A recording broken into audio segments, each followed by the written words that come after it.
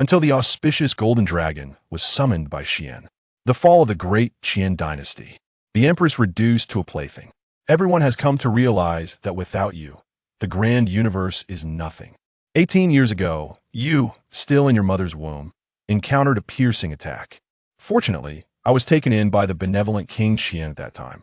In gratitude for the nurturing grace, you have devoted your heart and soul to elevate the Great Qin into a divine dynasty.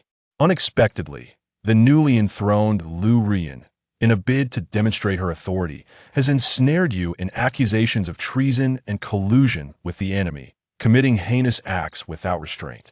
She even commands an army of 200,000, intent on subduing you. In the face of an insurmountable predicament, you merely nonchalantly brandish a sword towards the heavens as the Great Qin faces its demise. In that very moment, Lu Ruyan cast her sleeves with a chilling grace, instantly causing the earth to tremble and the heavens to roar. The winds surged forth, unleashing their fury upon you. Yet when it befalls you, it does not coincide with your demise. Only the crown atop your head slips away. Your long hair dances with the wind. Moreover, that unhurried countenance accentuates the presence of an ethereal being, unparalleled in beauty. At this moment, the esteemed generals felt the true energy circulating within them. Although they managed to withstand the onslaught of the tempest with great effort, they remained in an exceedingly uncomfortable state. Their gazes were infused with a palpable sense of apprehension towards you. The world has been deceived by your machinations. It is inconceivable that one could be devoid of any refinement. Even a person lacking in cultivation, despite being shielded by divine weapons, would inevitably suffer harm under the wrath of the emperor. Lu Ruyan might have once harbored hesitations, yet upon witnessing your countenance, a chilling expression emerged upon her face. She felt the weight of your deceit, her once unwavering trust in you, now transformed into a grand jest. How dare you deceive the sovereign Mughal? Hao raised his hand, pointing at Lu Ruyan, and said, "Your mother is a disgrace. I reveal everything to you, born of a shameless mother. Is this truly the emblem that aids you?" Upon hearing these words, Lu Ruyan's countenance transformed with a visible swiftness, turning a shade of iron blue. An aura of formidable intensity surged around her, akin to tumultuous waves crashing against the shore, precise in its direction, yet intangible in essence. The formidable being of the seven realms, transcending the boundaries of space, eludes capture with utmost difficulty. Yet, beneath the imperial might of a nation's gathered destiny, Huang Haojiping found no opportunity to unleash his power. Suddenly, he expelled a mouthful of fresh snow, staining his garments crimson. His body swayed precariously, on the verge of collapsing to the ground. At that moment, with a graceful flick of the sleeve, a refreshing breeze swept forth from behind, countering the terrifying imperial might. With an air of leisure, one hand effortlessly neutralized Lu Ruyan's strength. The surrounding generals and the 12 battalions gazed at you, their eyes wide with disbelief. Lu Ruyan was consumed by an intense fury. You truly possess the ambition of a wolf. You have deceived the emperor. You have misled the entire world. You deserve punishment. Relative to the furious Lu Ruyan, you appear tranquil and detached. I have never claimed to possess any profound cultivation. Moreover, I have never deceived the late emperor. Your hand rises slowly, and the surrounding aura of heaven and earth converges towards you, forming a natural barrier of wind. A gentle breeze stirs. You and Huang Wu ascend against the wind, suspended in midair. Draped in garments as white as snow, your hair dances gracefully in the wind. In this moment, one can only perceive you as a celestial being from legend. Lu Ruyan's visage has regrettably transformed into one of extreme unattractiveness. You treacherous rebel, how dare you question the qualifications of the emperor, my father? The atmosphere in the air has become distinctly peculiar, yet no one dares to utter a word. After all, they are merely soldiers, devoid of any ulterior motives. The current state of clear skies has entirely surpassed their expectations. Within their expectations, your remarkable achievements have overshadowed your sovereign. Such individuals typically meet a fate slightly more lenient, being escorted back to the capital for a lifetime of confinement. The alternative is far graver. They could be directly silenced. Even in the latter scenario, they could scarcely fathom that anyone might withstand the forces of fate. After all, it is a manifestation imbued with the power to subdue. And yet, you dare to resist right then and there. In their perception, you are a paragon of loyalty to the throne, willing to sacrifice everything for the sake of the Great Qin. How could you possibly defy the command of Lu Ruyan? At this moment, you recall the past kindness bestowed upon you by the late emperor, and ultimately you give a slight nod. You remove the insignia that signifies your identity as the Duke of Wu'an. As you wished, Lu Qian has shown me benevolence, and I have served as an official for 17 years. The deeds I have accomplished need not be elaborated upon. Until today, faced with myriad constraints, I have still done my utmost, sufficient to repay the kindness he bestowed upon me over the years. The bond of gratitude has been severed, and the ties of loyalty must also be cut. I, henceforth, have no further connection with the Great Qin. As these words leave your lips, the insignia in your hand, under the force of your will, shatters into countless fragments of iron, scattering in the wind, falling through the sky. Subsequently, you clasp your hands behind your back, gazing indifferently at Lu Ruyan, with not a trace of warmth in your eyes. The resolute aura you emanate once again imparts a sense of desolation to the surrounding generals and commanding officers.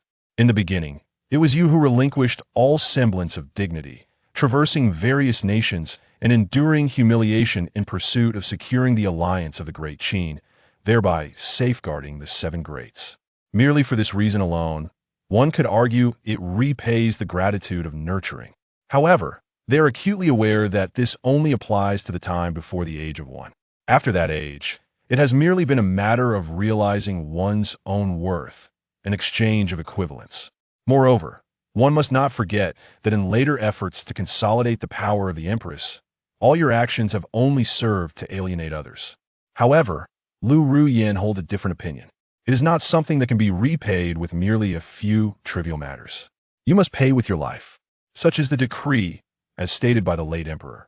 Despite your clear understanding of the principles of survival, you have never extended your hand towards the various departments of the court, remaining willingly loyal as a solitary minister, all in gratitude for the nurturing you receive from the number 7. However, even so, you have inevitably aroused the suspicion of the Empress. Yet, this does not imply that you will surrender without a fight. Your relationship with her is merely transactional, and you are not one to submit easily.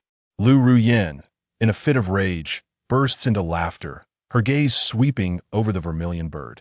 The vermilion bird comprehends its essence. A ripple stirs beneath its feet. The force forged by true energy lifts her into the air. Thieving scoundrel, you are hardly a threat. A surge of heat rises, consolidating above the vermilion bird, transforming into a soaring manifestation of the bird itself. In the midst of the sweltering heat, you merely shook your head lightly.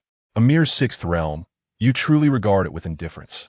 With a casual flick of your wrist, you twirled a strand of your hair and sent it forth. What once flowed softly transformed in your grasp into a sharp, defined line, radiating a piercing brilliance akin to a sword's edge. You did not gather strength, nor did you employ grandiose maneuvers. Instead, you executed the fundamental motion practiced by every swordsman, swinging the blade with precision. That flash of light cleaved through the sky, emitting a shrill whistle, only to vanish in an instant. The body of the vermilion bird appeared as if frozen in time, suspended in the air, devoid of any emanating essence.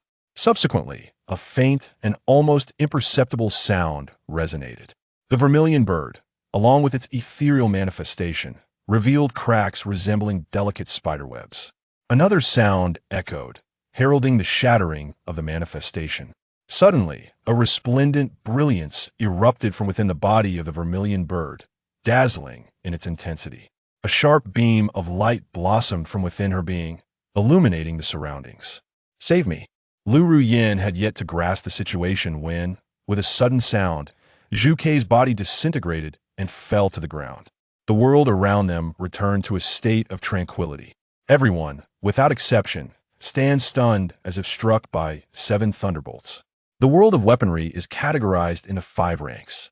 All weapons, whether mundane, mystical, or celestial, serve to protect the realm. As long as it is a weapon, It must be drawn forth and wielded. And what of you? A single strand of hair, casually plucked, with a mere flick, shattered the sixth realm, celestial of the nine, into countless fragments, leaving no one able to discern the brilliance of that sword's light. Lu Ruyin instinctively spoke. Why did you deceive me? Her tone was imbued with profound resentment and bewilderment. You paid her no heed. With a gentle flick of the sword in hand, a streak of lightning-like sword energy surged forth. The masters of the 5 realms from the 12 teams had not even a moment to evade, collapsing to the ground in astonishment, their bodies cleaved asunder, blood spilling like fresh snow. The threat to life, the imperial faction, concealed among the generals, can no longer remain hidden. At this moment, one of them leaped forth and issued a low growl. This individual possesses a wolfish ambition, concealing their true strength. I urge you to swiftly issue an edict to quell this rebellious traitor, lest they be granted the opportunity to flee amidst the chaos. Lu Ruyin offered no reply. Instead, she gazed at you with a chilling demeanor, her eyes filled with 7 pairs of disappointment towards you. Having trusted you so deeply, yet you concealed your true abilities, completely betraying that trust. Even if you are at the 9th realm, today, without a doubt, there is no need for you to take action. You must confront the thief yourself. They feel that they cannot reach your realm. In an instant, the vermilion bird appears. At the very least, one requires the strength of the 7th realm. Yet even at the 9th realm, invincibility is not guaranteed. With merely this aura of fortune, one can subdue the sharks, not to mention the additional 200,000 troops below. The reason Lu Ruyin refrains from deploying a vast army lies in her own considerations. She seeks not only to vanquish her enemies, but also to seize Donghai City, thereby demonstrating that the Qin, even in its departure from Yang, remains invincible across 1,000 realms. You raise the sword of hair, directing it towards Lu Ruyin. This gesture, laden with meaning, requires no further elaboration. Lu Ruyin gazed at your action, momentarily taken aback. Subsequently, a knowing smile graced her lips as if she had seen through your intentions. It turned out that within the grand capital of the Qian, as long as one possessed the flow of true energy within their body, they could never escape the watchful eyes that scrutinized all. Beneath your very eyelids, it has lurked for an eternity unnoticed. Thus, it is evident that your cultivation is lacking. The methods you currently possess, as far as I am aware, number in the hundreds. Among them, the most probable one at present is the Tai sword pill. Lu Ruyin gazed at you, yearning to witness panic reflected in your demeanor. Alas, such an emotion eluded her. You must comprehend the ephemeral nature of the Dharma manifestation. You are compelling me to take action to deplete my fortune. Should the Dharma manifestation of fortune cease to exist, the 9 measures bestowed upon you by the sword pill would mean little. As long as you desire to depart, none could hinder your escape. Yet, contrary to your wishes, I am intrigued to see who can outlast whom. She remains unconvinced of your capabilities. It is essential to recognize that she diligently practices with utmost transparency, yet has merely grazed the threshold of the 8th realm despite exhausting the nation's resources. What justifies your superiority over her? The decree's aura of fortune manifests as a fleeting tool. As long as the fortune remains untapped, the manifestation can endure. However, this is akin to a separation of the court's fortune, which is generally employed sparingly. Upon hearing Lu Ruyin's words, you smiled. Your ignorance remains as profound as ever. Having spoken, you stepped forward. A surge of sword intent emanated from your being, soaring towards the heavens, dominating the realm. Lu Ruyin's countenance underwent a sudden and dramatic transformation. A look of bewilderment swiftly emerged upon her visage, adorned with the aura of fortune. Your essence surged forth, no longer able to be contained. In the blink of an eye, the heavens above were enveloped by an overwhelming surge of sword intent. The golden expanse of fortune's clouds was rent asunder, creating a realm exclusively dominated by the might of the sword. Within this domain, sword energy radiated in all directions, as countless beams of sword light flitted and danced through the air. Immediately thereafter, the space surrounding you and Hang Hao began to distort in waves. After leaving behind 7 residual shadows, your true form arrived within the realm of swords. Your gaze sharpened, and the brilliance of the sword enveloped your body, swirling around you, manifesting divine majesty. Lu Ruyan's expression shifted rapidly as she reluctantly uttered two words through clenched teeth. 9 realms. Your prowess unequivocally attests that you are indeed a formidable being among the 9 realms of heaven and earth. In other words, at this very moment, should you choose to depart, no one could possibly impede your passage, though an army of 200,000 may inspire fear.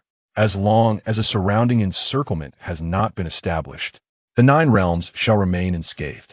The atmosphere surrounding the law of fortune began to shift due to Lu Ruyan's fury.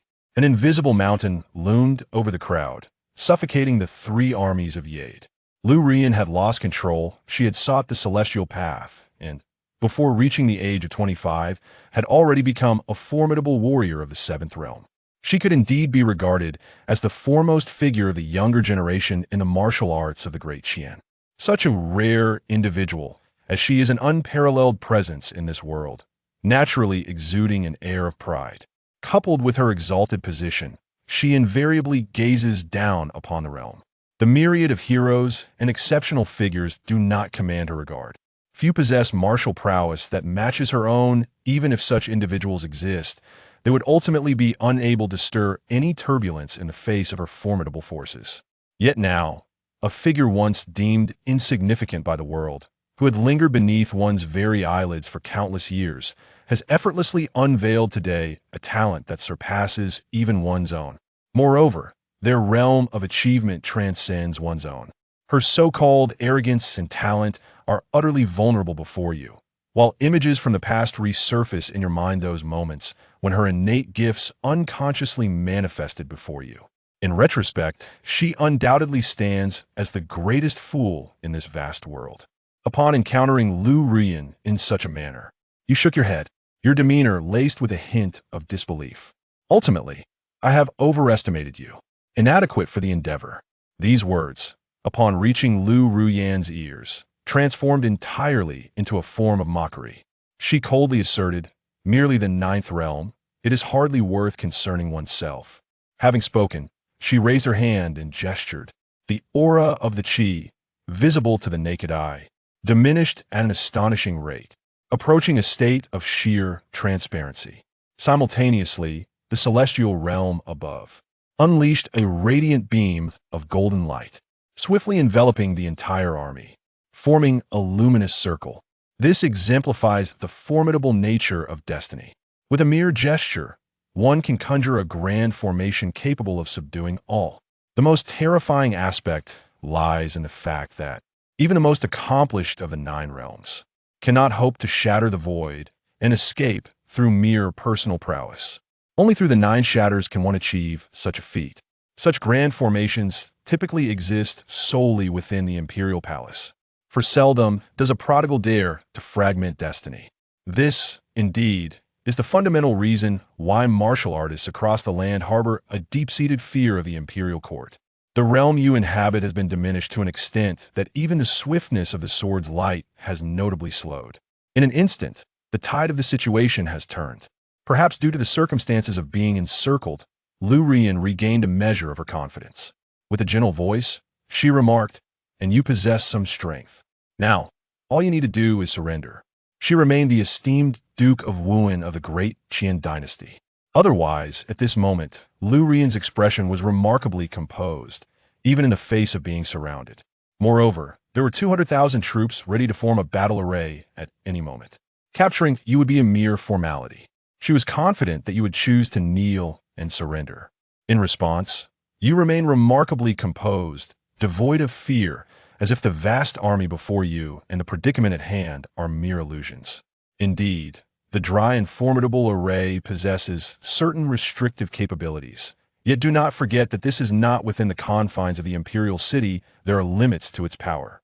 The people of EC City are far from naive. They are undoubtedly aware of the unfolding events and have dispatched individuals to monitor the situation. They will notice any whisper of disturbance. Lu Ruyan would not be foolish enough to recklessly command her forces against herself. Should the army suffer any attrition here, EC City will certainly seize the opportunity to shift from defense to offense. In the next moment, Lu Ruyan let out a cold laugh. Subsequently, her sleeves billowed, and the tiger talisman upon Zhou floated in the air, radiating a brilliant golden light. With a delicate yet commanding voice, she cried out, "All troops, heed my call. Form the battalions. Subdue the treacherous rebels." Seeing your helplessness, you shook your head. Then, raising your hand, you unleashed a torrent of hair, wielding it like a sword with the force of thunder. It shot towards the grand array of fate, producing a deafening roar. As your hair shattered, the array rippled in waves, and upon the dispersal of these ripples, one could discern the emergence of minute cracks upon its surface. At that moment, the heavens and the earth suddenly transformed. The entire realm of Qin trembled violently. The soldiers of the three armies, along with the embodiment of fortune, all experienced a disorienting sensation. A profound and inexplicable sorrow surged within their hearts. The expressions of the soldiers turned pale in an instant. Lu Ruyin was utterly astonished, leaving no time to attend to you. After leaving behind the final breath of the shark shepherd's song, the Dharma manifestation subsequently dissipated. The Grand Xunxian Hall, with officials both civil and military in attendance, is steeped in an atmosphere of profound melancholy. A sense of sorrow lingers, unaccountably bringing tears to one's eyes. Upon the dragon throne, Lu Ruyin awakened from her meditative state. Startled, she sat up. Her feet touched the ground. The graceful figure vanished without a trace. Upon reaching the grand hall's entrance, she lifted her gaze towards the heavens. At this moment, the heavens and the earth are transformed into desolation. In the celestial expanse, shrouded by the sea of destiny, the divine dragon of fortune emits a series of mournful cries. Heart-wrenching and sorrowful, Lu Ruyin's once rosy visage had turned ashen. Cold sweat enveloped her entire body, dripping incessantly down. Suddenly, a mouthful of crimson blood was violently expelled. "Investigate. Reveal to me who dares to cross the boundaries of the Great Qin alliance and launch an attack on the Grand Qin." The fortunes of a nation are intertwined with the imperial court. From the highest monarch to the lowliest soldier, all can perceive the ebb of destiny. Such sorrowful sentiments serve to confirm but one truth: that the vast territories of the Great Qin have indeed suffered a significant loss, at least a whole province's worth. At this moment, the esteemed national master Yi Xianqing of the Great Qin dynasty spoke slowly, inquiring whether the pastoral song concealed the precious pearl. Lu Ruyin gently shook her head. Not yet. However, before departing, after the issuance of the 7 commands, he must undoubtedly face his fate. Yi Xian smiled faintly. So be it. Such treacherous subjects and rebellious sons, their grandiose ambitions only serve to burden the Great Qin. Everything is merely for the sake of the Great Qin. Without him, the Great Qin could still conquer the world with ease. Yi Xian has forgotten that her current status and this formidable prowess are entirely reliant on Yang. It could be said that without Yang, there would be no present version of herself. Lu Ruyin delicately wiped the fresh snow from the corners of her lips and murmured softly. At this moment, she yearned to uncover the identity of the audacious individual who dared to assault the Qin, seemingly unafraid of the inevitable retaliation from the Qin. The entire continent is predominantly occupied by the Great Qin, with only the northern region under its dominion. The Great Qin has also erected the Great Wall to fend off the barbaric wilderness. This clearly illustrates the might of the Great Qin. With such allies, it fears not the upheavals of the world. Before the armies, Lu Ruyin's abrupt departure left the soldiers in a state of bewilderment, gazing at one another in confusion. Huang Hao gasped for breath, muttering about the shamelessness of her leaving. Upon hearing this, Yu smiled softly. "Was simpleton. Whether Lu Ruyin is here or not holds little significance for you." Casting a glance around, your gaze settled upon the vast army below. With a light step, you once again twisted the void, arriving at the edge of the grand formation. The general, upon noticing your intent to flee, promptly ordered the drums to be beaten and the troops to form their ranks, ready to confront this audacious youth. Yet nothing of consequence transpired. The methods of Lu Ruyin ultimately evoke a sense of melancholy. Among these individuals, some have traversed the rivers and lakes alongside you. In Lu Ruyin's presence, they dare not defy her, yet in her absence, they might feign compliance to some extent, at least to remain true to their own conscience. Your palm rests against the edge of the grand formation, lips parting slightly. This sound carries the weight of cosmic order, the fortuitous energy that constitutes the formation, ephemeral as a bubble, shattering at the slightest touch, gathering toward your palm. As your hand turns, it vanishes without a trace. All eyes were upon you, and naturally, they beheld the clear skies above. If the departure of Lu Ruyin left them bewildered, then the current clarity instilled a sense of dread. A chill ran through them. This clarity and the methods employed were utterly beyond belief. The general stood with his hair on end, your tactics vivid in his memory.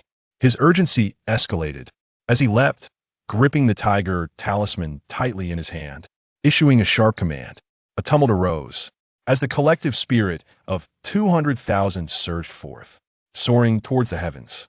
With your sword-like brows raised, you placed your hand upon Hang Hao's shoulder, guiding him as you retreated, arriving at a safe distance of 100 meters away. Just a breath. Above the three armies, the formation of troops has taken shape. The essence of snow thickens and solidifies. A chilling aura envelopes the entire sky. The very heavens and earth tremble in response. A continuous roar resonates. And above the three armies stands a military spirit, forged from the essence of snow. The realm beneath this spirit is saturated with a fierce energy, drenched in a crimson hue as if stained by blood. A sense of world-destroying power descends. Upon witnessing the scene, you let out a sigh. When did the number of fools in the Great Qin become so numerous? Do they truly believe the inhabitants of EC City are devoid of intelligence? Are they not wary of the enemy's formidable nine-realm experts lurking in the shadows? Setting aside the hidden pawns, there remains a profoundly detrimental flaw in the current military spirit, its clumsiness. The sheer size of their numbers has become a burden. Generally speaking, a formidable army is invariably accompanied by warriors. The presence of these warriors serves to restrain the enemy, allowing the spear to mobilize the military spirit to subdue the formidable adversary. However, Lu Ruyin has not provided you with such preparations. Those 7 realms of great demons cannot hold you, who resides in the 9th realm. In the realm of 9 realms, there are not many. Lu Ruyin never anticipated that you would be among the 9 realms. Naturally, there was no dispatch of the 9 realms.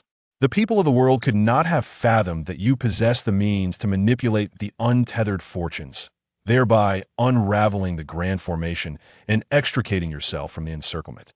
The general watched you, who had distanced yourself from the army, in a state of agitation. In the realm of the 9 realms, you appeared as fierce as a predator. Regret was now futile for him, and he found himself in a predicament. From Donghai City came the resounding beat of war drums. The general silently cursed his misfortune. The commander of Donghai City was a man of great renown. As the drums echoed, the gates of Donghai City swung open, unleashing an army of 80,000, led by 20,000 cavalry, stirring up clouds of dust. Though lacking in martial spirit, the aura of menace surrounding them was palpable, marking them as a formidable force. Clearly, they intended to encircle the forces of Qin. Sun Dezhe, upon his steed, advanced, marveling at the awe-inspiring display of military might. Qin indeed wielded power and influence. Not devoid of fortune, a mobilization of 200,000 troops was a testament to their extravagance. In truth, this was the first time in over a decade that the general beheld such a grand assembly of martial spirit. At this moment, the commander was acutely aware that surrender was not an option. He lifted his chin defiantly, gazing indifferently at Sun Dezhe. "I shall not seek you out. Do you dare to approach?" Sun Dezhe merely gestured with a wave, and the messenger soldiers at his side rushed forth in all directions.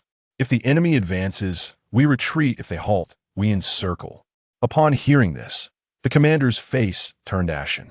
He had underestimated the situation. Although the current army seemed invincible on the battlefield, even the mightiest of the 9 realms would have to tread carefully around them. However, they lacked the agility to comprehend the unfolding dynamics. If one takes the initiative to strike, it is inevitable that the military formation will fall into disarray. Once chaos ensues, the very spirit of the army is bound to dissipate. The 200,000 troops, having merely undergone 1 or 2 months of training and acclimatization, are far from achieving the capability to march several hundred meters in unison without faltering. Moreover, the act of marching itself will deplete their energy. This is also the reason why the rivers and lakes continue to thrive. Sun Dees possesses great wisdom. He refrains from engaging in a heated confrontation. Regardless of the choices made by Qian II, the current circumstances have already bestowed upon the Great Tang the utmost military achievements. Although Qian II looms high in the skies, appearing formidable, the internal fabric has long been soaked with sweat. Every breath they take is a testament to the strain upon their strength, which, with the passage of time, only intensifies, threatening to wear down the 200,000 troops. With swift glances, Huaidu scans the surroundings, seeking a solution, ultimately fixating upon the formidable dragon, subdued by the might of Lu Ruyan. You go to the rear and tear open a breach. The military of Dingdu has just issued orders. Sun Dees smiled faintly and turned to the side, respectfully addressing Lu Shangzuan. I apologize for the trouble. Lu Shangzuan cradled a whisk in his arms, and with a light chuckle, he tore through the void. Standing at the rear of the Qian army, he obstructed the retreat of the capital city. Esteemed guests, this path is impassable. The capital's leaders quickly shifted their gaze towards you, forcing a strained smile. Lord Wu'an, regardless of how one treats you, it ultimately belongs to the internal strife of our faction. Now, the Great Tang is on the brink of war. Can you bear to witness those who follow you, the Shark Slayers? If you are willing, I shall transfer the command of the army to you. I have faith that you can fulfill the late Emperor's wishes. Once accomplished, I will petition His Majesty for favor. With such merit, I shall be magnanimous and ensure you are appointed as the Duke of Wu'an and Qian.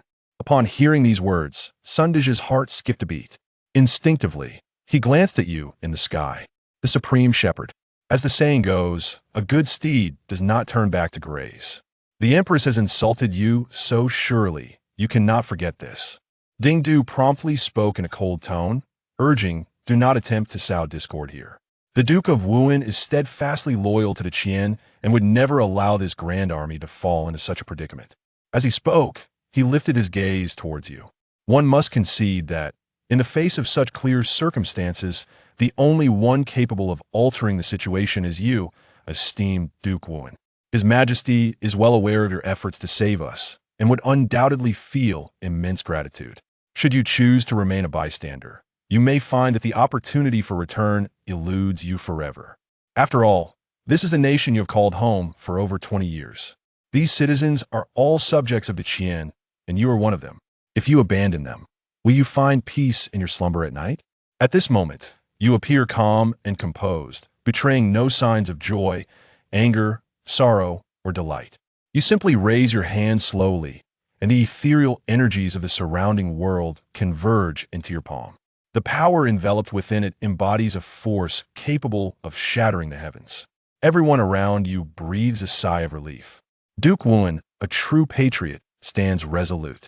Sun Dees places the tiger talisman firmly in your grasp and, casting a sidelong glance, whispers, prepare the military formations.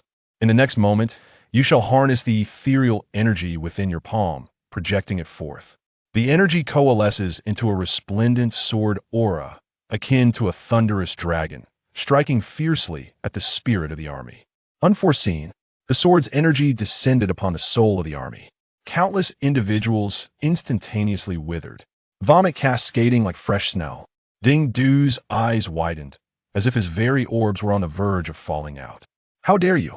Even Sun Dees instinctively believed that under such duress from the Qian, you might very well set aside your prejudices to confront him following your remarks in Qian II. After all, in the eyes of the world, you are nothing less than the most loyal hound of the Great Qin. It is you who has solidified the current standing of the 7 Great Qin. In days gone by, you cherish the Great Qin more than anyone else. Such a person, how could they possibly inflict harm upon a Great Qin? Do you truly not wish to return to the grandeur of the Qian? In response to the subtle shifts of the world, you wield the power to alter fate with a mere gesture, consolidating a 3-foot sword of clouds. Then, with each step, you tread the path of the sword. leaving traces that are elusive to find. Amidst the shock of the moment, I beheld your sudden disappearance. No matter how foolish I may seem, I am acutely aware that you intend to strike against the army. With a resounding shout, I commanded, "Do not act arrogantly." The army surged forth to confront the enemy. Under my command, the spirit of the military awakened. With a powerful swing of my arm, I unleashed a force towards the expanse ahead, a tempestuous might that surged forth like a tidal wave, unleashing an overwhelming power. The very heavens and earth trembled as a deafening sonic boom reverberated through the air ahead. Even from a considerable distance, Sun Di's felt a shiver run down his spine. Moments later, the world regained its tranquility, and Qian Du let out a hearty laugh. Ha ha ha! This is the consequence of betraying Tai Qian. He had only spoken halfway. A serene voice emanates from behind you, retreating into the vast expanse of 10,000 meters otherwise. The orchid shall wither. The smile on Huangdu's face abruptly faded, and in astonishment, he turned back to gaze. Unbeknownst to me, you have arrived at the rear of the Great Qin army, confronting Lu Shang and others directly. Yet that voice, amidst its calmness, reveals a hint of a unique disdain belonging to 1,000 emperors. The smile on Lu Shangzuan's face has vanished. The 8th realm may not necessarily be inferior to the 9th realm. You might be a tad too arrogant, don't you think? Upon hearing those words, you raised your gaze and smiled. An unfamiliar sensation enveloped Lu Shangzuan. Lu Zhizuan swiftly retreated several steps, his body arching backward. In his anxiety, he lost control of the pill, causing it to shatter into particles. He understood better than anyone that this was a warning from his own body, a premonition of his life's precariousness. Is this merely an illusion? No, it cannot possibly be an illusion. Yet, in the face of such existence, why is there not a whisper of it in the realm? This world has become exceedingly perilous. I have provoked him. I must depart. Where shall I go? To the Great Qin. He would never anticipate that I would flee to his former territory. Having concluded his discourse, Lu Shangzuan, a formidable figure of the 8 realms in the Tang dynasty, though not unparalleled, commanded considerable renown within the realm.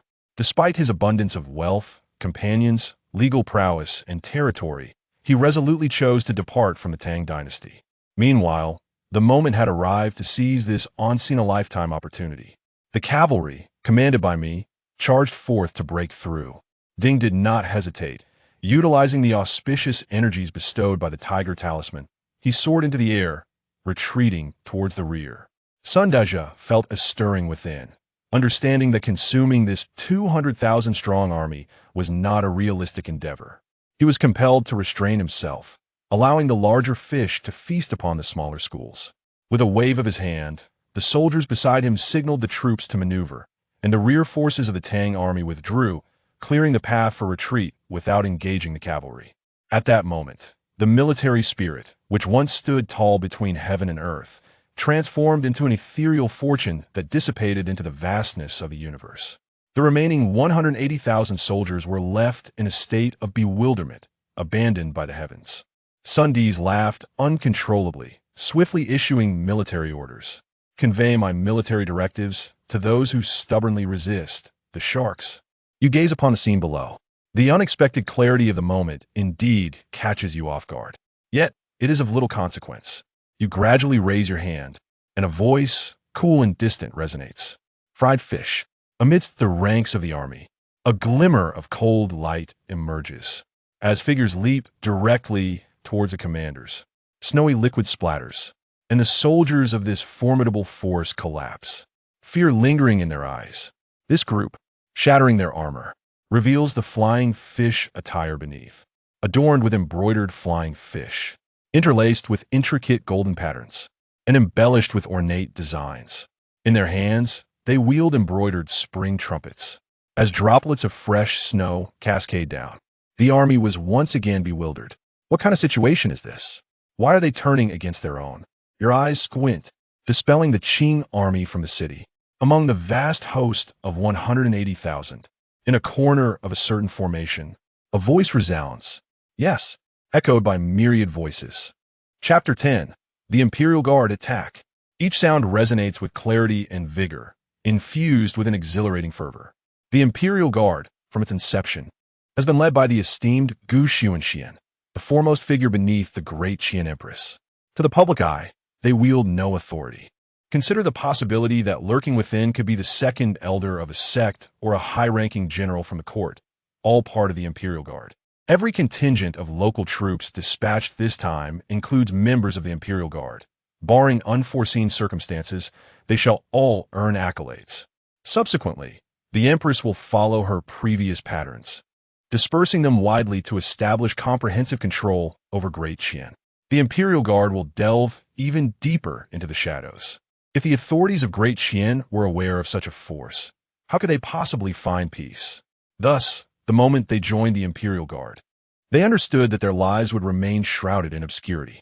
However, the current situation, with Fuyao forcing Gu Xuanxian's hand, signifies that these individuals can finally emerge from the shadows. Undoubtedly, it is due to their clandestine contributions that Great Qin enjoys stability and prosperity today, leaving no opportunity for others to react. Whoosh! Countless figures darted past, their movements ghostly and swift, rushing toward the rear of the army. In mere breaths, they carved out a new territory between the Tang army and the Great Qin forces. In this newly claimed expanse stood 20,000 troops, formidable and organized, radiating an air of subtle authority. Each soldier wielded various weapons, and an invisible sense of oppression coalesced in the air above them. Without exception, their faces bore faint smiles, exuding an illusion of credibility. This sudden scene left Zhou feeling as though he were ensnared in a mirage. He found it hard to believe and vigorously rubbed his eyes, yet the image before him remained unchanged. Unwilling to accept this reality, he turned to his deputy and asked, "Did you see that?" The deputy, however, remained in a state of shock. Everyone present clearly witnessed this spectacle. Particularly those aware of the internal dynamics of Great Qin understood that Gu Xuanxian, despite his seemingly good relationships within the Great Qin, had no allies aside from a singular figure, and now, the emergence of such well-trained soldiers was nothing short of astonishing. At that moment, the sentiment was one of shock. No other words could aptly capture the gravity of their feelings. Zhou's heart sank with unease, yet a flicker of hope lingered within him. After all, Gu Xuanxian had grown up in Great Qin, cherished like a son by the late emperor. Surely he would not act with such cold-heartedness? A centurion from the Qian army snapped back to reality and confronted Gu Xuanxian, declaring, "Lord Wu'an, the empress may have been misled by treacherous advisors. You have led Great Qin to this pinnacle of power. Do you truly intend to upend everything simply because she harbors doubts about you?" With a gentle step of his toes, Gu Xuanxian created a ripple that surged forward. The ground trembled, and waves cascaded upon it. The warhorses beneath the Tang cavalry grew restless, their anxious whinnies laced with fear. Wielding a 3-foot cloud sword, Gu Xuanxian slashed downward, the sword's aura slicing through the air with a piercing sound. The swiftness of the blade rendered it invisible to the naked eye, and in an instant, hundreds of cavalrymen in the front ranks were cleaved in half, horses and men alike. The acrid scent of blood permeated the air, causing panic to spread through the remaining Tang cavalry. The generals of the Imperial Guards brandished their spring sabers, directing their blades forward with a fierce command, "Attack." The 20,000 Imperial Guards moved in unison, as if they were a single entity. A palpable sense of oppression descended upon the Qian army, the invisible weight causing them to sweat profusely as they confronted the specter of death. The fear of death eclipsed their shock. The blades of the Imperial Guards danced in the air, clashing with the Qian troops, who were no match for them.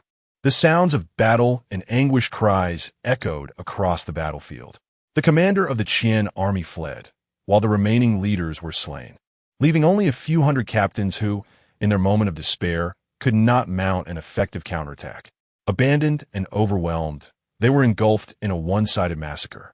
Zhou, witnessing the unfolding chaos, felt his last shred of hope cruelly shattered. With red-rimmed eyes, he solemnly issued the military order, "Kill." The war had begun. The Qian army was to be flanked. Escape? Should they dare to flee, the Qian army would pursue them into the city. The earth trembled violently, dust billowing into the air as blades clashed, a brutal symphony of war. Yet, this was merely the most basic form of battle, should high-level warriors engage. The heavens would shatter and the earth would crumble. This place had transformed into a slaughterhouse. The dragon-like figure swayed its body, vanishing into the clouds, leaving no trace behind. A dead comrade does not concern the living, Xunxian thought. Armed with weapons while his adversaries were not, he had no desire to court death. Observing the scene with calmness, Xunxian felt a stirring within him that he could not dismiss. Thus, he resolved to accelerate the carnage. As he vanished from sight, he reappeared at the heart of the Tang cavalry, his cloud sword sweeping through, claiming the lives of hundreds. His figure darted swiftly through the chaos, leaving a trail of blood mist in his wake. Xunxian remained unfazed, with only the blood pooling beneath him, staining the damp earth. Indeed, there were also the splatters of sword energy, an intangible dread enveloping the hearts of the onlookers. The Qian army, caught in a pincer movement, found one captain stepping forward in desperation, gritting his teeth, commanding, "Charge into the city." Behind them stood a ninth-level expert, unspent and ready, alongside 2,000 well-trained Imperial guards awaiting their moment. In front of them lay the main force, the cavalry facing annihilation, with only 60,000 remaining. What do they have to fear? A military order was dispatched, instilling purpose within the Qian army, which surged towards the city, each soldier blinded by bloodlust. Shengling, witnessing this breathtaking scene, found himself overwhelmed by the pressure emanating from the sword energies that occasionally erupted in the distance, rendering his mind incapable of formulating a solution. He dared not take a gamble. Fortunately, the searing tiger talisman upon his chest provided him with a modicum of reassurance. Sun Di's intoned solemnly. "These individuals are but cornered beasts fighting for survival. We shall resist with all our might, and when their vital energy is spent, it will be our time to reap the harvest." Half a stick of incense later, Xunxian stood amidst a mountain of corpses and a sea of blood. Not a single survivor remained in sight. The potent stench of death enveloped Xunxian, transforming this figure, once perceived as divine, into a supreme harbinger of slaughter. Xunxian sensed the flow of vital energy within him. His 3-foot cloud sword had vanished, and he murmured, "It has been too long since I wielded it. I feel somewhat rusty." There is a sorrowful truth that the world remains unaware of. Xunxian, with his ethereal demeanor, godlike appearance, and demonic intellect, was assumed to possess nothing more than a handsome exterior devoid of strategic acumen. Yet, there was an aspect he had refrained from disclosing. His innate talent for swordsmanship was astounding. He possessed a sword heart and the essence of a sword within him, embodying a blade himself. Vital energies of swordsmanship continuously circulated within, nurturing Xunxian's physique, propelling him through several stages of ascension to attain the 9th realm. He referred to this phenomenon as the innate, formless sword energy. This energy, invisible and elusive, concealed Xunxian's true realm. His hair flowed like a sword. His presence was akin to that of a sword. It was an imperceptible sword energy, undetectable by the eyes of the world. Once more, Xunxian's toes pressed against the ground, and if a fellow 9th realm warrior were present, they would witness the void before him being cleaved apart by sword energy, enabling Xunxian to traverse the air. High above, the battlefield below was nearing its conclusion.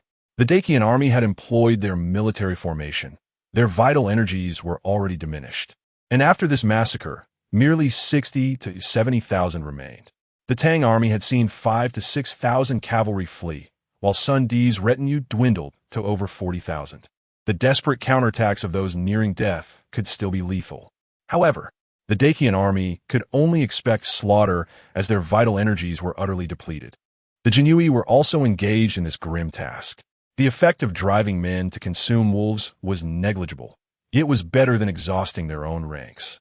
Shengling, upon seeing Xunxian appear, was momentarily taken aback.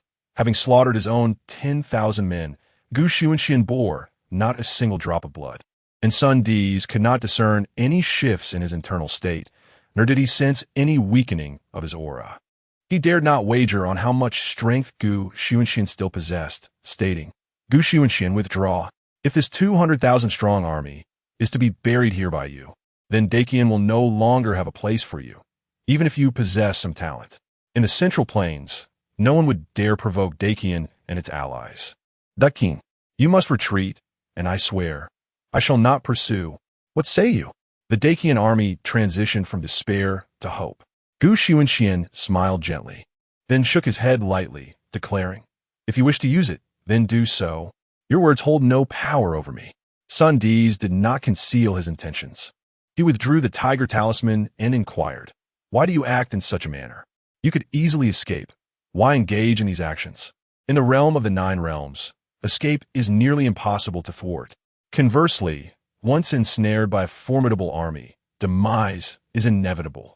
His tone bore no semblance of concern for Xunxian, but rather a hint of reproach. Xunxian, unperturbed, replied, am I but a soft persimmon? Does the Empress wish to take my life? Shall I simply allow her to do so? I was merely a subject of the Great Qin. To put it plainly, I was but a worker. Do you truly believe my life belongs to you? He had never owed anything to the Great Qin. Or do you all think me an easy target?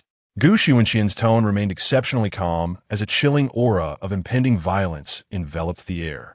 Chapter 11. 50,000 troops. Not to be feared. An invisible aura of dread enveloped the surroundings, as if a terrifying force was awakening, encroaching from all directions. Sun Deja, sensing an imminent threat, acted without hesitation. His internal energy surged forth and infused into the tiger talisman, unleashing a torrent of fortuity. A voice, resonant like a great bell, reverberated through the air. Formation. Boom! The troops of the Tang dynasty, retreating to his side, were drawn by the fortuity of the dynasty, their spirits soaring to the heavens. The essence of their military soul coalescing in the sky. A towering warrior spirit, several hundred meters high, materialized in the ether, surrounded by a tempestuous aura of menace. Though they had sustained losses, even with the enhancement of Tang's fortuity, their military might remained unyielding. Sun Deja ascended with each step, his roar instilling fear. Slay! The might of the military soul radiated outward, causing the very earth to fracture and collapse, sinking into chaos, accompanied by anguished cries that incessantly devoured the Qian army. Help me. No. Sun Deja was far more resolute than Xiao Du, denying Xunxian any opportunity to drive the tiger and swallow the wolf.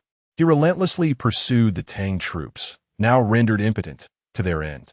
In but a moment, fissures and ravines stretched for tens of thousands of meters, littered with the corpses of the Tang soldiers, some still gasping for breath, destined to perish without aid. After executing his grim task, Sun Deja narrowed his eyes. The fortuity of the Tang dynasty endowed him with confidence, granting him the courage to confront Xunxian. He spoke calmly. Your previous misunderstandings towards me matter not. I have already dealt with your pursuers. I reiterate, should you choose to depart, I shall not pursue you. Such grievances can be termed misunderstandings. Xunxian had both substance and reputation to consider. Sun Deja could not fathom why Xunxian would linger, attempting to breach EC City. A delusion.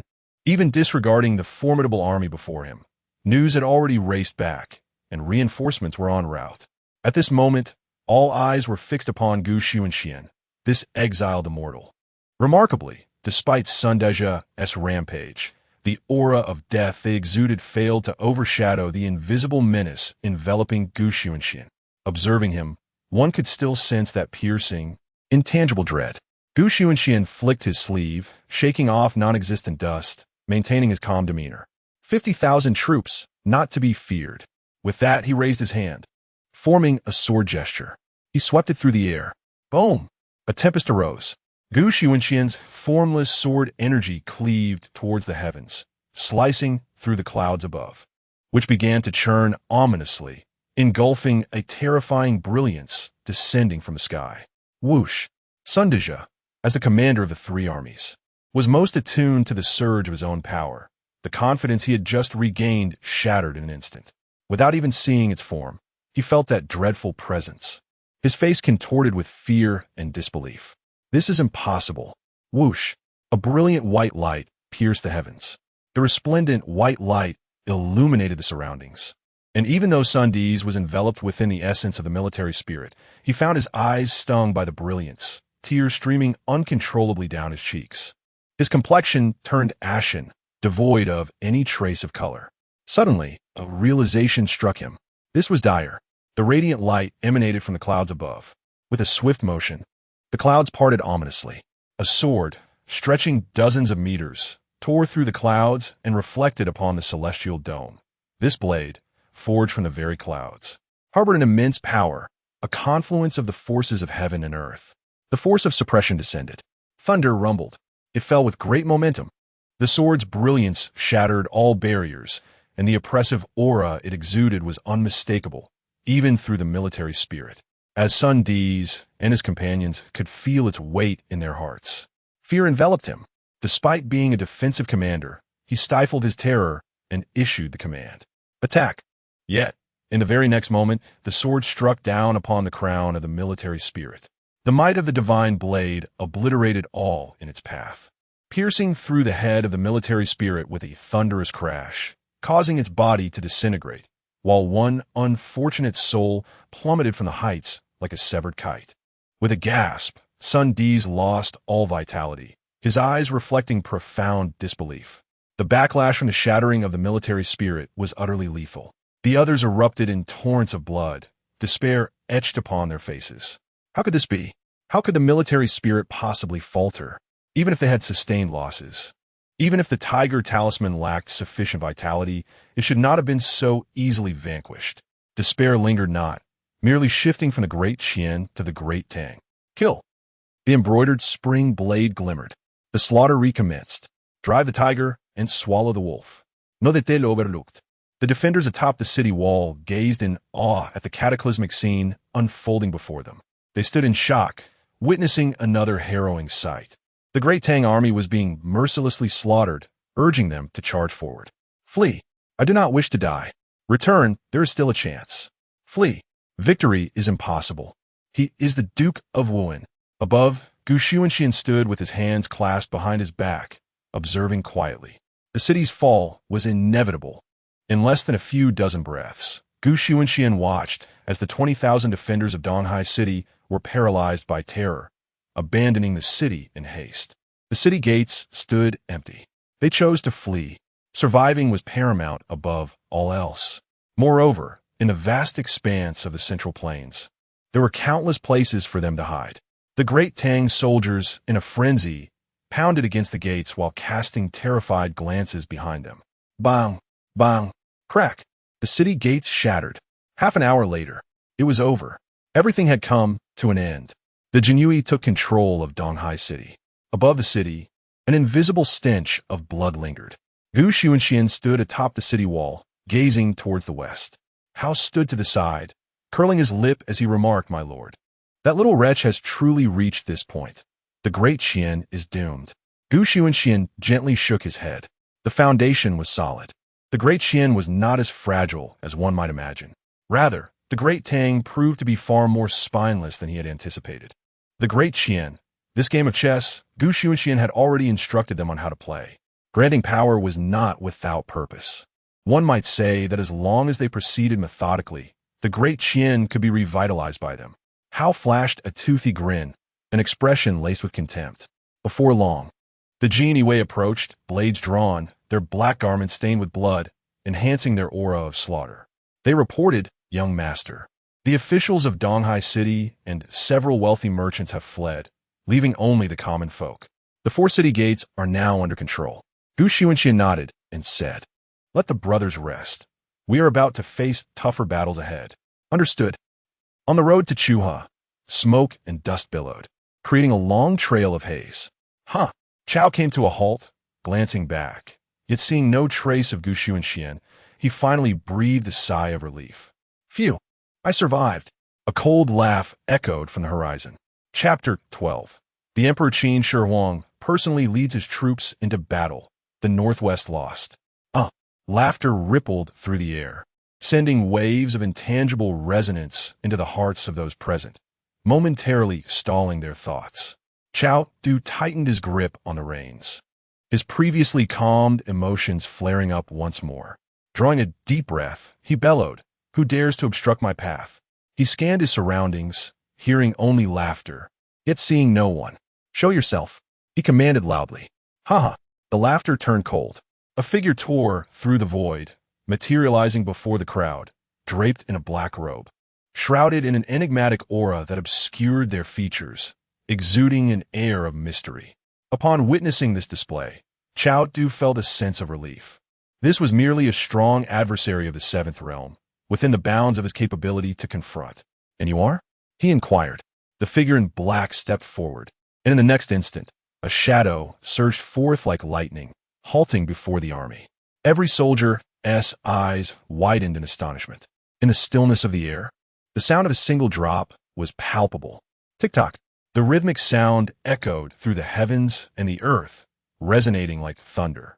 In the hand of the figure in black, there appeared a severed head, its expression still bearing a semblance of relaxation.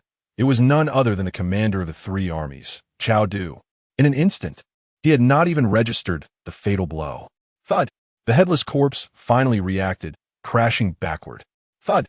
The figure in black gently waved their sleeve, speaking sparingly. "By decree, execute," resonated a voice akin to that from the depths of hell. Yes, yes, yes. Shadows emerged from every direction, encircling them. After half a stick of incense, remains and blood flowed into the rushing river, merging into the Chu River. Xunxian, having taken a lengthy detour, concealed himself within the void. He beheld the scene before him, frozen in shock. He harbored a profound fear of death. Otherwise, he would not have been frightened away by a mere glance from Xunxian. He pondered if Xunxian sought to pursue him relentlessly. He had deliberately taken a longer route towards the Chong nation, yet had not anticipated the bloodshed along the way. He swallowed hard, murmuring, as expected of Xunxian, "Nothing is overlooked." Lost in thought, he shivered. With years of caution behind him, he sensed that he had become a target. His mind raced. Suddenly, a light flickered before his eyes. He glanced towards the distant Chu River, the darkness beneath the lanterns. In the Great Qin, in the Qian Hall, the assassination of Xunxian had become an established fact. Even the Luo immortal could not alter it. At this moment, the attention of most was fixated on the events transpiring at the Great Qin's borders. Why was the fortune dissipating? Until the sun set behind the mountains. A startling cry echoed from outside the hall, reverberating throughout. A soldier hurriedly entered with news. "Report. The Great Qin has mobilized 1,000,000 troops, crossing the border and breaching the city. Our northern front has fallen. The army has retreated 20 miles, and General Zhenwu has dispatched me to seek assistance." As the valiant soldier rushed to the entrance and delivered his report, he could no longer withstand the weight of his exhaustion, collapsing to the ground, pallid and breathless. A profound silence enveloped the grand hall, akin to a thunderclap reverberating through the ranks of officials, leaving them stunned and speechless, unable to grasp the gravity of what they had just heard. It was Yi Xianqing who stepped forward, wielding his feather duster to conjure a beam of golden light that enveloped the soldier, gradually restoring color to his ashen face. Though still not fully conscious, he continued to relay the grim tidings. "The Great Qin mobilizes 1,000,000 troops." Fuyo sprang to her feet in a fit of anger, exclaiming vehemently, "Impossible! Our Great Qin has already forged an alliance with Great Qin. They would never dare to breach such a covenant. A nation of their stature would never stoop to such treachery." She paused, contemplating further. "Even if Great Qin were to cross the border, our Great Qin possesses 1,000,000 soldiers under the command of General Zhenwu, who stands guard there. How could we possibly lose our territory? He is our foremost military leader. How could he fail to withstand the might of Great Qin?" The mention of General Zhenwu sparked recognition among the assembly. Lu Qingsha, the second in command of the military, and now the foremost leader of the Great Qin forces, came to their minds.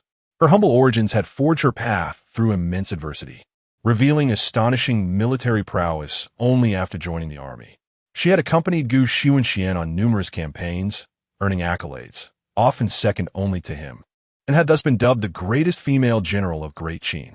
After applying her learned skills, she had been dispatched to the northern front, where, despite being allies, the borderlands were considered unclaimed territory. Under her command, Great Qin had managed to stand firm against Great Qin, making no concessions whatsoever. Others began to grasp this reality as well. Indeed, how could this be? The valiant General Zhenwu, who had absorbed all of Xunxian's military acumen, was also her mentor and friend. Surely, even with just half of his skill, she could defend any territory, let alone having received his true teachings.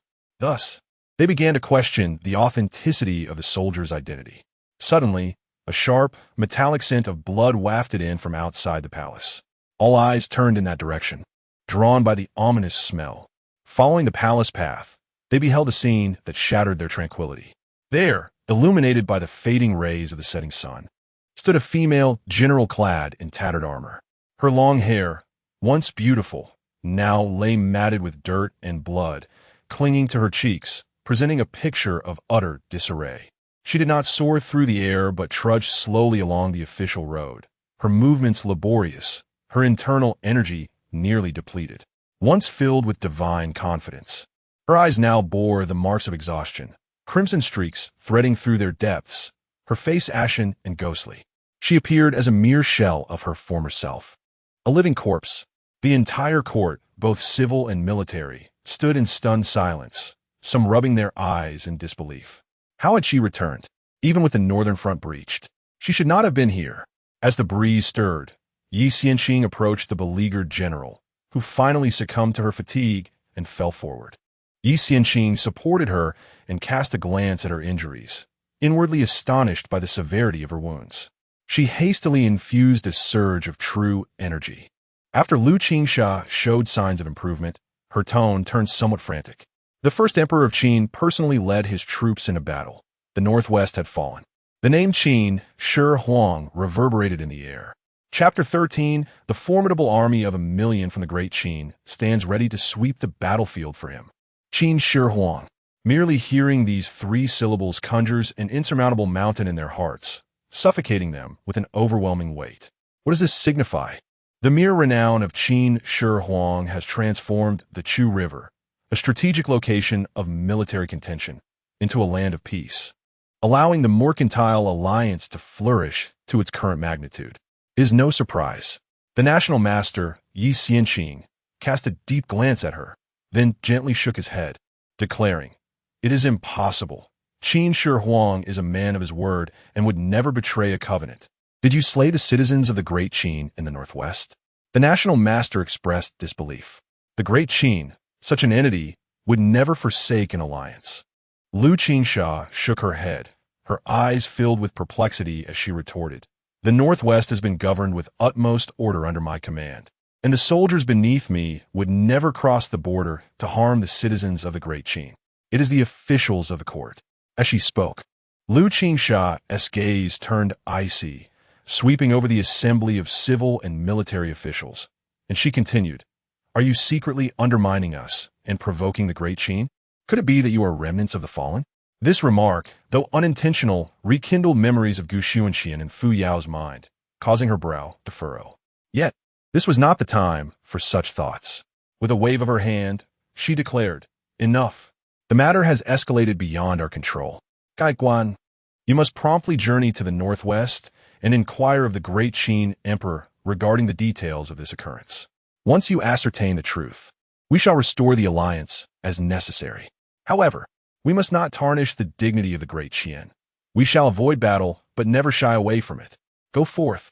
Kai Quan, the official adorned in the robes of a first-rank officer, with a jade belt cinched at his waist, took measured steps towards the center of the great hall and bowed deeply. "Your humble servant obeys." The Minister of Rites exhibited a certain grace. After Kai Quan's departure, the heavy stone weighing upon the hearts of the assembly seemed to lift, a peculiar sense of confidence enveloping the hall. In a moment of reverie, they seemed to glimpse within Kai Quan the visage of a bygone era. They suddenly recalled that the Minister of Rites, Kai Quan, had once been a retainer of Xunxian. Once the affairs of the Northwest were resolved, Fu Yao exhaled quietly, casting a glance at Lu Qingsha, offering reassurance. "The suddenness of this situation is not your fault. The loss in the Northwest does not rest upon your shoulders. Take your time to recuperate, and when the army gathers anew, you shall head to the Northwest to defend it. For now, focus on resting in the capital." Even though Lu Qingsha had witnessed 1,000,000 troops perish in the Northwest, Fu Yao did not cast blame upon her. She needed to continually replace Xunxian with talented individuals from every avenue, and at present, Lu Qingsha stood as the foremost figure in the Great Qin military. Court dismissed. The turmoil of this day seemed to have subsided. For the majority, today was a favorable day. In various domains, the oppressive presence of Xunxian, which had loomed over them, had finally been extinguished. The blade that hung over their heads had vanished. Why was Xunxian so utterly isolated and without support? In this world, a soldier who does not aspire to become a general is not a commendable soldier. Similarly, no individual desires to be overshadowed by another, even if that person has shown them kindness. Indeed, even a person who cherishes the common folk may find themselves ashamed to associate with those who would sacrifice their interests for the sake of a mere group of commoners. As for those who truly admire the esteemed Xunxian, they do exist. However, amidst the overwhelming tide of circumstances, few would dare to stand alongside him if it meant risking their own kin. In the city of Donghai, two figures sat opposite each other. One was cloaked and leaned against the city wall, sword cradled in his arms, eyes closed. The other, a robust man, cracked seeds in his hands, hang high while tossing seeds, offered some to the side, saying, "Want some?" Gagne replied, "Fu Su has arrived too late." By the time they reached this place, events had already concluded. He had just heard the account of what transpired. His furrowed brow remained tense, yet a singular thought resonated within him. "Come back with me." Xunxian met Fu Su's gaze, which sparkled with clarity and purity, untainted by any impurities. In that moment of eye contact, Xunxian felt a wave of goodwill. He chuckled softly, shaking his head, "Brother, it has not yet come to that. If I cannot even protect a small place like Donghai, how could I hope to safeguard the Greater Qin?" From the outset, Xunxian had never intended to rely on the might of Qin. With the ties of gratitude severed, he felt no hesitation. This world belongs to the benevolent. Moreover, he slowly rose and approached the city wall, gazing towards the direction of Qian, stating, "I shall return on my own, though this time, I shall not do so as a representative of Qian. Some matters must be severed cleanly. When one dies, they are naturally freed from all ties." Fu Su opened his mouth, hesitating to speak, yet ultimately refrained from persuading Xunxian otherwise. He was a good elder brother. Before departing, he left Gagne with Xunxian, a formidable guardian of the Ninth Realm. His sole purpose in coming was to urge Xunxian to return. But when he learned of Xunxian's intent to return to Qian, the words entrusted to him by Qin Shi Huang remained unspoken. More than anyone, he wished for Xunxian to come back, yet he understood that his younger brother, having faced such trials in Qian, could not simply let the matter go. Nonetheless, he respected his brother's decision.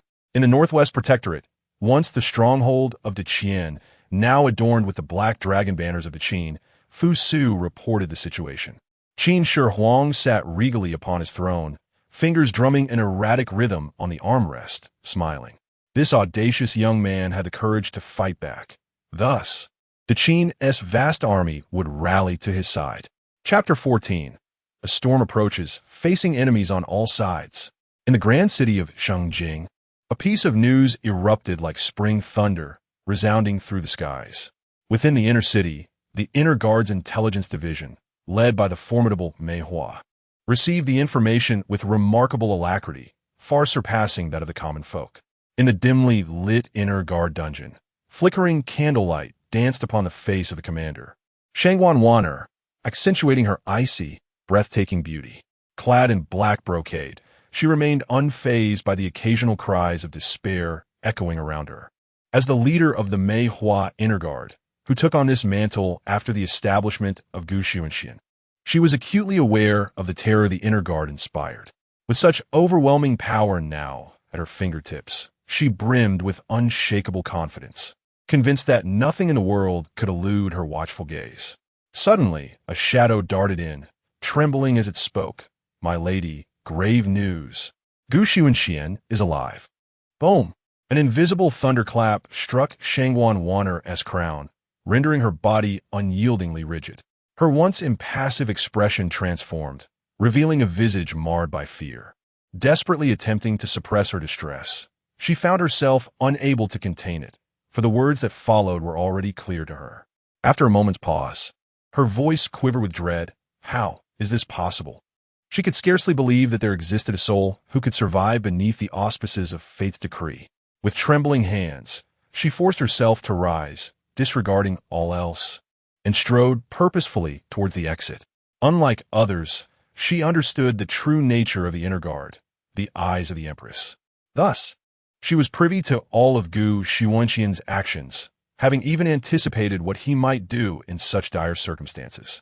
Despite her calculations, she had found no trace of survival. Now, someone had informed her that Gu Xunxian had lived? Was this some kind of jest?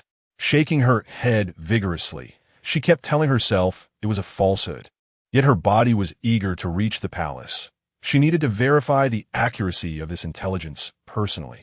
In the Zhenwu mansion, Lu Qingsha sipped her tea leisurely, humming an opera tune, brimming with excitement. The position just below one was soon to be within her grasp. How could she not feel exhilarated? Suddenly, a personal guard burst into the courtyard, terror etched across his face. "General, Gu Xunxian is alive." Lu Qingsha's body trembled violently, an inexplicable force draining her of all strength, causing her to slump helplessly from her chair. Astonished, impossible. How could he possibly survive in such a situation? In the Qian Hall, the court was not the chaotic scene one might have expected. Rather, it was enveloped in an eerie silence, as these individuals were unwavering members of the imperial faction. This group shared another identity. They had all once benefited from Gu Xunxian's grace. However, Gu Xunxian was a man of strict propriety. They were unable to forge any connection with him, leading to a twisted psychological state. Figures began to flash into the Grand Hall. The foremost among them was Yi Xianqing, the national master, who suppressed the Jianghu Empire's teachings. In the realm of governance, the commander of the internal guards, Shengling, stands resolute. The foremost military figure, the contemporary deity of the Qian army, Lu Qingsha, is also present. Fu Yao furrowed her brow and swiftly approached the dragon throne, her gaze sweeping across the assembly before her. With the majority of the court officials gathered here, she steeled her resolve, allowing her brow to relax as she let out a disdainful huff.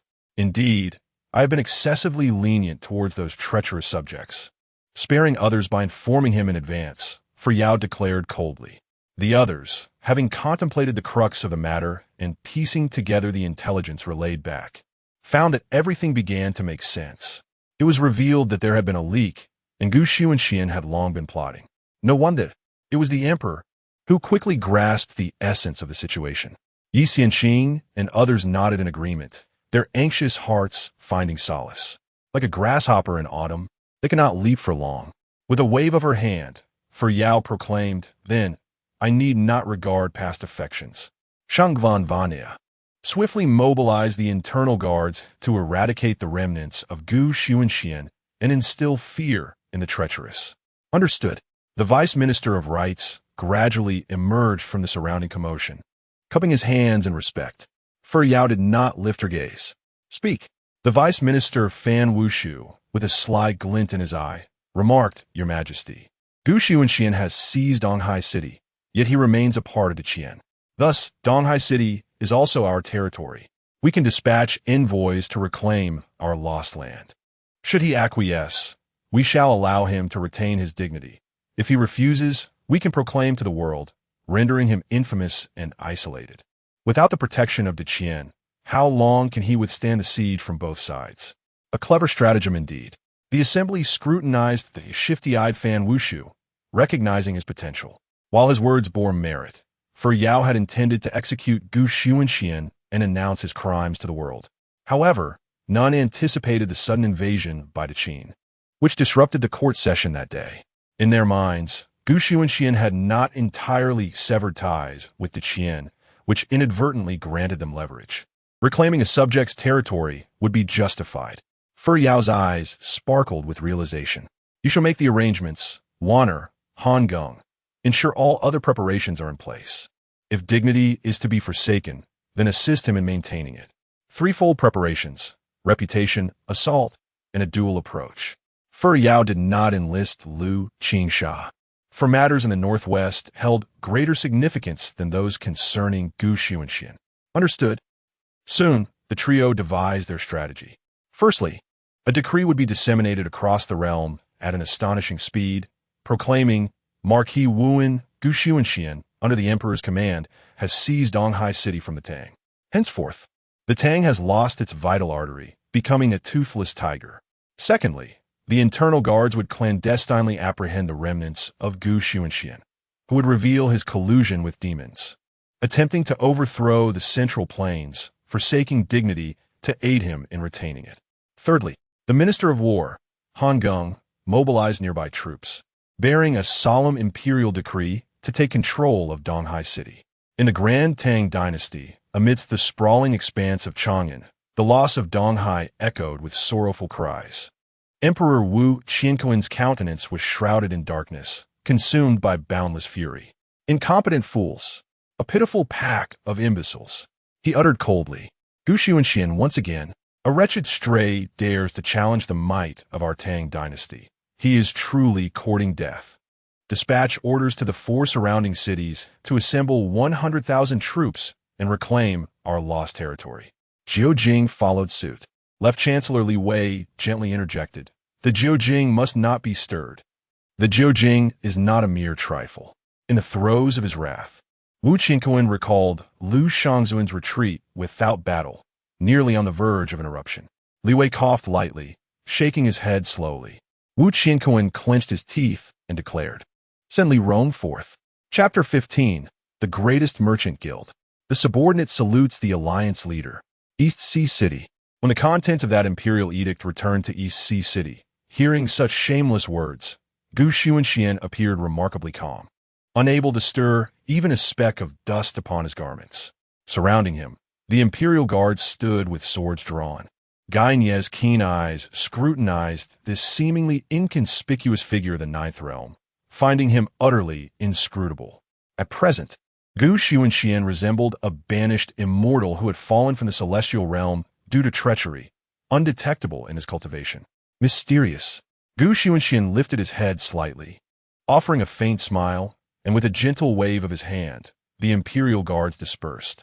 Moments later, a cacophony of rumbling sounds and billowing smoke erupted not far away. The city walls had crumbled. A multitude of citizens were fleeing in panic. Gaine's eyes narrowed abruptly. Though he hailed from the martial world, he understood the terror of the imperial court, one of which lay in its fortified cities. A city, once besieged, could be defended tenfold. Even if he were aware of Xunxian's true identity, breaching the city walls would leave the Great Qin unable to render assistance in time. He pondered Xunxian's intentions, yet buried his questions deep within, refraining from voicing them. Soon, what remained of the vital land of the Great Tang was merely a cluster of houses. A cavalry charge could easily obliterate everything.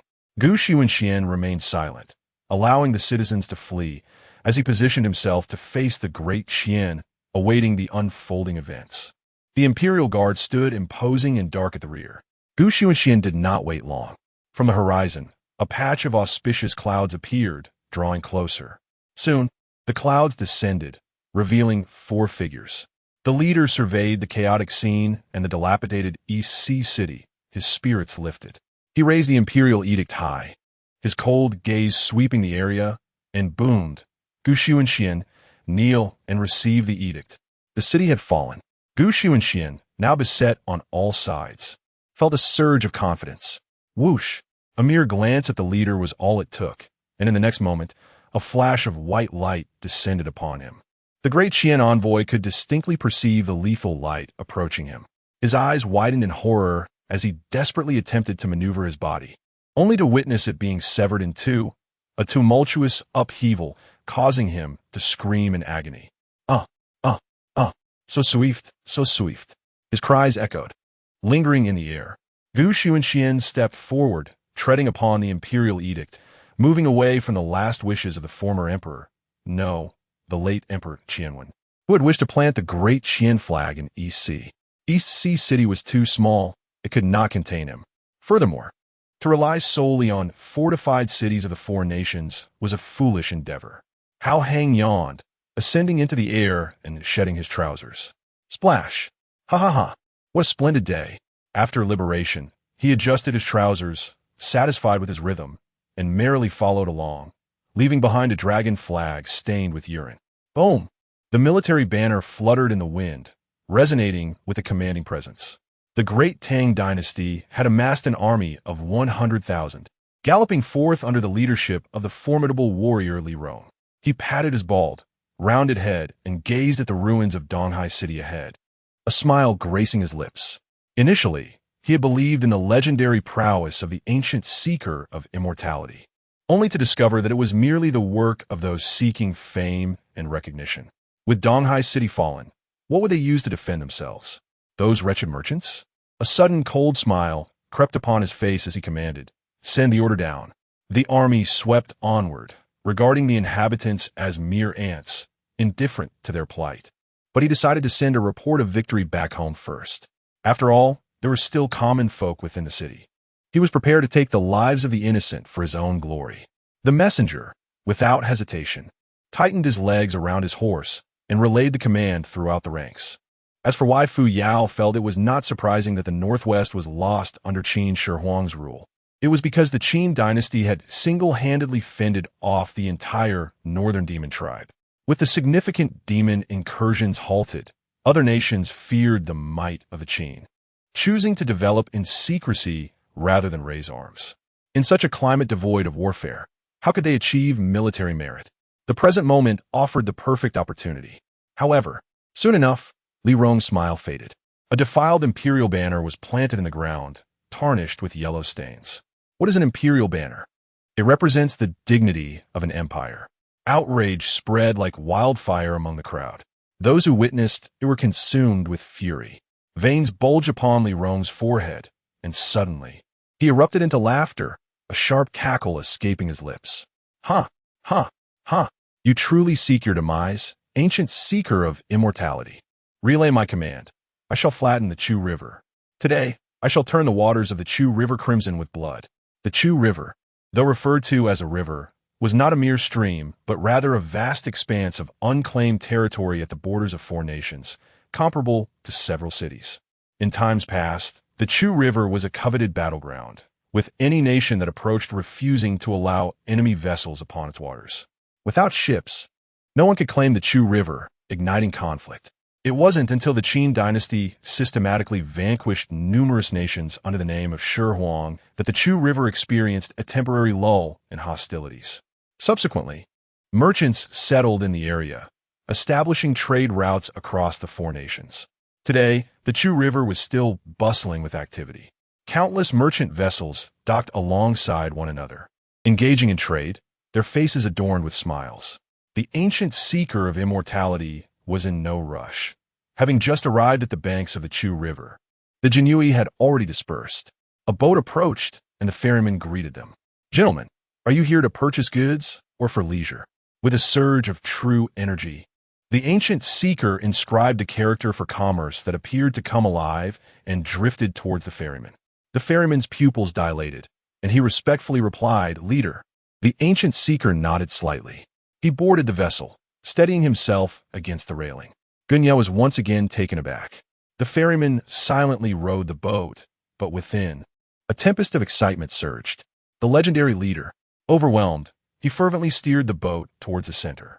In the distance, a colossal figure emerged on the horizon.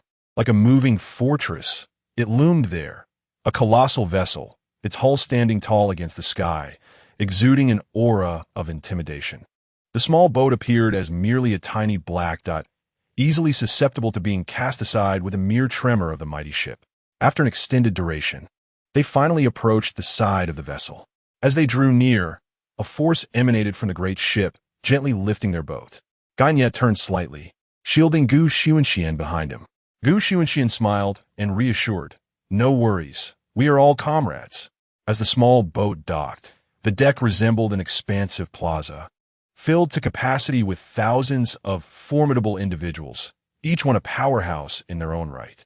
The front row consisted of 36 individuals whose formidable presence resonated as one. In an instant, these warriors bowed in unison, proclaiming, "We greet the Alliance leader. We greet the Alliance leader. We greet the Alliance leader." Gai Nye. Chapter 16. A central plain with 9 nations and countless languages. Is this not division? At this moment, Guy Nie's heart was profoundly shaken.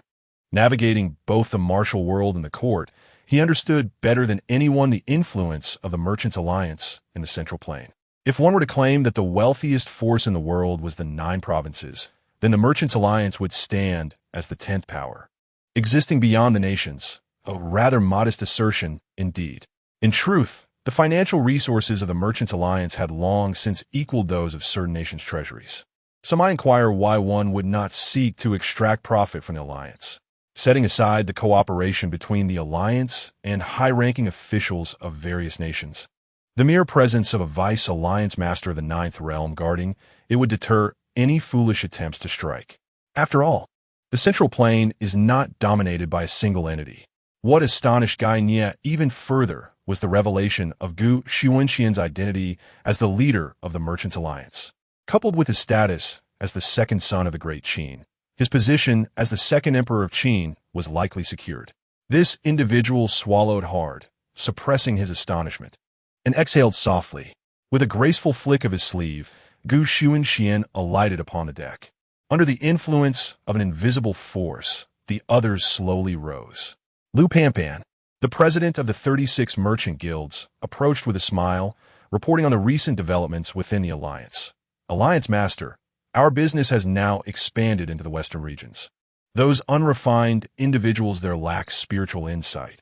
The Vice-Alliance Master made a personal visit, intending to relinquish some benefits to open trade routes. Xunxian pondered briefly before responding. Let Tianjin make a trip as well. Expedite the process. I do not have the luxury of time to waste in the western regions. Lu Panpan was taken aback. This was a departure from the alliance's usual diplomatic approach, which typically favor harmony. It was evident that they were prepared to reveal their trump cards. Xunxian gazed ahead, commanding the alliance fleet to advance closer to the southern shore. Understood. Lu Panpan and the others dispersed, ascending into the air to mobilize the grand vessels. As Xunxian walked, he called out, "Mr. Guy." Guy Nie remained unresponsive, standing as if struck by lightning, frozen in place like a pine tree in storm.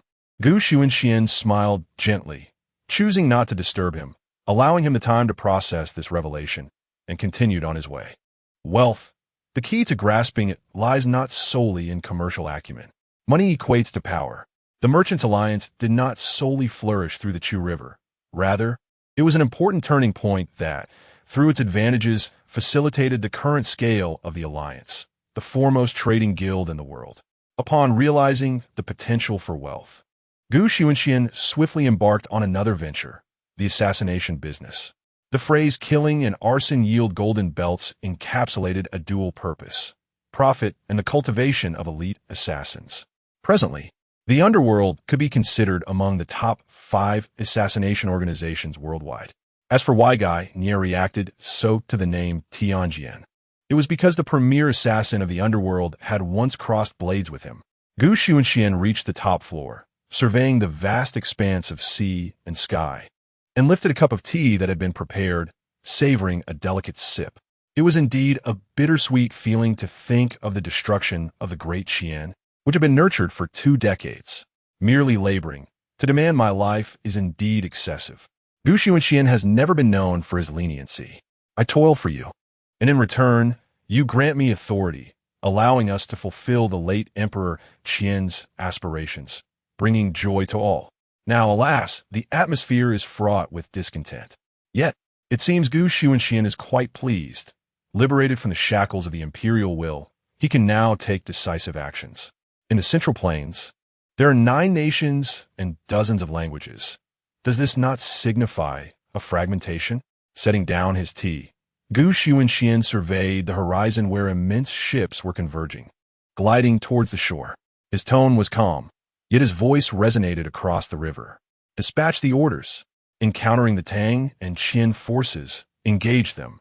Understood, came the resounding reply, echoing through the heavens. The sun blazed overhead, illuminating the colossal vessels that assembled in formation, dominating the river's expanse. Cleaving through the tumultuous waves as a fierce beast awakened. Each ship bore a row of crossbows, their cold gleam radiating an icy allure. Should an outsider witness this, they would be astounded. For here lay the armor-piercing crossbows, designed to pierce a warrior's true energy. Li Rong had no choice but to emerge. He could not ignore the humiliation dealt by Hang Hao. Returning empty-handed would spell disaster for him. A scout galloped forth with news, exclaiming, "Report! Ahead, the Merchant Alliance's fleet has gathered." Further reconnaissance reveals that the De Qian has mobilized a total of 100,000 troops from 4 cities. Led by the Deputy Minister of War, Han Geng, who has already exited the city. Li Rong scoffed, "We shall seize the merchant ships. After today, the Chu River will be the lifeblood of our great Tang." Yes. Upon receiving the command, the troops' eyes sparkled with fervor. In their minds, what was the Merchant Alliance? A plump lamb ripe for the slaughter. Moreover, the vice-leader of the 9 realms, Qian Duo, was little more than a prodigal youth. This implied that while they may not capture the Chu River, they could certainly feast upon its bounty. Contemplating this, Li Rong led his army with fierce determination towards the Chu River. Merely 1,000 meters away, he gazed at the towering beasts of ships standing resolute on the coast. With numerous smaller vessels scattered like stars upon the waters, each manned by archers ready to draw their bows. Stroking his chin, Li Rong retracted his earlier bravado and adjusted his proclamation. "I, Li Rong of the Great Tang, harbored no ill intent. I come solely to apprehend the mortal enemy of the Tang, Xunxian. Simply surrender him, and I shall depart immediately." He had not considered the scale of the army that Chu River must have prepared. The sight was indeed daunting. The figures were unseen, yet their commands were heard. The chilling military orders were issued. "Obey the command. Kill." Li Rong was taken aback.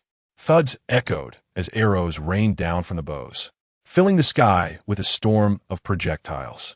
A dense mass enveloped the vast sky, shrouded in darkness, exuding a suffocating aura of malevolence that targeted the 100,000-strong army of the Tang dynasty, accompanied by an ominous sense of death.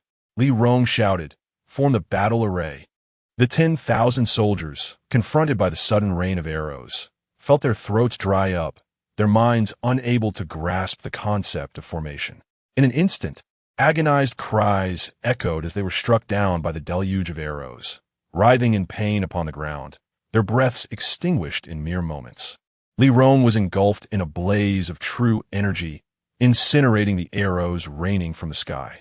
As he listened to the wails surrounding him, he gritted his teeth, flames of fury igniting in his eyes. The piercing arrows, capable of penetrating the protective true energy of martial artists, rendered even an adept of the 8th realm powerless to save everyone. To put it simply, they were akin to a single strike from a 7th realm master, mercilessly slaughtering those below that tier as if they were mere insects. Fortunately, the barrage of arrows soon ceased. Rage surged within Li Rong's chest as he bellowed, "Kill! Flatten the Chu River!" Just as he uttered these words, the resounding twang of bowstrings echoed throughout the heavens. Thud! Thud! Thud! Another wave of arrows descended, blotting out the sun and leaving no glimmer of hope in their wake. Li Rong's desire to organize a counterattack evaporated under the relentless assault. Some soldiers succumbed to despair. "No, Isurande." A sharp arrow pierced through his throat, and he collapsed, violently coughing up blood. Despair enveloped him as he caught a glimpse of his comrades, their bodies riddled with arrows. Regret washed over him, yet there exists no remedy for remorse in this world. Thud! Thud! Thud! Another round. Thud! Thud! Thud! Yet another. Thud! Thud! Thud! The ground was strewn with remnants, rivers of blood flowing, staining the entire Chu River crimson, with the valuable piercing arrows scattered everywhere. Such was the consequence of wealth, freedom to act recklessly. Amidst the mountain of corpses stood a solitary figure, a small flame of fury rising in defiance. Li Rong's thirst for vengeance ignited. He had emerged with such fervor, having taken the prosperous Donghai city, a stronghold of commerce for centuries, as if it were a mere trifle. Yet, who could have anticipated the transformation into the dire situation before him? He alone remained, while the entire army lay decimated. Merchant Alliance, do you truly wish to oppose the Tang dynasty? From this day forth, there shall be no refuge for you. The borders shall be sealed, and merchants eradicated. With that proclamation, a flicker of fire vanished, and he fled into the distance. He ran. Just like that, he fled. Li Rong was consumed by boundless fury, devoid of fear, as he noticed a white approaching him steadily.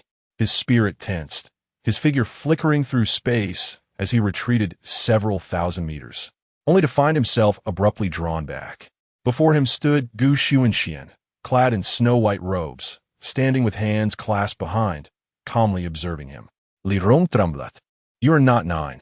Before the words were finished, Li Rong's body suddenly shattered into countless pieces, from the traces left on the remnants. It appeared that he had been ensnared in a gigantic net, severed into innumerable fragments. Xunxian shook his head. The domestic strength remains far too feeble. With a flicker of his figure, Xunxian vanished from the spot. To him, this battle was merely a trivial skirmish. Chapter 17.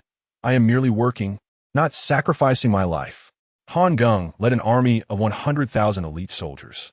He inhaled deeply, detecting the faint scent of blood that lingered in the air. Raising his hand, he intently inquired, "Where are the scouts?" An army must have scouts in front and supplies behind. After a moment, his deputy galloped back, reporting, "They have yet to return." Upon hearing this, unease surged within Han Geng. Narrowing his eyes, he pushed through the ranks of his troops, gritting his teeth as he commanded, "Send out more scouts." He was not foolish. His optimal strategy was to have Xunxian refuse surrender, allowing the combined forces of Qian and Tang to encircle and eliminate him. Yet now, even before reaching the Eastern Sea, the scent of blood was unmistakably present, indicating something amiss. On board the ship, Xunxian wore a faint smile. "Mr. Guy, while the Qian brands me a traitor, what is the judgment of the Great Qin?" Xunxian did not deny the title of traitor, for many secrets lay in his possession, unbeknownst to the Empress. However, he did not subscribe to the notion that a sovereign must demand the death of his minister. "I am merely working, not sacrificing my life," Gagne, without hesitation, replied. The sage of war. Great Qin possesses such wisdom and could eradicate threats from the northern borders. If you were to return to Great Qin, no one could rival you for the throne. Xunxian chuckled softly, responding, "Many endeavors are known to be futile, yet one must strive for them. Even if some matters are not of my desire, those behind me will compel me to seize them. It is not feasible to return, not feasible at all." The internal balance of Great Qin was evident. Everyone understood that Qin Shi Huang had groomed Fusu to become the second emperor, given Fusu's benevolent character, which rendered him unsuitable for the current tumultuous position of Great Qin. Yet there was little choice. One must select the tallest among the short. Despite the apparent tranquility within Great Qin, remnants of the 6 fallen states harbored treacherous ambitions, and the demon tribes frequently raided the borders. Moreover, another prince vying for succession loomed. Gagne, the sword saint of Yusi, refrained from participating in the power struggle, yet he was taken aback by Xunxian's temperament. A person of Xunxian's caliber could not be indifferent to the allure of such power. As he had articulated, should he enter Qin, at least 60 to 70% of the populace would choose him as their young sovereign. Was this affection or something else? Gagne found it impossible to fathom Xunxian's true nature. Lu Panpan approached with a bright smile, cracking her knuckles as she exclaimed, "Leader, the retreat of the Qian troops has been blocked, and their path ahead is obscured. They underestimate you, sending only 100,000 men." Gagne gently shook his head. Xunxian maintained a serene smile, waving his hand. Lu Panpan's expression turned serious. "Understood." The grand army remained stationary for half an hour. The stench of blood grew increasingly potent. Han Geng's growing anxiety began to affect his body and mind, his heart pounding fiercely. Suddenly, he lifted his head. Dark clouds loomed over the army, causing chaos among the ranks. Whoosh, whoosh, whoosh. The rain of arrows descended. Han Geng's body trembled violently. He had miscalculated. In his mind, memories of that day resurfaced. The new framework of the Ministry of War had been established, requiring no further effort. Simply following the established protocol would yield tremendous benefits and accolades. That night, Fu Yao looked down upon the two. In the pursuit of immortality, One's abilities should not be employed to subdue a mere ministry of war. Surrender the minister of war at once. As commanded, the peaches have been plucked, willingly relinquished. He, along with the entire court of civil and military officials, shares this belief, continuing to harvest the peaches. Gazing upon the despairing rain of arrows, Han Geng is bewildered. Why, this time, has Xunxian chosen to resist the command? Fear envelopes him, his whole body trembles, despair etched upon his face. No, no, no. The ships. In the distance, the smoke has cleared. The war has come to an end. This was merely a skirmish. Xunxian did not descend to the battlefield. There was no need for a sledgehammer to crack a nut. Within the cabin, Xunxian sits at the head, flanked by 2 rows of seats where the high-ranking members of the Merchant Alliance take their places, men and women of varying cultivation. Without exception, each pair of eyes glimmers with the shrewdness characteristic of merchants. Lu Panpan rises to report on the Alliance's schemes and strategies. Currently, the Merchant Alliance has established branches across the 5 provinces of Central Plains. The vice leader is reporting to the 6th province. Upon the conclusion of the report, all eyes turn toward Xunxian. He nods slightly and speaks in a calm tone. The Merchant Alliance shall expand its overt business operations while transitioning to covert dealings, establishing a base at the Chu River to dominate the territories of 4 nations and secure its foothold in the world. The policies of benevolence of you are now withdrawn. Everything has changed. Lu Panpan is taken aback. The former Merchant Alliance was merely a coalition of traders, hardly a force in its own right, often reliant on the powerful families. But now, to put plainly, they have emerged as a formidable power, brandishing their blades. Lu Panpan and the others do not express anxiety toward the unknown. Rather, they exhibit excitement, rising in unison to bow respectfully. Understood. Xunxian responds nonchalantly. What are the Zhenwu? The commander of the Zhenwu steps forward, bowing. They have all changed into their new uniforms, awaiting orders. Xunxian rises slowly and walks outside. Let's move. The Zhenwu commander's figure gradually fades until he vanishes completely. Understood. Blood stains the Chu River. On the shore, the Zhenwu stand ready, unlike before, now donned in the attire of the Great Qin. In the sky, a white shadow descends slowly. Xunxian glances over, supplementing the ranks by 10,000, totaling 30,000, ample indeed. Set forth, in the realms of Qian and Tang, only when the throats are severed shall the Merchant Alliance maintain its upper hand. Thus, he sends forth his troops. In the Great Qin, Longhai City, this city is shrouded in mist, often resonating with the sound of dragons. General Long Yuan grips his longsword, casting a cold, piercing gaze toward the heavens. You shall not flee like a mere mud loach, will you? The entirety of the city's might is the strength of this dragon, summoning winds and rains, soaring through clouds, all the prowess of the Dragon Clan. Though the Dragon Clan is indeed part of the demon race, they lean more towards humanity. They cultivate their strength by harnessing the fortune of the imperial court, and within the central plains of the 9 provinces, many dragons have been bestowed the title of Dragon King by the court. Their voices resonate deeply, striking the very core of one's heart. As members of the Dragon Clan, we fear neither heaven nor earth, nor the spirits of the dead. While we flee, that incident was merely an accident. As the clouds churned, golden scales shimmered, fleetingly visible, radiating a luminous glow. Long Yuan remained silent. The golden dragon gazed into the distance and inquired, "What do you sense?" The Dragon Clan possesses a keen ability to assess the situation. Long Yuan exhaled softly and replied, "If all unfolds as they envision, that would be optimal. Yet if not, relying solely on 100,000 troops, even if the Great Tang sends forth 100,000, they may find it challenging to contend with Xunxian." The golden dragon scoffed, "Your kind is truly cunning. Without Xunxian, the Great Qin would have perished long ago.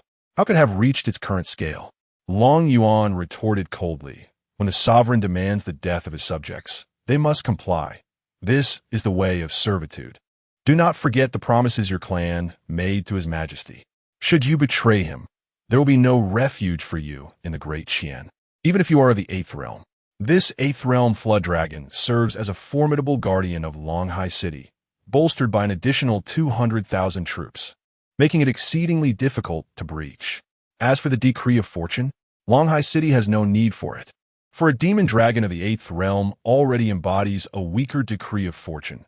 Moreover, Longhai City is a bastion, not an aggressor. The 9 realms of various nations wield immense power and cannot be stirred at will. The relationship between the Golden Dragon and the Great Qin is one of alliance. In the face of Long Yuan's threat, it disdainfully emitted a breath of dragon fire, declaring, "Do not attempt to coerce me with such tactics. We dragons are not your subordinates. I am well aware of what should and should not be done, and I do not require your reminders." Long Yuan snorted coldly, harboring no fondness for the dragon clan. Those not of my kind may harbor ulterior motives.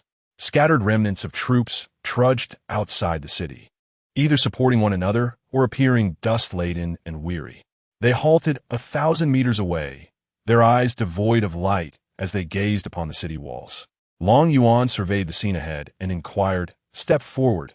Which faction do you belong to?"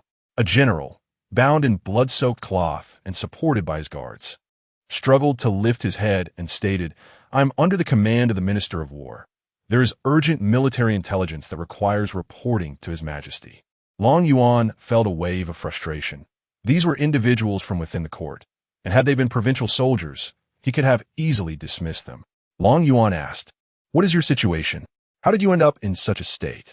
The general's face contorted with difficulty as he bitterly replied, "General, this after much hesitation," he continued. "I can disclose it, but only to you." Long Yuan glanced below, then raised his gaze to the heavens. The clouds roiled, with a faint golden hue clinging to them. The golden dragon's pupils narrowed, and a fierce beam of golden light shot from its eyes, striking the troops below. Why do the dragon clan and humanity maintain a harmonious relationship? It is because the dragons can cultivate their powers by drawing upon the fortune of the human imperial court. The technique it employs is one of fortune-telling, capable of discerning whether an individual speaks the truth. However, it also has its limitations. The person before him is merely at the 4th realm, lacking the means to conceal their intentions. In the air, a faint word echoed, "True." Long Yuan exhaled in relief and glanced downwards, commanding, "Lower the rope ladder." On the city wall, the defenders of Longhai City retreated 10 meters, and a general slumped to the ground, a bitter smile gracing his face. "General, that scoundrel Xunxian has betrayed our nation. He has allied himself with the Tang dynasty. When we reached Donghai City, Lord Han believed Xunxian had repented and entered the city unguarded. Little did we anticipate that the Tang forces lay in ambush within the city. Our losses were catastrophic, only we managed to escape." Long Yuan stood in stunned silence, swallowing hard as he exclaimed, "It cannot be true. Xunxian has truly betrayed us?" Long Yuan was not a fool. The general merely offered a rueful smile. Before Long Yuan could lift his gaze to the heavens, a voice resounded from above, "True." In disbelief, Long Yuan staggered backward, shaking his head, "Impossible. Absolutely impossible. Xunxian and the Tang dynasty are irreconcilable. How could he possibly defect to them?" After a long pause, he suddenly stepped forward, realizing the gravity of the situation. "This is bad. They mustn't." He had heard of Xunxian's methods in breaching Donghai City, repelling their forces to conquer the city. Just then, a thunderous rumble resonated from outside the city. He felt a wave of dread wash over him and shouted urgently, "Quickly, open the city gates." Chapter 18. The Dragon's Descent. A timeless emperor. A thunderous sound echoed as the city gates swung open. Behind them lay tigers, and ahead, their homeland awaited. The choice was clear. If slaughter was necessary, he could execute it without hesitation. Although they had repelled the enemy's invasion, securing a measure of glory, prospects for future advancement in the next life seemed bleak. Moreover, the adversary had yet to be driven away. The defeated soldiers, sensing a flicker of hope for survival, surged towards the city gates, heedless of all else. The general's voice weakened as he uttered, "General, I have more to say," but his words faded into incomprehensibility. Long Yuan gazed into the distance where the cavalry of the Great Tang galloped forth, and he crouched down, straining to hear. Suddenly, Long Yuan clutched his throat, wide-eyed in disbelief, as an overwhelming torrent of blood gushed forth, his hands unable to stem the flow. Trembling, he stammered, "Who are you?" The general smiled enigmatically at Long Yuan. "Guess." The sounds of battle erupted around them, ignoring everything else. Long Yuan's eyes blazed with fury and resentment as he raised his gaze skyward. Amidst the sea of clouds, an eightfold dragon stretched thousands of meters in length. Exudinga majesticoha.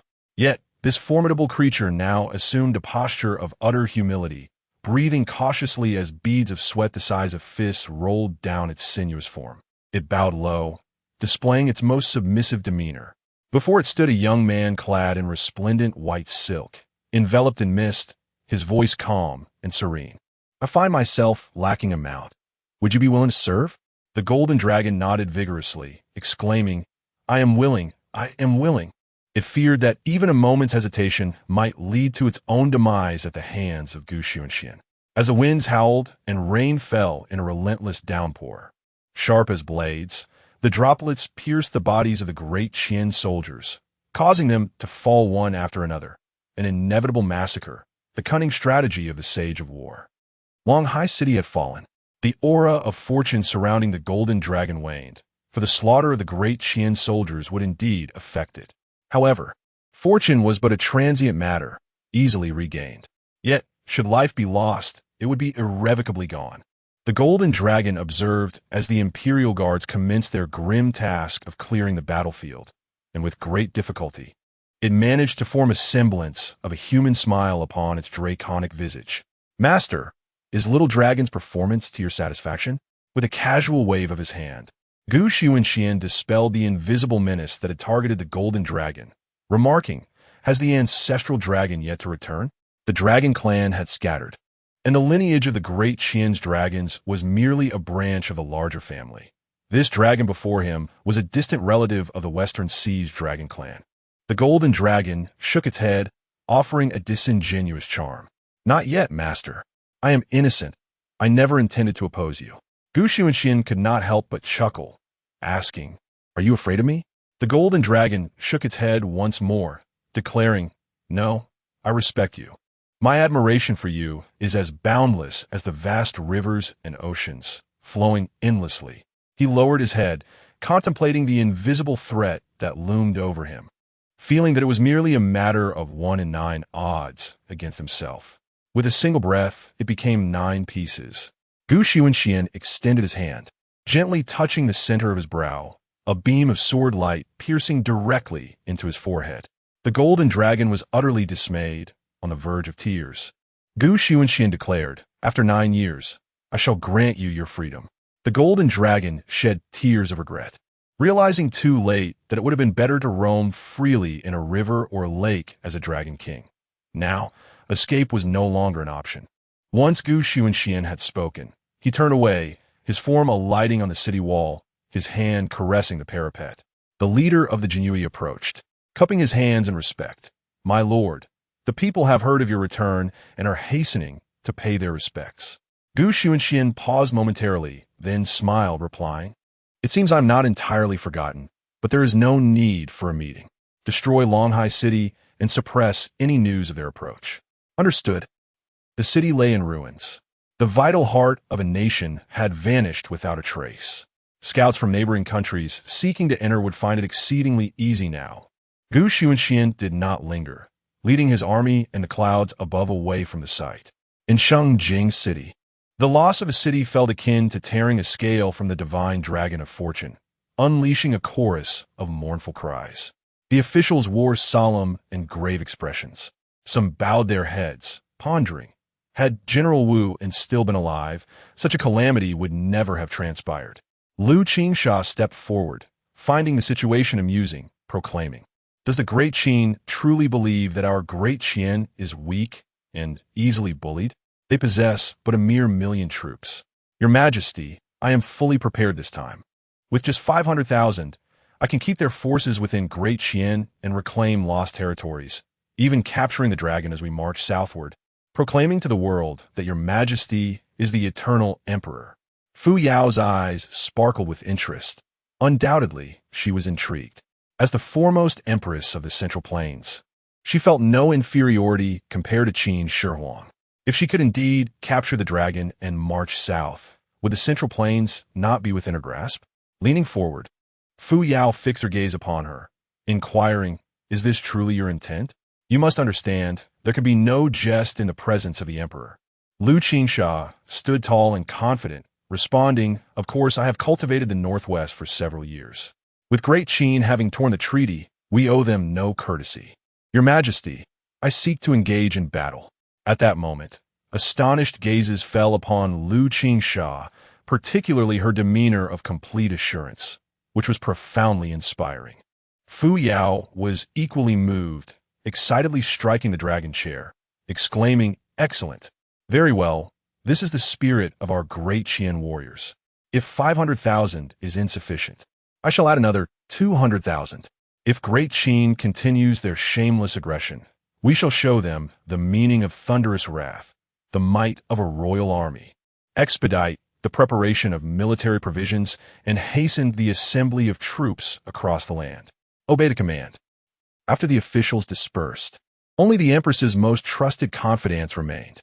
Fu Yao gazed at Shengwan and said, "Now that the words have been spoken, let us hasten our preparations. The army can assemble in a month at the earliest. You must send scouts to the northwest in advance."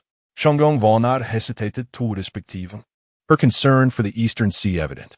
As for Xunxian, yet, before she could finish her thought, Fu Yao raised her hand to interrupt, asserting, "Merely a ninth realm, not to be feared. Do not forget, he merely defends the Eastern Sea. Even if he were to occupy the entire Chu River, what tempest could he stir? The pressing matter at hand is the Northwest."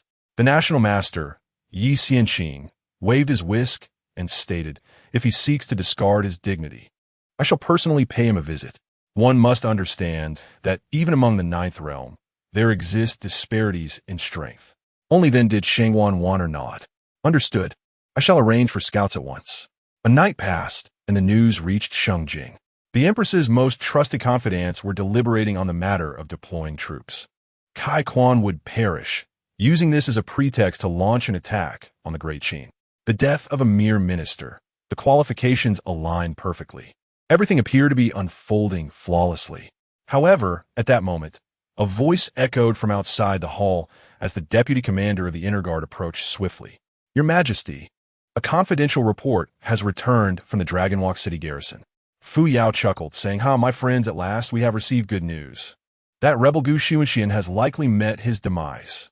Lu Qingsha scoffed, "A fool is still a fool. Had it not been for your Majesty's support, how could he have gained his reputation? Now that the Great Qin is no more, he too is doomed." Yi Xianqing refrained from comment. Fu Yao relished the moment as she opened the letter. Chapter 19. Behold, the Eternal Emperor, Qin Shi. Reporting achievements is an art in itself. When the Emperor is pleased, rewards are assured. Fu Yao opened the secret letter, her gaze sweeping across it, and her expression transformed in an instant. Her hands trembled, losing all semblance of composure, as she exclaimed, "How can this be possible?" Yi Xianqing, disregarding all else, reached out and seized the letter from Fu Yao's grasp, causing it to hover in midair. The handwriting was legible, yet exceedingly hasty, marked by beads of sweat that bore witness to the governor's mounting pressure. Minister Lu Sun reported, "Anomalies have arisen in Longhai. I have dispatched spies to investigate and discovered that the traitor Gu Xunxian is deeply concealed. In fact, he is the leader of the Chu River Merchant Alliance, having breached the city of Donghai, resulting in the loss of a vital stronghold for the Tang dynasty.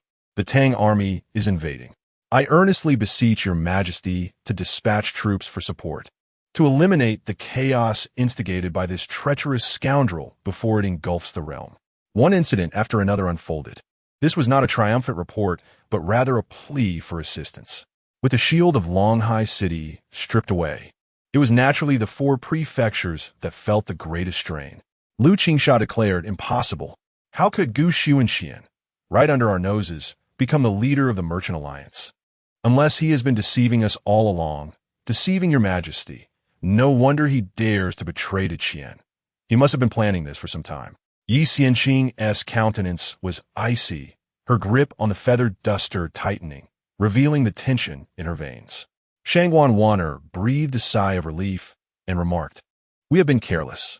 That scoundrel dares to defy your majesty. Your majesty cannot stand idly by. It is time to act." The preparations they had orchestrated would, once unleashed, reveal to the world that Xunxian was indeed a traitorous rebel. His collusion with the demonic race would undoubtedly incite the wrath of the world against him. Fu Yao remained in a state of shock, murmuring to herself, "He deceived me. He actually dared to deceive me?" Shangwan Wanner stepped closer, shaking Fu Yao gently, and urged, "Your Majesty, hesitate no longer. We must not allow this treacherous rebel to lead us by the nose." A fire ignited in Fu Yao's eyes. "Kill! I want that treasonous scoundrel to have no place to rest in death. Without me, there is no Qian. He is nothing." The inner guards sprang into action. Across the various prefectures of Qian, the same message was disseminated simultaneously. The Dacian general of Wu'an, in a bid to manipulate the realm, colluded with the demons infiltrating the central plains, plotting against the late emperor. When the empress discovered this, she, mindful of past affections, granted him leniency. Little did she expect that Xunxian would spurn her grace and attack Long Hai. Moreover, imperial edicts were dispatched to all prefectures, declaring the execution of Xunxian's conspirators and the bestowing of titles and land to those who vanquished him. The fury of Qian was palpable. The world was astonished. At this moment, in the former Northwest Protectorate, now known as Lingnan Prefecture, the black dragon banners were raised across the mountains, with 1,000,000 Qin soldiers encamped there. A gentle breeze stirred, fluttering the black dragon flags. In a daze, a black dragon loomed over the entire mountain range, stirring tumultuous winds and roaring thunderously. Minister Gaiguan, observing the formidable display before him, felt his heart race uncontrollably, as if the very flow of his blood had slowed to a crawl. After an indeterminate period, he finally calmed the tumult within his heart, slightly bowing his hands and proclaiming in a resonant voice, "I am Kai Quan, the Minister of Rights, sent by His Majesty the Emperor of Qian to pay my respects to His Majesty the Emperor of Qin." Kai Quan had already formulated a persuasive argument for dissuading Qin Shi Huang from advancing his troops, understanding that Qin, beset with internal strife and external threats, would not wish to acquire another formidable adversary at this juncture. Suddenly, an unfamiliar voice reverberated through the heavens. "Kill." It was cold and merciless. Whoosh, whoosh, whoosh. A rain of arrows was unleashed. On the mountaintop, Qin Shi Huang stood with his hands clasped behind his back, gazing imperiously at the land before him. Behind him, the king of Lingnan, Zhou Tu, knelt upon the ground, while Fu Su, rarely incensed, coldly interjected, "Without my younger brother, Qian would have long been consumed by the other states. It would not hold its current status."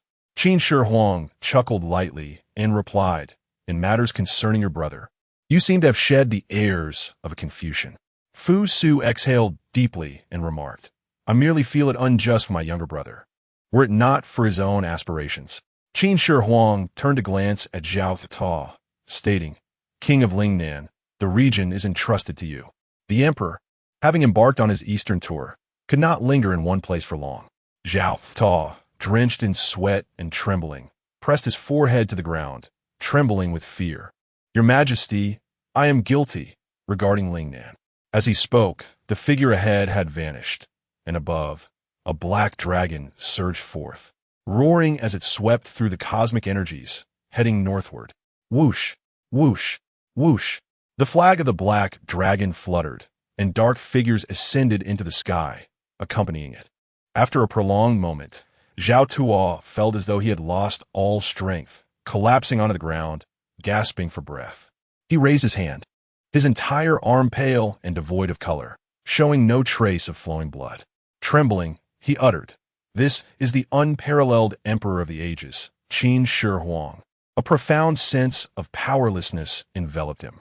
Even though he commanded the Lingnan army of Qin, even though Qin Shi Huang had never reclaimed the military talisman, every fiber of his being, every drop of his blood, harbored no inclination to resist, only boundless fear enveloping his form. in the Chayan Sect. Ha ha! Xunxian, I never anticipated you would come to this. Send my orders to eliminate Xunxian at all costs. Without a Qian, you are nothing. In the 10,000 Great Mountains. Once, this was an ungoverned territory on the western borders of the Qian, where the fertile land fostered a host of bandits, rogues, and thieves who roamed freely, slaying officials and seizing land. It was often tumultuous. Since Xunxian established the national religion and enforced martial law, the situation had improved, transforming it into a granary for the Qian, alleviating any concerns over provisions. Deep within the mountains, in the gathering hall, upon receiving the news, the bandits convened immediately. This motley crew of brigands, with fearsome visages and bare chests, filled the hall. The main seat was conspicuously empty, while to the far left sat a burly man, bearing a striking sword wound, the injury still emanating a terrifying sword intent, causing him to grimace in pain as he let out a sinister laugh. This wretched woman has indeed grown accustomed to a life of comfort, yet now she seeks to court misfortune. How interesting, truly interesting. My comrades, what path shall we tread in the vast expanse of the 10,000 mountains? Outsiders perceive the forces within the 10,000 mountains as intricate and fragmented, oblivious to the grim fate that awaits such disorganized entities.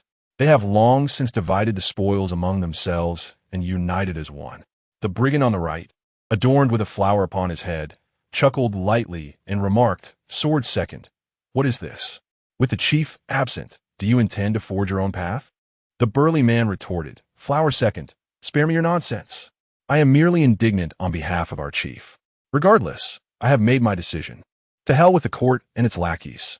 From this moment forth, there shall be no refuge for those court sycophants in the 10,000 mountains." Below, the various leaders murmured amongst themselves. Before long, each leader, in defiance of their prior agreement, pounded their fists upon the table. Let us act. Those who falter are nothing but cowards. A worthless court. If they possess any courage, let them come and invade our mountains. Let those bureaucratic dogs understand that the men of the mountains are not to be trifled with. Thus we shall rebel. Chapter 20. Alas, a step too late. The Merchant Alliance. Merchants pursue profit. It matters not whether the leader of the alliance is a traitor to the nation or a nefarious fiend, if he can bestow upon them considerable gains. They will seek to ally with him.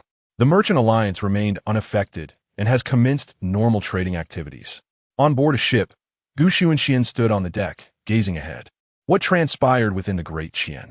Xunxian paid it no mind nor concern. He was waiting. His wait bore fruit. Lu Panpan boarded the vessel, hastening toward him, and spoke. "Alliance leader, the Great Qin has declared you a traitor, and the imperial edict has been disseminated throughout the realm." Gainye cast a glance at Xunxian, eager to discern his choice in such dire circumstances. Xunxian inquired, "Is that all?" Lu Panpan, perplexed, replied, "That is all." Shaking his head, Xunxian remarked, "It appears the Empress underestimates me." It was uncertain whether to deem them foolish or naive. The throat of the realm had been breached, yet they remained unaware, gathering troops to defend. With an air of nonchalance, Xunxian declared, "Then let us seize her 4 counties. Relay the message." Within a day, the lords of 4 cities were to open their gates and surrender. Otherwise, he would lay waste to those 4 cities. Gainye's expression shifted, yet he ultimately refrained from voicing any objection. Lu Panpan bowed and withdrew. "Understood." Hang Hao nudged Gainye with his elbow, chuckling. "Hey, it's time for you to get to work." Gainye, accustomed to Hanka's brashness, turned his gaze to Xunxian, who waved away the surrounding dust. "No need. I shall undertake the journey myself. I shall also pay a visit to Sword Mountain." Gainye asked, "Young master, are you going to retrieve a sword?" Though a sword is but an external object, it is a formidable weapon. Sword Mountain was once the forge of the great merchant Heavenly Court, which, after its fall, became a refuge for those who sought anonymity. Every 60 years, a divine weapon emerged, choosing its master, standing firm for a millennium. It was unknown how many owed their fortunes to it. Yet it became the preeminent sword-forging establishment of the Central Plains. Each cycle of 60 years, the emergence of a divine weapon incited fierce competition. Among the 10 greatest sword masters of the Central Plains, 6 wielded divine weapons forged at Sword Mountain. Xunxian shook his head and stated, Sword Mountain owes me a debt. Having spent several days by Xunxian's side, Gainia had witnessed much and had grown somewhat desensitized. However, upon hearing Xunxian's words, his numbed heart began to race once more. He stared in astonishment at Xunxian. Since its establishment, Sword Mountain had always been the one to receive debts. It was unheard of for it to owe anyone. Yet, Xunxian was not a man prone to deceit. Numb as he was, Gainia could only nod slightly, failing to express the peril of their journey. Sword Mountain lay 3 counties away from Shengling City. Xunxian's venture into the Great Qin seemed akin to a lamb entering the tiger's den. Yet, inexplicably, every word and action of Xunxian carried an undeniable conviction. In Longxing City, County Lord Lu Sun paced back and forth. In order to seize control of Donghai City, nearly 90% of Longxing County's troops had been dispatched, leaving fewer than 2,000 to maintain order. Upon learning of this, after the fall of Longhai City, he immediately sent a plea for assistance to the court. However, instead of receiving aid, he was met with the imperial decree declaring Xunxian a traitor. The sovereign's words were not to be taken lightly. Coupled with the news that arrived, Lu Sun found himself unable to find peace, tormented by anxiety. Suddenly, he felt a gust of wind and turned around sharply, only to discover that an unfamiliar figure had appeared on the stool he occupied, flanked by 2 others. The 3 had materialized out of nowhere. Lu Sun swallowed hard, watching as the man lifted a teacup, smiling gently as he sipped the tea. Overcome by a wave of weakness, he rolled and crawled to Xunxian's feet, bowing deeply. My lord, you have returned. Xunxian chuckled. Are we so familiar? Understanding this as a glimmer of hope, Lu Sun hastily replied, My admiration for your excellency is profound. Jin Long. Lu Sun continued, I know. My lord, you will retaliate. Xunxian set the teacup down, tracing its rim with his fingers, and inquired, Did you not receive reinforcements? The calmness of his words struck Lu Sun like an invisible blade, piercing deep into his mind. How could he know? That was a confidential message. An intangible darkness enveloped him. His lips turned pale, and his teeth chattered. Lu Sun took a step back on his knees, his head striking the ground with a sickening thud, blood splattering. My lord, I was momentarily bewitched. I was wrong. Gainia felt a surge of surprise. Once again, he sensed an overwhelming force emanating from Xunxian. It was something deeply rooted, and when faced with such power, all schemes and strengths would crumble. Lu Sun did not question, was it not merely a day overdue? Kneeling was his only hope. Xunxian waved his hand, and a cup of tea floated before him. Time is short for the 3 of them. Go summon them. If you succeed, you shall be rewarded. Lu Sun's eyes brightened as the darkness surrounding him was dispelled by a powerful light, akin to the sun shining upon him. He felt a wave of relief wash over him. His head no longer throbbed, his body felt unburdened, and even his breathing became more effortless. He felt that bowing was a grace, and he struck the ground earnestly, exclaiming, My lord, rest assured, if I cannot summon them, I shall take my own life in atonement. Xunxian nodded slightly. Lu Sun retreated on his knees, not yet fully out of sight, before performing the 3 kneelings and 9 prostrations in reverence before departing. Jin Long observed the scene below, feeling an intense sense of crisis.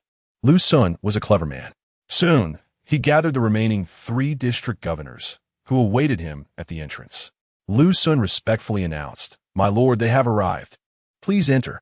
As Xunxian's voice trailed off, 4 round figures came rolling towards him, their bodies thudding against the ground with increasing intensity.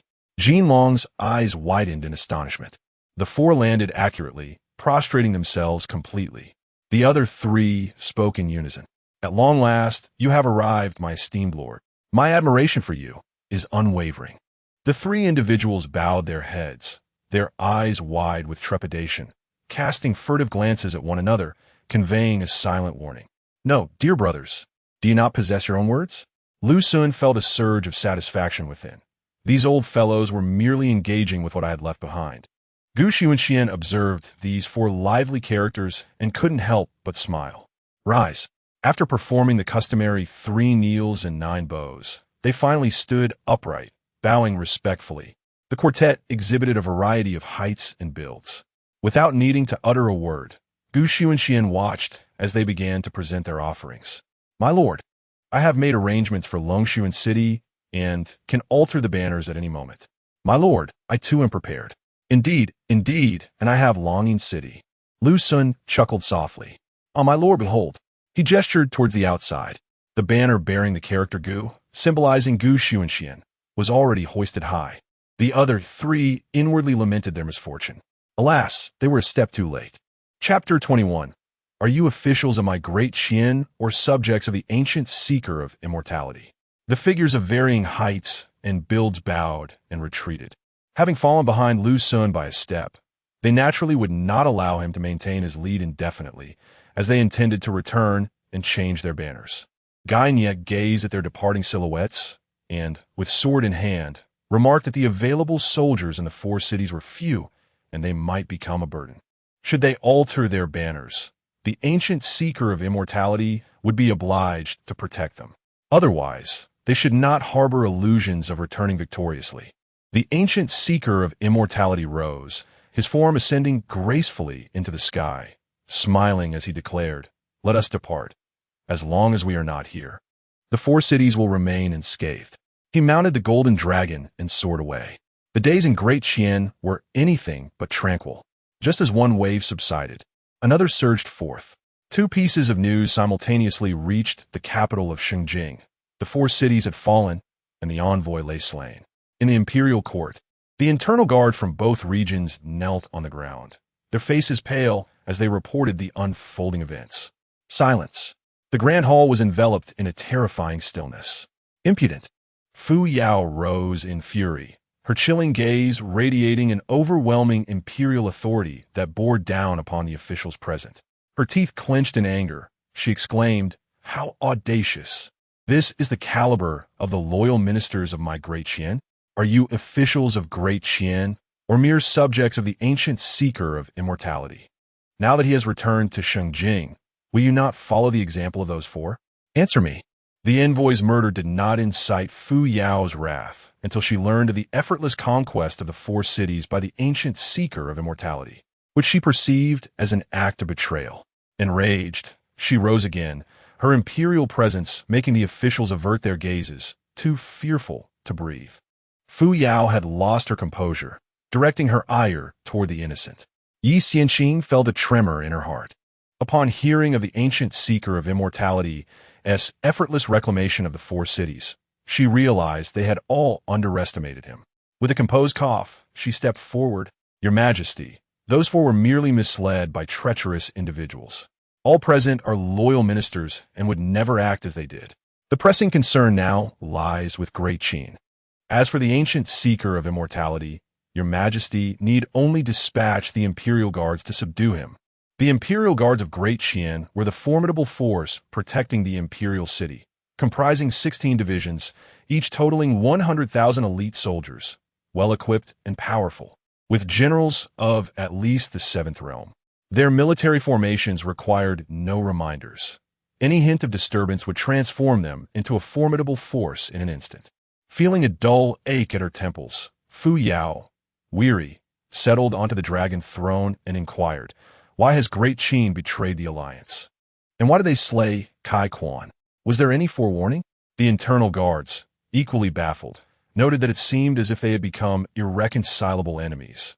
With no chance for resolution, they bowed their heads, revealing no signs of warning.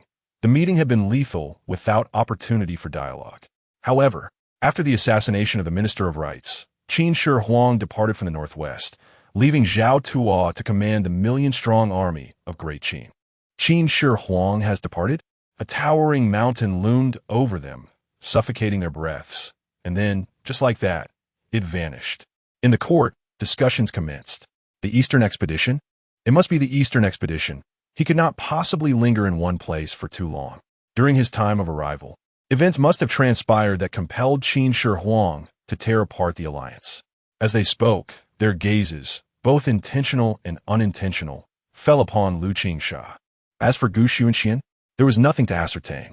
Xunxian had merely visited the Great Qin, and at that time, he had the backing of the Great Qin, which was the foundation of their alliance. A nation would not instigate war for the sake of a single individual. Xunxian glanced at Fu Yao, sighing inwardly.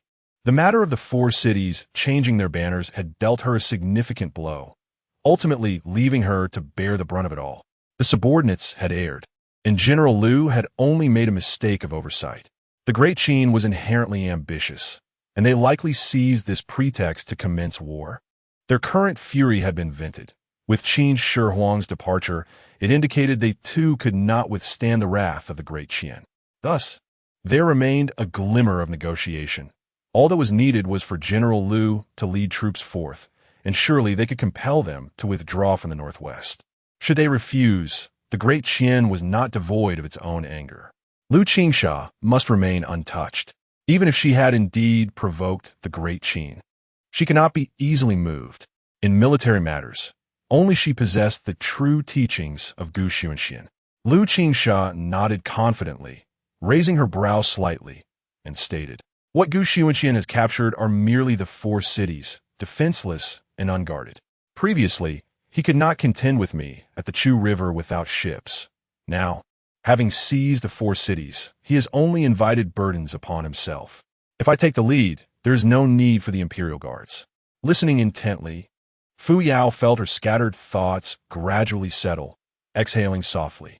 "There is no need for your personal involvement. That insignificant Xunxian, relying on those trivial forces, cannot hold the four cities. Who among you volunteers to slay the governors of the four cities?" The martial generals on the right side were all eager to take action.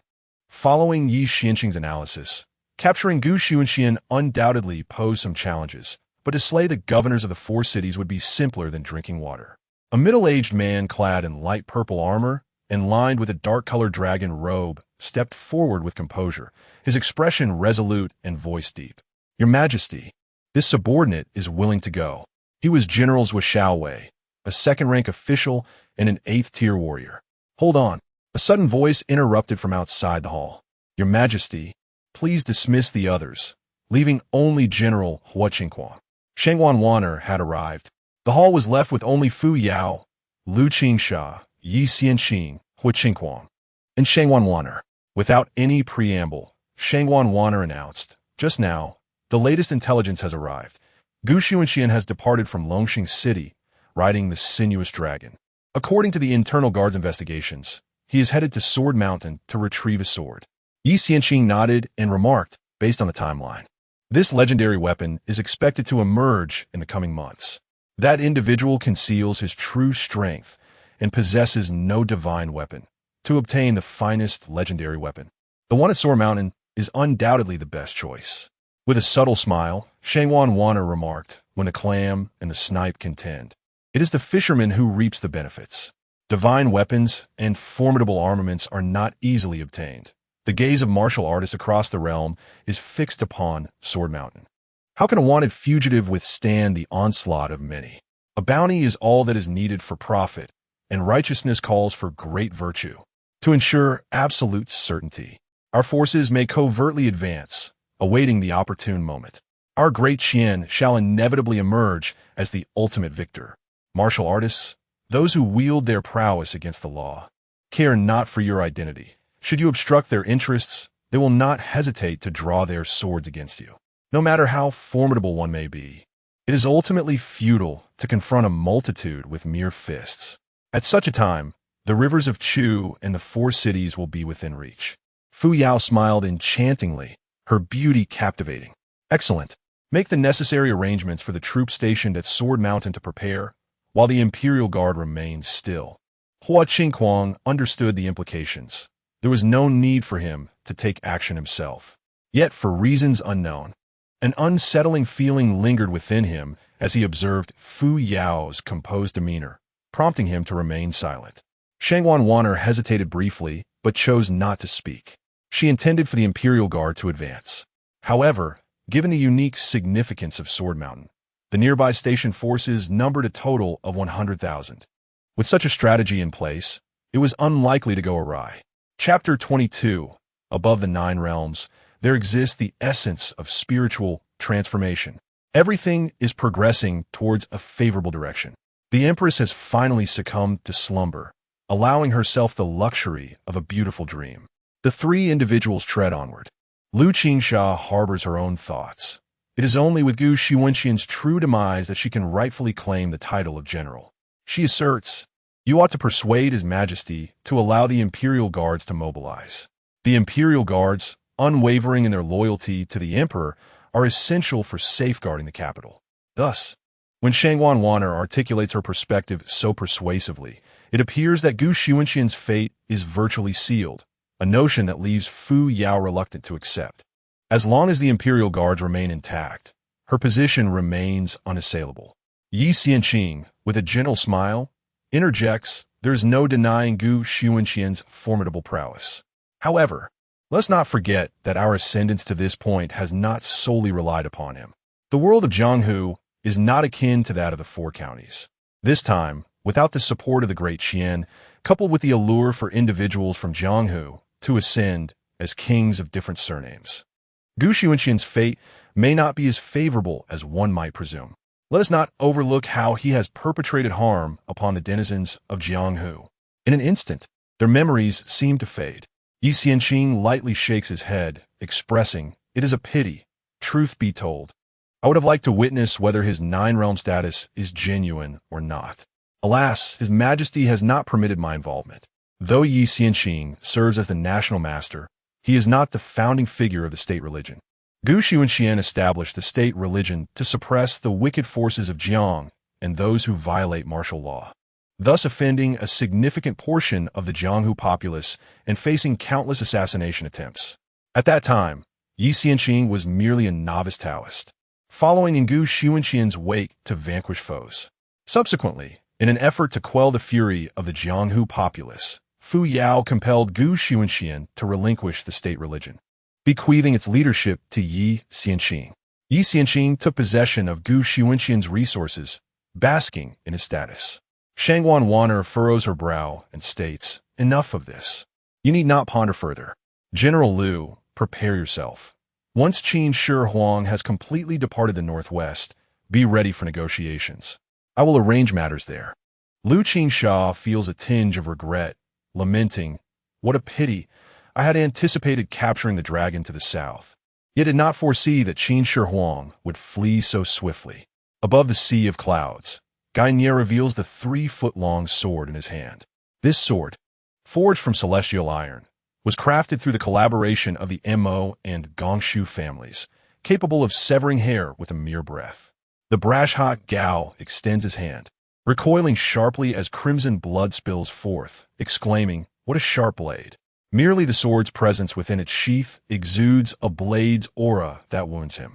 Gainier caresses the sword and remarks, "Even so, this pales in comparison to the sword of Sword Mountain." Gu Xuanxian, adorned with a smile, casually comments, "It lacks spiritual essence." Throughout, Gu Xuanxian's gaze never lingers on the sword. Gainian nods slowly, affirming, "Indeed, all things possess spirit." The myriad weapons of the world can be categorized into 2 tiers, mortal and divine. This sword is but the pinnacle of the mortal tier. Should it aspire to join the ranks of divine weapons, it would require the presence of those rare entities capable of bestowing spiritual essence. The armor-piercing arrow belongs solely to the mortal realm, distinguished only by its unique materials. Ho wiped the blood from his hands and remarked, "I am aware that the Buddha's pure jade bottle, the Confucian sage's carving knife, and the Taoist master's celestial scriptures all possess the ability to awaken spiritual essence." I remained silent for a moment before stating, "Above the 9th realm, there exists myriad objects capable of enlightening spiritual essence." After speaking, I gazed into the distance. Xnexi smiled quietly, refraining from comment. He raised his hand, and a stream of sword energy danced like an ethereal sword spirit upon his fingertip. The journey continued in silence. A day later, propelled by the speed of the Golden Dragon, they arrived at the Sword Prefecture. Sword Mountain is located within this region.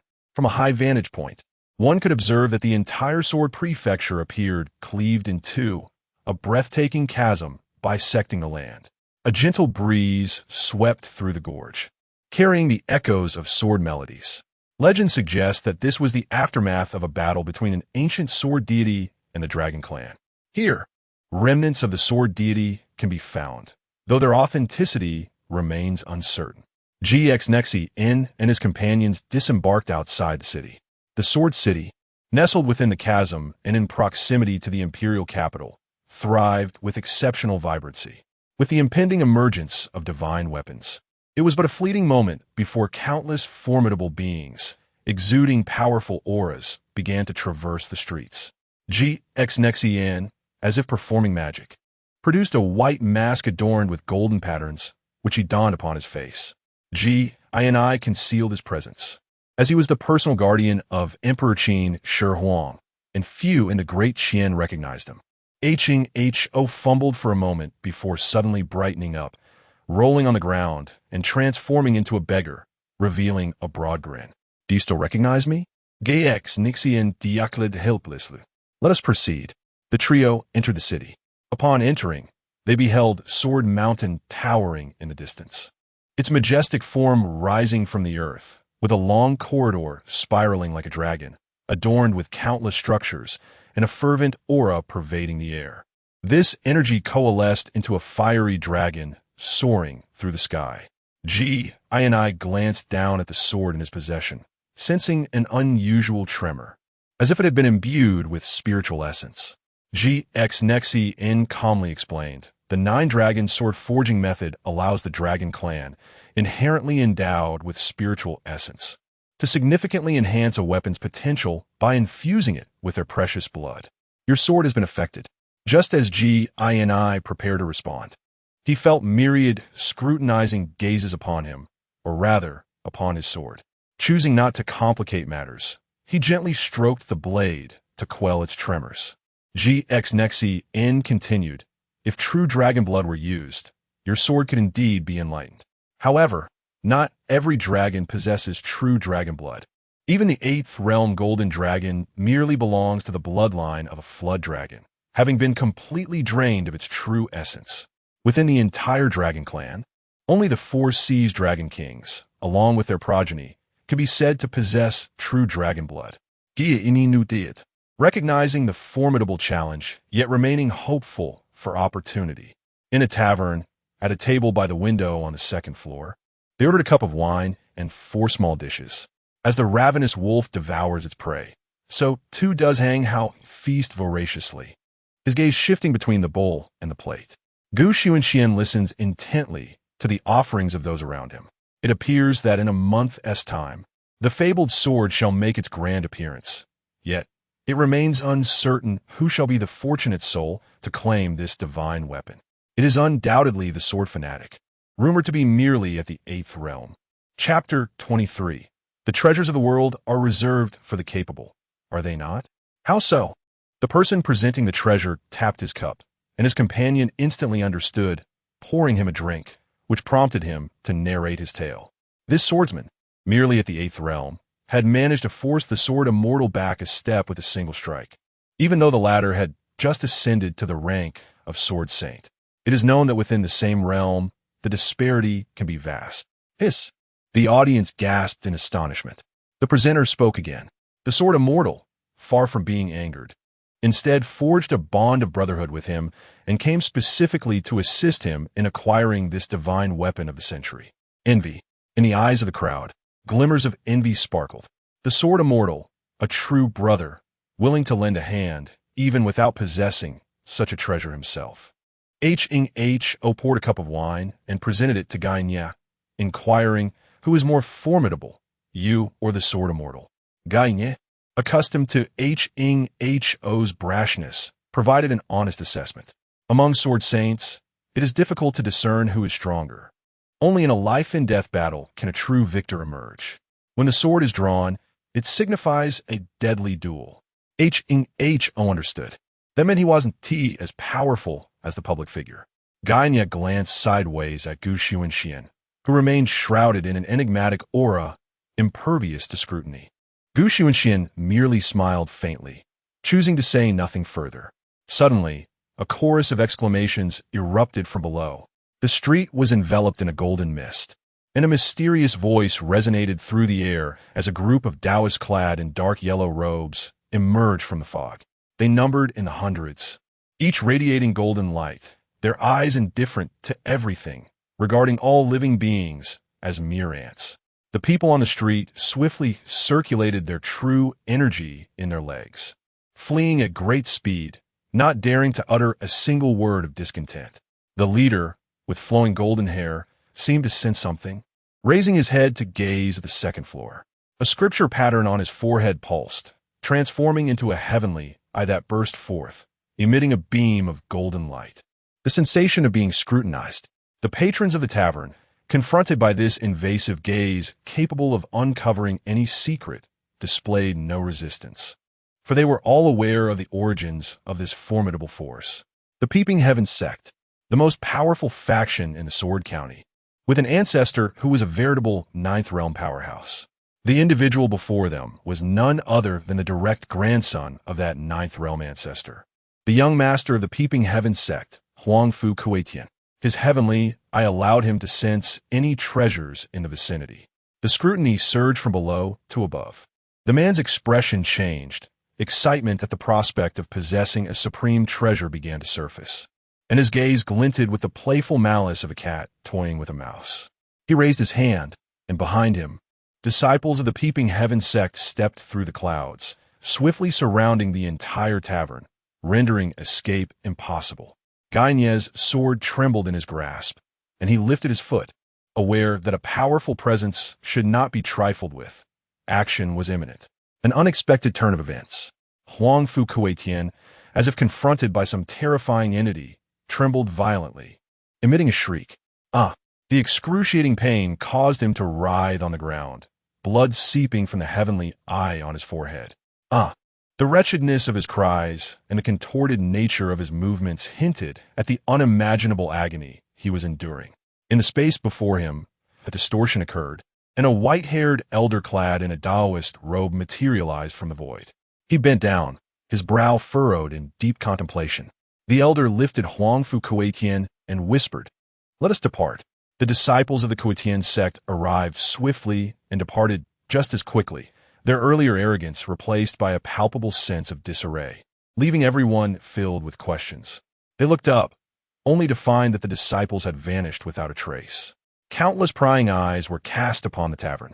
Having learned from past experiences, they were no longer so audacious.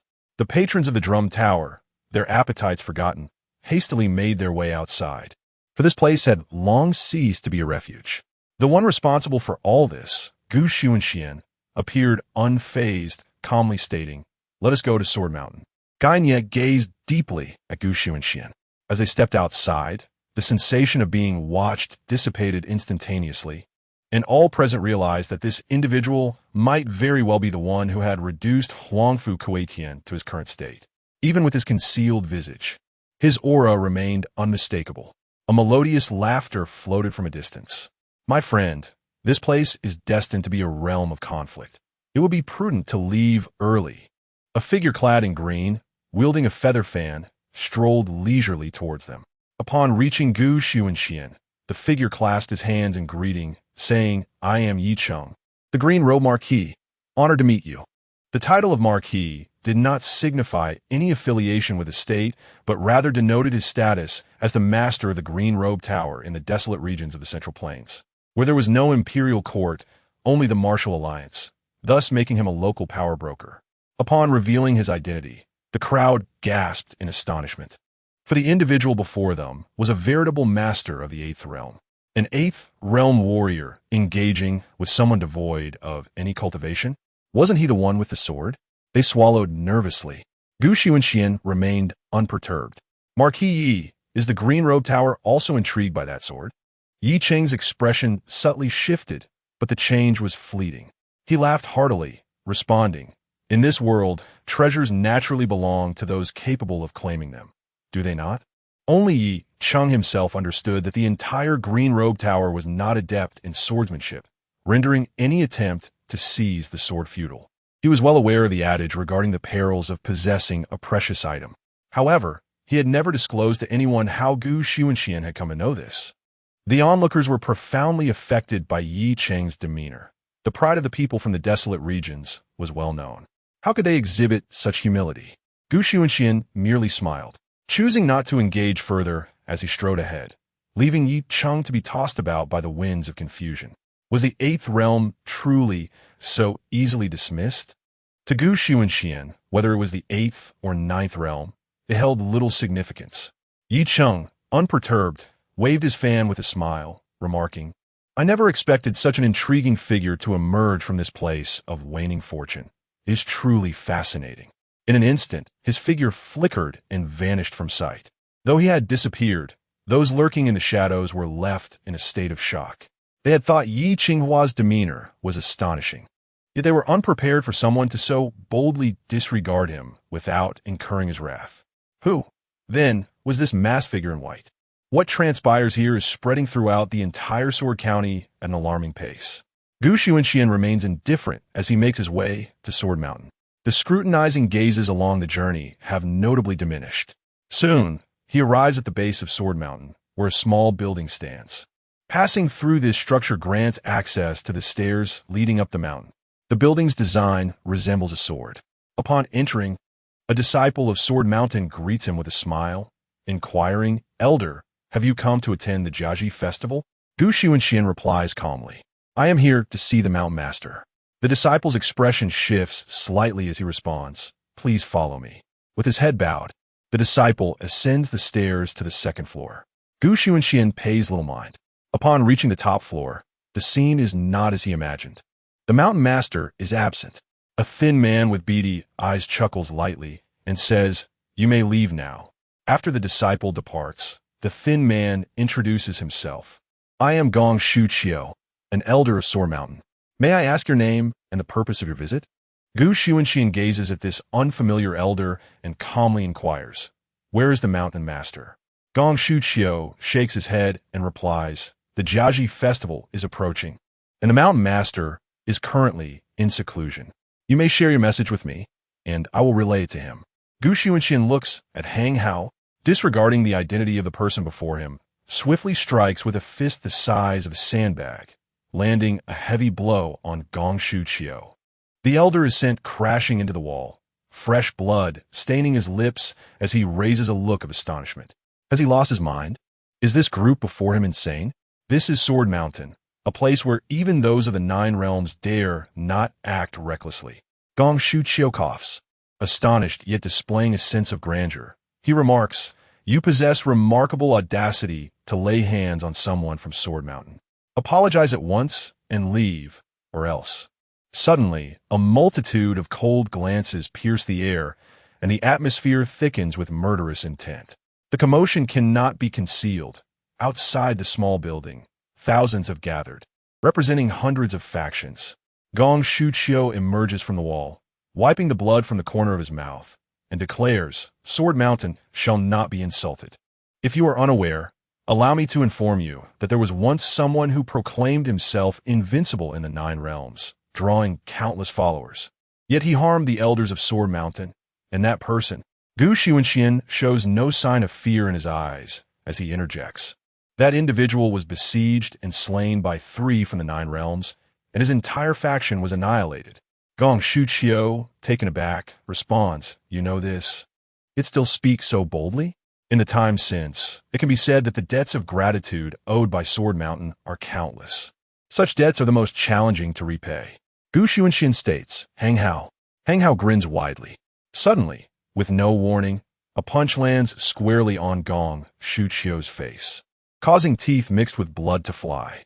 Gong Shuqiu stumbles backward, crashing into the debris once more.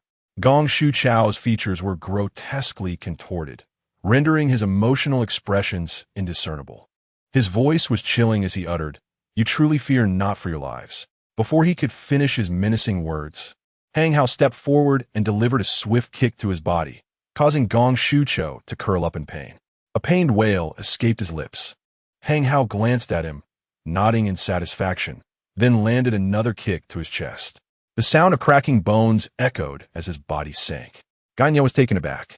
Hang Hao clapped his hands and remarked, "All done, my lord." Xunxian nodded and instructed, "Wait for me outside." Even Gainia, who had witnessed much, found himself unacquainted with the seamless coordination between Xunxian and Gainia. Hang Hao took him by the arm and led him out. Downstairs, a multitude had gathered, comprising disciples from Sword Mountain and others, their gazes menacing. Unaware of the events above, they hesitated to act recklessly. Xunxian scanned the crowd and inquired, "Where is the mountain master?" With fury etched across his distorted features, Gong Shuqiu retorted, "I told you, the mountain master is in seclusion. Who exactly are you?" Xunxian shook his head, having received no answers he sought. He had little penchant for interrogation. With a gentle flick of his sleeve, a beam of white light emanated from his fingertips, dancing in his palm and radiating brilliance. In a calm tone, Xunxian stated, "I'm not one to relish in questioning others, so it would be best to be forthright. You might spare yourself some physical torment." Gong Shuqiu merely sneered, his disbelief palpable. Chapter 24. The Traitor of the Qian, whose death could bestow the title of a foreign monarch. Gong Shuqiu found it hard to believe such treachery could exist, especially in this land renowned for its Sword Mountain. It was well known that anyone who dared to slay an elder of Sword Mountain would never leave this place alive. Even the Qin court, during the infamous reign of the national religion, tread lightly here.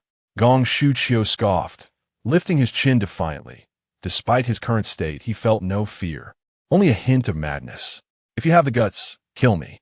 If I so much as flinch, I'll share your surname." Xunxian, with a flick of his finger, summoned a radiant white light that pierced straight into Gong Shuqiu's brow. In an instant, a heart-wrenching scream echoed through the heavens and the earth. The cold smile that had graced Gong Shuqiu's lips vanished, replaced by an agony so deep it drove him to writhe amidst the rubble. Frantically, he clawed at his body, his nails digging into his skin, leaving him battered and bleeding. Soon, he was a gruesome sight, drenched in blood, hardly resembling a human.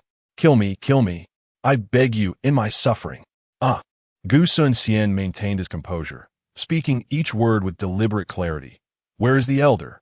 Gong Shuqiu, stripped of his bravado, cried out in despair. "I don't know, I swear I don't know. The elder has long retreated into seclusion. Now, the great elder oversees Sword Mountain. Just kill me." Xunxian furrowed his brow. In the days of yore, at the inception of the national religion, his first destination had been here, seeking to procure a batch of weapons. At that time, the Qin was destitute, and the techniques of forging swords at Sword Mountain were exceedingly rigorous. To forge a sword, one had to offer a sacrifice. Even common weapons required a blood offering, let alone divine weapons. This practice gave rise to the tradition of the Jiazi sacrifice. The elder, still in his youth, was not keen on dying. He had centuries ahead of him. The national religion required swords, and the elder needed to survive. Thus, they found common ground. Xunxian, with his prodigious memory, drew upon the knowledge from the ancient sword deity who had slain a dragon, thereby revolutionizing the forging technique at Sword Mountain into what is now known as the Nine Dragons forging method. Sword Mountain itself became a grand sword formation, drawing upon the essence of the true dragon to forge divine weapons. Henceforth, even divine weapons would no longer require sacrifices. Sword Mountain would flourish evermore. This was the greatest favor Sword Mountain owed to Xunxian.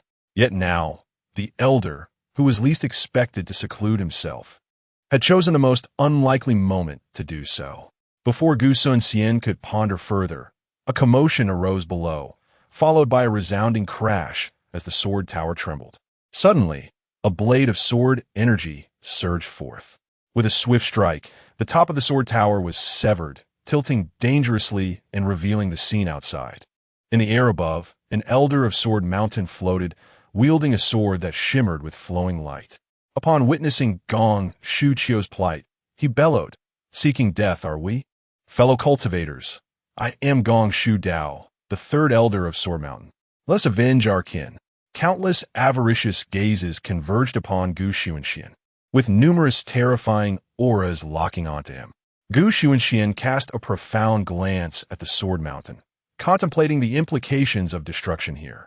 His figure flickered, and with an air of indifference, he declared, "Let us depart." In an instant, the three vanished. In the realm of the seventh stage, Elder San and Gong Shu Dao furrowed their brows, murmuring, "Seventh stage. Investigate." The disciples of Sword Mountain bowed in compliance. "Yes."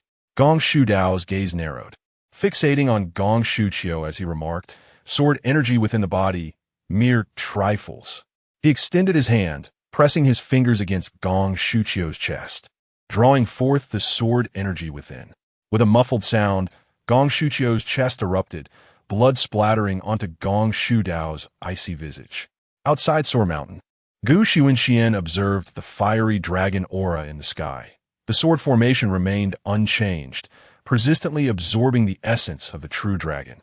He walked in silence along the street until he arrived at an inn, striding directly inside.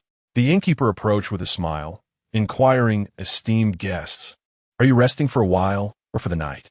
Gu Xunxian waved his hand, summoning a gust of wind to close the door, calmly stating, "In splendid garments by night." The innkeeper's expression stiffened, immediately bowing in respect. "Esteemed guests, please." He led them to the backyard. Upon reaching the rear courtyard, the innkeeper opened a door and stepped aside respectfully. Inside sat a portly middle-aged man, who, upon sensing their presence, glanced up with a change of countenance, suppressing his astonishment. Once the three entered, the innkeeper dutifully closed the door.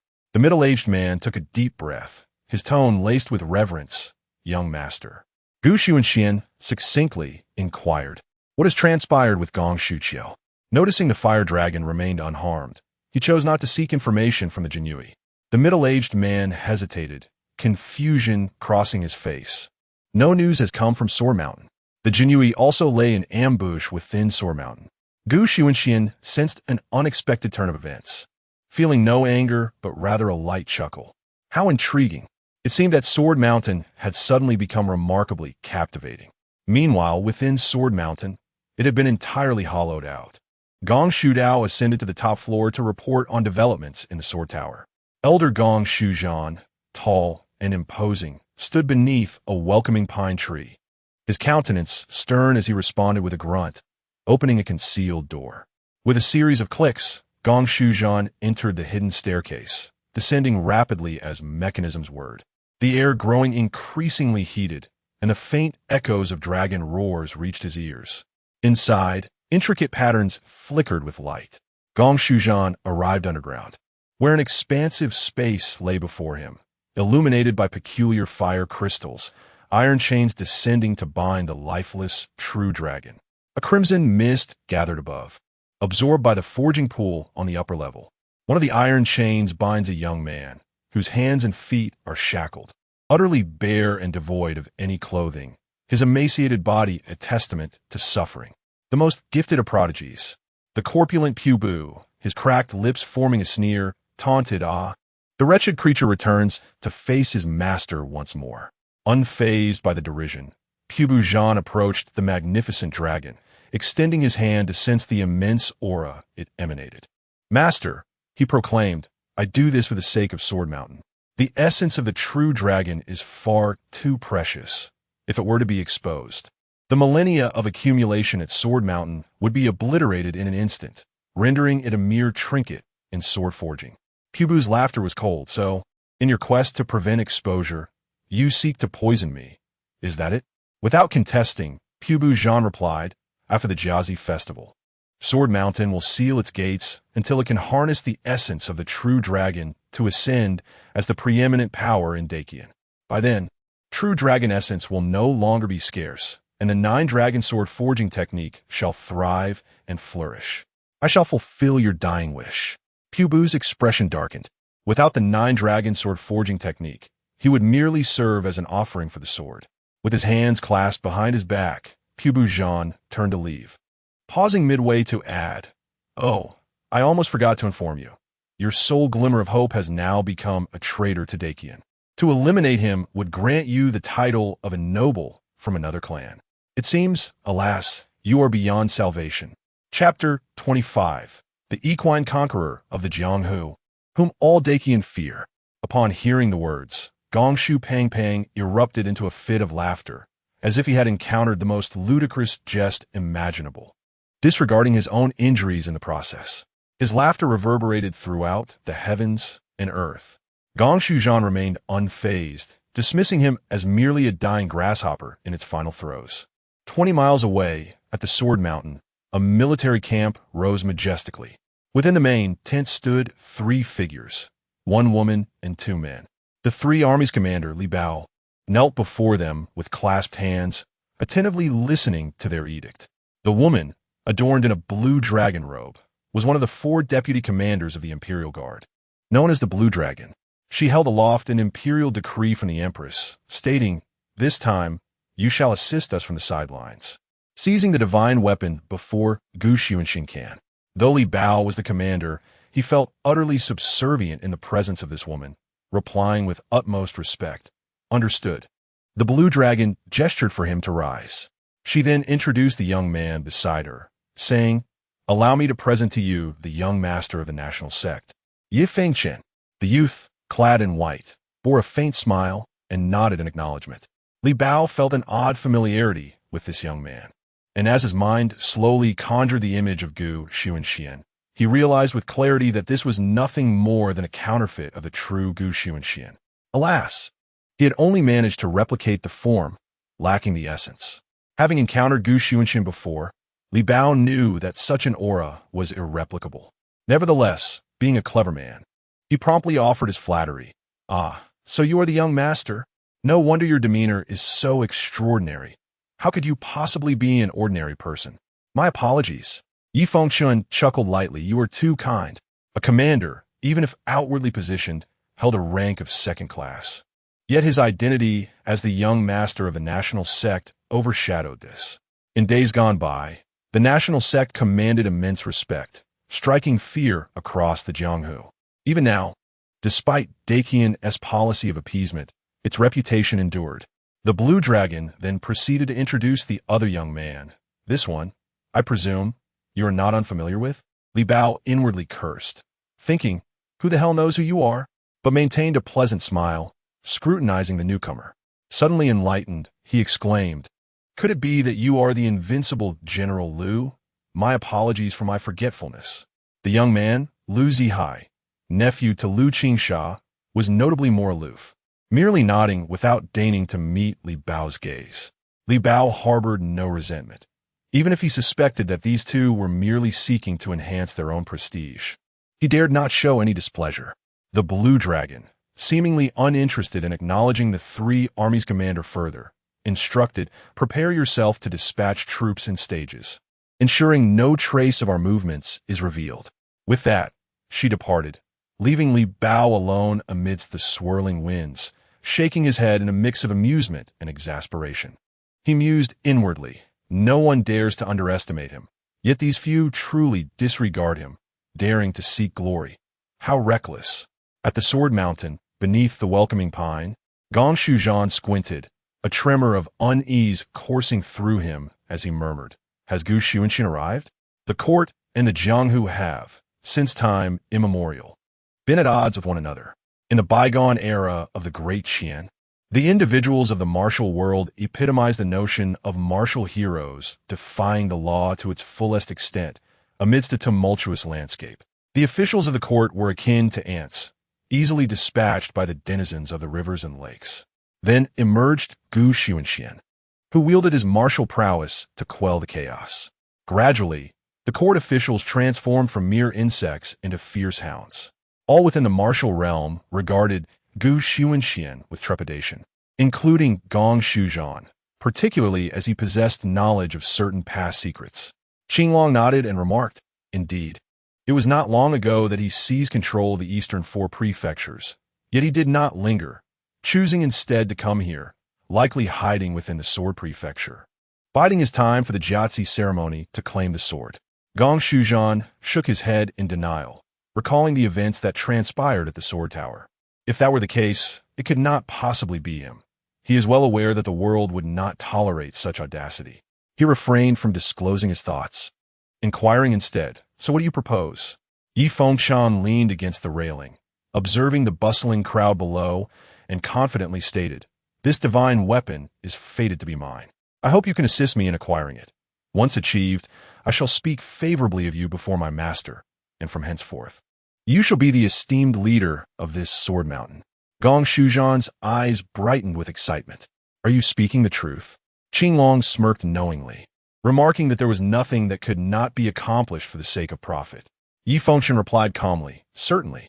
Gong Shujian rose to pour tea for the three, respectfully serving each with a smile, saying, "Then I ask that you speak well of me before His Majesty and the National Master, for I have always leaned towards the court." Qinglong nodded, instructing, "Next, you shall spread word of Gu Xunxian's presence here, and you may remain as mere observers. When they are mutually weakened, we shall seize the opportunity to strike." Gong Shujian raised his teacup and drank it down, proclaiming, "Let us toast with tea in place of wine to the success of our plan and the downfall of the traitor Gu Xunxian." The three exchanged glances and raised their cups in unison, drinking deeply. The plan was set. Moments latte.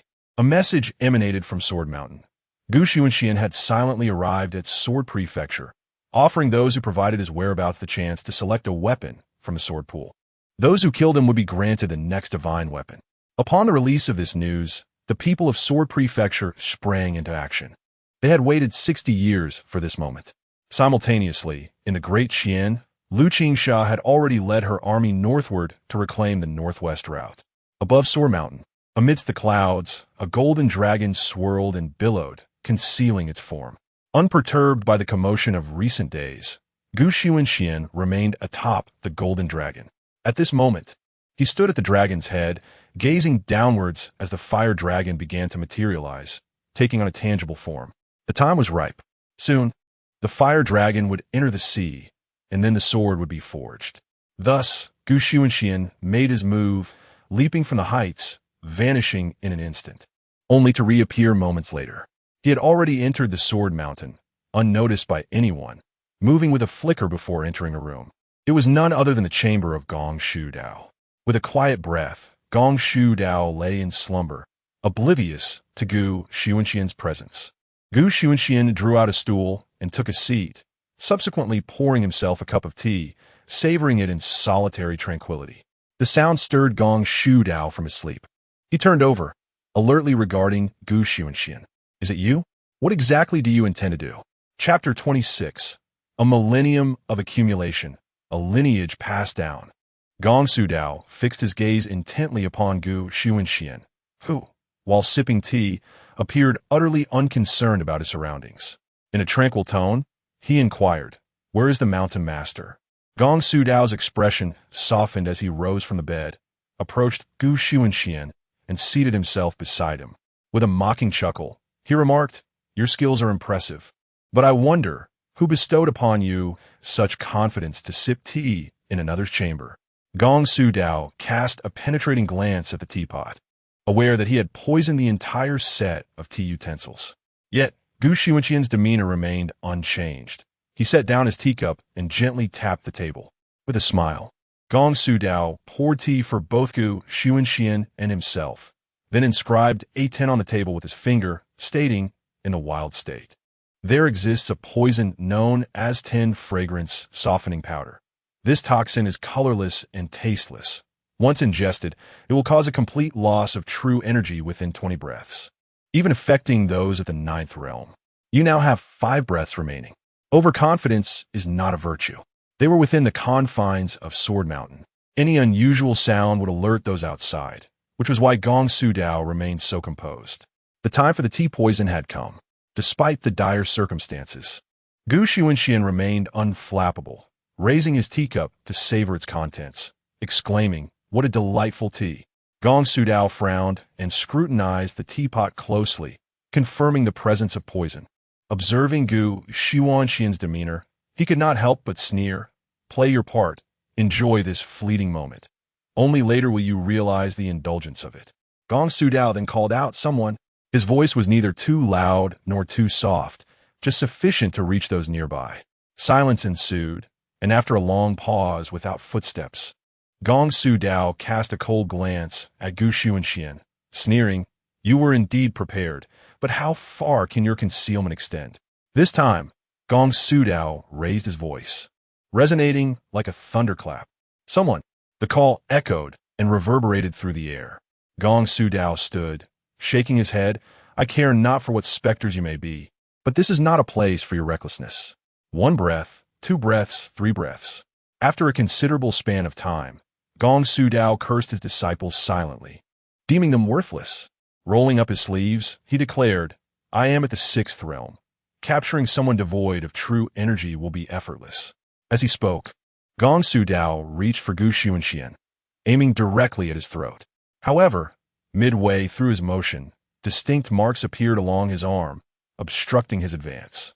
A chill ran down Gong Sudao's spine as he caught a glimmer of white light from the corner of his eye, a reflexive alertness prompting him to retreat several steps.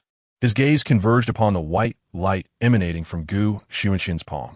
In disbelief, Gong Sudao exclaimed, You're unharmed? How is that possible? He realized that the situation before him had exceeded all his expectations, yet he refused to remain idle, channeling true energy into his left leg. He had lost his faith. His voice could not reach anyone. Yet, if he made even the slightest noise, could it be that those outside were all dead? He stamped his foot fiercely.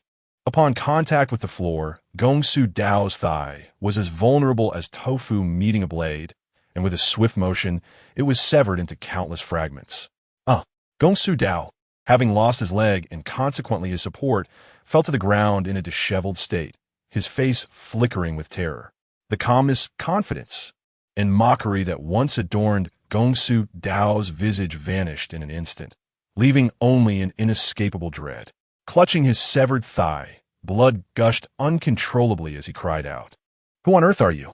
Gu Xuanxian rose, and the white light in his palm gradually took shape, compressing into a slender thread that connected to other strands of sword energy throughout the room, laid bare before him. The entire chamber was saturated with sword intent. Gu Xuanxian's technique represented the pinnacle of swordsmanship.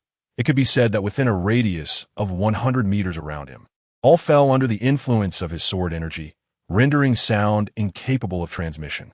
This technique was unfamiliar to him, as it did not belong to the realm of the 9th stage. Gong Sudao's pupils dilated in terror, icy sweat drenching his body. With his legs severed, his head crashed violently against the ground. Senior, I failed to recognize your greatness. Spare my life. Gong Sudao pleaded, gazing at Gu Xuanxian, who had consumed poison yet could still wield his true energy, shattering Gong Sudao's mental defenses as he prostrated in desperation. Gu Xuanxian spoke, the Mountain Lord. Gong Sudao, his forehead pressed to the floor, replied, The Mountain Lord has been poisoned by the Grand Elder and is now dead. The entire Sword Mountain is under the Grand Elder's control. The Mountain Lord's corpse is currently submerged in the sword pool. With a flick of his fingertip, Gu Xuanxian transformed the slender thread into white light, piercing Gong Sudao's brow. The sword energy surged violently within him, wreaking havoc upon his meridians and flesh. Gu Xuanxian's sleeves billowed. Whoosh! 2 beams of white light sliced forth from his sleeves. Thud! Gong Sudao's entire arm was severed. The torment, akin to a piercing agony, was inescapable. In that fleeting moment, despair consumed Gong Sudao's face, overshadowed by a profound yearning for death. Gu Xuanxian spoke calmly, the fire dragon in the sky, intertwined with his essence, still lives. A chill gripped Gong Sudao's heart. His deceit had been uncovered. The excruciating pain surged once more. He rolled frantically within the room, colliding and crashing into things around him. It was the Grand Elder who made me say that. I was wrong. Gu Xuanxian merely observed with tranquility. Time stretched on. The sword energy coursing through Gong Sudao's body was nearly depleted. Wounded and spitting blood, he uttered, He is not dead. The Grand Elder has imprisoned him with the dragon's corpse, intending to use him as a sword sacrifice. I have spoken all I needed to say. I beg you, in my life. He was utterly broken, his dantian shattered, his meridians in ruins. Upon hearing this response, Gu Xuanxian waved his sleeve, and Gong Sudao met his demise, liberated. Gu Xuanxian poured himself a cup of tea, wearing a faint smile. After a millennium of accumulation, passed down through generations, one can still stumble in the muck. It appears that this sword mountain, much like the Great Qin, is merely a den of the same ilk. In fact, it bears some resemblance to me. What does this mean?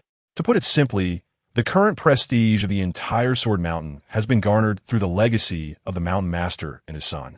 Every 60 years, they bid farewell to the Mountain Master, welcoming divine weapons to be bestowed upon the world, all in exchange for this reputation. Yet, the elders and disciples, reveling in their present privileges, turn their backs and betray those who have labored for them, discarding the very benefactors who have supported them. Chapter 27. The Eternal Dragon Spirit. The undying true dragon. Such a treacherous creature shall not endure long. Xunxian displayed little emotional turbulence, instead sipping his tea with a contemplative demeanor. What a delightful brew!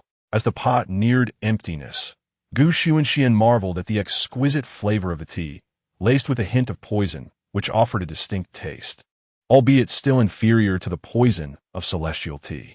Prior to this moment, Xunxian had concealed his true prowess, making him a prime target for treachery. He had encountered a myriad of toxins, yet with his inherent sword heart and the essence of sword bones, the innate formless sword energy dwelling within him rendered any venom merely a transient companion, ultimately augmenting his abilities. The formless sword transformed into a sword of poison. Should the toxic sword within him erupt, it could spell doom for an entire city. Thus, he harbored an unusual fondness for toxic substances. Had Gongshu Dao been alive to hear Xunxian's words, he might have been struck dead in astonishment. Xunxian, feeling somewhat unfulfilled yet not greedy for indulgence, rose to attend to pressing matters. As he traversed the Sword Mountain, he moved as though in a realm devoid of observers, eluding any who might seek to trace his path. Upon reaching the summit, he concealed himself within the void and beheld several familiar faces. Xunxian, boding de remarqued. The news has spread. The outside world is now aware of Xunxian's presence here. They are probing everywhere, and should he dare to reveal himself, he will undoubtedly face a swarm of adversaries. The three esteemed ones await the good news. Xunxian cast a glance at the teapot, noting it contained yet another brew of poison, albeit one of a slower-acting nature. Qinglong raised his cup in toast, stating, "You have performed admirably. Once this matter concludes successfully, your efforts will be duly acknowledged before His Majesty." Gongshu Zhan replied with a smile, "I am most grateful to the three esteemed ones." The trio did not linger long, bidding farewell to Qinglong, after which Gongshu Zhan produced a porcelain vial from his bosom, consuming a small pill before sealing the door and descending into the hidden stairway. Beside the dragon's corpse, Gongshu Zhan's corpulent form had become parched and cracked, devoid of moisture.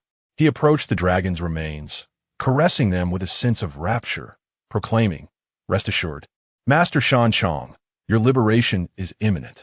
As for Xunxian, he has become a pariah, reviled by all, merely at the 9th realm, beneath the Sword Mountain. He is of no consequence in my eyes. With great difficulty, Gongshu Pang raised his head and retorted, "Curse you." Gongshu Zhan suddenly broke into laughter.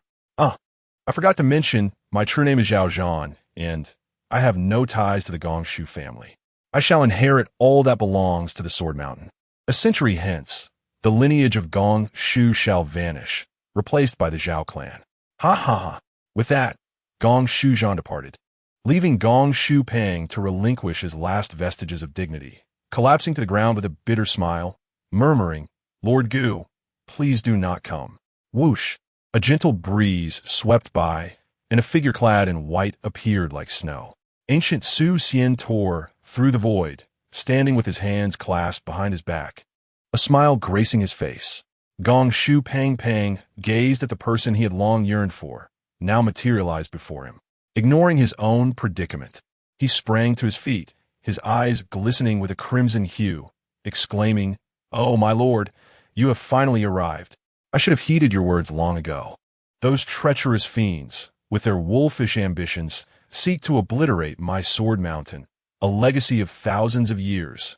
Gongshu Pang poured out his grievances, but in the next breath he shifted his tone, shaking his head fervently. "No, my lord, you must flee.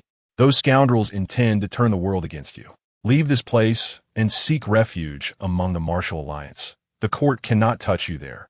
Xunxian remained unfazed, dismissing the notion that such rabble could ever be his adversaries. He channeled a stream of true energy into Gong Shu Pang Pang, alleviating his physical ailments. Yet the latter continued to prattle on. Do not save me. My lord, you must go. He has already seized control of the sword array and can harness its power. Xunxian frowned. Are you speaking, or am I? Gong Shu Pang Pang shrank back, aware of his own shortcomings, muttering, You speak. Xunxian replied coolly. You still owe me a favor. This time, I have come to collect it. Gong Shu Pang Pang tugged at his iron chains, offering a bitter smile. In my current state, how can I repay any favor? Xunxian shook his head. Do not concern yourself with that. Simply know that I am here for my favor. And until you repay me, you shall not perish. As he spoke, Xunxian regarded the plight of Sword Mountain, the Daqian dynasty, and the martial world with indifference. Gong Shu Pang Pang hesitated, torn between his desire to urge Xunxian to vacate this perilous place and an inexplicable sense of trust in his words. How shall I assist you? Xunxian patted him on the shoulder. Survive. Gong Shu Pang Pang was the youngest swordsmith within Sword Mountain, and one could argue that he ranked among the best across the realm. The next generation's mightiest swordsmith would undoubtedly be him. He was needed, as was he by the Qin dynasty. Conquering cities and territories required talents such as his.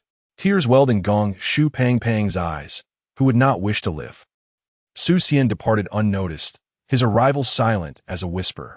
He refrained from rescuing him, believing it necessary for Gong Shu Pang Pang to endure some hardship.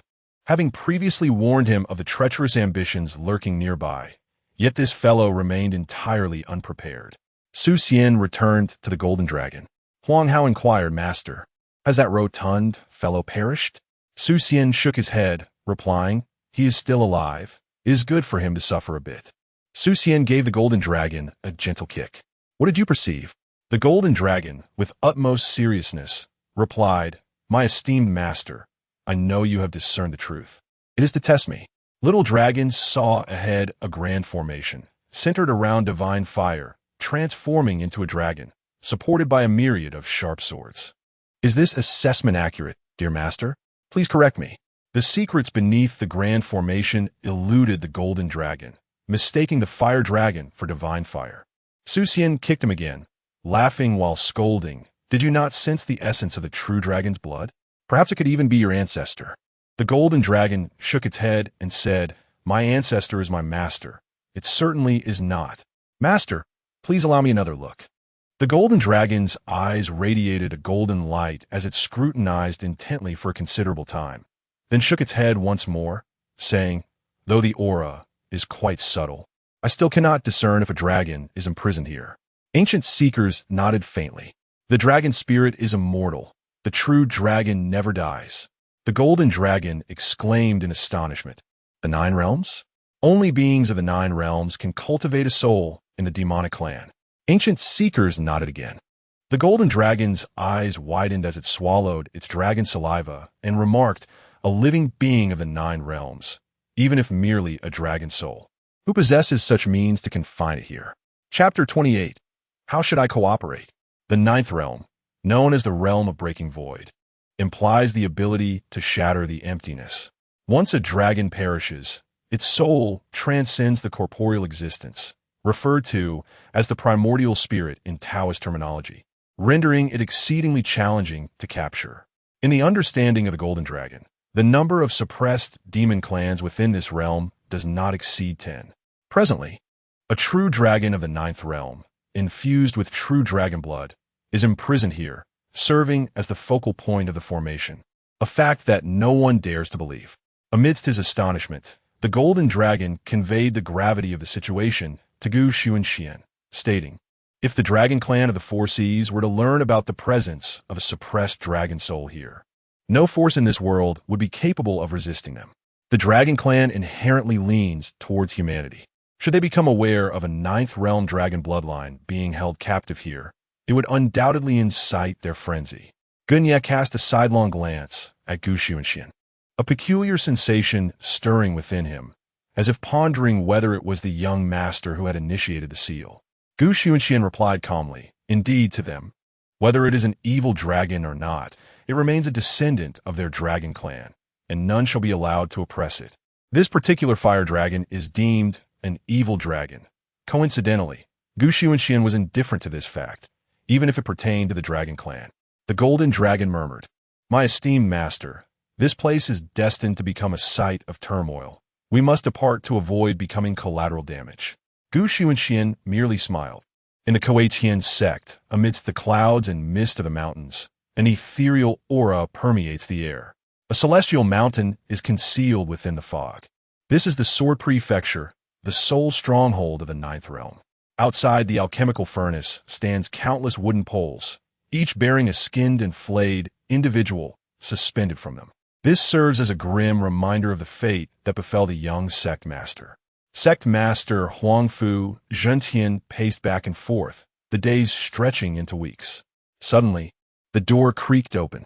An elderly man, carrying the alchemical furnace, emerged slowly, exhaling a breath of relief, and announced, "Sect Master," as promised.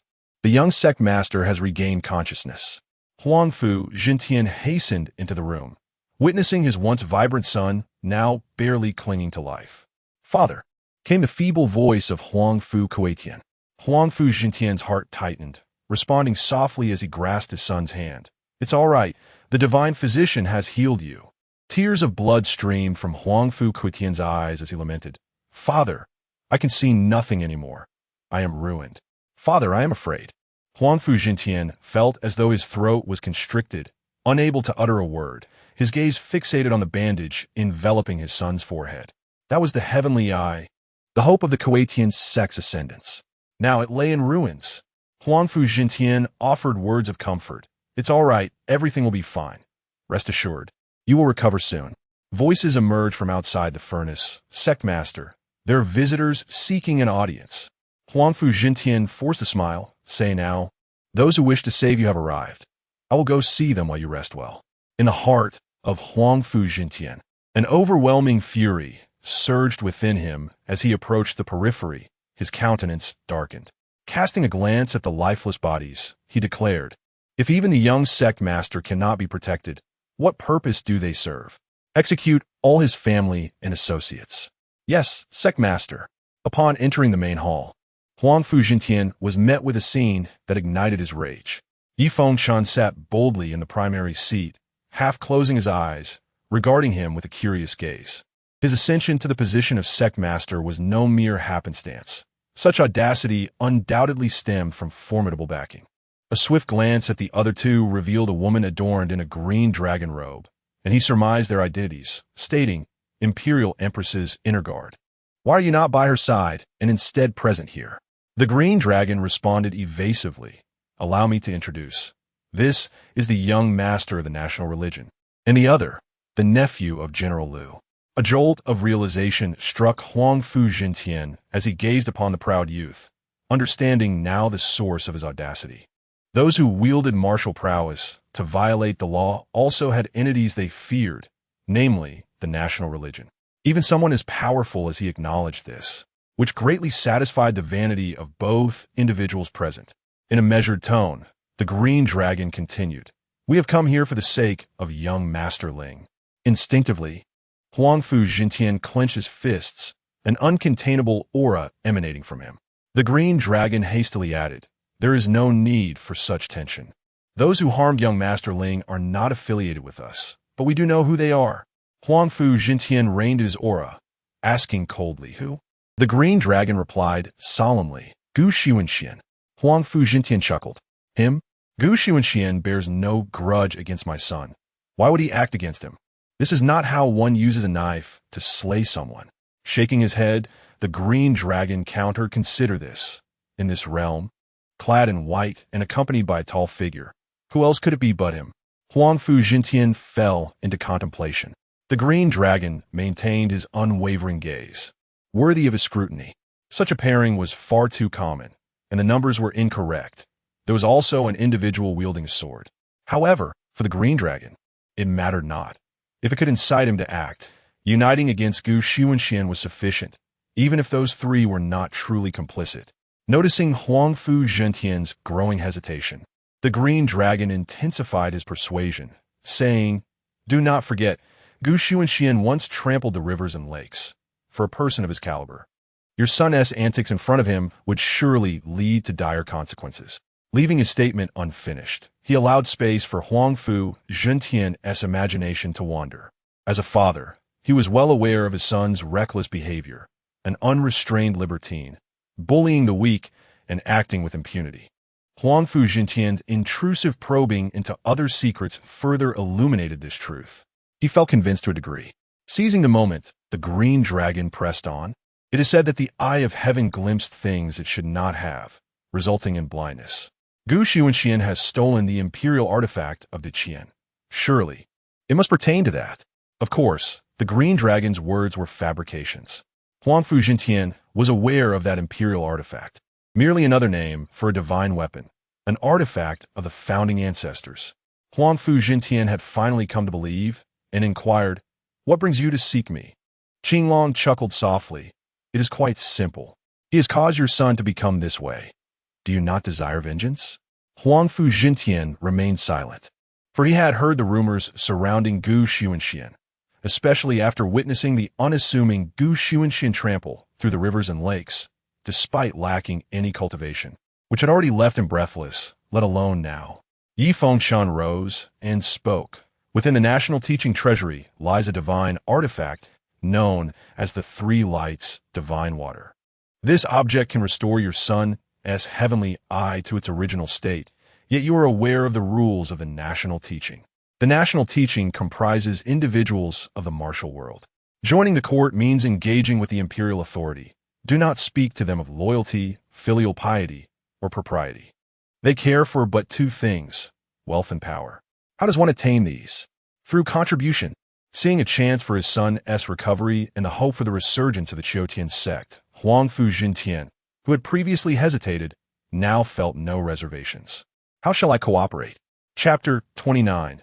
Ancient seekers of immortality, come forth, all of you. Qinglong snapped his fingers. It was evident that Xunxian had come here with the intent of the Jiazi sacrifice. We merely need to await his arrival. You shall be the first to strike. By that time, others will no longer regard his strength with trepidation, and the Sword Mountain shall align with our strategy. The Nine Realms, a mere novice at the threshold of the Nine Realms. Surely you do not regard him as a threat, do you?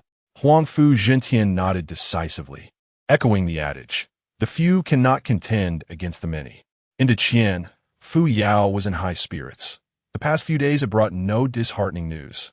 At this moment, she was leisurely engaged in a game of chess with Shengwan. The white tiger stood by, bowing slightly with a gentle smile. In the Sword County, everything was prepared. All possible allies had been secured. Individuals like Xunxian, with their predatory ambitions, shall ultimately find no camaraderie. Those who are disloyal and unfilial will only end up isolated and alone, and in a century's time, they will be remembered with disdain. Fu Yao was indifferent. In her eyes, Xunxian was already a dead man. Her focus lay on the northwest, as she inquired. To this day, the reason for Qin Shi Huang's actions remains elusive. The white tiger shook his head, replying, "No, all has transpired without warning. Those from the Great Qin merely follow orders."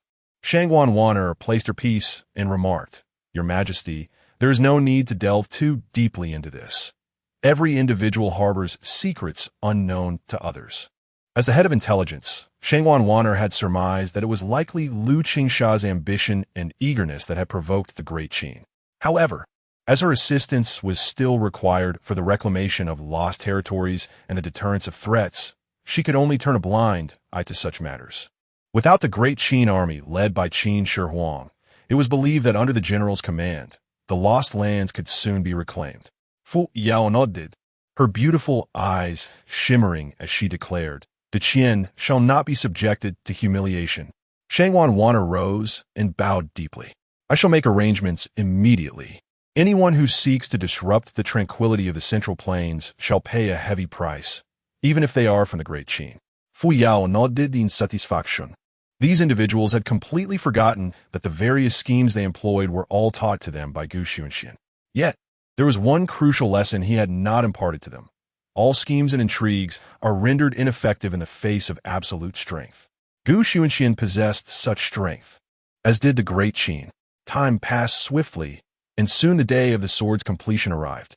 In the Sword County, Sword Mountain was enveloped in fiery clouds, and the dragon of flames in the sky seemed increasingly alive, pulsating with vitality.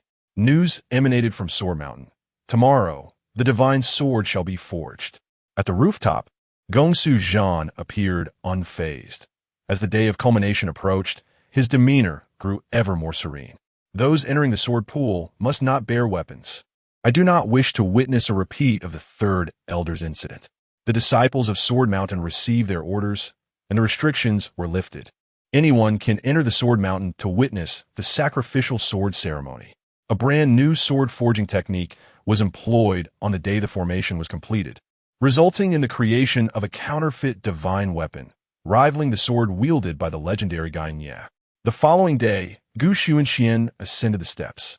3 individuals made no effort to conceal their presence, instantly becoming the focal point of the gathering. In a mere moment, peculiar gazes were cast upon them. Unfazed, Xunxian strolled leisurely. Some ran, others soared through the air, relaying the news of Xunxian's arrival. His identity remained partially veiled, merely a subject of speculation. Beside the dragon corpse, a stream of lava cascaded from the sword pool, enveloping the remains entirely. Gongshu Fatty was suspended in midair, his limbs bound by iron chains. On the verge of death, Gongshu Zhan emerged from a concealed passage, admiring his creation, exclaiming, "Excellent! Truly remarkable! This sword formation has been magnificently enhanced from its original design. It can forge swords and slay enemies alike." No response came from Gongshu Fatty. Unperturbed, Gongshu Zhan continued, "Let me inform you, I just received news that someone resembling Xunxian has arrived. He is indeed audacious. A net of traps has already been laid outside. I am eager to see how Xunxian will save you under such circumstances, especially with the formation in my grasp. You will hardly last a day. Listen, that is the sound of swords being forged." Looking up, if the rooftop represented the sword tip, then the sword pool was akin to a basin, with molten lava surging and countless sword blanks embedded within. Tens of thousands, an uncountable number. At the center of the sword pool lay a dragon's head, fierce and imbued with a subtle dragon's majesty. In a fleeting illusion, it revealed its true form. A sword hilt entwined with the dragon's head, the blade adorned with distinct layers resembling dragon scales, yet to be fully forged. A dragon's roar resonated as the lava bubbled fiercely. Xunxian reached the halfway point of the mountain and halted, not lifting his gaze, tersely stating, "Stand aside." On the steps ahead, thousands of disciples from the Chayan Sect stood ready, swords drawn, blocking the path. Leading them was a master of the Fifth Realm. Standing with hands clasped behind his back, his internal energy surging and coalescing into a pair of sharp claws. Whispers quickly arose around them. There was no escape. Even the most cunning could not elude those who stood in their way. Indeed, what a pity. There were rumors that the man before them was the notorious Xunxian of the Great Qin Kingdom, the chief enforcer of the court. Clang! Swords were drawn, one after another. Footsteps echoed from the rear. Whoosh! Whoosh! One by one, a dozen individuals flew in, hovering in midair, gazing at Xunxian with eyes full of greed. To them, he was no longer merely a man, but a genuine divine weapon. These individuals are from the 6 realms. In an instant, Xunxian found himself surrounded. Gunye's gaze was sharp, his sword resting lightly against his waist, pressed down gently. Hang Hao laughed heartily and said, "What is this? In this Sword County, there's no one left, only a bunch of insignificant characters. Where's that old dog Huangfu?" A martial artist clasped his hands and replied, "Esteemed sir, you need only remove your mask. If you're not the person we seek, we shall withdraw immediately." Their intentions were clear. As long as Xunxian revealed his true identity, they would depart. Xunxian raised his head, his calm gaze settling upon the foot soldiers before him, and with composure declared, "You may all come at me together." It was a statement marked by tranquility and disdain. Chapter 30. Between the martial world and the imperial court. Like ants gazing at the azure sky, even Xunxian could not be bothered to inquire about the reasons. The warriors, upon hearing Gu Xunxian's disdainful remarks, felt an immediate surge of anger. They had dared to intercept Gu Xunxian, confident in their ability to take action. Yet they had never anticipated that he would hold them in such contempt. Those 6 words were profoundly insulting. One individual raised his blade, sneering as he declared, "You suddenly." His voice faltered, and his body, along with his weapon, slumped and crashed to the ground. The acrid scent of blood permeated the air, accompanied by a chilling aura. From a beginning until now, a mere instant had passed, and none had witnessed what transpired.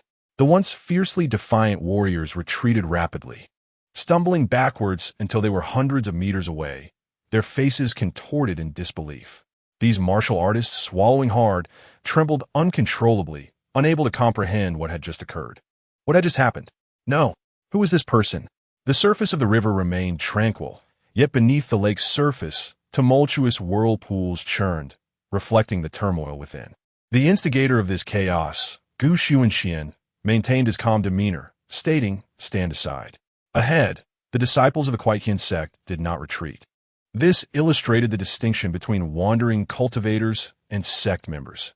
Even as those disciples trembled in fear, they refused to yield an inch.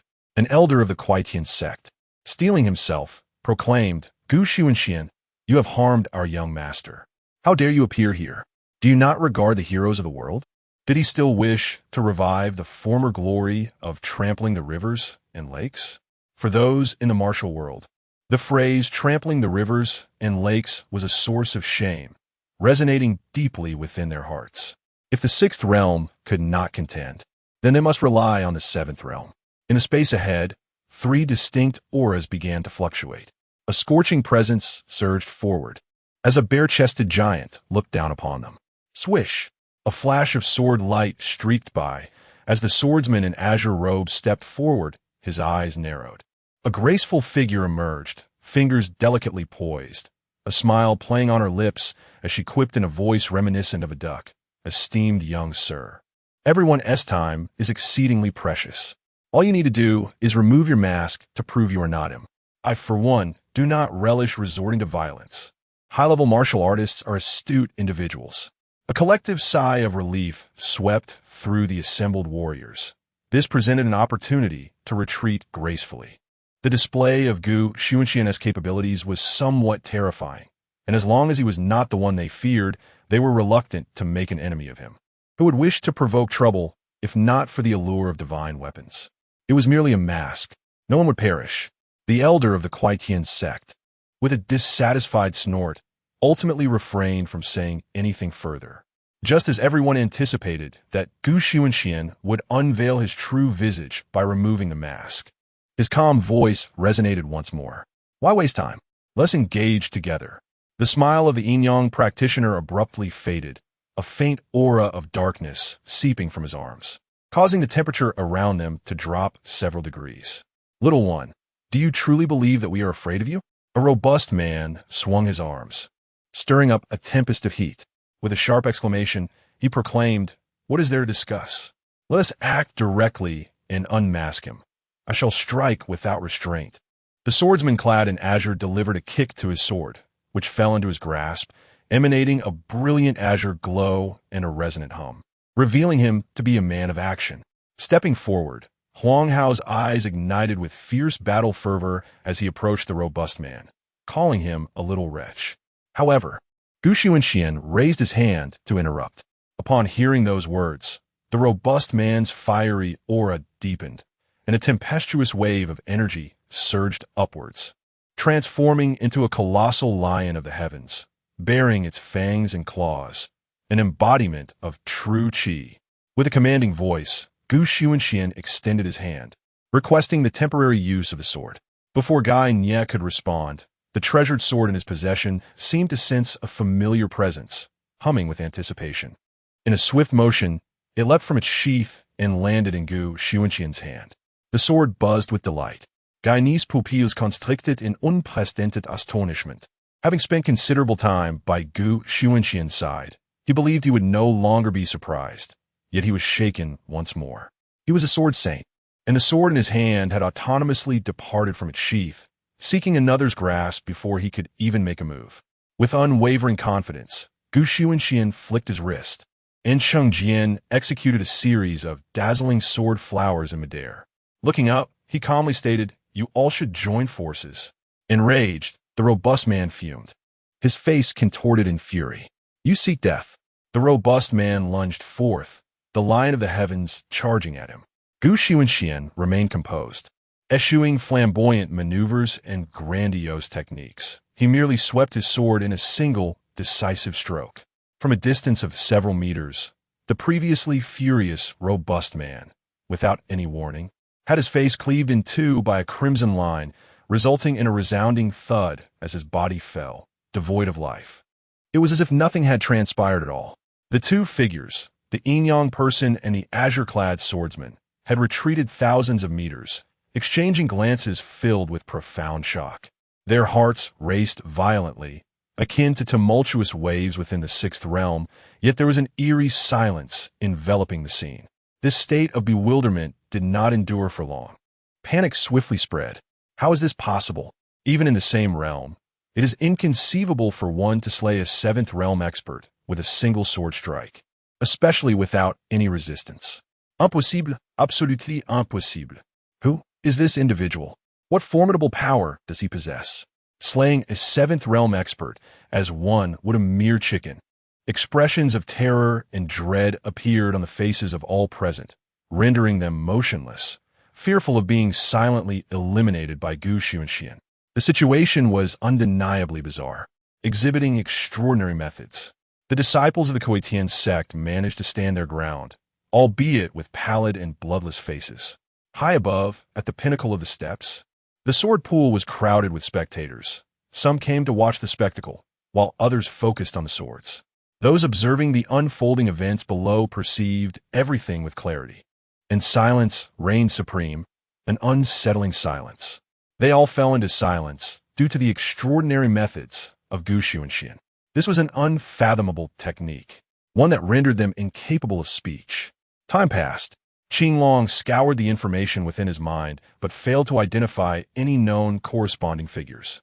Nonetheless, this did not prevent him from attributing the identity to Xunxian, proclaiming, "Xunxian, indeed, this is Xunxian. This is the renowned sword technique of the founding emperor, an invisible killing strike that can silently eliminate foes. Those who underestimated him have paid the price. If you can eliminate this treasonous scoundrel, then why not gain insight into this intangible killing technique?" Such were his deceitful words. Yet, the profound foundation of the court could not be overlooked. The assembly believed him, and the astonishment that had spread within their hearts began to wane. Gongsu Zhan complimented. "In that case, we are grateful to the commander." Qinglong smiled and remarked, "As for such techniques, Huangfu Zhongzhu, surely you are capable, are you not?" Huangfu Jintian casually nodded, merely trivial. No one noticed the fleeting glimmer of unusual emotion on Huangfu Jintian's face. Qinglong expressed his disappointment. It appears these insignificant minions cannot withstand Xunxian. Huangfu Jintian shook his head. "It is not so easy. This is merely an appetizer. Even if he were to ascend the mountain, it would not be much different. The more powerful the technique, the greater the consumption of true energy. A martial artist, regardless of their strength, becomes no more formidable than an ordinary person once their true energy is depleted. This is also why the court can suppress the martial world. How many can you kill? 100? 1,000? 10,000? The moment your blade dulls, you realize the disparity between the martial world and the court is akin to an ant gazing up at the vast sky." Panic spread swiftly. An elder of the Qian Sect gritted his teeth and commanded, "Charge. We are many, and they are but 3. They cannot slay us." Xunxian took a step forward. With a stamp of his foot, he advanced, and blood blossomed around him. The disciples of the Qian Sect had yet to strike, yet the carnage had already unfurled. Splatter after splatter of crimson adorned the steps. Xunxian faced no obstruction. Those at the 6th and 7th realms, witnessing such brutality from Xunxian, felt their scalps tingle, their bodies paralyzed. Their sixth sense warned them that this man before them was akin to a ruthless killer, slaying without a blink.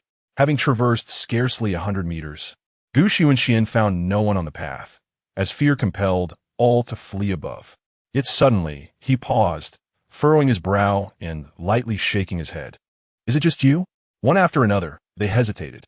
There stood but one, a youth of striking appearance, wielding a long spear, its shaft entirely crimson, radiating an intimidating brilliance that left marks upon the steps.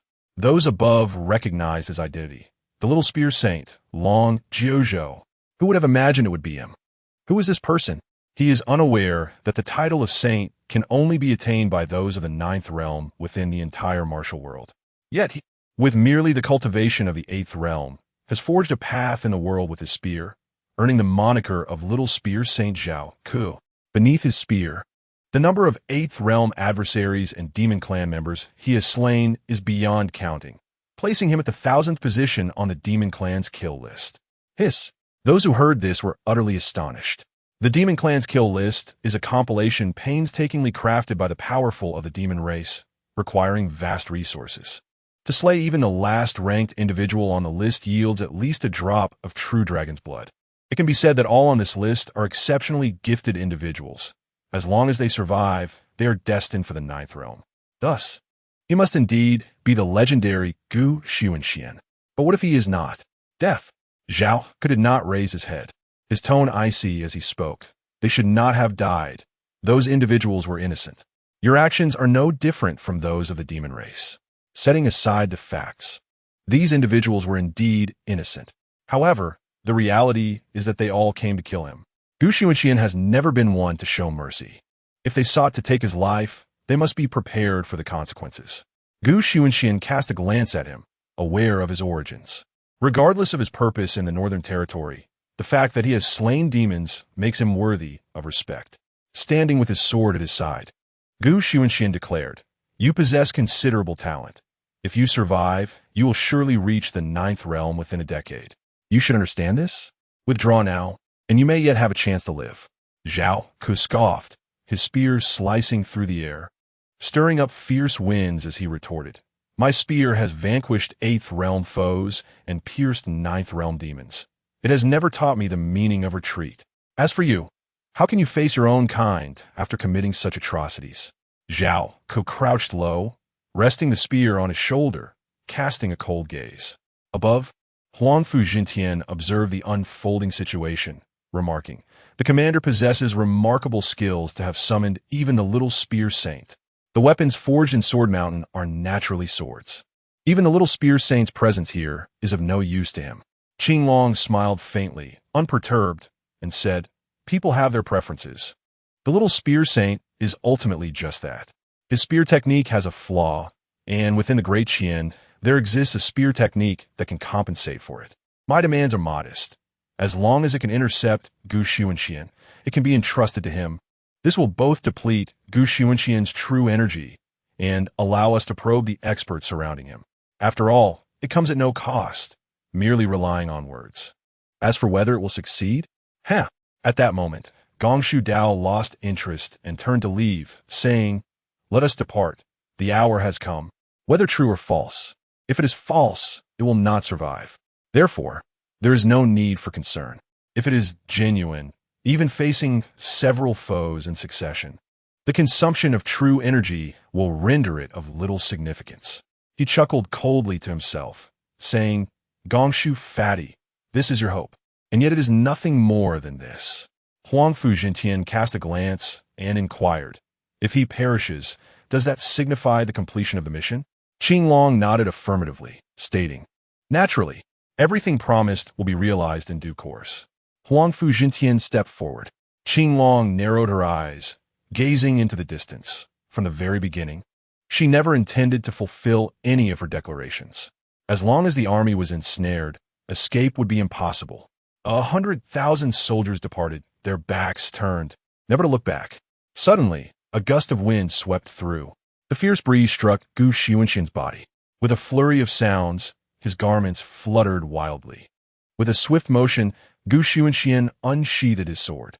He cared not for the intentions of those before him. Any who obstructed his path would meet their demise. "Come at me.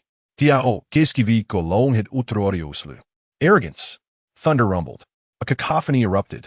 The wind stirred violently around him, manifesting an unprecedented terror that coalesced into a colossal tornado, stretching 1,000 feet into the heavens, dimming the light of the world. Dark clouds loomed ominously. The howling winds roared. This was the prowess of the Eighth Realm, each strike capable of invoking celestial phenomena. The ferocity of the winds forced Hang Hao to stumble back a step. Fortunately, Gainia intervened to shield his back, or he would have been swept away by the tempest. The First Realm was not merely a phrase. Zhou could thrust his spear into the steps and leaped onto its handle, placing himself amidst the whirlwind, a force capable of annihilating all. He regarded Xunxian, who appeared as insignificant as an ant. To obliterate those of the Sixth and Seventh Realms was trivial. They were mere distractions in the grand scheme. His existence was that of a conqueror, slaying foes across realms.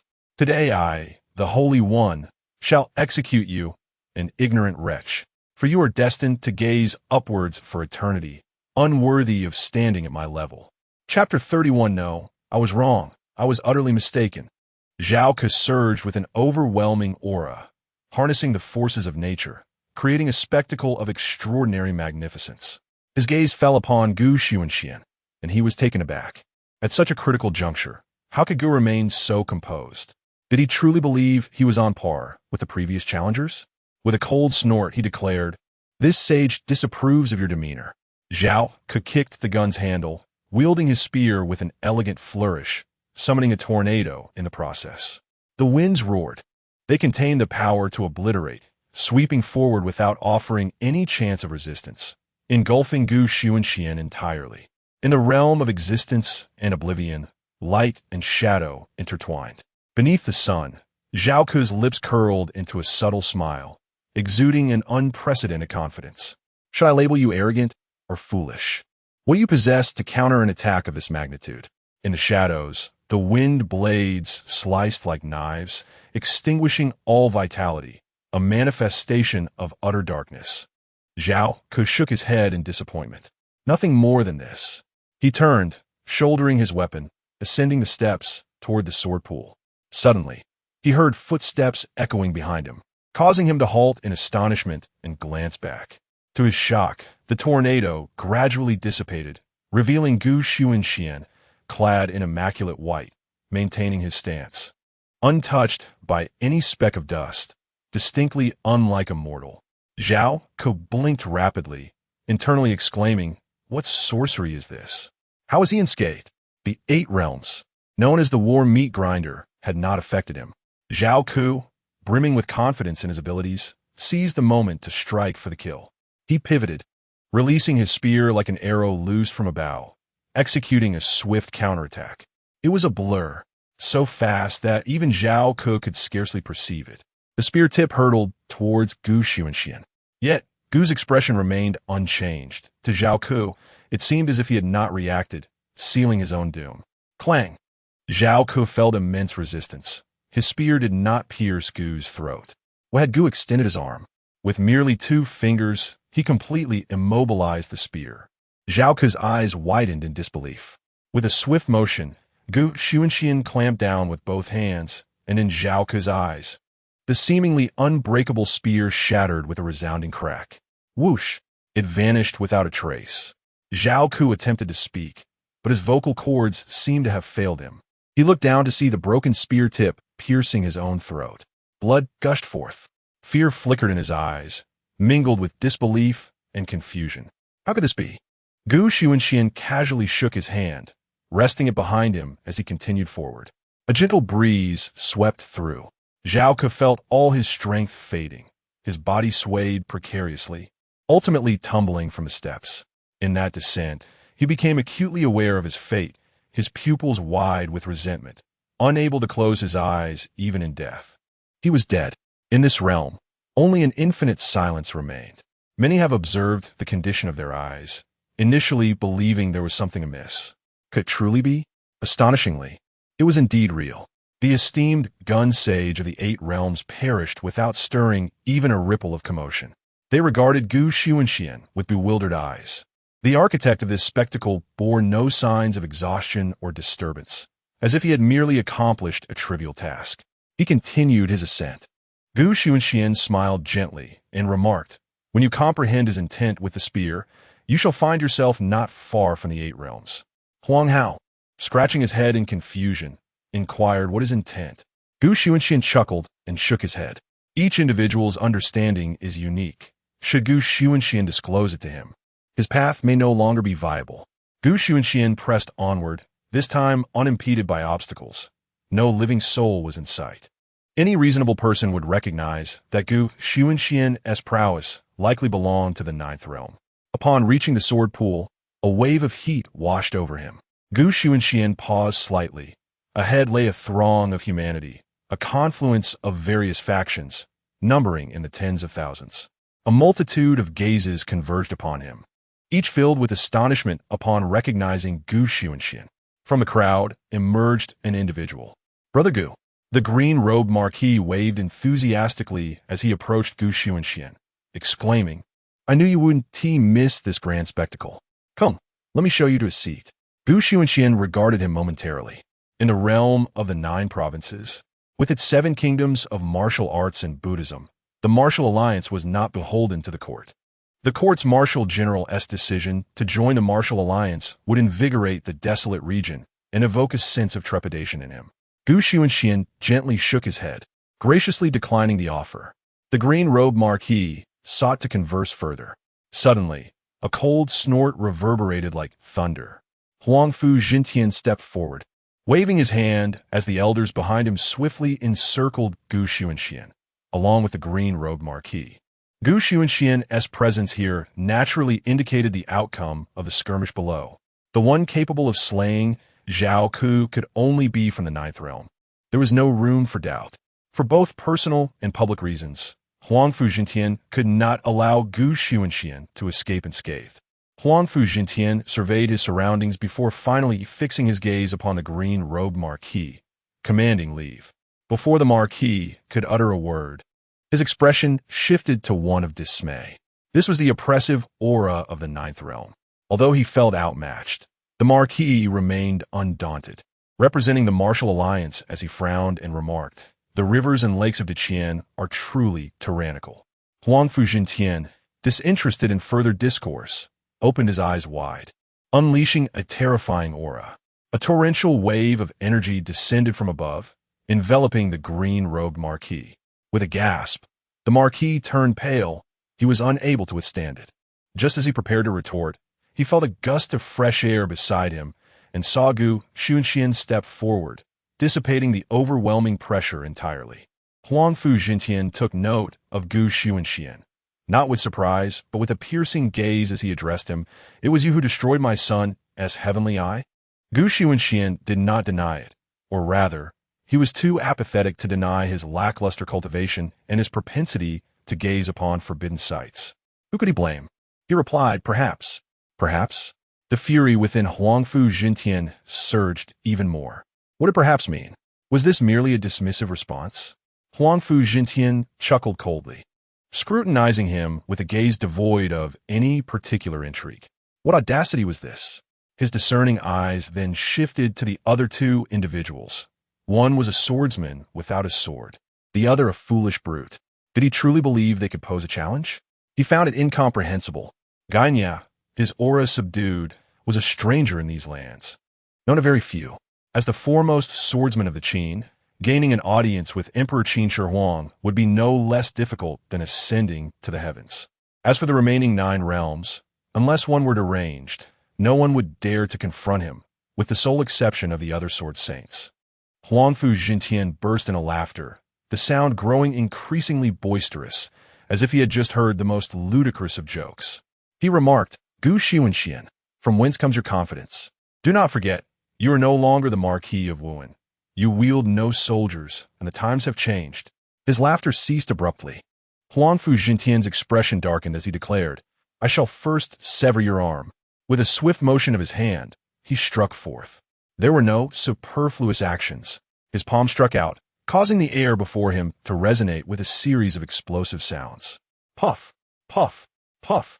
The initial strike against the swordsman. Clang. The clash of metal rang out. Huangfu Jintian felt a tingling in his arm as Guy Nye, using the scabbard of his sword, successfully blocked the attack. Huangfu Jintian was taken aback. What sorcery was this? Suddenly, he realized something and quickly took a step back, casting a glance at the crowd. What in the world was the intelligence department doing? Who was this person? Qinglong met his gaze, frowning in contemplation. The intelligence was ultimately limited, and he shook his head. The internal guards had only developed within the confines of the Qian. Not receiving the answers he sought, Huangfu Zhentian inquired sternly, "Who are you?" Guy Nye ignored him, instead turning to Gu Xunxian to seek his counsel. Gu Xunxian shook his head. He took a step back, continuing to play the role of a temporary sword attendant. Guy Nye acknowledged in his heart that observing Gu Xunxian's swordplay was a profound enjoyment, greatly enhancing his own understanding of the sword path. He understood that in matters of swordsmanship, he might not compare to Gu Xunxian. Huangfu Jintian, bewildered by this behavior, could hardly fathom a master willingly taking on the role of a sword attendant. A terrifying image flashed through his mind, the legendary Gu Xunxian, once a paragon of the martial world. He suppressed his emotions and declared, "An eye for an eye, a grievance for a grievance. I am outnumbered." Huangfu Jintian was a master of the 9 realms, not a fool. With so many present, did they truly expect him to become the scapegoat? As if floating down, a figure adorned with the charm of spring approached, wearing a playful smile. "Little brother, I never imagined you were truly Gu Xunxian. How delightful! Who would have thought that the once legendary waste would become a powerhouse of the 9 realms? This truly surprises me." Whoosh, whoosh, whoosh. Figures began to emerge in rapid succession. Surrounded by the individuals who initially participated in the attempted assassination, Gu Xunxian stood resolutely. Now that his identity as Gu Xunxian had been confirmed, any lingering hesitation among them would be unbecoming. Among the crowd encircling the sword pool, some hesitated, while others, with unwavering determination, rose to join the throng surrounding Gu Xunxian. They were there to deliver the final blow. What if they succeeded? In the next epoch, wouldn't it be theirs? If they could not preserve their own lives, they could certainly sell the opportunity. Soon, the number of participants swelled to thousands. Meanwhile, others remained stationary, for the epical sacrifice had yet to commence, and their strength was reserved for seizing the divine weapon. Faced with the encroaching throng and the cold, scrutinizing gazes of others, Gu Xunxian gently shook his head. The yin-yang man observed with a cold smile, declaring, "You are mistaken, little brother. Now you realize your error, but it is far too late." Gu Xunxian's tone remained calm as he responded, "Mistaken?" An unparalleled killing intent locked onto the crowd before him. Without warning, a swift motion ensued. A figure in the front convulsed, and then, like a summer bloom, erupted into a breathtaking display. Blood splattered across Huangfu Jintian's face. In an instant, flowers burst forth, one after another, without forewarning or any means of evasion. The acrid scent of blood chilled the air, plunging it to freezing depths, penetrating to the marrow. Huangfu Jintian. Everyone. They found themselves in a state of bewilderment, unable to comprehend the unfolding events. It was inescapable. The chilling aura was overwhelming, instantly awakening them to reality. The yin-yang man, turning to flee, felt a cold serpent slither up his body, flicking its tongue. The yin-yang man collapsed to his knees, turning his body and desperately bowing his head. "I was wrong. No, it is I who erred. Please spare me. I merely..." Swiftly, he met his demise. In the blink of an eye, thousands of blossoms unfurled. The atmosphere was suffused with the scent of blood. From that moment forth, apart from Huangfu Jintian, none who had dared to strike at Gu Xunxian remained alive. In the realm of the 9 realms, the innate, formless sword chi, sensitive to any hint of danger, could retreat thousands of miles away, rendering it ineffective. Even though Huangfu Jintian was unharmed, he lingered amidst the blood mist, his form tainted by crimson. He was entranced. All were left in a state of astonishment, accompanied by a wave of trepidation. How fortunate that they had refrained from intervening. They had presumed that Gu Xunxian's arrival would deplete his internal energy, yet who could have anticipated that he retained such formidable strength, shrouded in layers of mystery? None had discerned how these individuals had perished before their very eyes. There were no signs, no patterns of death to observe. Amidst the throngs of thousands, one could hear a pin drop. Only the sound of boiling magma echoed in the silence. The ancient figure of Xunxian raised his head to gaze at Huangfu Jintian. Beneath his mask, his eyes exuded an air of tranquility as he spoke. They have acknowledged their errors. Have you erred as well, Huangfu Jintian? A hushed silence fell upon the crowd, each individual exchanging bewildered glances, questioning whether they had misheard. They conceded that Gu Xuanxian's prowess was indeed astonishing. Yet, the more remarkable the technique, the greater the consumption of vital energy required. Even the mightiest of warriors possess finite reserves. At such a moment, why would Gu Xuanxian pose such a question? Was he truly prepared to confront Huangfu Jintian without respite? Huangfu Jintian remained silent, his gaze fixed intently on Gu Xuanxian. He realized he had underestimated him, unable to fathom the depths of his strength. Retreating to a safe distance, he exhibited wisdom. Having witnessed Gu Xuanxian's capabilities, he would not foolishly place himself in the vanguard. Gu Xuanxian was, after all, a madman, striking without inquiry into one's adversary, identity, or morality, leading to swift demise. Had he not been endowed with considerable strength, he too might have fallen victim. He hesitated, reluctant to assume the role of a mere pawn. Gongsu Zhan surveyed the scene below, contemplating, let the battle commence. The more devastating, the better. How can it be halted now? He cast a glance into the throng. A voice resonated, questioning, is the Azure Dragon commander truly Gu Xuanxian? The Azure Dragon's complexion paled, an unsettling sensation washing over her as she felt Gu Xuanxian's gaze upon her. She whispered, he is now at his last gasp, merely engaging in theatrics. Rally everyone, eliminate him, and in that moment, the entire nation will acknowledge your identity and status. You shall command the National Sect. Chapter 32. Before this incense burns out, there shall be no survivors here. Yi Fengshen was momentarily taken aback. This struck a chord deep within him.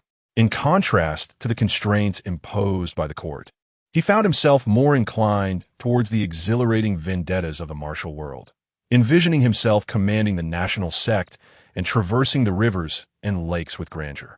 The followers of the National Sect were indeed ruthless figures of the martial world, men who upheld strength with strength.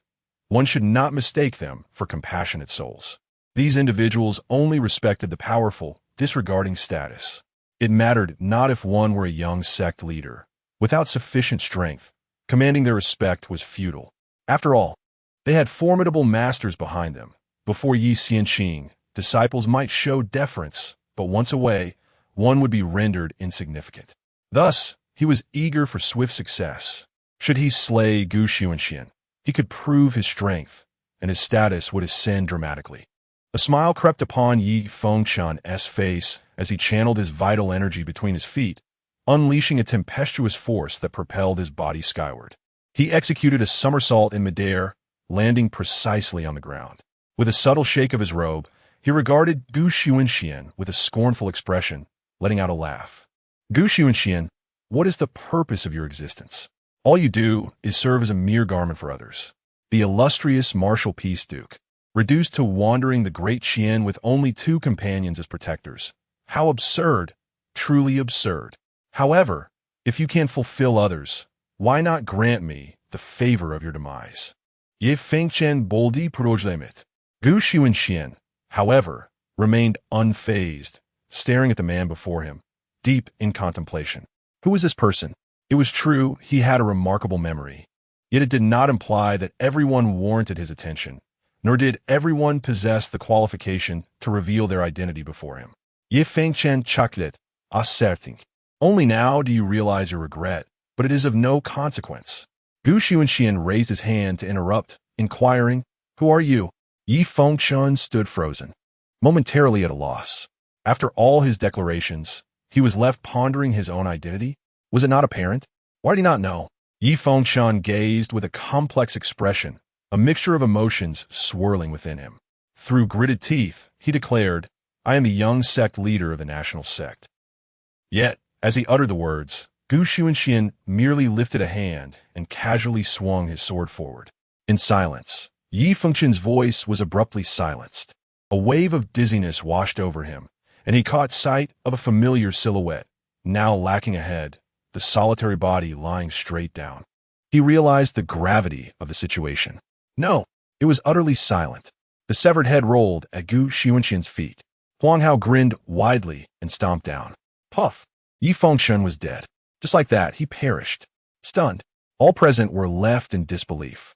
It seemed they had misjudged the scene. Yi Fengqian, who had confidently emerged, believing Xunxian was aware of his existence, was instead treated like an insignificant insect and extinguished. No, how could this be possible? Qinglong was left dumbfounded. She could not fathom how Xunxian could be so formidable, having traversed this far and slain so many, yet still possessing such potent internal energy. How could he effortlessly eliminate those at the sixth realm without revealing a single flaw? Gong Shuzhan's gaze was peculiar, and his emotions were exceedingly complex. The individual he had meticulously plotted against, this so-called young leader, was he not a mere waste? He had anticipated a significant figure, only to have wasted his poisoned tea. He then turned his attention to the other two individuals, wondering if he had squandered his efforts on them as well. The azure dragon concealed himself within the crowd, while the other had already vanished without a trace. He was utterly speechless. At this point, no one dared to step forward and impede Xunxian. Xunxian strode forward with an air of nonchalance. Hang Hao grinned and remarked, "When did the national sect ever lack a young leader?" Xunxian shook his head, truly unaware of when the national sect had acquired such a young leader, especially one as insignificant as this. It seemed as though that individual was regressing with each passing day. The national sect, to put it eloquently, is the doctrine of a nation. To put it bluntly, it is merely a den of bandits. How could one discuss status with this gang of ruffians? One must either command through talent or suppress through might. Xunxian chose the latter. Killing a man was not merely about physical confrontation. It was relatively simple to subdue them. Alternatively, one could wield absolute force to quell their trivial schemes and compel their actions. As for commanding through status, were their minds filled with refuse? Xunxian found this amusing. Huangfu Jintian's expression darkened. He had not anticipated that the seemingly imposing Yi Fengqian was so inept. Had the national teacher not yet sent someone to protect him?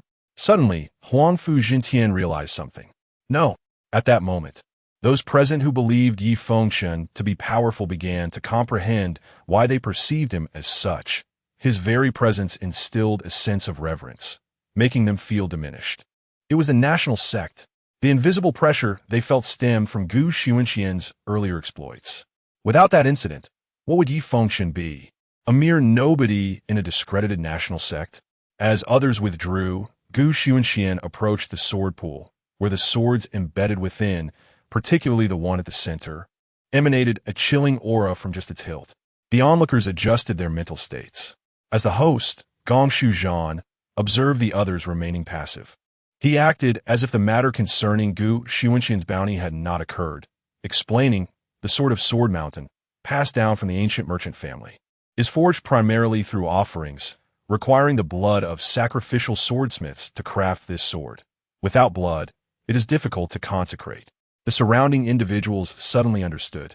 No wonder those who obtained divine weapons always owed a debt of gratitude to Sword Mountain. It was akin to trading one's life for favor. If the one retrieving the sword failed to offer gratitude, they would be deemed unworthy, and everyone would scorn them. Gong Shuzhan looked up at the sky, feigning a calculation with his fingers, and declared, "Bring forth the sacrificial incense." The disciple of the Sword Mountain hastily brought forth an incense burner, upon which a long stick of incense was inserted. Gong Shuzhan stepped back and proclaimed, "After the burning of this incense, the Mountain Lord shall perform the sword offering, and at that moment, the sword shall be forged." Whoosh, whoosh, whoosh. Countless turbulent energies erupted. Gong Shuzhan retreated several meters, narrowing his eyes, anticipating the fierce clash. Suddenly, a massive wolf-headed blade soared from the horizon, crashing to the ground and scattering sparks. Bang! With the swiftness of thunder, a figure descended from the void, landing upon the hilt of the blade. A sharp aura emanated from him, piercing and invisible. He spoke coolly, "This divine weapon belongs to my second brother. Should anyone dare to seize it, they must first inquire whether my sword consents." The sword immortal flicked his arm, and a cerulean sleeve sword was grasped firmly in his hand. As the sword emerged, it seemed as if heaven itself was being split open. A celestial gate standing firm amidst the cosmos, the sword's momentum akin to that of a portal. 9 realms. Sword Saint. He cast a sidelong glance at Xunxian and dismissed him, deeming him a mere shadow of his former self. Second brother, come forth, prepared to claim the sword. From the crowd, a figure emerged. This individual wore a headscarf, his garments tattered, and his hair fell carelessly around him. Approaching the sword immortal, a flicker of gratitude crossed his defiant face as he said, "Thank you, elder brother." The sword immortal waved his hand, his gaze sweeping across the assembly. Each time he looked, the onlookers instinctively lowered their heads, conceding defeat in their quest for the sword. The sword immortal addressed Huangfu Jintian, saying, "Old man Huangfu, your Chayan Sect does not specialize in swordsmanship. If you wish to seize it, do so swiftly." Huangfu Jintian replied, "We do not seek the sword. We merely require." The sword immortal interrupted, "If you do not seek it, spare me your words." He had no desire to be Huangfu Jintian's lackey. His gaze finally settled on Xunxian, stating, "Xunxian, though you have suppressed the martial world, it bears no significance to me, and I have no intention of dealing with you.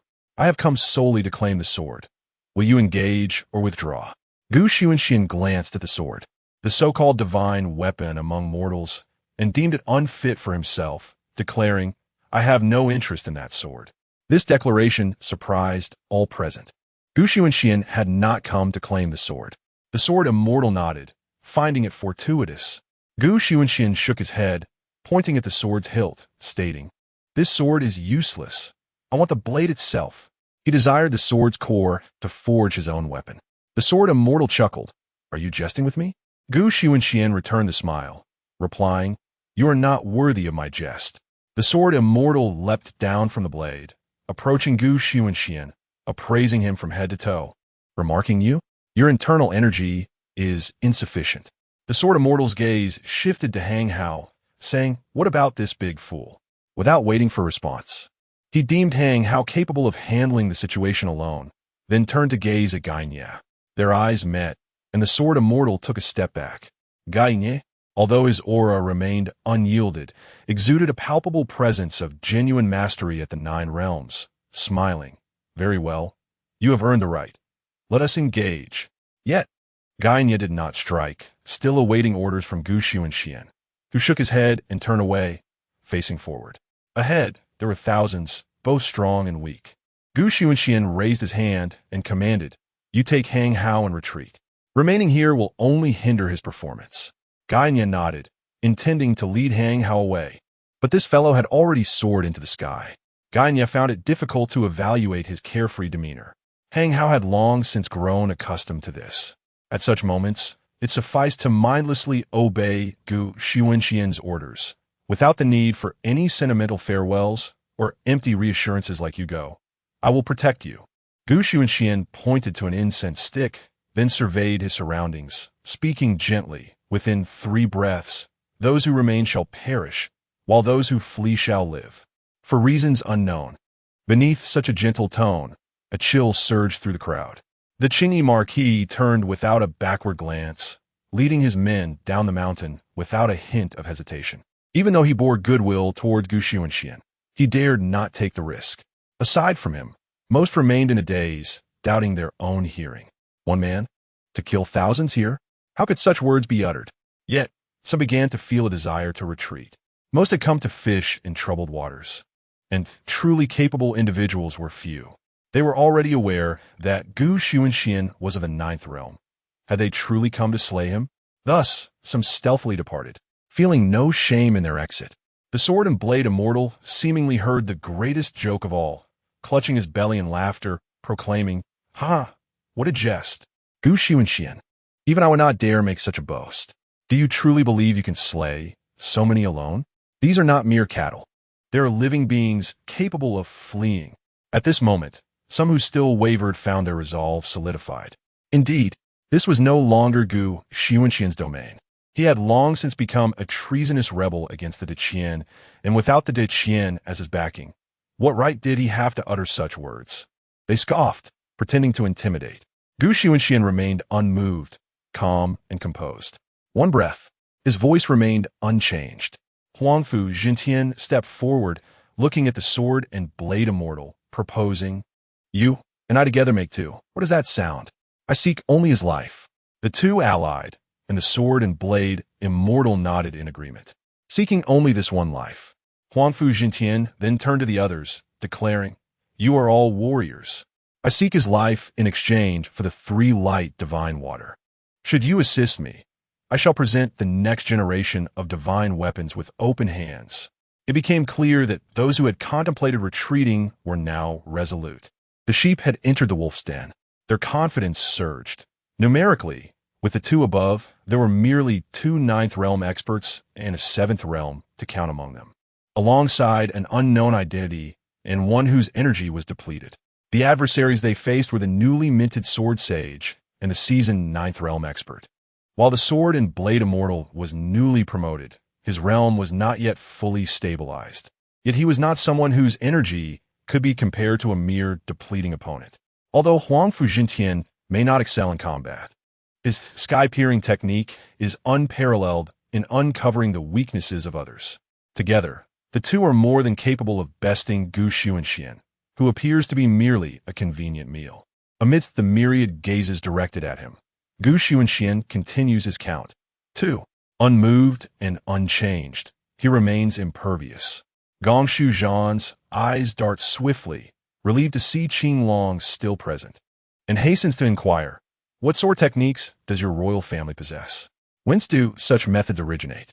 Gu Xunxian, adept in the ways of the Qian, elicits a calm expression from Qing Long, yet her heart races. Before the establishment of the Meihua Inner Guard, she had witnessed Gu Xunxian's prowess.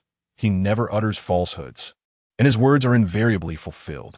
Yet now, despite her awareness of his attempts at deception, anxiety grips her. She resolutely shakes her head, responding indirectly. A being of the 9th realm indeed possesses formidable strength, yet the enigmatic techniques demand substantial reserves of true energy. You may vanquish a myriad of foes, but what comes after? The 9th realm can breach the ranks of 10,000, but then what? Exhaustion of true energy leads to death. He reflects upon the myriad mysterious tactics employed by Gu Xunxian and nods in resolute agreement, recognizing the ruse for what it is. Suddenly, he gazes towards the heavens, where a fire dragon undulates amidst the flames, and he reassures himself, "I possess my own trump card. The outcome remains unchanged, and I shall emerge as the ultimate victor." Gu Xunxian utters his final declaration. 3. Only 1,000 remain to withdraw. A glimmer of steel courses through Gu Xunxian's eyes as he ceases his trivial chatter. Before this incense burns out, there shall be no survivors here. Chapter 33. Above the 9 realms, the contemporary emperor. Gu Xunxian uttered these words with an air of calmness. Yet his presence emanated an indescribable imperial might that left no room for doubt. Among the multitude of tens of thousands, an illusion took hold. It felt as though Gu Xunxian alone had encircled the 8 or 9,000 of them. His demeanor and aura displayed no signs of decline. Listening to Gu Xunxian's remarks, the sword immortal felt his arrogance surpassing his own. With a flick of his wrist, he directed his sleeve sword, which, fueled by his true energy, resonated with a hum, releasing torrents of sword energy that radiated from him. The heavens and earth were filled with flying sword energy. The sword immortal sneered, declaring, "A dog with its tail between its legs is hardly worth fearing. Everyone attack. In this world, nothing comes without a cost." The throng of thousands behind him, devoid of hesitation, summoned their true energy and charged towards Gu Xunxian. Boom! The winds howled, and countless forces locked onto Gu Xunxian. With merely a raised eyebrow, he unleashed the invisible sword energy that enveloped him, surging forth silently in all directions. Where it passed, warriors were cleaved in two. their weapons reduced to mere iron scraps scattered upon the ground. Cries of despair filled the air. No! In an instant, thousands fell lifeless. Qinglong stood stunned. This slaughter was nothing short of a blatant massacre, devoid of suspense or warning, with no means to avert it. For they were utterly ignorant of his capabilities.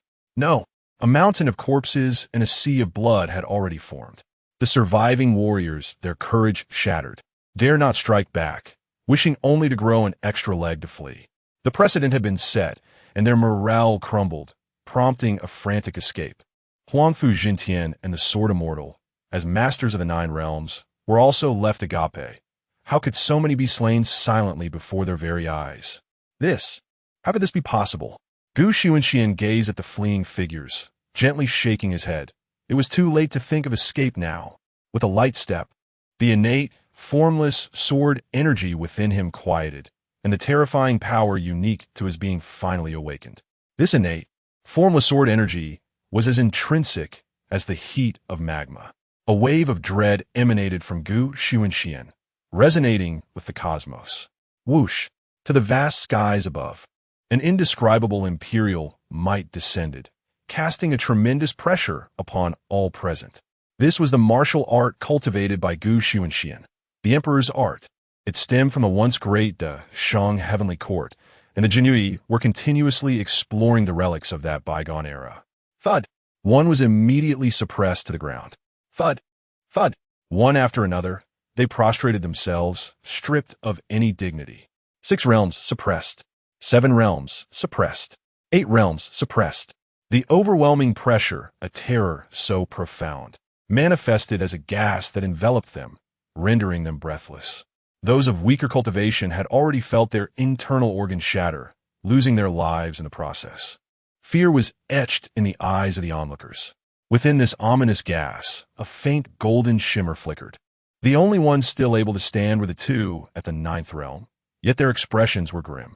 The Sword Immortal's hand trembled slightly as he grasped his sword.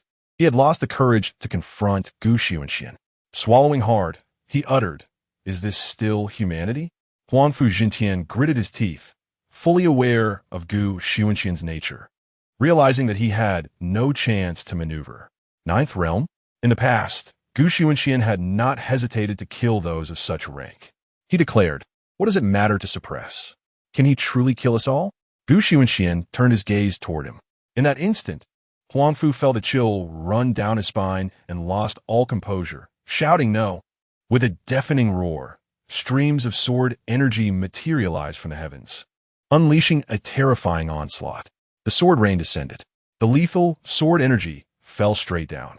The multitude of thousands could see the overwhelming sword energy blotting out the sun, filling them with boundless dread.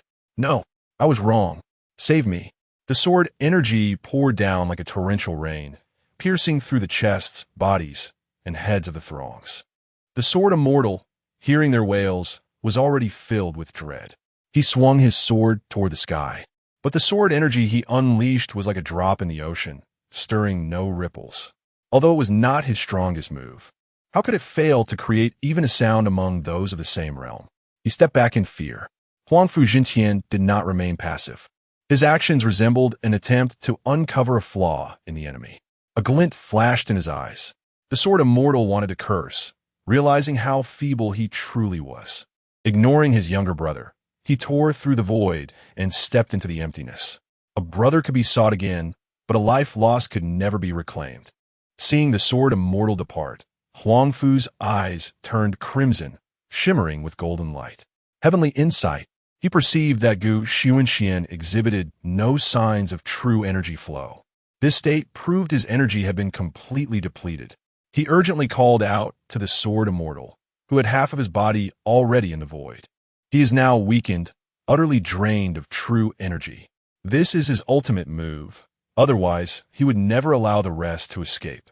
The Sword Immortal hesitated, glancing back. Their eyes met, and Xunxian's enigmatic mask betrayed no astonishment at the revelation. The Sword Immortal instinctively felt like surrendering until he noticed Huangfu's body marred by gruesome bloodstains, a testament to the heavy toll of penetrating the secrets of heaven. Huangfu's face contorted in rage as he gritted his teeth. Kill him. As long as we eliminate him, we can present his corpse to the court for reward. Azure Dragon. The Azure Dragon radiated an aura of fortune, withstanding the onslaught of the torrential sword rain. Yet it remained unable to extricate itself from the terrifying pressure exerted by Xunxian. There were many like her. After years of traversing the martial world, one inevitably possesses a few trump cards, albeit these cards merely serve as a means of survival. The Azure Dragon stubbornly insisted on fabricating tales with open eyes. Indeed, at this juncture, I shall no longer conceal the truth from you. Prior to my departure from the capital, His Majesty bestowed upon me a decree. Should I succeed in slaying Xunxian, and if I wished to forego the title of a foreign prince, the court would secretly lend its support to help me establish the foremost power in the Dacian martial realm. The treasury secrets obtained from the days of trampling the martial world would serve as the initial capital.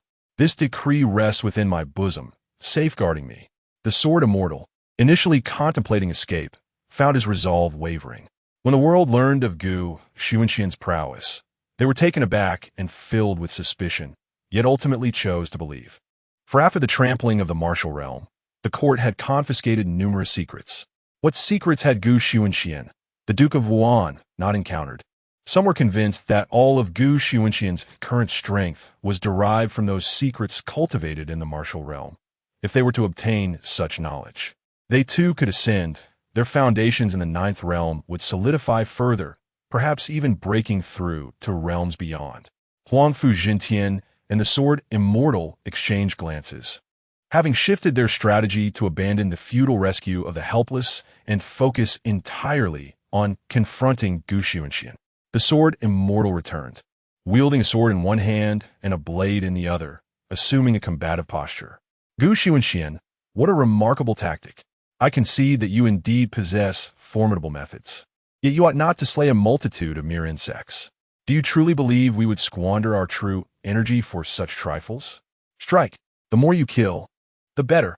Xunxian regarded him with a complex gaze, pondering the multitude of thoughts swirling in that man's mind. Moreover, from whence did these notions arise? Did they believe their true energy was depleted? Would an elephant, upon crushing an insect, become breathless? Huangfu Jintian persuaded the sword immortal to act once more, enabling him to deploy the celestial insight technique. What is celestial insight? It is to harness the power of the heavens to probe the universe. Beneath the heavens, nothing escapes scrutiny. He sought to unveil all of Xunxian's secrets and discern his vulnerabilities. The sword immortal exhaled softly, his great blade glowing a fiery red. A scorching wave of flames extending 10 meters from the blade, distorting the surrounding air and emanating the scent of sulfur, to incinerate the heavens and the earth. The sword immortal swung his blade down, unleashing a colossal wave of fire aimed at Xunxian's crown. Unfazed, Xunxian merely shifted his body slightly, evading the massive inferno by mere inches. With a resounding crash, the fire wave collided with the sword pool, causing molten rock to surge forth. Seizing this opportunity, the sword immortal swiftly drew his concealed sword, striking with the ferocity of thunder, targeting Xunxian's throat. His eyes gleamed with madness. Yes, strike true. Strike now. There is no time left. It must be done. As he had anticipated, Xunxian was caught off guard, and the sleeve sword pierced directly into his throat. Huangfu Jintian was taken aback, while the sword immortal was filled with excitement. Gainye frowned deeply. Ho, oblivious to the gravity of the situation, pulled out a handful of sunflower seeds from somewhere, began to crack them, and offered some to Gainye, saying, "Rest assured, my lord will be fine." The sword immortal was euphoric, exclaiming, "It's done. I have finally succeeded. Ha! I have killed Xunxian." However, contrary to everyone's expectations, the sleeve sword did not penetrate his throat. Instead, it struck like a colossal object, producing a resounding clang and sparking, halting at that point, unable to breach his throat. The sword immortal's pupils constricted in disbelief. "What? Can you truly kill me?" Xunxian asked, as he effortlessly deflected the sleeve sword and casually delivered a strike with his own sword. It was a seemingly mundane blow, Yet the sword immortal could neither defend against it nor even perceive it. His entire arm was severed in an instant, the hand and sword falling away. The excruciating pain of his dismembered arm surged through his body, eliciting an involuntary scream. Clutching his severed arm, he rolled backward repeatedly, his eyes wide with horror. How could it be possible? Someone survived his strike? Impossible. He could not comprehend it. The sword immortal glanced at Huangfu Jintian, and at that moment, he noticed the cracks on Huangfu's body widening, revealing bone and blood. Suddenly, his legs buckled, and he collapsed to the ground with a thud. His breath quickened, and the pounding of his heart felt as though it would tear his chest apart. Huangfu's eyes bulged, displaying an inhuman expression, filled with terror as he gazed at Xunxian. He attempted to speak, but found his throat constricted by some unseen force, rendering him mute. Allah!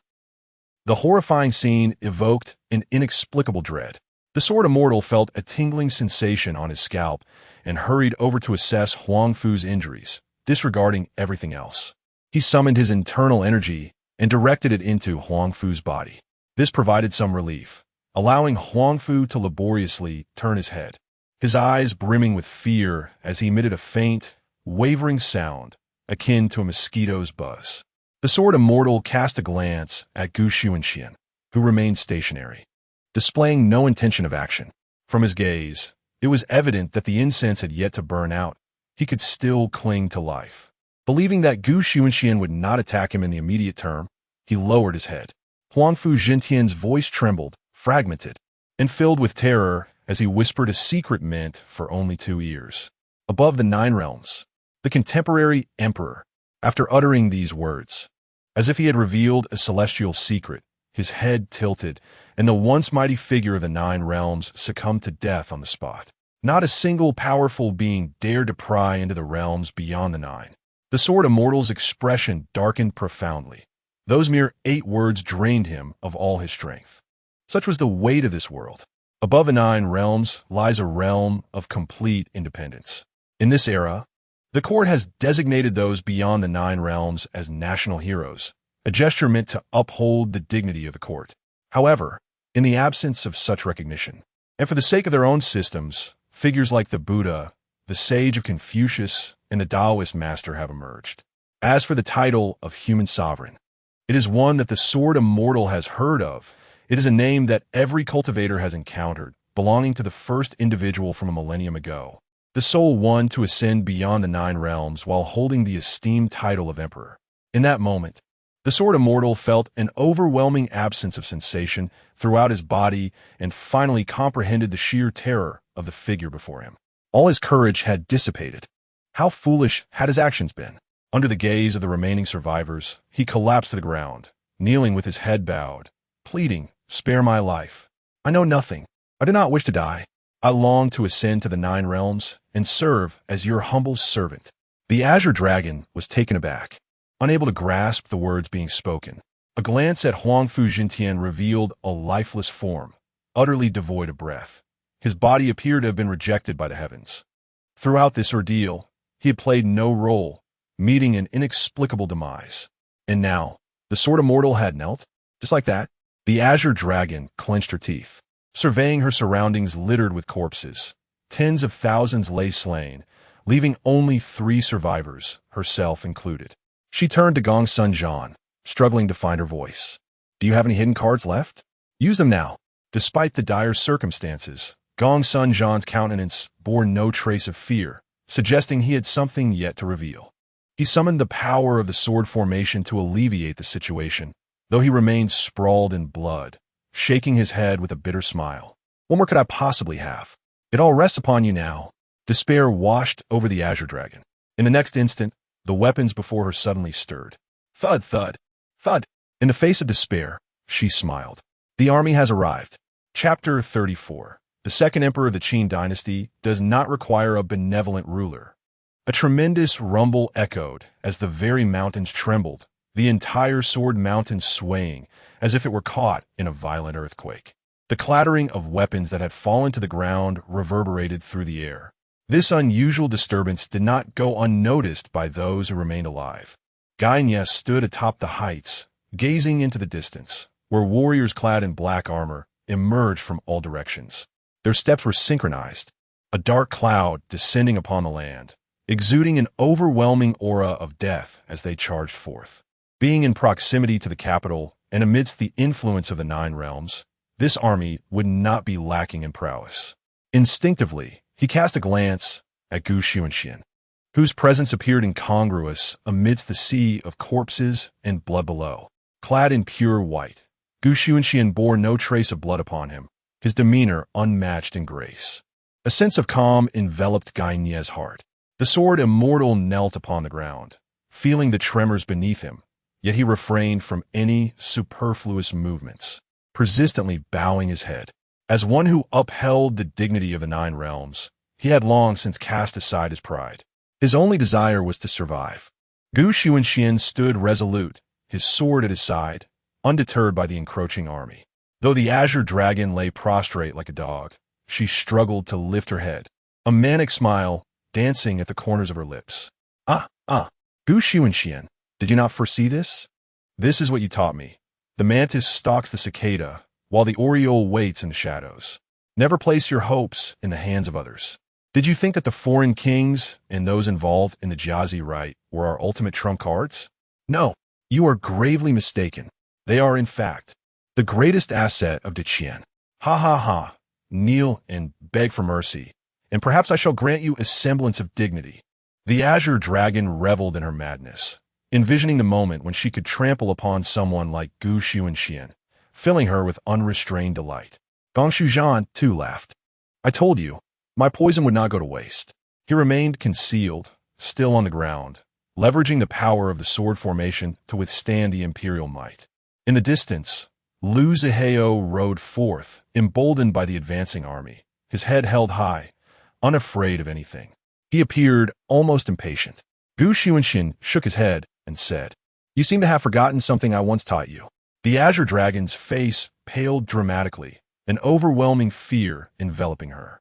Xunxian moved, his figure flashing before her, and she found herself trembling uncontrollably, her eyes filled with terror.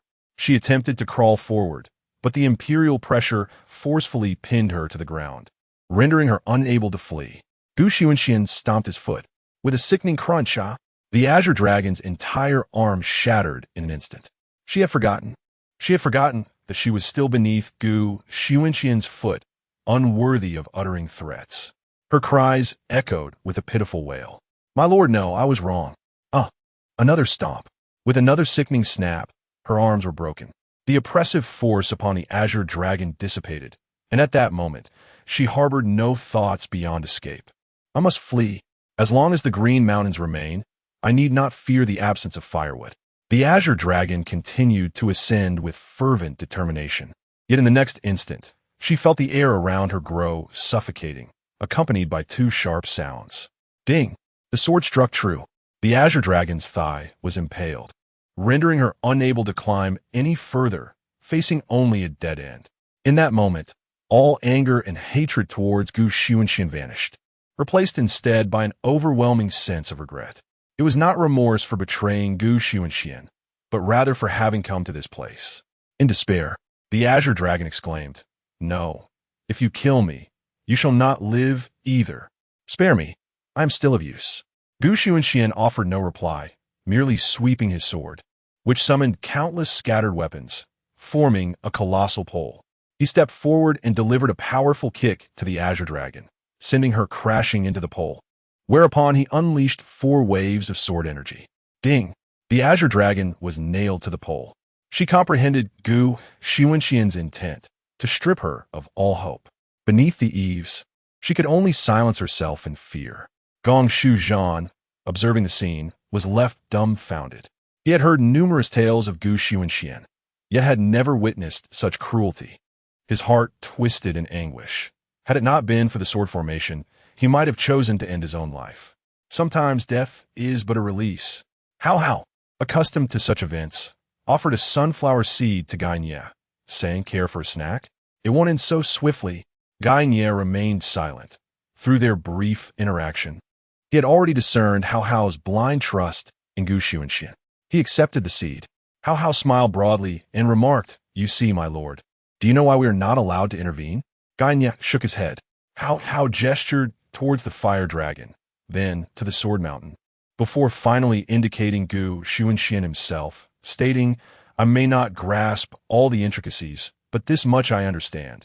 My lord has told me that if you follow me, you shall not suffer losses. Those who align with my lord will only reap great benefits. However, those who betray him while pretending to be allies shall meet their doom. Furthermore, one must maintain a sense of propriety and honor, mustn't they? Gai Nye understood. This was a lesson meant to warn others. Xunxian owed a debt to the Qian. That much was true, given the kindness he had received. Yet, he owed nothing to anyone else. As for Yi Xianqing, the world could do without her.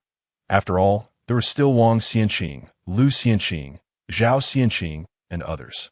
Having offered you this opportunity, the kindness exists.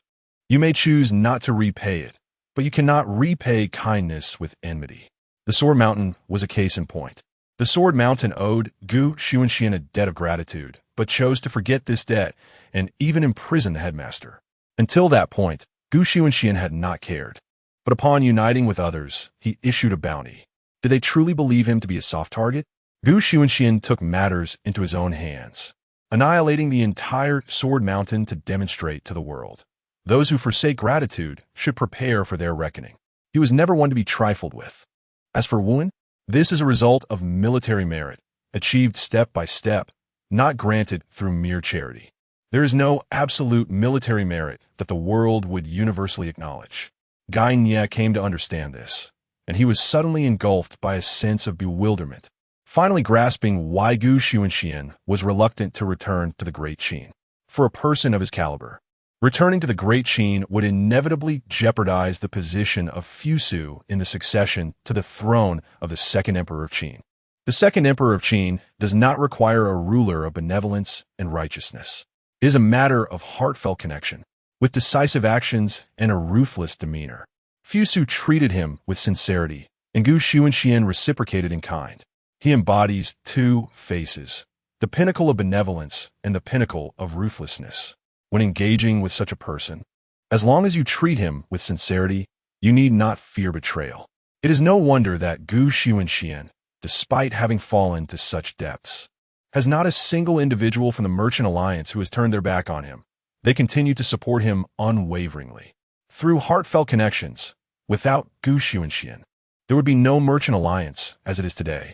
Gai Nye gazed at Xunxian, momentarily envisioning the figure of Qin Shi Huang in him.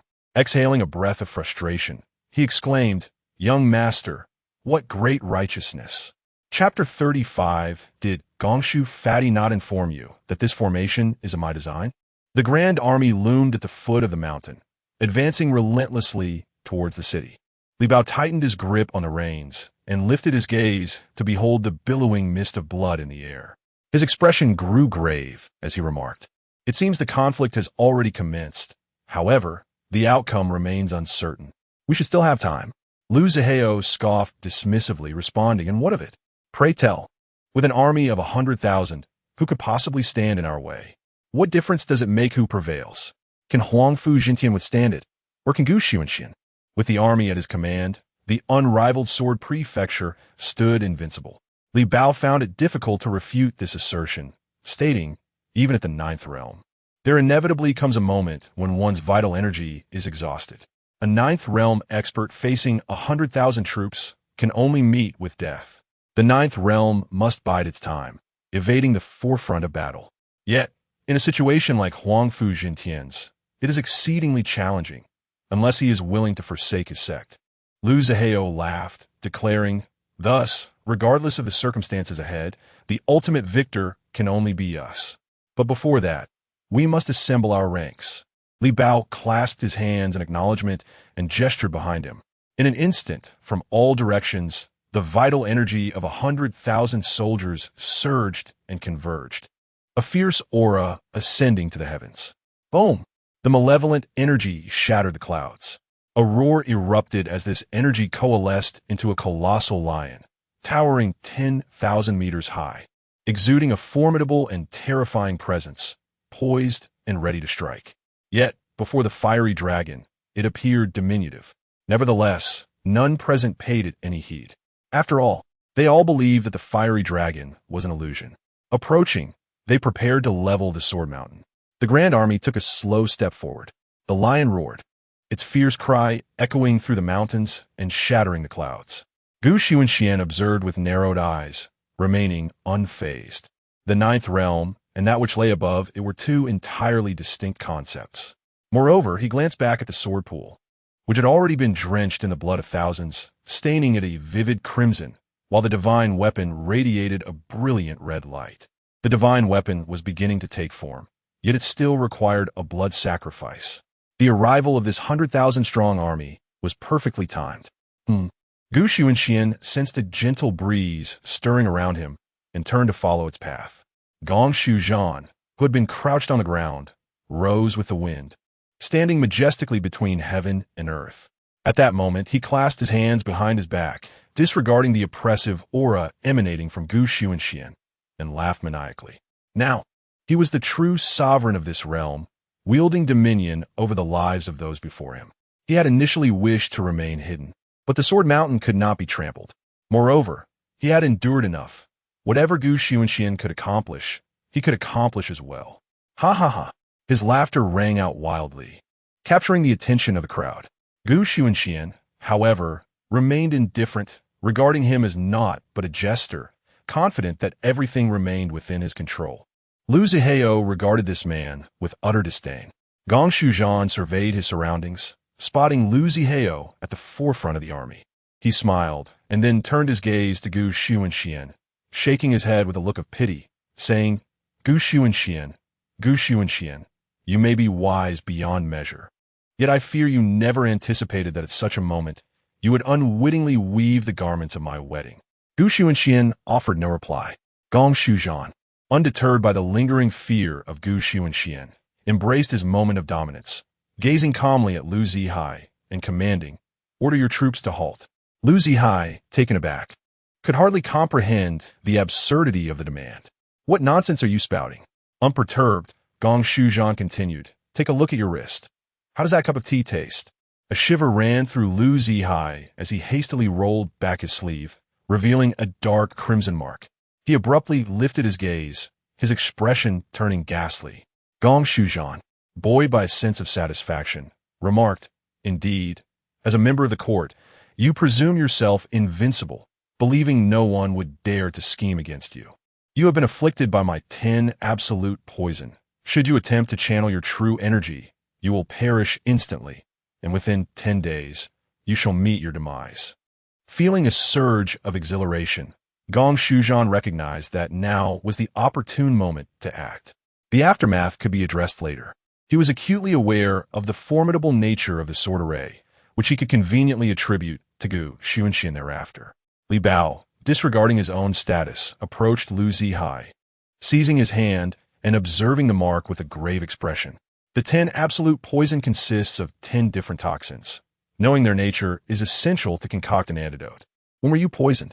Panic gripped Lu Zihai as he anxiously implored Li Bao, "Save me." Gritting his teeth, Li Bao replied, "We must kill him. There must be a remedy within the Sword Mountain." Though reluctant, he recognized the gamble he was taking with Lu Zihai's life. The nephew of the great general, dying at his hands would be difficult to justify. Yet, with Xunxian still above, claiming credit for her demise would render the risk worthwhile. Lu Zihai, now utterly terrified, stammered, "I am the nephew of General Lu. Do you dare?" Li Bao, steeling himself, commanded, "Kill him." The army began to gather its energy. The mighty lion opened its jaws wide, channeling immense power that absorbed the surrounding spiritual essence. Gong Shuzhan, unperturbed, chuckled coldly. "Initiate the formation." Boom! The once merely ornamental fire dragon surged to life, unleashing an indescribable might that resonated across thousands of meters, subduing all under its dragon's might. The fire dragon's tail swept across the lion, striking with a resounding crack. The force of the lion's assault was shattered, causing the army to tremble, nearly disrupting their formation. Li Bao coughed up blood, neglecting to wipe his mouth as he gazed skyward, gritting his teeth. The sword array. With a military formation in play, other grand arrays would surely exist. The sect possessed protective formations, and the court had defensive dragon arrays. Arrays harnessed the power of heaven and earth to yield extraordinary effects. The array before them was likely far superior to the military formation. Lu Zihai raised his hand and slapped Li Bao across the face. "Are you betraying me?" Li Bao, his expression darkened, commanded, "Disperse." The lion returned to its sinister form, vanishing from the realm. They had underestimated the situation. Gong Shuzhan, no longer paying heed to those below, summoned forth the fire dragon, its colossal form coiling around the heavens and earth, revealing a tremendous head. Gong Shuzhan ascended step by step into the heavens, standing atop the dragon's head. Gazing down upon Gu Xunxian with an expression brimming with disdain, akin to that of a giant surveying an insignificant ant. In this moment, all he desired was to humiliate Gu Xunxian. "Come now, Gu Xunxian, I stand here unmoving. Why not suppress me?" He taunted. "Suppress me. I command you to suppress me." With the sword array in his grasp, he exuded boundless arrogance.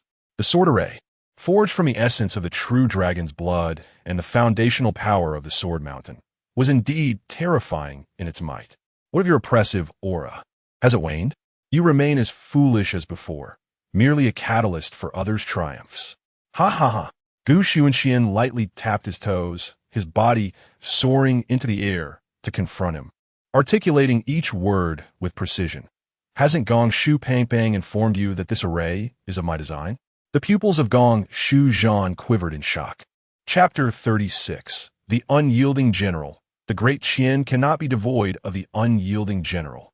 Gong Shuzhan's body trembled uncontrollably, a chill creeping up from the soles of his feet, invigorating his senses. He had envisioned countless scenarios, yet this particular one had never crossed his mind. Stiffly, Gong Shuzhan turned his head to gaze at the sword pool. Just then, the maniacal laughter drew closer and closer. "Ha ha ha! You dog, didn't see this coming, did you? You brainless fool! Have you ever considered that if I were truly behind this, how could my ancestor have perished in the sword sacrifice?" Gong Shufat's laughter echoed incessantly. This moment had been long awaited. Each peal of laughter pierced Gong Shuzhan's very core. He shook his head, still unable to fathom the reality before him. "Impossible. This can't be real. How could you arrange such a formation? It must be a ruse." It was evident that Gong Shuzhan's pupils, in that fleeting moment, were awash with blood. With a swift motion, he thrust his hand forward, summoning a fire dragon that swept its tail, conjuring a searing whirlwind that surged towards Gu Xunxian like an unstoppable tide. Gu Xunxian shook his head. Rather than retreating, he advanced a step, confronting the fiery tail head-on, drawing ever closer. The scorching winds tousled Gu Xunxian's hair, and as the moment approached, he uttered two words softly, "Come forth." The fire dragon's eyes blazed with golden light, abruptly raising its head, flinging Gong Shuzhan away with a forceful motion, soaring gracefully to Gu Xunxian's side. It restrained its aura, humbly bowing its regal head in a gesture of submission. This was merely the soul of the sword formation, yet it possessed an unprecedented vitality, for it was the very soul of the true dragon of the Nine Realms. Gong Shuzhan was sent reeling through the air, his entire being in a daze as he witnessed the terrifying power slip from his grasp. Gu Xunxian raised a hand to caress the dragon, then waved it. The fire dragon ascended into the heavens, performing a somersault before landing at Gu Xunxian's feet, its dragon head elevating him, exuding a menacing aura that resonated in a thunderous roar. The army ahead trembled, their hearts gripped by terror, for the massive dragon head embodied the essence of a true dragon, casting an overwhelming fear upon the battalion. The master of this dragon soul was none other than Gu Xunxian. At this moment, Gu Xunxian remained unfazed, unlike Gong Shuzhan, who reveled in his own triumph. With his sword poised, his gaze remained indifferent, viewing all before him as mere ants. Gong Shuzhan, 100,000 troops. This group was utterly stunned. In a fit of rage, Gong Shuzhan spat forth a mouthful of black liquid, his plans meticulously calculated, having culminated in the cleansing of the old faction. The entire Sword Mountain lay within his control, even the most potent killing move, the the sword formation, was under his command. Yet, the revelation struck him. You mean to tell me that the greatest weapon of Sword Mountain, the most formidable sword forging technique, originates from an outsider? Gong Shujian opened his mouth, but something lodged in his throat rendered him speechless. He shook his head vehemently. No, I have not yet lost. I still possess a chance of victory. He looked at Lu Zihao, struggling to utter, kill him. For me, kill him. As Lu Zihao was about to speak, Li Bao behind him had already reacted, issuing a low growl. Formation. With a resounding roar, the military formation re-established itself, and the majestic lion materialized. Gong Shujian laughed maniacally, exclaiming, I will not lose. I certainly will not lose. Ha ha ha. Li Bao's heart trembled with excitement. This was his first time leading an army to besiege the foremost figure of the Great Qin, a notion he had scarcely dared to entertain. Yet, it was also his dream to engage in battle with the greatest warrior of the land. Slowly, he raised his hand and gestured. Without uttering a word, Xunxian lightly tapped his toes, channeling the innate, formless sword energy within him into the fiery dragon. The dragon roared forth, charging toward the military formation. In a brutal clash, the two forces collided. Bang! The lion faltered, forcefully propelled backward and crashing to the ground, its military essence marred by terrifying sword wounds, before dissipating into countless star-like fragments, returning to the heavens and earth. The formidable army's formation collapsed instantaneously, with some even succumbing to the backlash of the impact. Xunxian lost interest in the scene below. It was destined to be a blatant massacre. Li Bao's body was riddled with cracks, a testament to the formation's backlash. Observing his trembling hands, a bitter smile of resignation crept upon his lips. Dreams, how ludicrous they seemed. Roar! The divine dragon exhaled, unleashing a searing mist of flames. No, it burns. The cries of anguish echoed incessantly. Lu Zihao, gripped by fear, sought any means of survival, pleading, no, please don't kill me. I was wrong. Just spare me, and I will have my aunt assist you. No. Li Bao confronted his fate, choosing not to resist as he was engulfed by the dragon's breath. Gong Shujian's hopes vanished. All aspirations dissolved into nothingness. Gong Shujian, with wide-open eyes, shook his head, murmuring, no, I still have. Xunxian paid him no heed. Seizing his sword and casting it downward, a gleam of light flashed. Whoosh! Bang! Bang! The treasured sword pierced through the entire sword mountain. Crack! The sound of shattering reverberated throughout the mountain, which began to fracture, crumbling into disarray amidst a cloud of dust. The army's defeat was like a mountain collapsing. The azure dragon atop the pole sensed the upheaval but remained indifferent, her gaze filled with despair and regret as the ground beneath her shattered, plunging into an unfathomable abyss. In her final moments, the azure dragon uttered her last words. Lord Wu'an, the Great Qin cannot do without Lord Wu'an. Your Majesty, spare no effort to save Lord Wu'an. Her voice resonated far and wide. The azure dragon beheld the invincible Xunxian, who, in matters of individual combat within the Great Qin, stood unmatched. Save for the presence of Fu Yao in the imperial city. Xunxian, a paragon of unparalleled wisdom and strategy. He had long since calculated everything, having laid this strategy years prior. Had he not been forced into rebellion, the Great Qin would have gained a genius in formation. Regret consumed her, yet alas, there exists no remedy for remorse in this world. She fell, soon to be engulfed by the molten lava. Xunxian paid no heed to it all, remaining untroubled by gains or losses. More precisely, he held a profound regard for the one who nurtured him, the Emperor Qian I of the Great Qin. His figure flickered as he entered the sword pool, rescuing the rotund Gongshu. Overcome with gratitude, Gongshu was on the verge of expressing his thanks when he felt himself soaring uncontrollably. He landed in the embrace of Hong Hao, grinning widely. Remnants of sunflower seeds still lodged between his pearly teeth. Xunxian traversed the surface of the lava, drawing near to the divine weapon, its blades stained with blood. He gently shook his head. It was still insufficient. Xunxian refrained from taking it, allowing the sword pool to plummet to the ground. The sword mountain crumbled, the formation shattered, and the fire dragon dispersed. Chapter 37. The 10,000 Swords Bow in Reverence, the Emperor Among Swords. Though the fire dragon has dispersed, of the 100,000 troops, fewer than 1,000 remain alive. The majority of the army thrived solely during the formation of their military phalanx. Without this cohesion, they are but a fragile force. As for the entire Sword Mountain, it has long since been reduced to ruins. The architect of this devastation, Xunxian, remains fixated on the sword pool, where he observes a divine weapon continuously drawing in the surrounding blood. If this continues, it is destined to become a malevolent weapon. Xunxian squints slightly and speaks softly. Huang Haoqing slaughters the county soldiers. Gainye heads towards the observation of Heaven's sect to obliterate the sect. The two exchange glances. Understood. In the desolation, Xunxian stand atop the ruins, waiting. After a considerable time, he furrows his brow. The divine weapon is suffused with a sinister aura, but remains unformed, the sword body still in its nascent stage. Xunxian surveys the surroundings, and with a mere flicker of thought, the blades scattered across the molten rock resonate with a thunderous roar. If Gainye were present, he would surely recognize this as the 10,000 swords bowing in reverence, the Emperor Among Swords. Only those who have attained the pinnacle of the sword path can command such legions of blades. Xunxian speaks calmly, merge. His words seem imbued with the power of command, causing the lava to boil violently, and under the extreme heat, the blades melt into molten iron.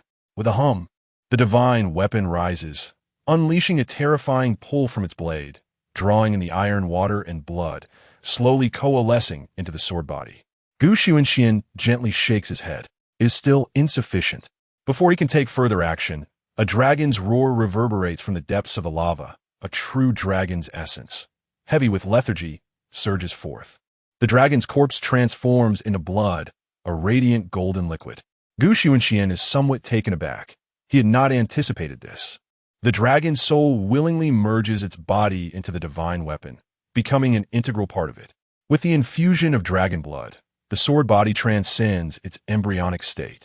A flash of red light signals the long-awaited completion of this weapon. Its brilliance now shines forth, the blade of vivid crimson adorned with layers of dragon scales. Then, the sword stirs, echoing the dragon's roar. It soars toward Xunxian. As he reaches out, a chilling power emanates from the divine weapon, enveloping everything around him in a blood-red hue. A malvodoha, an overwhelming malevolence. This is a weapon of great wickedness, one that can infect the human spirit. Prolonged use will incite a thirst for blood. With a casual wave, Xunxian unleashes a sword energy like a rainbow, cleaving through the lava and carving a chasm deep into the earth. He places Gainye's sword upon the ground, and upon touching its hilt, the innate, formless sword energy collides with the divine weapon, both unwilling to yield. Xunxian exclaims, "A magnificent sword, one of the top 10 divine weapons in the world." This exceeds Xunxian's expectations. This divine weapon, upon its original foundation, has absorbed the blood of over 100,000 souls, along with the essence of a true dragon. Most terrifyingly, the sword spirit did not simply emerge. It is the very soul of that dragon. As Xunxian relinquished his hold, the weapon began to orbit him incessantly. The dragon spirit, not lacking in intelligence, recognized that this individual, who could serve as the focal point of its power, must be a master of extraordinary skill. Why would it not choose to acknowledge him as its master? With a melodious hum, it sought to ingratiate itself. Xunxian smiled. In the next moment, a thunderous roar erupted. The realm, once suffused with a crimson hue, suddenly convulsed as a cacophony resounded, plunging the entire sea of clouds into profound darkness. As the deepest black clouds enveloped the sword mountain entirely, stretching to the horizon, the divine weapon, trembling with fear, clung closely to Xunxian, aware that this was a direct threat to itself. Meanwhile, outside, the green-robed marquis and others of discerning temperament had gathered, witnessing this heart-wrenching spectacle, rendered speechless. They swallowed hard. The heavenly tribulation. Had the divine weapon truly come into its own? It was not unexpected.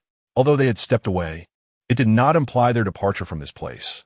They were intent on witnessing such a grand performance, and once the fire dragon dissipated, they would regain their freedom. Another resounding roar echoed. Beneath that overwhelming darkness, white lightning dragons coiled and prepared to strike, swirling within the clouds, brewing a storm of unimaginable terror. Above, the ominous presence hung palpably. Even from a considerable distance, the green-robed marquis could sense the might of the heavens, and he did not need to confront it directly to feel his body quaking uncontrollably. In astonishment, he uttered, "Is this a malevolent weapon? Having absorbed so much blood, it surely cannot be tolerated by the heavens." The elder of the green-robed tower gulped nervously and inquired, "What would happen if we were to withstand it?"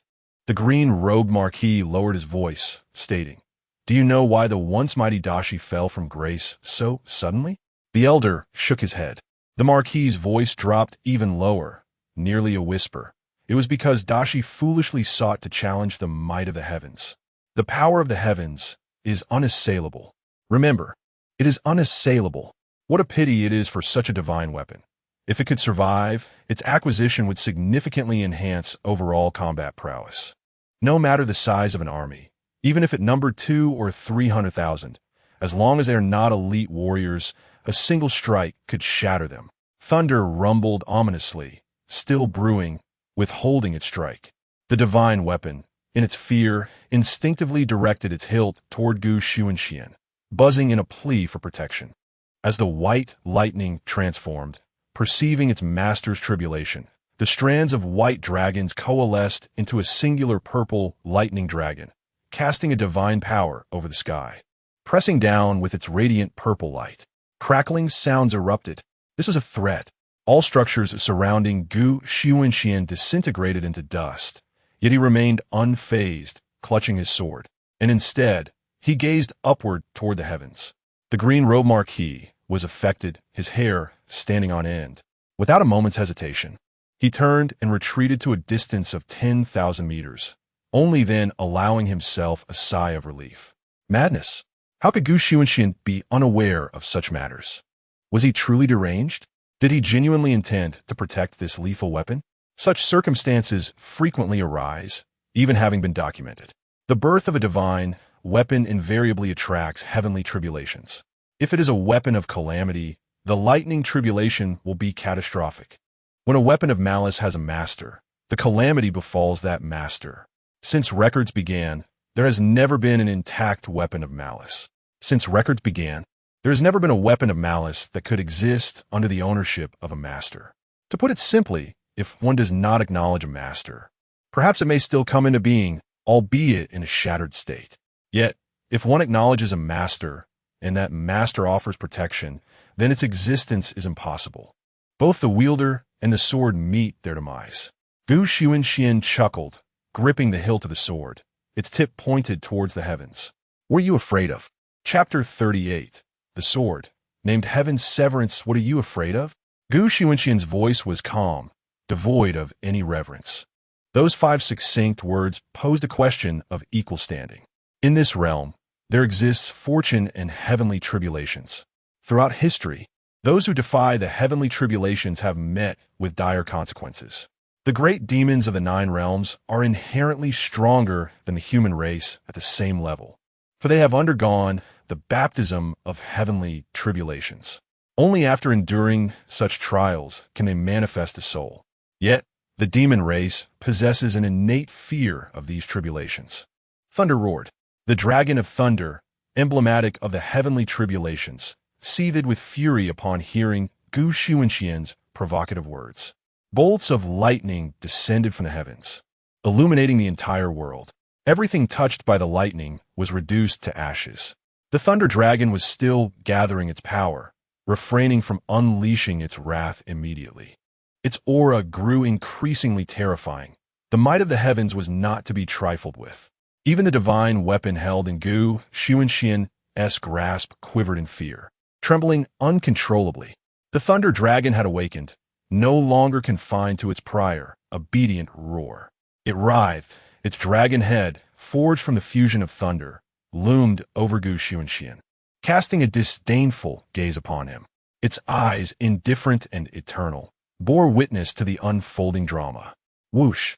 A torrent of indescribable celestial might coalesced into an immense pressure, descending mercilessly upon Xunxian, intent on pinning him to the ground. Sovereigns and celestial beings share a common trait. Their mere presence compels all existence to kneel in reverence. This is the majesty of an emperor. However, this requires a prerequisite. One must possess sufficient strength. Xunxian smiled. Fortuitously, he was unafraid. With a delicate push of his toes, he defied the heavenly pressure, ascending the invisible steps ahead, one stride after another. In just 3 or 4 steps, outside, a great distance away, the Qing Marquis and his entourage beheld the sight of Xunxian, clad in white as pure as snow, undertaking an act that none dared to pursue, defying the heavenly tribulations. The Qing Marquis felt his scalp tingle. Merely being on the periphery, he had already lost all strength and means. He could hardly fathom how Xunxian, having endured numerous battles, could still possess the courage to withstand the heavenly tribulations. He was rendered speechless, utterly astonished. Not just him, those around him were equally affected. Each person had been so stricken with terror that they lay prostrate on the ground, the dispersing celestial might pressing down upon them with overwhelming force. Ascending to the heavens, confronting the heavenly tribulations, Xunxian had traversed 100 meters. The so-called heavenly might was but an illusion to him, and the oppressive force had dissipated entirely. Xunxian paused, slowly raising his head, his eyes betraying no emotional fluctuation. He grasped the divine weapon, its blade adorned with patterns resembling scales, emanating a sanguine aura, and gazed towards the heavens. This sword, named Heaven's Severance, the thunder dragon's pupils dilated, revealing a faint golden hue as it bore the decree of the heavens. You shall be punished. With a mere gesture of his sword, Xunxian's gaze turned cold as he uttered a single word. Begone. Unremarkable and devoid of any exertion of true energy, the blue-robed Marquis was unable to hear. Yet he could distinctly observe the motion of the sword pointing towards the heavens. The sight stunned him, causing his eyes to roll back as he collapsed backward. The world is devoid of compassion. A scene of provocation is not destined to be immortalized. It would only lead to the annihilation of all vitality. However, the anticipated spectacle of fury did not unfold. The thunder dragon gazed intently at Xunxian for a prolonged moment, as if perceiving something terrifying, causing his pupils to constrict with an eerie sharpness. Xunxian narrowed his eyes slightly. Begone. The vast expanse of dark clouds and the rumble of thunder vanished in the blink of an eye, leaving behind the oppressive force of nature, which too dissipated. As if nothing had ever transpired, Xunxian remained unfazed, observing the Duantian sword. This sword, inherently obedient, appeared even more docile now, exuding an aura of devotion. A buzzing sensation of delight enveloped him. Xunxian felt a sense of resignation. Casting a glance at the sword mountain, once renowned across the land, now yielded no trace of its former glory. It had perished, along with the sword immortal, who had found no chance of survival. He shook his head and, with a light step, traversed the void to stand before the blue-robed Marquis. Realizing his limited influence within the martial alliance, Xunxian perceived this individual as a potential pawn in his strategy and, without haste, settled beside him to await developments. After a considerable time, the blue-robed Marquis's eyelids fluttered, and upon opening his eyes, he beheld Xunxian standing resolutely against the wind, causing his heart to skip a beat. Had he triumphed? Had he actually defeated Tian? And was he still waiting for him? He dared not delay, quickly rising to his feet and cupping his hands in respect, exclaiming, "What remarkable skill, Sword Saint!" Xunxian turned his head and inquired, "Awake now?" The blue-robed Marquis nodded, expressing his gratitude. "I am eternally grateful for the Sword Saint's life-saving grace, allowing me to witness this extraordinary battle. It is an experience I shall never forget." This battle astounded the entire world. The magnitude of this conflict could only be rivaled by a national war. One man had obliterated an entire sword mountain. claiming the lives of over 10,000, including local soldiers, with 2 from the 9 realms. Such thoughts were unfathomable. The blue-robed marquis understood that Xunxian's prowess could only be matched by ancient beings. Thus, he regarded him with utmost reverence. Xunxian smiled lightly, not overly concerned, and remarked, "You have come here with the intention of acquiring a sword to harness divine weaponry and enhance your swordsmanship, I presume?" The blue-robed marquis trembled at this, hastily clarifying, "I harbor no covetousness for the sword saint's divine weapon. I assure you, I will remain silent about today's events. Please rest assured." Xunxian recognized his misunderstanding and spoke plainly. "Your innate talent is limited. Without divine assistance, you will only reach the 8th realm. Would you be interested in joining me?" The blue-robed marquis, whose reputation was moderately known, was taken aback by this proposition. He swallowed hard and stammered, "Is it truly possible?" When the world came to know of Xunxian, there exists but a singular evaluation of him, the cornerstone of the Qin dynasty. As Xunxian's renown burgeoned, various courts and figures in the martial world harbored a singular thought: how fortunate it would be if someone of Xunxian's caliber were to ally with us. Such an individual is, in essence, a solitary minister. He is untainted by avarice for power and possesses a clear understanding of his rightful place, instilling confidence in those who serve him. His subordinates are often plagued by a singular lament: why do they not form factions for personal gain? They comprehend that following such a leader alleviates their fears of abandonment and secures their futures, for Xunxian will ensure their well-being. When he requires their assistance, there is no need for convoluted scheming. They need only heed his commands to reap substantial rewards. Yet, some individuals, having experienced greater success, mistakenly believe that all achievements are solely their own, oblivious to the fact that they could not have been realized without Xunxian. The resolute spirit of the Qingyi marquis was abruptly shattered. He knelt before the ground, yet a gentle breeze lifted one of his legs, and he knelt on one knee, his demeanor solemn as he proclaimed, "Should the sword saint not forsake me, I shall follow as a loyal subordinate, never to betray." Chapter 39. A knight dies for his beloved, drawing the sword against the empire. Xunxian stepped forward, assisting him to his feet. He patted his shoulder and remarked, "A swordsman must possess a proud spirit. To kneel on one knee is acceptable, but to kneel on both is unacceptable. Once you kneel, you shall never rise again." The young marquis shook his head, speaking earnestly. Only by kneeling can one truly express. Xunxian interrupted him with a smile. "There is no need for such measures."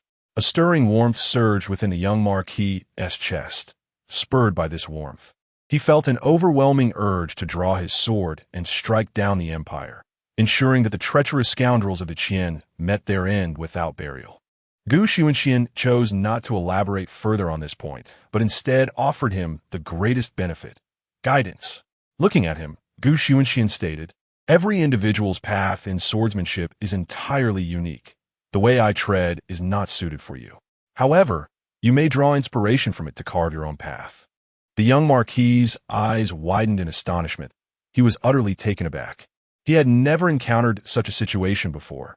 Receiving guidance from a master at the 9th realm was akin to acquiring a priceless treasure, especially from someone within the same system. His astonishment stemmed from the fact that they had only just met, and, after a mere greeting, Xunxian was already offering him instruction. To claim he was not moved would be a falsehood. Without further ado, Xunxian formed a sword gesture, unleashing a stream of sword qi that shot forth. It brushed past the young marquis, mere fractions away, sending a stinging sensation across his cheek and a whistling sound in his ears. He turned to look back, noticing the sword qi continuing its path. A gash marred the ground, and within the realm, the sword qi danced freely. As he reached out to touch it, he felt the sharp pain at his fingertips, remnants of the sword qi's aura. The young marquis trembled with excitement. He was aware of Xunxian's prowess, yet he had not anticipated such terrifying strength displayed in the present moment. That stream of sword qi extended thousands of meters away, slicing through a great mountain, cleaving it in two at the summit, which then cascaded downward. The cut surface of the mountain was smooth, bearing the terrifying remnants of Sword Qi. The young marquis stood in astonishment. Even from 1,000 miles away, its power remained undiminished. Xunxian spoke gently. My path is one of relentless advance, cutting through all barriers. You may draw from it, but cannot wholly imitate it. Each person's fortune is distinct. Xunxian concluded his instruction, believing the young marquis to be an astute individual. Indeed, the young marquis, enlightened, sat cross-legged, breathing deeply like a dragon or a tiger, the sounds of their roars resonating within him. Xunxian smiled softly. Conversing with an intelligent person was straightforward. After a considerable time, the young marquis opened his eyes, their sharpness now strikingly clear. He exhaled a breath of turbid air, clasped his hands in salute, and proclaimed, "Thank you, Sword Saint, for your invaluable guidance." Xunxian helped him to his feet, stating, "You may address me as Gongya like Hang Hao, or Gongzi like Gainya." The young marquis was momentarily bewildered, pondering, who is Gainya? He recalled the 9th Realm swordsman beside Hang Hao, his face twitching. He had contemplated numerous scenarios, yet this particular one had never crossed his mind. That individual, is it truly Gainya? The foremost swordsman of the Qin, the personal guardian of Emperor Qin Shi. How could it be him? Gainya addressed him as young master. Does that not imply he is the son of Qin Shi? Huh? The green-robed Marquis Zhang gasped, exclaiming, "Young master." Xunxian spoke slowly. "I do not require your company. You may continue to the Wu'an alliance to develop the Green Robe Tower. Focusing on either assassination or intelligence operations is entirely up to you." Xunxian patted his shoulder once more, advising, "Remember, prioritize your own safety above all. If you encounter a formidable foe, yield if necessary. I shall not hold it against you. As long as the green hills remain, one need not fear the absence of firewood." The green-robed marquis bit his tongue, forcing himself to remain alert, scarcely able to believe what he had just heard. After offering guidance, he had inadvertently revealed his own identity. Was there truly no restraint? Did he not fear exposure? In that moment, although the green-robed marquis faced no constraints, an indescribable weight lingered upon him, echoing in his mind the phrase, "A scholar dies for a true friend." The green-robed marquis knelt once more. "Rest assured, young master." He departed quietly, slipping away unnoticed. Xunxian did not linger either. However, the sword mountain he left behind subsequently became a local landmark where many swordsmen came to comprehend its essence, revering it as their master. Of course, that is a tale for another time. At present, Xunxian returned to the Golden Dragon. The Golden Dragon trembled, sensing the presence of the Fire Dragon, which by lineage could be considered its ancestor. Yet this ancestor circled Xunxian, whimpering in submission as the sword's aura around him intensified, burdening it with an overwhelming pressure. Without delving into the details of its form, another sword strike approached. Was the pressure truly that immense? Xunxian did not have to wait long. Gainya and Hang Hao returned. Hang Hao was carrying the slumbering Gongshu fatty, while Gainya had flown back. His vital energy was diminished. Unlike Xunxian, he did not possess such formidable reserves. Having obliterated a sect, both his physical strength and qi were exhausted, and the foundation of a 9th-tier sect should not be underestimated. Gainya calmly declared, "It is over.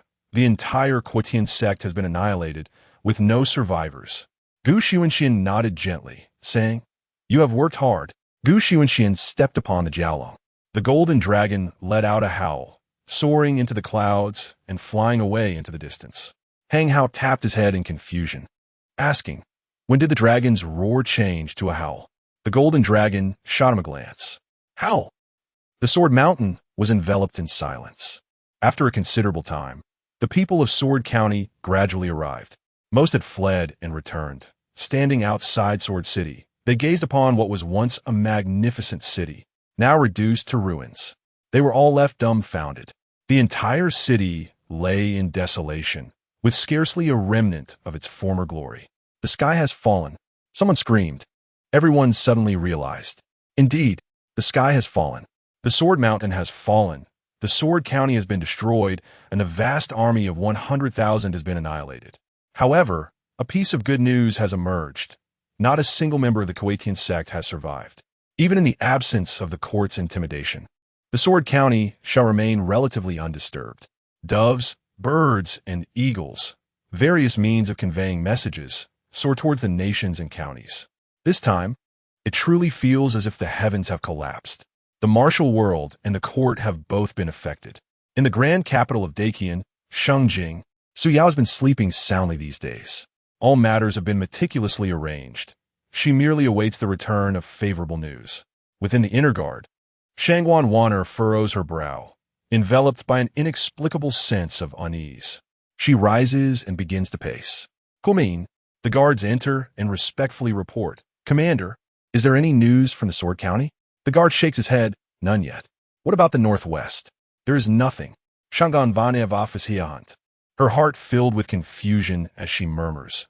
Where does this feeling of unease stem from? Chapter 40.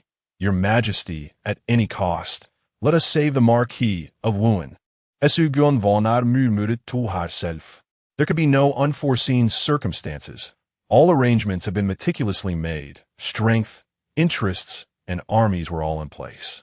Under such conditions, how could a mere ninth realm individual instigate any upheaval? Furthermore, the three of them represented the three major factions of the Great Qin. Cooperation was inevitable. Was it not the Sword County? The Northwest? Shaking her head, Su Guanwana remarked, then it is even less likely. With Qin Shi Huang absent and only Zhou Tuo present, what storm could he possibly stir? A growing sense of unease enveloped her, and even amidst such a tumultuous environment, she could distinctly hear the rapid pounding of her heart. Bang! Bang! Bang! Unable to remain passive, Su Guanwana exited the dungeon, only to be confronted by an inner guard, nearly drained of internal energy, who rushed toward her. Upon reaching her, he collapsed to the ground, terror evident in his voice. Sword County, the sky has fallen. With those words, he fainted. Su Guanwana trembled at the news she dreaded most. She crouched down, rummaging through her garments, and soon extracted a letter from her bosom.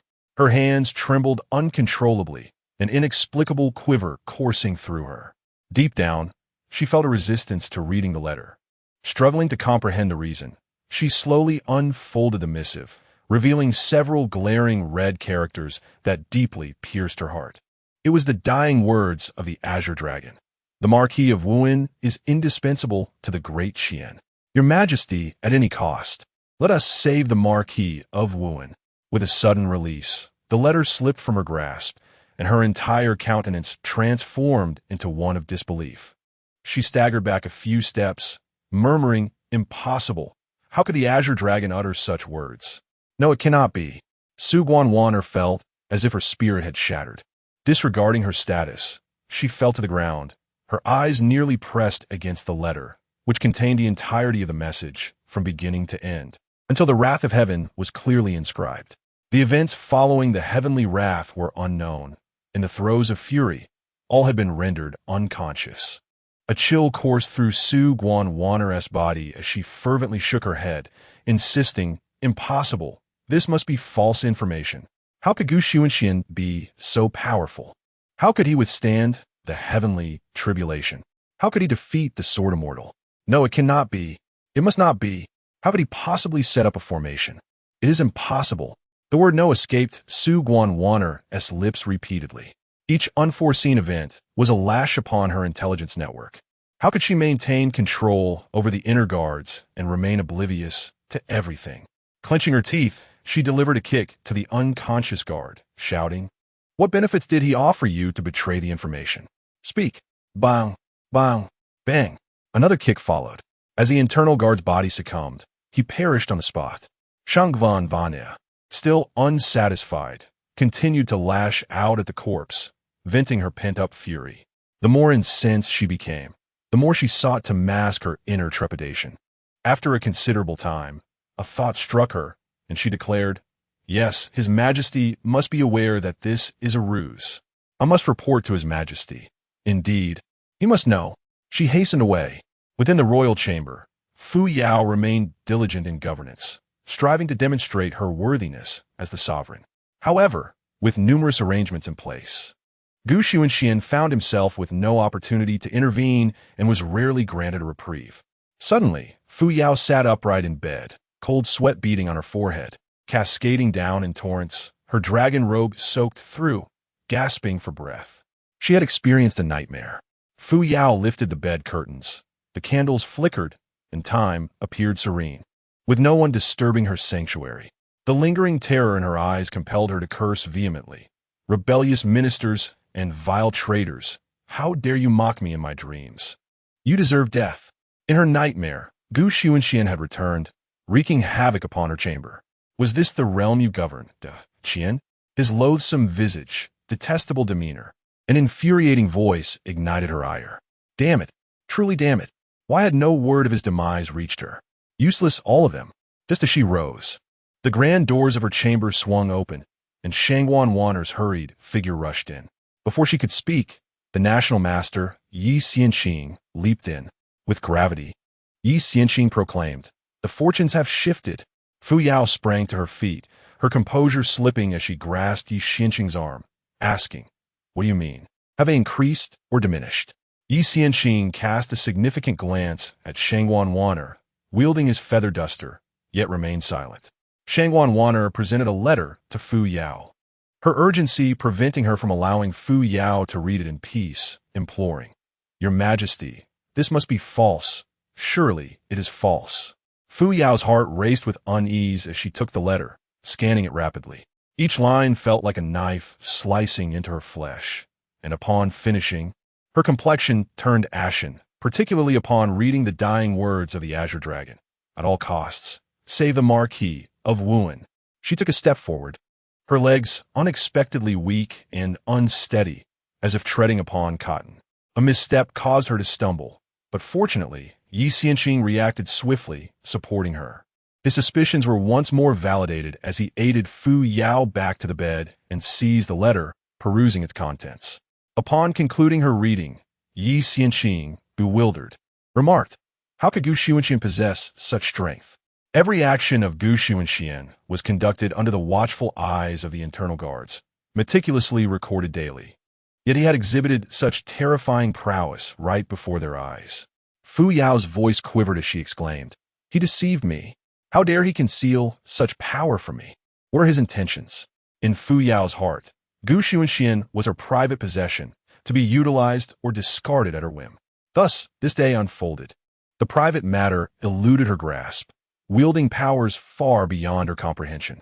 Recalling the dreams she had, a wave of malice surged within her. A moment of dizziness enveloped Fu Yao, and she fainted on the spot, overwhelmed by fear.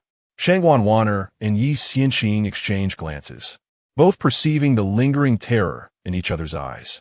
The three of them were astonished by such tactics and felt a flicker of indignation, suspecting that Gu Xunxian had deceived them. However, there was an unspoken understanding among them regarding a certain truth. Gu Xunxian's methods had obliterated Sword Mountain, betraying the Mountain Master, leaving it reduced to mere ruins. The fate of the Mountain Master mirrored that of Gu Xunxian. This stark reality served as a reflection of their own predicament. If he alone could annihilate Sword Mountain, could he not also bring about their destruction? Chapter 41. The Great Qin, the sky has fallen. Uncertain of how much time had passed, Fu Yao awakened, her eyes fluttering open to behold Shangwan Wanner and Yi Xianqing. It dawned upon her that what she had just experienced was no mere dream. It was stark reality.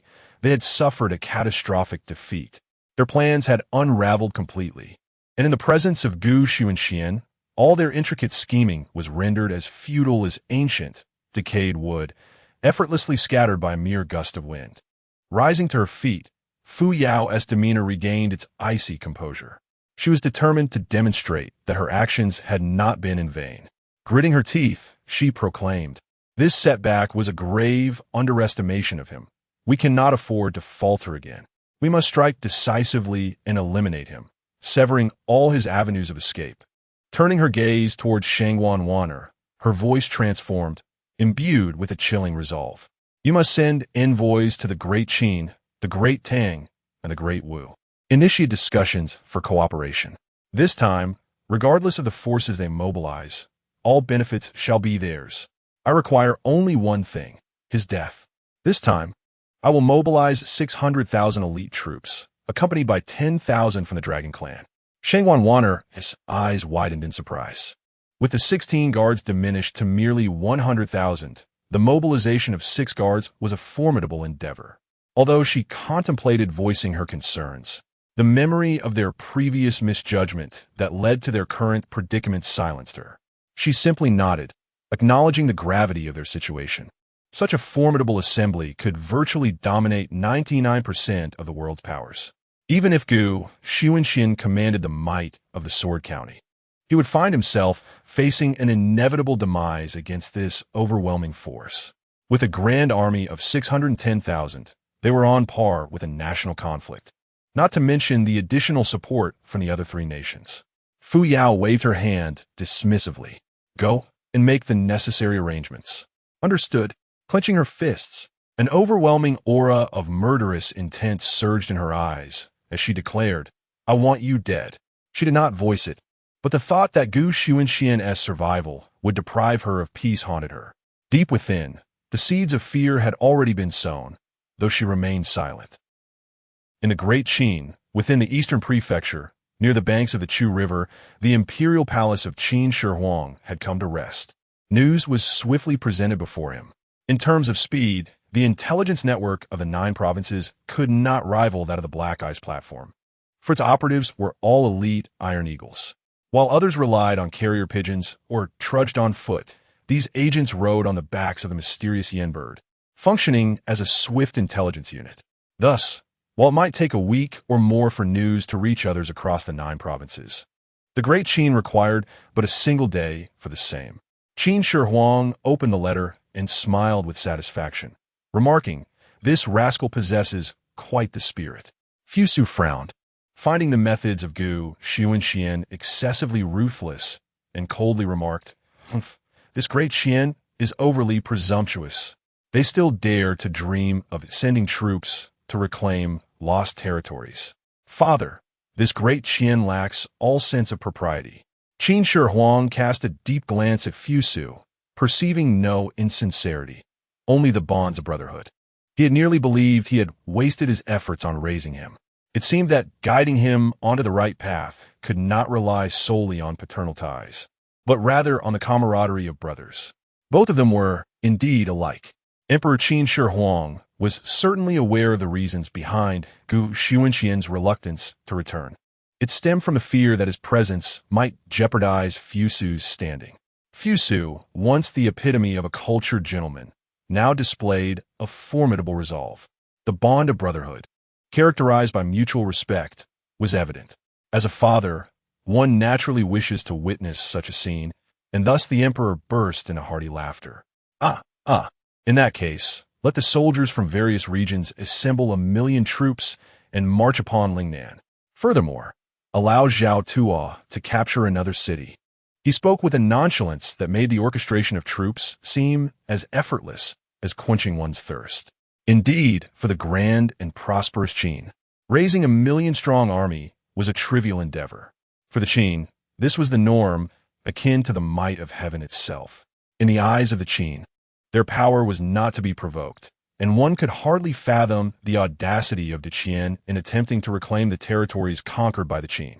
To mobilize troops was, in truth, a grave error. Honestly, without the presence of the demon tribe, the world would have long been under Qin dominion.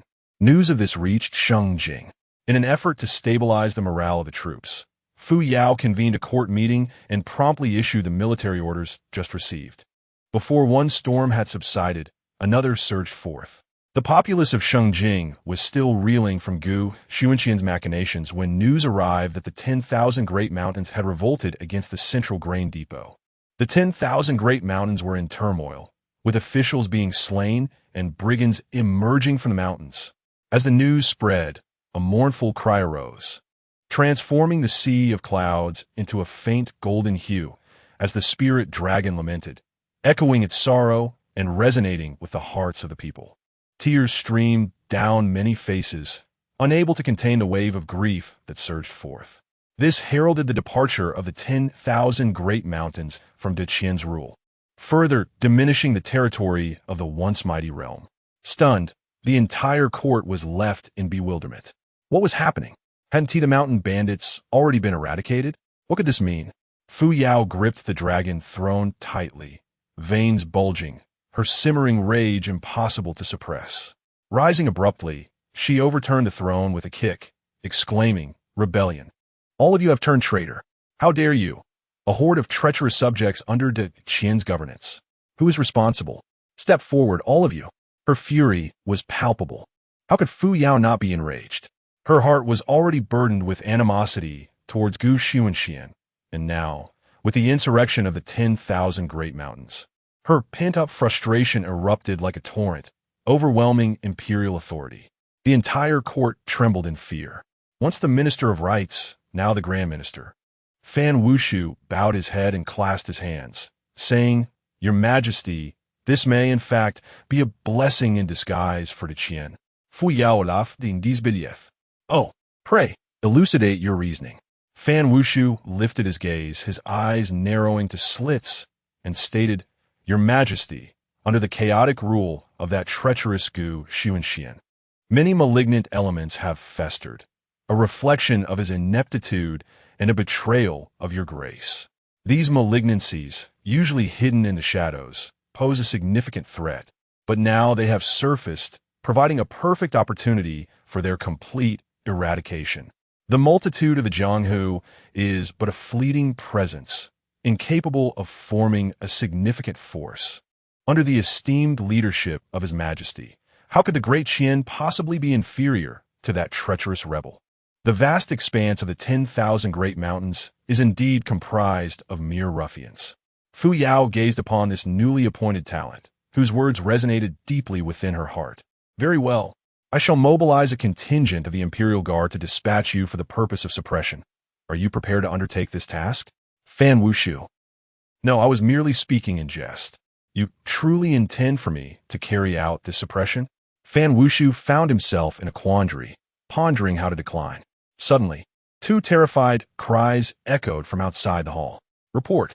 The Great Qin has crossed the border with a sudden assault, advancing from the northwest, and is now at the gates of Shifu County." A tumult arose. "Report! The rear of the Great Qin has amassed 1,000,000 troops." A cacophony ensued. Chapter 42. With Xunxian's demise, all affairs come to an end.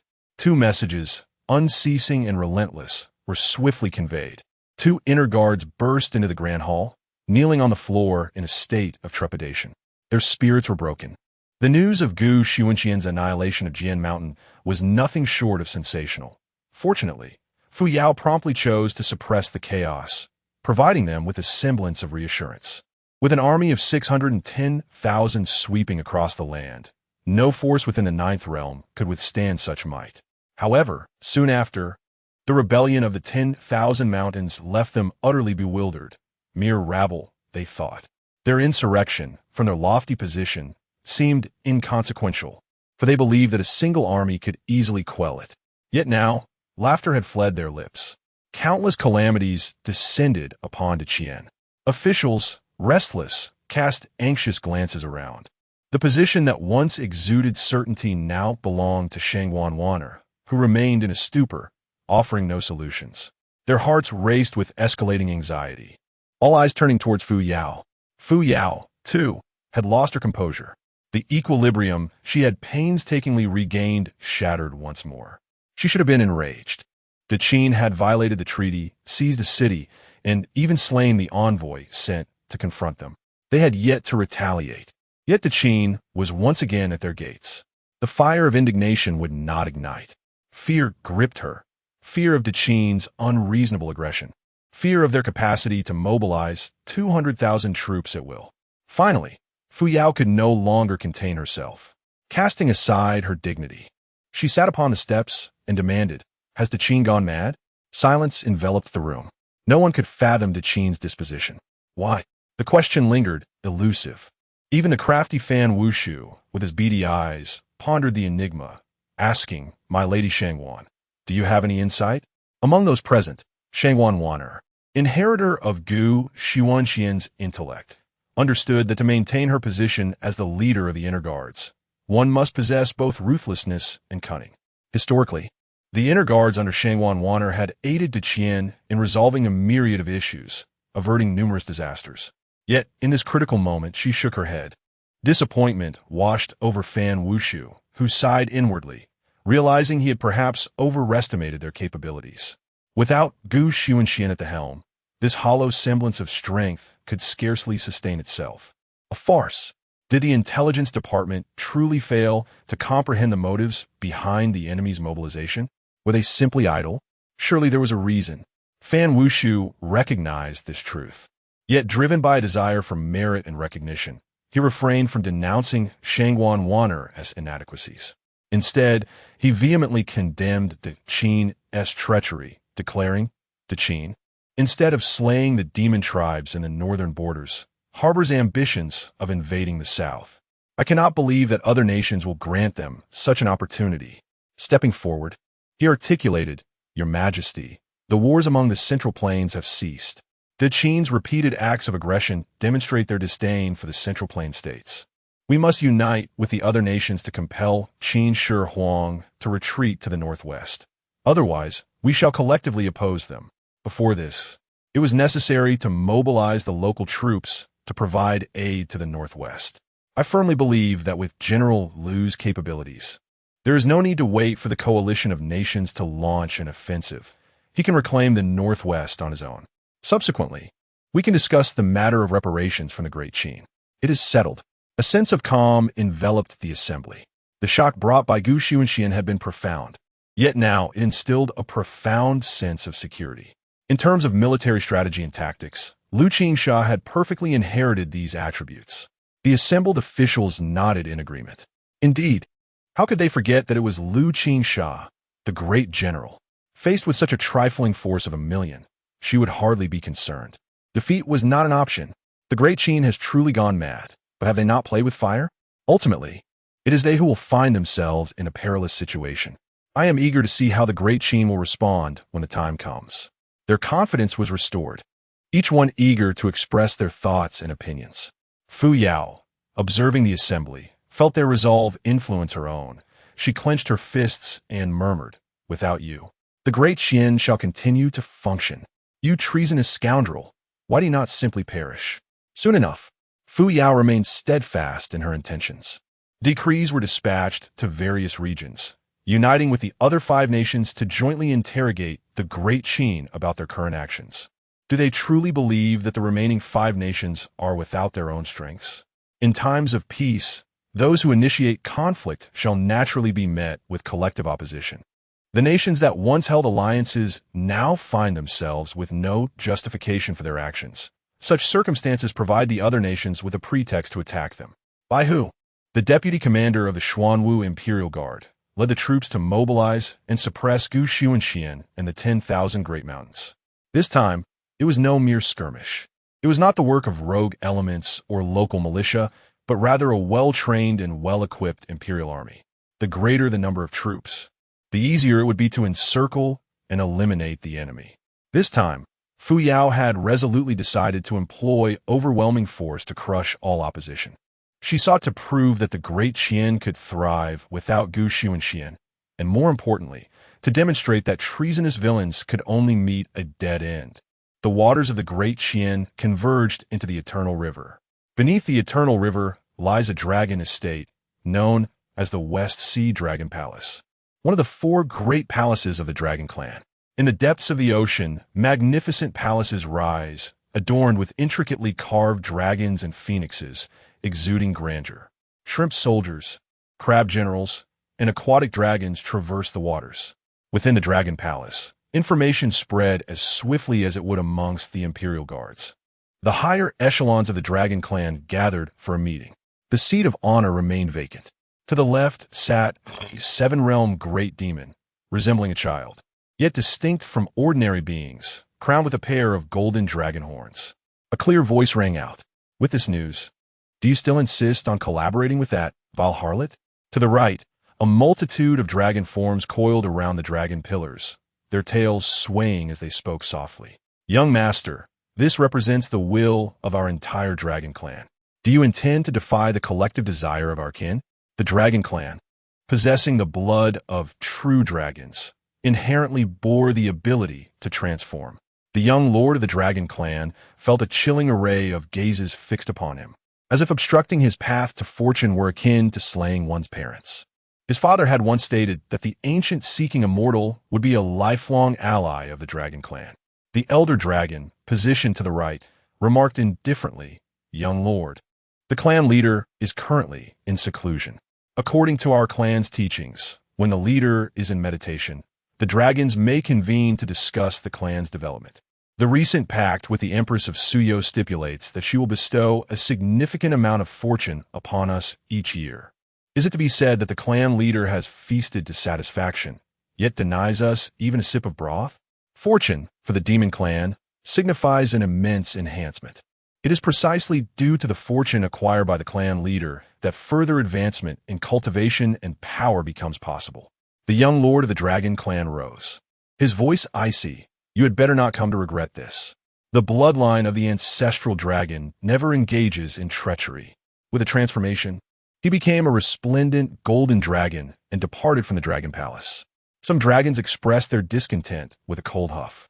Were it not for his esteemed lineage, he would not even warrant the right to stand there. What audacity did he possess? The elder dragon continued, "Enough. A message has just arrived from the Empress of Zhou. You are to lead 10,000 dragons in assisting the Great Qin to eliminate the ancient seeking immortal. Once the ancient seeking immortal is vanquished, all matters will be resolved." "Very well," he replied. "However, it must be noted that most of those 10,000 dragons are but mere cannon fodder." Chapter 43. A Step Forward, Great Qin, Turmoil. In the Great Tang, the encircling army that sought to annihilate Xunxian has been completely vanquished. Wu Qianquan is engulfed in fury, actively mobilizing troops. The crucial territory has been lost and must be reclaimed. This time, Wu Qianquan wields absolute authority, declaring, "This time, we shall deploy 200,000 troops, accompanied by the 9 realms. I refuse to believe that Xunxian can eliminate them all." Left Chancellor Li Wei refrains from further protests.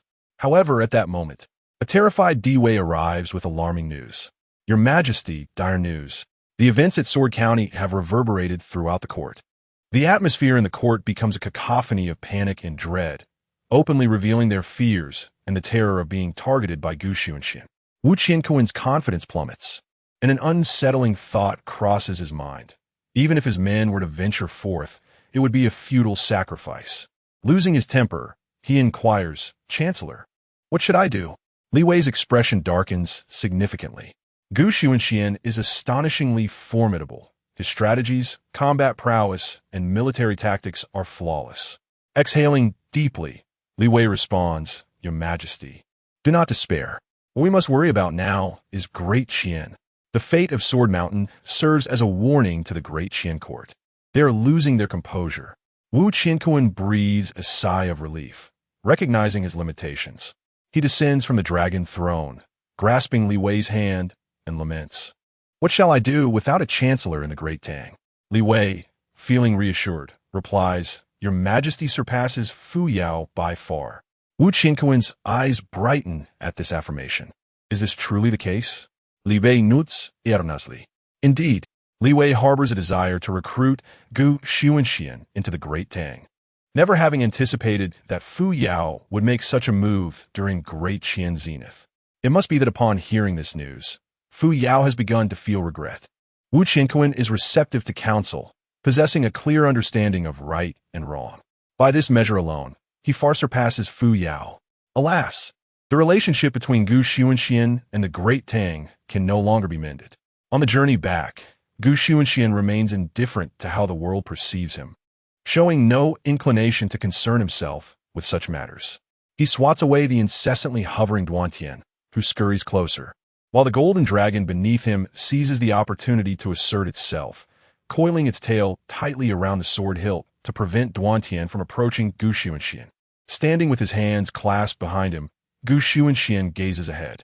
Gainia steps forward and asks, "My lord, what occupies your thoughts?" Xunxian chuckles lightly. "Tell me, how many steps does it take to plunge a nation into chaos?" Gainia shakes his head. "I do not know." Gu Xunxian raises 3 fingers, proclaiming, "It takes but 3 steps." He speaks with an air of nonchalance, as if what he is undertaking is only slightly more arduous than sipping water. Though Ganya's expression remains calm, his heart is already in turmoil. Upon returning to the city, Gu Xunxian is met by Lu Sun, the county magistrate, who rolls in with great enthusiasm, exclaiming, "My lord is magnificent. My lord is invincible." The Golden Dragon. Duan Tian, a formidable foe.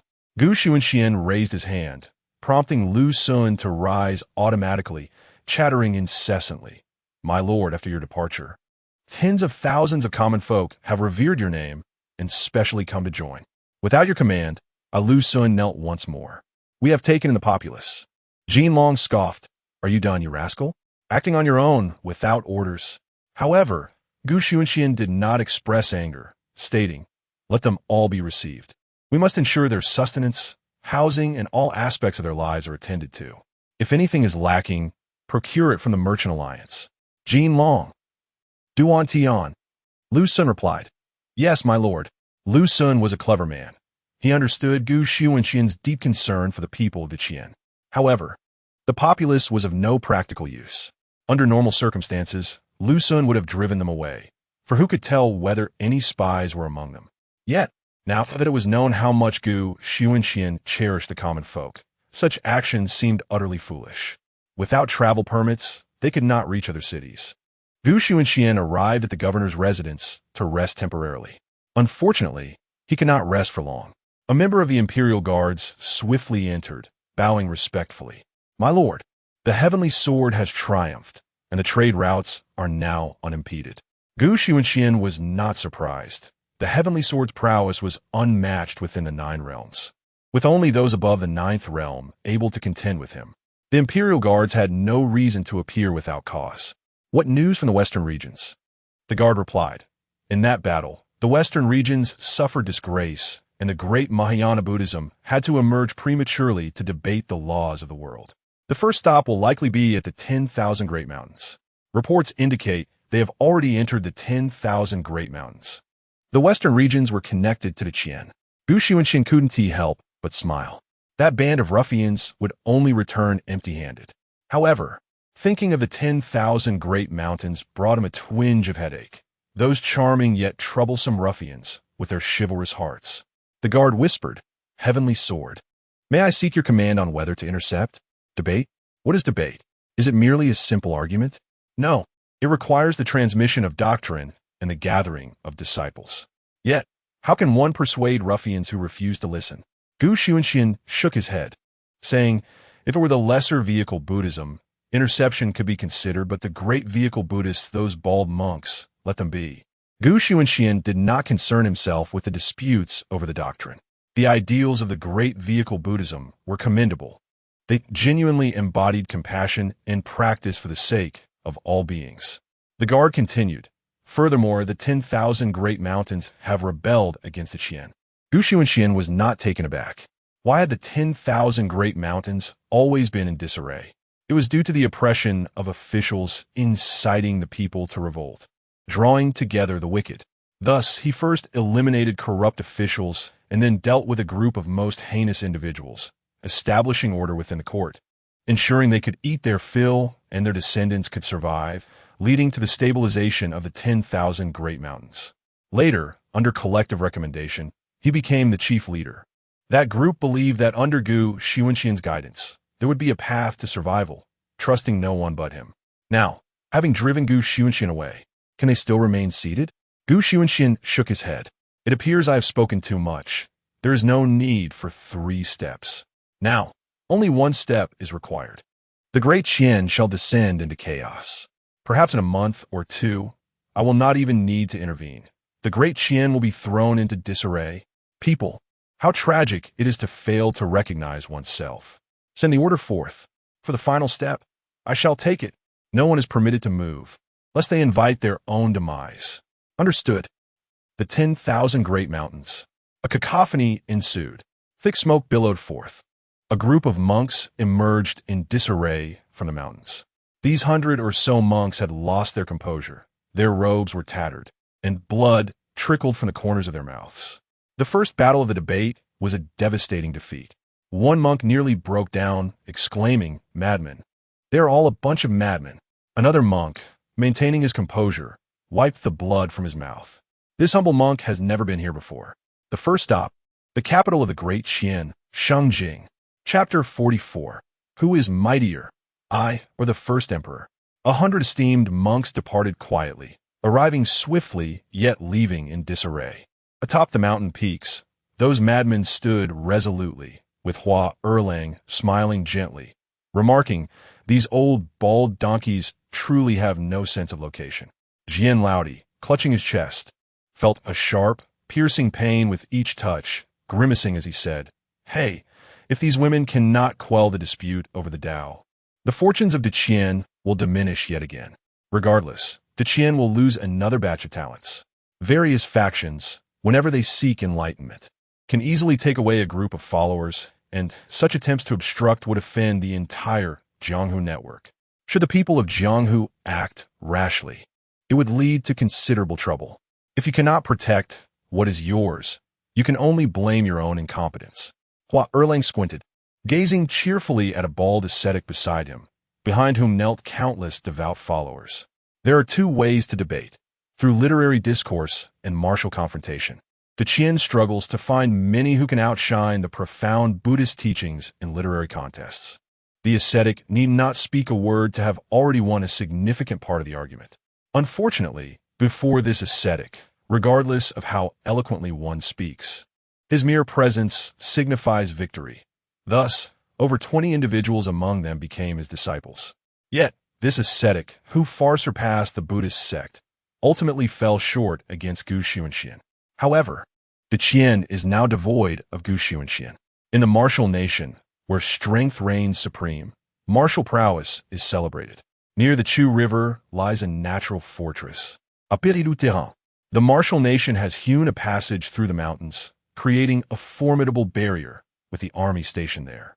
The martial emperor, clad in flowing robes, stood against the wind, his features sharp and his eyes like suns, gazing intently ahead, radiating a fierce aura that stirred the surrounding spiritual energies. Behind him stood a figure of the ninth realm, gravely stating, "The relationship between Qin and Xunxian is likely far more complex than it appears. It is due to their existing covenant that Qin emerged from its former weakness among the vassal states, becoming a power that commands millions. Qin embodies a particularly domineering presence, top to bottom, and your majesty, given our proximity to Qin, it is unnecessary to provoke such turmoil. Moreover, there is another point.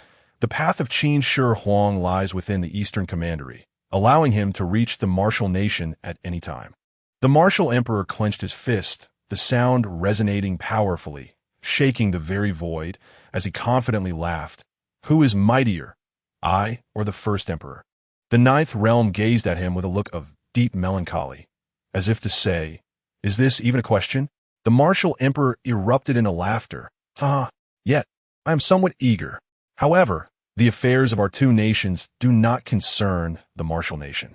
They are already fending off the demon clan, and I lack the audacity to besiege Qin. If Qin could indeed breach the defenses of Zhou under such circumstances, what would it matter if we offered ourselves to them? However, almost simultaneously, the four nations of Tang, Yu, Li, and Qi issued a proclamation. The essence of their message was that Qin had betrayed trust, revealing its wolfish ambitions. To preserve the order of the Central Plains, they demanded the swift return of the northwestern territories. Should they fail to comply, the coalition of 5 nations would march northward to stabilize the 7 nations of the Central Plains. The arrogance of Qin was overwhelming, instilling fear among them. After all, this once mad Qin had ruthlessly trampled upon all the vassal states and the celestial authority of the Great Zhou. In such a precarious situation, no one could guarantee that Qin would refrain from more insane actions. Thus, they sought to extinguish this emerging threat preemptively. In Qin, within the city of Shengling, a gathering of women convened, receiving a stream of messages. This time, the news was favorable.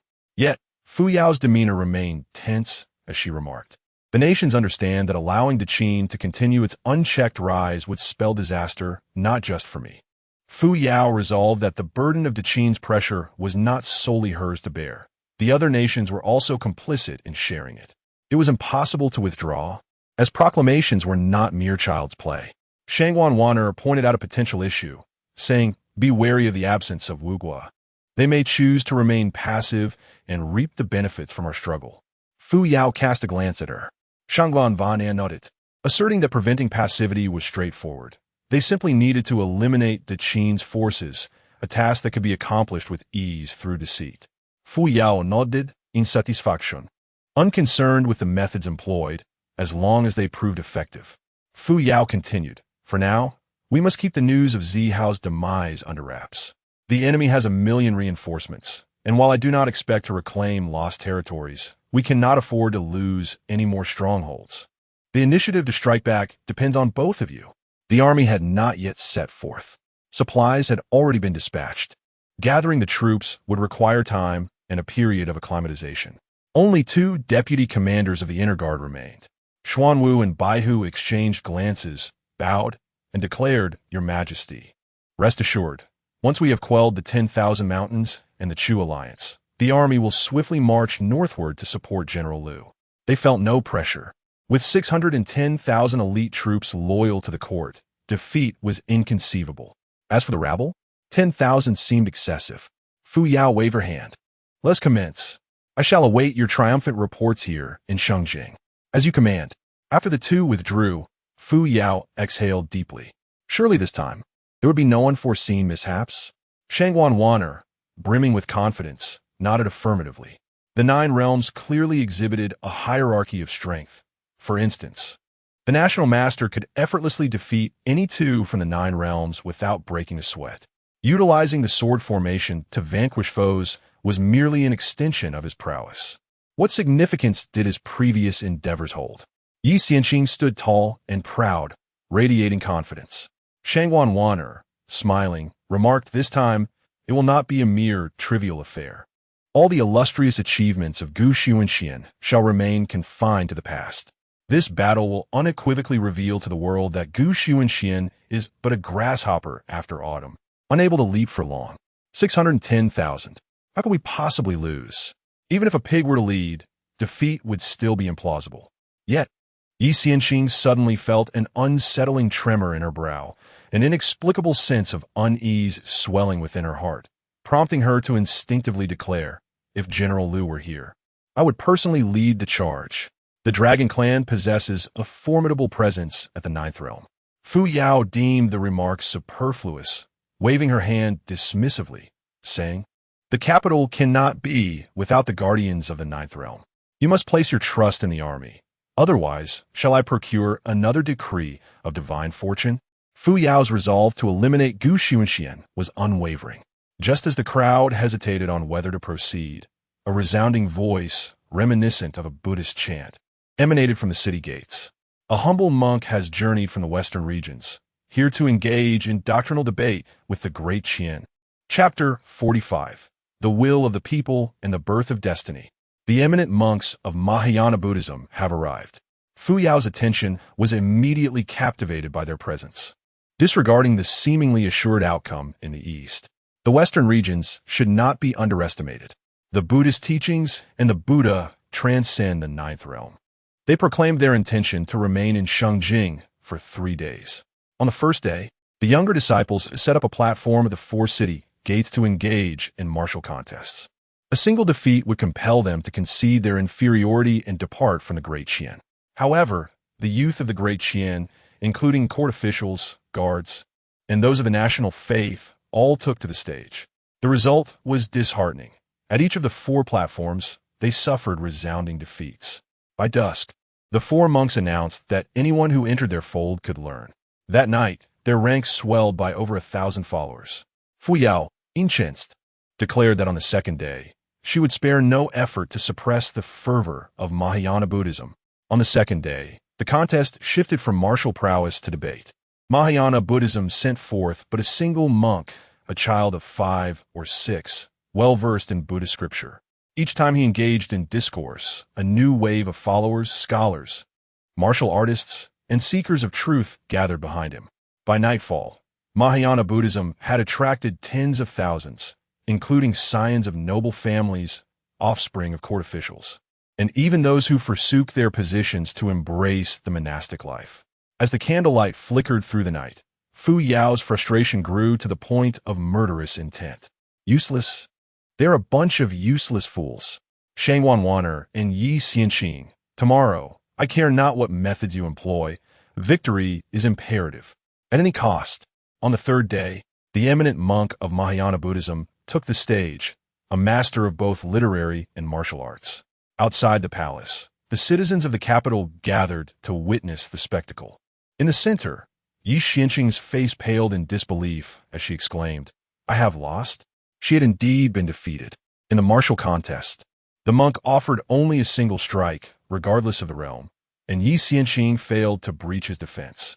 In the literary contest, she could not prevail either. The monk in his white robe clasped his hands together and proclaimed, "Amit Ba, I concede. I concede." In the span of merely 3 days, the Great Qin suffered a calamitous defeat on all fronts, losing face entirely. It felt as though a dark cloud loomed ominously overhead. Fortunately, the monks did not linger. That very night, they led their followers away from Shengling. Within the palace, Fu Yao raged, her ire understandable as the Great Qin's dignity was almost entirely obliterated. Useless. What purpose do you serve the Great Qin? It was only now that Shangwan Waner had discerned the true nature of these individuals. Your Majesty. The initial 4 were the youngest arhats from the western regions, long designated by the Buddha as wanderers of the world, unmatched among their peers, possessing even the means to transcend borders and vanquish foes.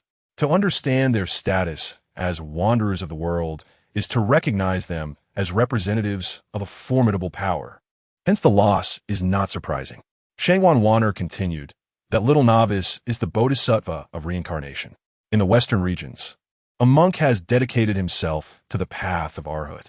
Every 60 years, he undergoes a reawakening of his powers, which implies that he is an ancient being, having lived for several centuries. Accepting this notion, Fu Yao gritted her teeth and queried, "What about that final individual?"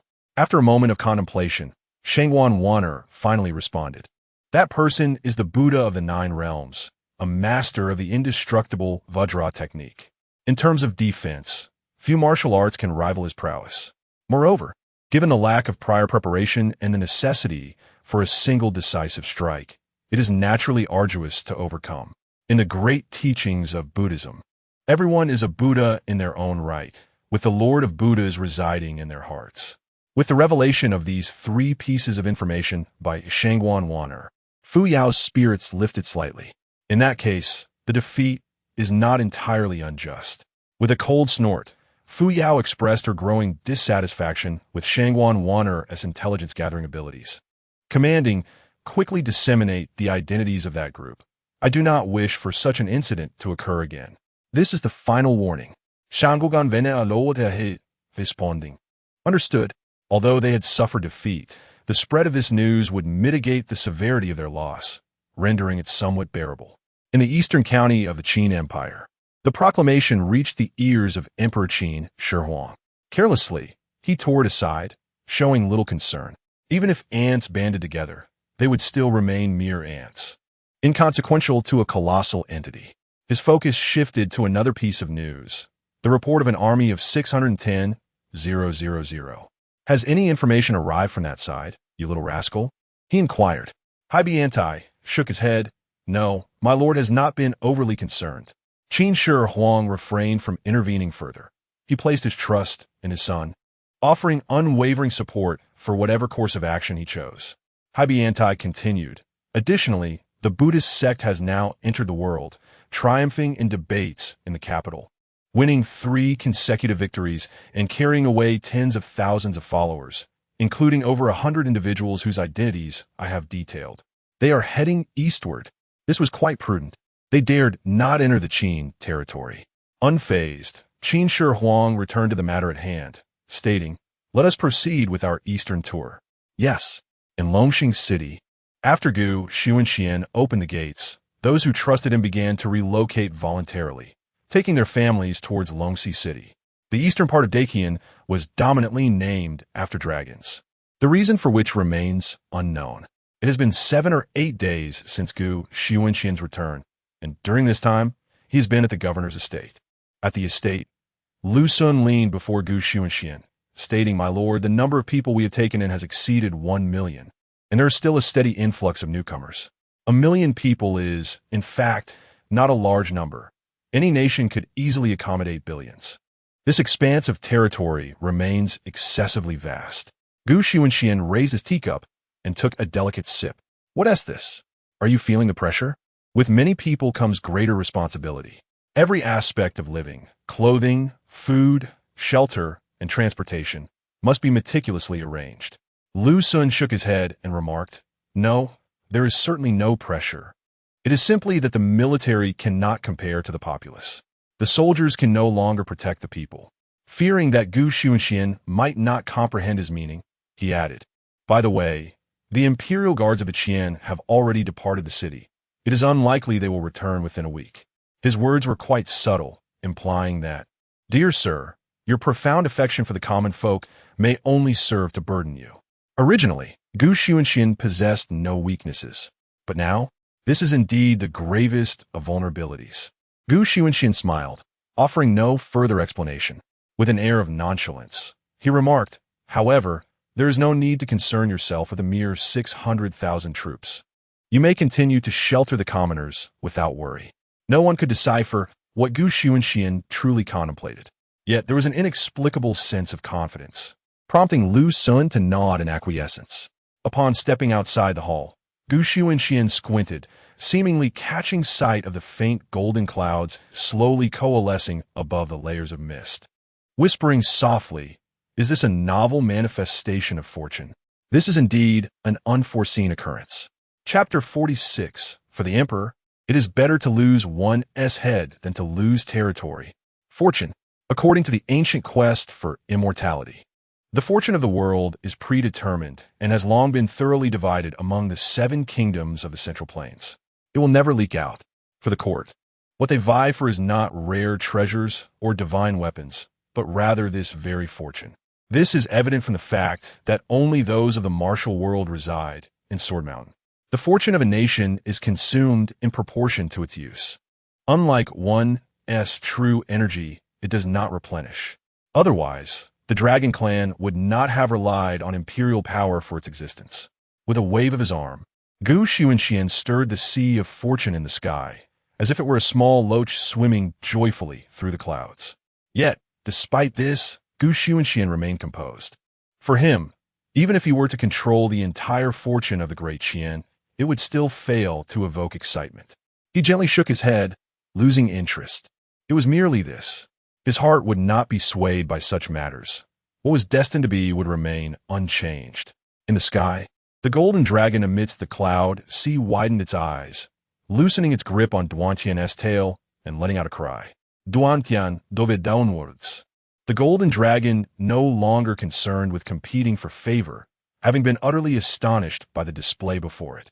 Its ability to cultivate to the 8th realm and guard Longhai City attested to its strength and status, placing it among the elite of the dragon race, who inherently understood the might of fortune. Yet it had never witnessed fortune, that profound and enigmatic force, compelling the dragon clan to ally with the court while forsaking the entire demon race as fortune, being treated almost like a pet on a leash. The final gesture was akin to saying, "Go play." After a moment of shock, it quickly regained its senses. "Where's my formidable rival? Why has it vanished?" Roar. The golden dragon could hear sounds rising from below. "Een, een." The golden dragon rolled its eyes, internally cursing. "Pa, despicable sword." It was filled with regret. Why could it not transform? The small commotion here was felt by very few, as fortune is not something accessible to all in this land. In the face of the imposing Great Qin, Xunxian's attitude mirrored that of the Qin dynasty, completely disregarding it, allowing the army to approach unimpeded, with no arrangements made in Longxi City. Lu Sun demonstrated complete trust in Xunxian, remaining calm and resolute, not panicking or being duplicitous, taking charge of the populace wholeheartedly. Although he had not spent much time by Gu Xunxian's side, he understood that Gu Xunxian never undertook ventures without assurance. Moreover, Lu Sun felt profound disappointment. Those from the Great Qin, in their ancestral land, should remain steadfast. The actions of the women from Great Qin were utterly repugnant. Could it be that upon losing the vital territory, they regarded the 4 cities as inconsequential? For the emperor, it is better to lose one's head than to lose territory. Amidst this disappointment, a comparative analysis of the merchant alliance has only reinforced the realization that the current state of Qin is entirely orchestrated under the guidance of Gu Xunxian. Over the past few days, a substantial quantity of goods has been dispatched to Long Sea City without the slightest hint of embezzlement. Not a morsel was withheld. This stands in stark contrast to the bureaucratic machinations he was accustomed to, where provisions sent from the court were invariably diminished. Noble officials would consume a portion. Checkpoints along the route would claim their share, leaving only a meager fraction upon arrival. Such circumstances were, indeed, the more favorable scenario. The merchant alliance, however, is different. The populace, often regarded as mere cattle in the eyes of the world, feasted on coarse grains and meat, savoring hearty broths, living lives akin to celebratory feasts. This unprecedented situation was a testament to Gu Xunxian's lack of interference. Indeed, he had not intervened, for there was no need to do so. News flowed in incessantly to the county governor's office. Gu Xunxian, with eyes closed in meditation, had refrained from engaging in any chaotic enterprises, focusing solely on nurturing the innate, formless sword energy within him, an energy potent enough to sever fate and slay dragons. However, such an endeavor would be exceedingly arduous for others. Yet for him, it was merely a tad more challenging than quenching thirst. Beside him, the sword saint, Qian sat cross-legged, attuned to the ever-emerging innate sword energy emanating from Gu Xunxian. His own realm experienced a significant elevation. It felt as though something within him was resonating, a thunderous echo that buzzed in his ears, prompting him to open his eyes in utter astonishment as he gazed at Gu Xunxian.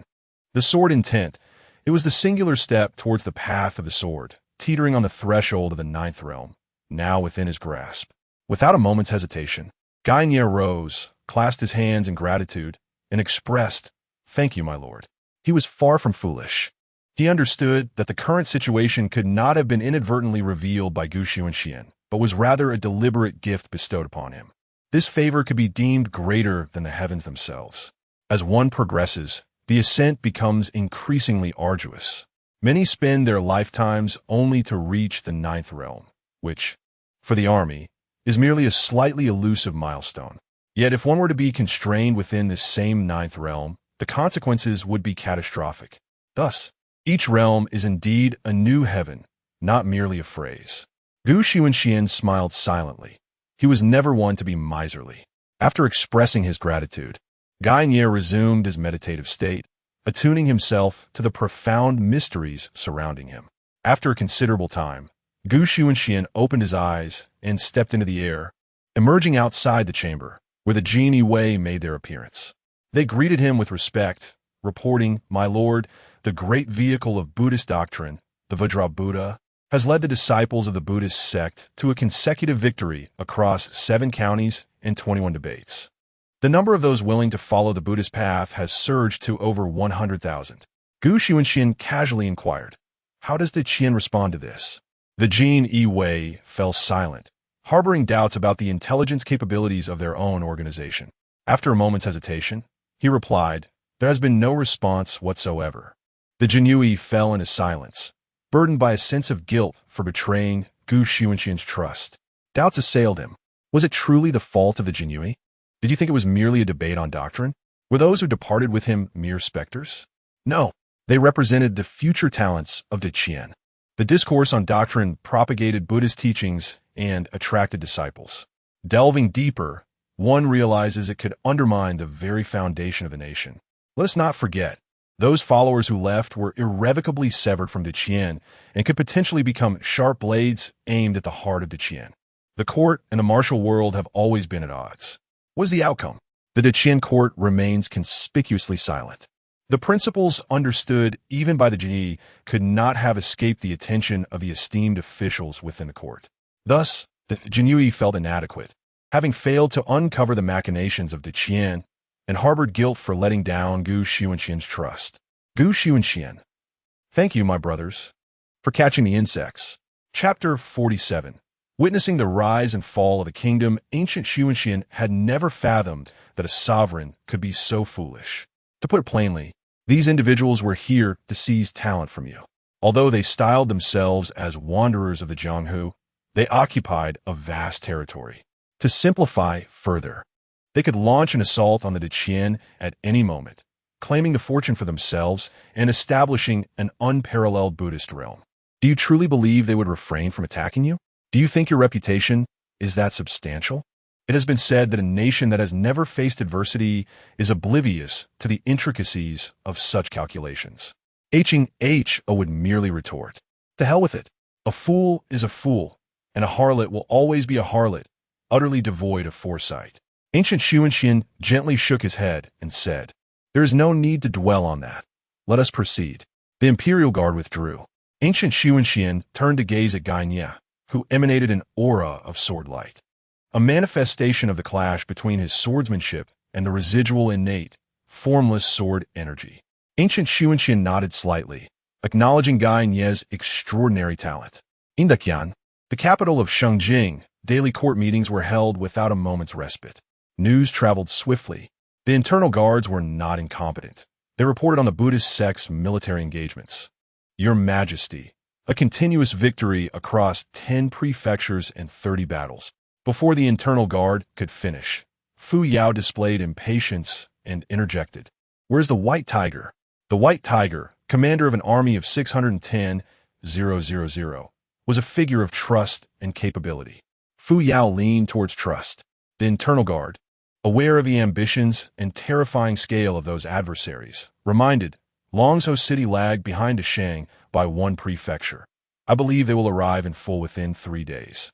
Our provisions have been fully secured, ensuring a month's supply without issue. The army moved slowly. Most were foot soldiers, and relentless marching day and night could lead to complications. Thus, the White Tiger exercised caution. Fu Yao nodded in agreement. Let them proceed at a measured pace. Once the Buddhist doctrine identifies the treacherous and rebellious, we shall proceed with our encirclement. Everyone suddenly understood. Officials who had initially intended to warn the Empress about the stakes fell silent. Indeed, a flawless resolution. The Qian was indifferent to who could discern victory. They were currently avenging you. Ancient Xunxian's malevolence had led to his defeat, and the act of silencing witnesses only served to mask the truth of his loss to the Buddhist sect. The Qian army, witnessing this, sought vengeance for the Buddhist realm. Some nodded in agreement. Your Majesty, you truly are remarkable. Shangguan Wanner narrowed her eyes, revealing a hint of murderous intent, and then stated plainly, there are matters of great importance to discuss. Those unrelated may take their leave. Before long, only the members of the imperial faction remained in the Grand Hall. Shangguan Wanner did not indulge in theatrics, but spoke straightforwardly. In light of the aforementioned circumstances, the internal security will proceed to orchestrate the dissemination of the nefarious ambitions and sordid tactics of the ancient seeker of immortality. Those unable to bear the weight of failure require merely 2 days to arrange matters, after which, on the 3rd day, the news shall erupt and echo throughout the realm. The timing is impeccable. 2 days for preparation, and on the 3rd, the army shall be poised at the city's gates, ready to flatten all in its path. The Chu River? It is easily defensible, yet challenging to attack. Let us not forget that the Dragon Clan, capable of summoning winds and rains, has also joined the fray. They are far superior to the naval forces, and thus their advantage is unparalleled.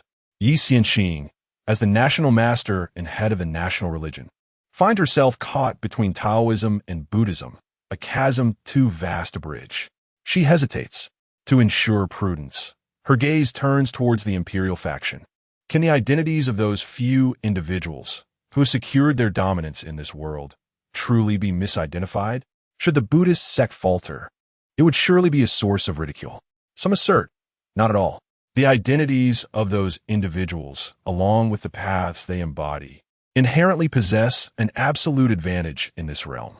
Their method of cultivation revolves around guiding others. Based solely on this, even the Great Qin, known for its myriad philosophies, pales in comparison to the profound teachings of Mahayana Buddhism. The profundity of Mahayana Buddhism is insurmountable. The concept of guiding others, what can one use to argue against them? Universal salvation, how does one counter that? It remains exceedingly perplexing. Someone inquires, is there any possibility of martial combat? Martial combat, in truth, differs from the simplicity of a mere arena. It has its own set of rules. A Vajra Buddha, relying on an indestructible hand, remains unassailable. Indeed, the monks may set conditions, and one may do the same. If they concede defeat outright, it may result in a draw at best. However, a being who has one foot firmly planted in the ninth realm is not easily vanquished. Should one propose conditions and still face defeat, it would be an even greater embarrassment. Yi Xianxing cannot guarantee victory over the Vajra Buddha within the same realm. Thus, she concedes gracefully. Shengwan also adds, at least in my understanding, to surpass them in literary contest, one would require the presence of the founder of superior Buddhist teachings, able to discern them from the very source. The system of Mahayana Buddhism is not without its imperfections. After establishing the system, the Buddha attained nirvana, imparting the teachings and setting forth the grand aspiration that all beings are destined to be Buddhas. Hence, all beings are Buddhas. In the realm of martial combat, only one scenario exists, that is, above the ninth realm. Yet, such beings are exceedingly rare in this world, let alone those who transcend the ninth realm. To entice them into action would require them to be foolish enough to breach the sacred gates. The struggle for the lineage of teachings concerns many matters. Yi Xianxing has cast aside her concerns. Fu Yao surveyed the room, stood up decisively, and proclaimed, "Let it be arranged thus." Fu Yao smiled, her smile akin to the gentle caress of spring breezes. One observes the rise of grand edifices, the gathering of guests, and one also witnesses their inevitable collapse. She mocks the situation of Long Sea City, built by a throng of lowly commoners. She further ridicules that without her support, the ancient seeker of immortality is destined to mingle with the destitute. 3 days have passed silently. The teachings of Mahayana Buddhism journey eastward, having triumphed over 17 prefectures, achieving 51 victories. Longxing City lies 20 miles ahead. A dense throng of people, lined up in neat rows, filled the entire official road, with a group of monks at the forefront. Over 10,000 had already taken the vow of renunciation, followed by a multitude of over 100,000. The Vajra Buddha paused, raising his gaze toward the distant dragon city. The Bodhisattva of reincarnation, with hands clasped in prayer, smiled gently and inquired, "Why does the Buddha not proceed?" The Vajra Buddha pointed ahead and replied, "In the eastern part of the Great Qin, only these last 4 cities remain. Along this journey, I have witnessed countless impoverished souls, yet their eyes shimmer with hope." The Bodhisattva of reincarnation appeared perplexed. The Vajra Buddha chuckled softly. It seems that this ancient seeker of immortality, now reduced to mere mortals, has fallen into the mundane world, mingling with the common folk. It is the duty of this humble monk to guide him back to the righteous path, to follow the Buddha and cultivate. The Bodhisattva of reincarnation squinted slightly. Such a person possesses such profound Buddha nature. Throughout this journey, he had encountered various individuals, none of whom were personally led to the Buddhist faith by the Vajra Buddha himself. The Vajra Buddha smiled in silence. "Come, let us meet the future children of our Buddha." He was confident in his ability to enlighten the ancient seeker of immortality. Chapter 48. This is not your Buddhist kingdom, but my dragon city. As the monk drew nearer, he could increasingly sense the terrifying aura of Xunxian, a force of immense power. The Vajra Buddha's complexion deepened with a flush of apprehension. He could scarcely fathom the implications should such a formidable individual choose to abandon darkness for light and embrace the West. The sheer terror it could unleash upon that realm was unfathomable. The Vajra Buddha's pace quickened, and before long, they found themselves hindered. For the path ahead had become obstructed. The common folk, arriving from all directions, had encamped densely outside the city gates, their tents forming a labyrinthine barrier.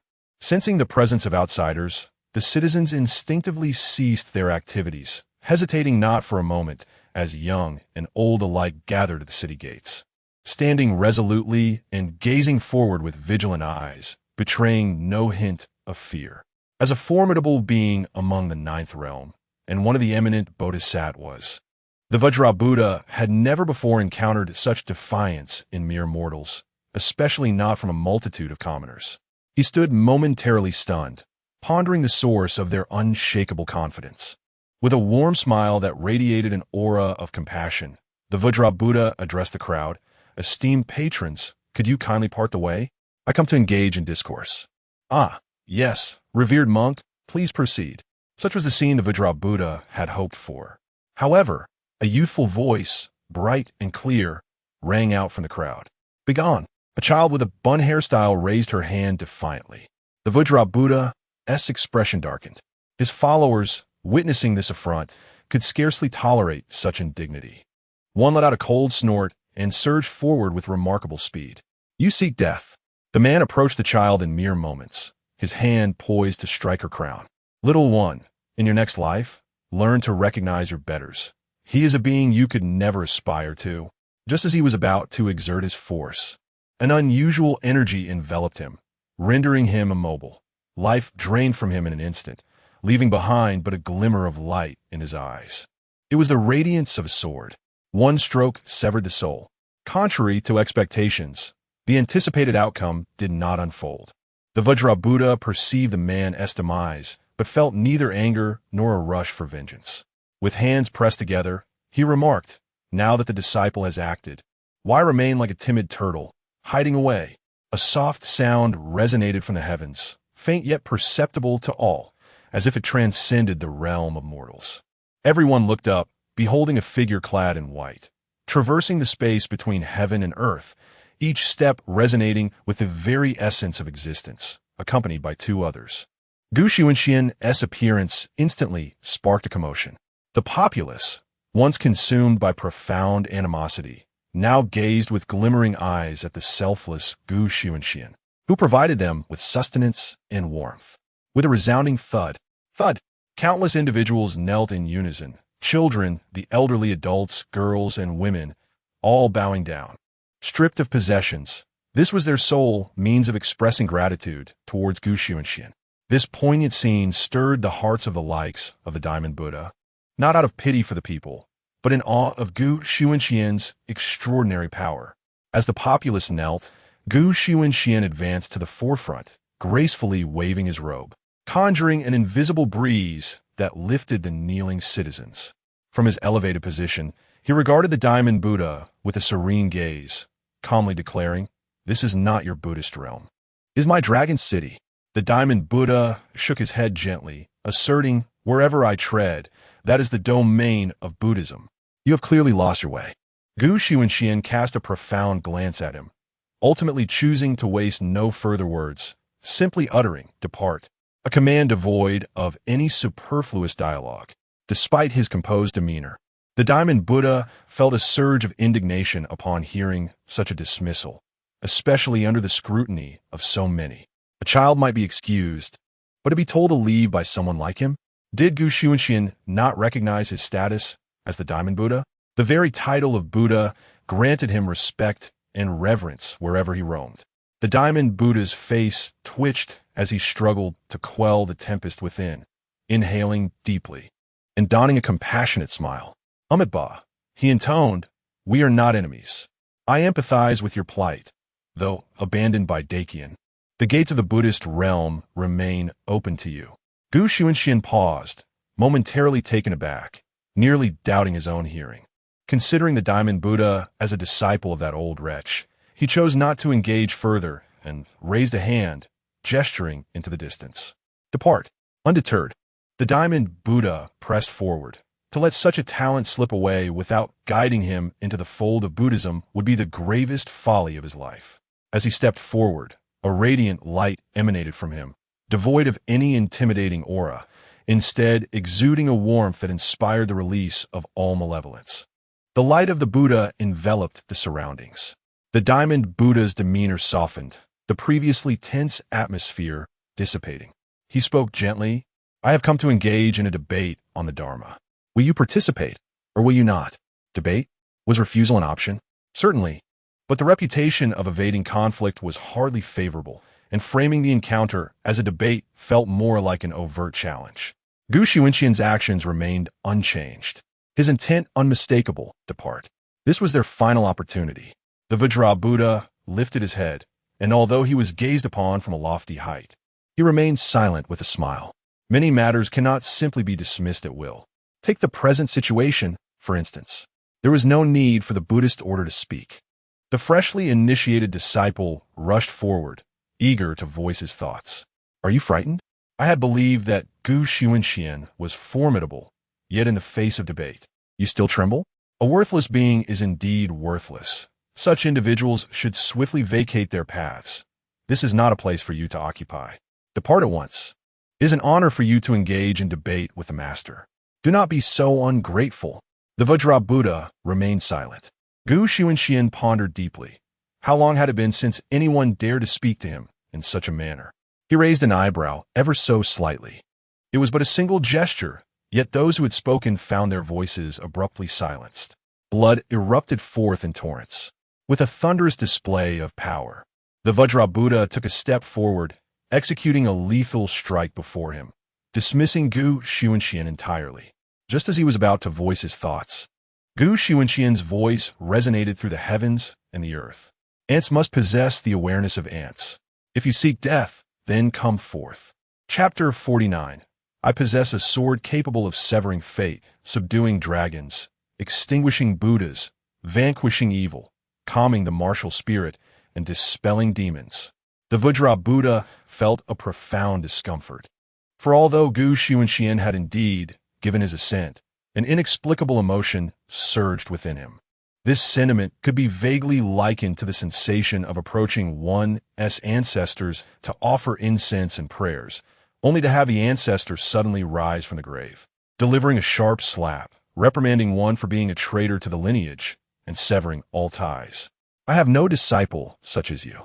The Vajra Buddha shook his head, dismissing this bewildering thought and convincing himself that it was merely the anticipation of soon acquiring a Buddhist disciple that had led him to such errant reflections. With a smile, the Vajra Buddha inquired, shall it be through literary or martial means? Xunxian replied calmly, whichever you prefer. The Vajra Buddha chuckled, stating, I have cultivated for several centuries and have approached the threshold beyond the ninth realm. With but a few more decades of effort, I shall transcend it. If it is martial, that would be unfair to you. Thus, let it be literary. Here, the custom dictates 2 rounds of literary debate. He was resolute in his belief that he would not falter, not even once. The first round commenced with the first question, what is a Buddha? This was a trap. According to the principles of Mahayana Buddhism, it follows that all sentient beings are Buddhas, and to guide others is to embody the Buddha. Should one answer this question, they would be conceding to another's ideology. Upon finishing, the Vajra Buddha observed Xunxian with amusement, seeing him as a precious gem. Gainya, fingers tapping the sword hilt, recognized that the populace held a certain disdain for the Buddhist sect, as they were adept at beguiling the heart. In truth, the previous Buddhist order was perilously unstable, for an emperor would never permit the existence of such a self-serving and manipulative force. It was only a few years prior that the sudden rise of Mahayana Buddhism had afforded the sect a reprieve. Without a moment's hesitation, Xunxian declared, nonsense is Buddha. Upon hearing this, Gainya did not hesitate. He leaped forward to stand beside Xunxian. Though the common folk were unarmed, their eyes reflected a courageous spirit, ready to fight fiercely should anyone dare to offend Xunxian, willing to sacrifice themselves to defend him. Such an almost blasphemous statement against the Buddhist order incited the wrath of the reincarnation bodhisattva, whose eyes widened in fury as the void was torn apart, revealing a colossal Buddhist manifestation towering 1,000 meters high, with eyes like bronze bells and fangs bared in extreme anger. The Vajra Buddha glared fiercely. The Buddhist order practiced its manifestations. The reincarnation bodhisattva, baring its fangs, sought to punish Xunxian for his disrespect. Yet, Xunxian remained unruffled. The Vajra Buddha raised a hand to interrupt the reincarnation bodhisattva, unperturbed by the insult, and erupted in laughter. Ha ha ha. The rise of the Buddhist order is within reach. Ha ha. Had you been born in the western regions, you had already surpassed the ninth realm. Your Buddhahood is unparalleled in this world. The followers of the Buddhist sect were left bewildered. What was happening? Having endured such humiliation, one might wonder why the Buddha still appeared so elated. The Vajra Buddha smiled softly as he elucidated, pointing to himself and then to Xunxian. You are Buddha. I am Buddha. The Vajra Buddha gestured downward, where lay merely a stone, proclaiming, even this can embody Buddha nature. All beings, whether human or otherwise, even a pile of excrement, possess the essence of Buddha. Thus, even excrement can indeed be Buddha. Previously, the doctrine of Buddhism declared that all sentient beings are Buddha. Xunxian's response, asserting that all things are Buddha, resonates deeply with the spiritual essence of existence. Is this not correct? Absolutely. For this is the realm of the immortal martial continent. And his answer aligns more closely with Buddhist tenets. This sentiment would be upheld in the future. Upon hearing the Vajra Buddha's explanation, the monks behind him accepted the notion. Yet their expressions darkened, for they realized they had lost the initiative. The Vajra Buddha, seemingly indifferent, appeared unbothered, exuding a demeanor of one who can graciously accept defeat. Xunxian casually inquired, "What is the Tao?" The bodhisattva of reincarnation, upon hearing this, erupted in scorn. "How could you be so malicious? Can't you handle it?" Xunxian gazed at him with an unsettling calm, akin to observing a corpse. Hao Hang, unperturbed by the gravity of the situation, spat out, "To hell with you. If you can't handle it, then don't play. If you can't respond, a fool remains a fool, still barking like a dog. You shameless creature." Hao Hang was quite vocal in his disdain. "I see you all as hideously unappealing. When you can't respond, you resort to rage." I'm full of fervor. The city gate fell into a profound silence, pierced only by his caustic remarks, which were jarringly loud. The monks, their faces ashen, felt murderous intent brewing within them, and unrest began to ripple through the crowd. The Vajra Buddha sighed softly, shaking his head gently. "Alas, I know not. To ask the Buddhist community what the Tao is akin to compelling one to acknowledge another system. Here, victory is attainable. The future contention over the Tao lineage will not be so pristine." At this point, Hao Hang ceased his tirade, wearing an expression that suggested he had more to say. Guy Nye regarded Hao Hang with a meaningful glance, acknowledging his talent. The Vajra Buddha spoke softly. "The Central Plains are rife with conflict, nations shattered, families torn asunder, people driven to cannibalism, and the populace in despair.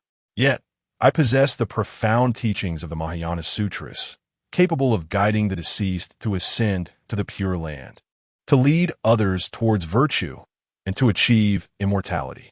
There is no doubt. The Vajra Buddha gazed at Xunxian, awaiting his response. With a firm voice, he declared silence. Hao Hang found his mouth sealed by a mystical barrier, and one could discern from his actions and expressions that he was cursing vehemently. Guy Nye furrowed his brow, recognizing the complexity of the situation. The common folk remain unmoved. What then is the purpose of his words? What questions does he pose? Guy Nye, not one to consider himself a fool, found himself at a loss for answers. He turned towards Xunxian, who maintained a calm demeanor. "I possess a sword capable of severing fate, subduing dragons, extinguishing Buddhas, vanquishing evil, commanding the martial, and dispersing demons." Guy Nye felt a sudden clarity. He had overthought it. The Diamond Buddha was indeed playing tricks. No wonder he swiftly silenced Hang Hao. Upon meeting the ancient seeker's gaze, the Diamond Buddha discerned a look of disdain for all living beings. One could also perceive his intent. This was the final opportunity. The Diamond Buddha had resorted to deceit. He posed no inquiries, thus there are no answers. Even if there were, he would not acknowledge them, for he had not asked. The Diamond Buddha remained unfazed. He could not afford to lose and was determined to forcibly enlighten the ancient seeker. Thus, the Diamond Buddha stepped forward. Boom! The heavens and earth roared, reminiscent of a Buddha's bell resounding. You have lost. It is a draw. If that is the case, let the martial duel commence. Act forcefully. Chapter 50. Should I take action? Your demise is inevitable. Upon uttering these words, the Vajra Buddha closed his eyes. In his relentless pursuit of the ancient immortal, he had pushed his shamelessness to its zenith, but the judgment of right and wrong would be left to posterity. His current ambition was to revitalize the Buddhist sect. He firmly believed that by forcibly guiding the ancient immortal, the Buddhist order could ascend to greatness under his leadership, perhaps even attaining a supreme Buddhist realm. It is essential to recognize that the Great Qin and the western regions were neighboring territories. In the past, the Great Qin was but a dilapidated house. However, as the feudal lords vied for supremacy, all attention shifted to the Great Qin as the number of states dwindled to 7. Positioned centrally, the Great Qin was the vital artery among the nations. Yet, who could have anticipated that the once preyed upon Great Qin, under the guidance of the ancient immortal, would repel the forces of the Tang army and forge an alliance with the Great Qin? This alliance was of immense significance, akin to a cessation of hostilities. Indeed, it brought about peace, allowing them to recuperate and grow. The Great Qin surged to unprecedented heights, boasting millions of armored warriors and the support of the Dragon Clan from the 4 seas. In the face of such brazen audacity from the Vajra Buddha, it was astonishing that the ancient immortal displayed no sign of anger. His countenance remained serene, seemingly indifferent. His tranquil gaze surveyed the multitude before him. Over 100,000 individuals, comprising the elite offspring of noble houses, influential families, and sections.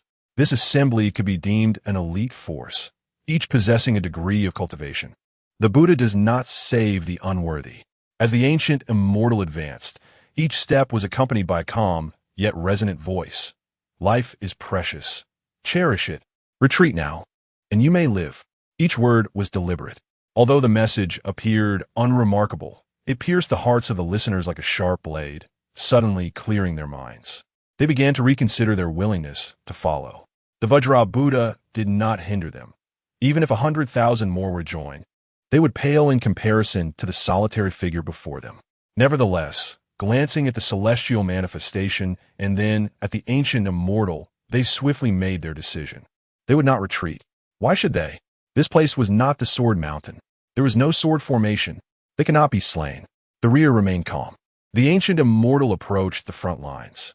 Ganya, with a swift motion, sensed the ancient immortal's tranquil voice before he even moved. In martial combat, you cannot surpass him. Ganya refrained from recklessness. From the ancient immortal's calm demeanor, he sensed profound confidence. Considering the fierce advance of those before him, it was evident that someone had to pave the way for the ancient immortal. The Vajra Buddha opened his eyes, holding a Buddhist offering in one hand, gazing up at the ancient immortal with a smile, and said, "Before arriving in the Great Qin, I had already heard rumors of you and gained a general understanding of your strength. You are likely straddling the threshold of the 9th realm. Thus few in this world can shake you. Alas, you have encountered me, the embodiment of Mahayana Buddhism. Do you comprehend the essence of Mahayana Buddhism?" At that moment, Xunxian, unwilling to squander words, witnessed a tumultuous surge in the sky, where a dragon's head emerged from the clouds, its eyes wide open, glaring ahead with a menacing gleam. A resounding sword chant echoed. The Duantian sword descended from the cloud sea, hovering in mid-air, emitting a low hum, with sword energy slicing through the atmosphere. Vibrant and infused with a fierce aura, saturating the heavens with a dense bloodlust. Upon the appearance of this sword, the countenance of the Vajra Buddha shifted, and he involuntarily exclaimed, "Divine weapon!" The smile on the Vajra Buddha's face vanished, for the indestructible prowess he had mastered could only be shattered by the aid of such a divine artifact, particularly one renowned for its sharpness. Drawing a deep breath, the Vajra Buddha resolved not to allow its use and hastily sought a pretext to prohibit its wielding before the duel, stating, Malevolent weapon, you have succumbed to darkness. This wicked artifact. However, before he could finish his words, Xunxian grasped the Duantian sword in his hand, effortlessly conjuring a few blossoms of sword energy in the air, and with a serene smile, declared, "You have other purposes for it. There is no need to employ it here." Upon finishing his words, Xunxian flung the Duantian sword into the sky, where a tail emerged from the cloud sea, coiling around it. With his hands clasped behind his back, he regarded the Vajra Buddha, too indifferent to expose his hypocrisy. For the dead need not waste words. In light of this development, the Vajra Buddha appeared somewhat embarrassed, yet he was nothing if not thick-skinned. With an unperturbed sigh, he magnanimously extended his hand, saying, "After you." How Hang felt a surge of murderous intent for the first time, finally understanding why the Great Qin was devoid of Buddhism. The Great Qin would not allow such individuals to survive. It was an utter disgrace. He had initially thought these were enlightened monks, only to discover their utter shamelessness and lack of integrity. Xunxian cast a sidelong glance at him and spoke, "Should I make a move, your demise is assured." The Vajra Buddha laughed heartily. Bodhisattva, you are rather overconfident. I can assure you that within 10 breaths after you strike, I shall remain immobile." "How'd that sound?" The Vajra Buddha chuckled, taking a step forward, causing the ground beneath him to radiate with golden light as a colossal Vajra manifestation, towering 10,000 meters, emerged from the earth, its hand resting before him. The Vajra Buddha ascended upon it, the manifestation rising with utmost solemnity, its presence resonating with unparalleled Buddhist sounds, echoing throughout the realm. The Vajra Buddha smiled at Xunxian and said, "Please." Xunxian shook his head, feeling a sense of pity for the old fool. He had imparted the profound teachings of Mahayana Buddhism to him, only to witness the emergence of such hypocrites within the Buddhist community. To label them as hypocrites was to elevate them beyond their actual worth.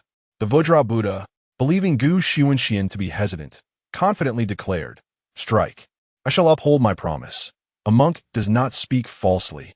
If this world possesses karma, Xunxian has indeed become entangled in it. Of course, this world knows no karma." Xunxian's gaze shifted, his voice steady. "The Bodhi tree is inherently devoid of form."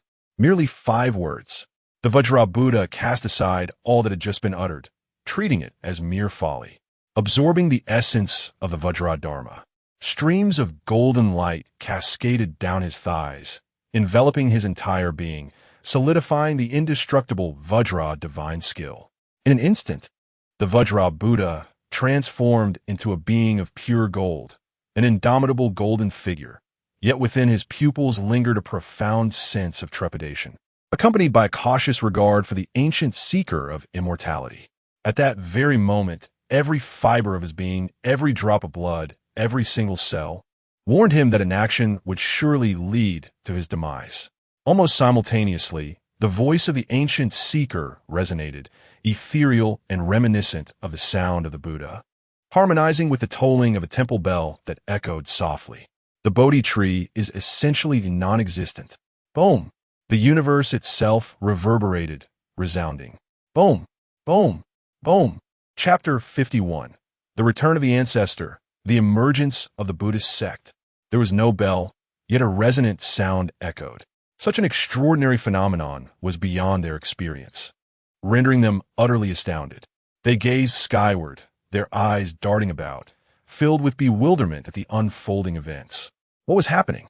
In the western regions, the land was divided in two, with the arrival of the Buddha of 10,000, who brought with him the profound teachings of Mahayana Buddhism.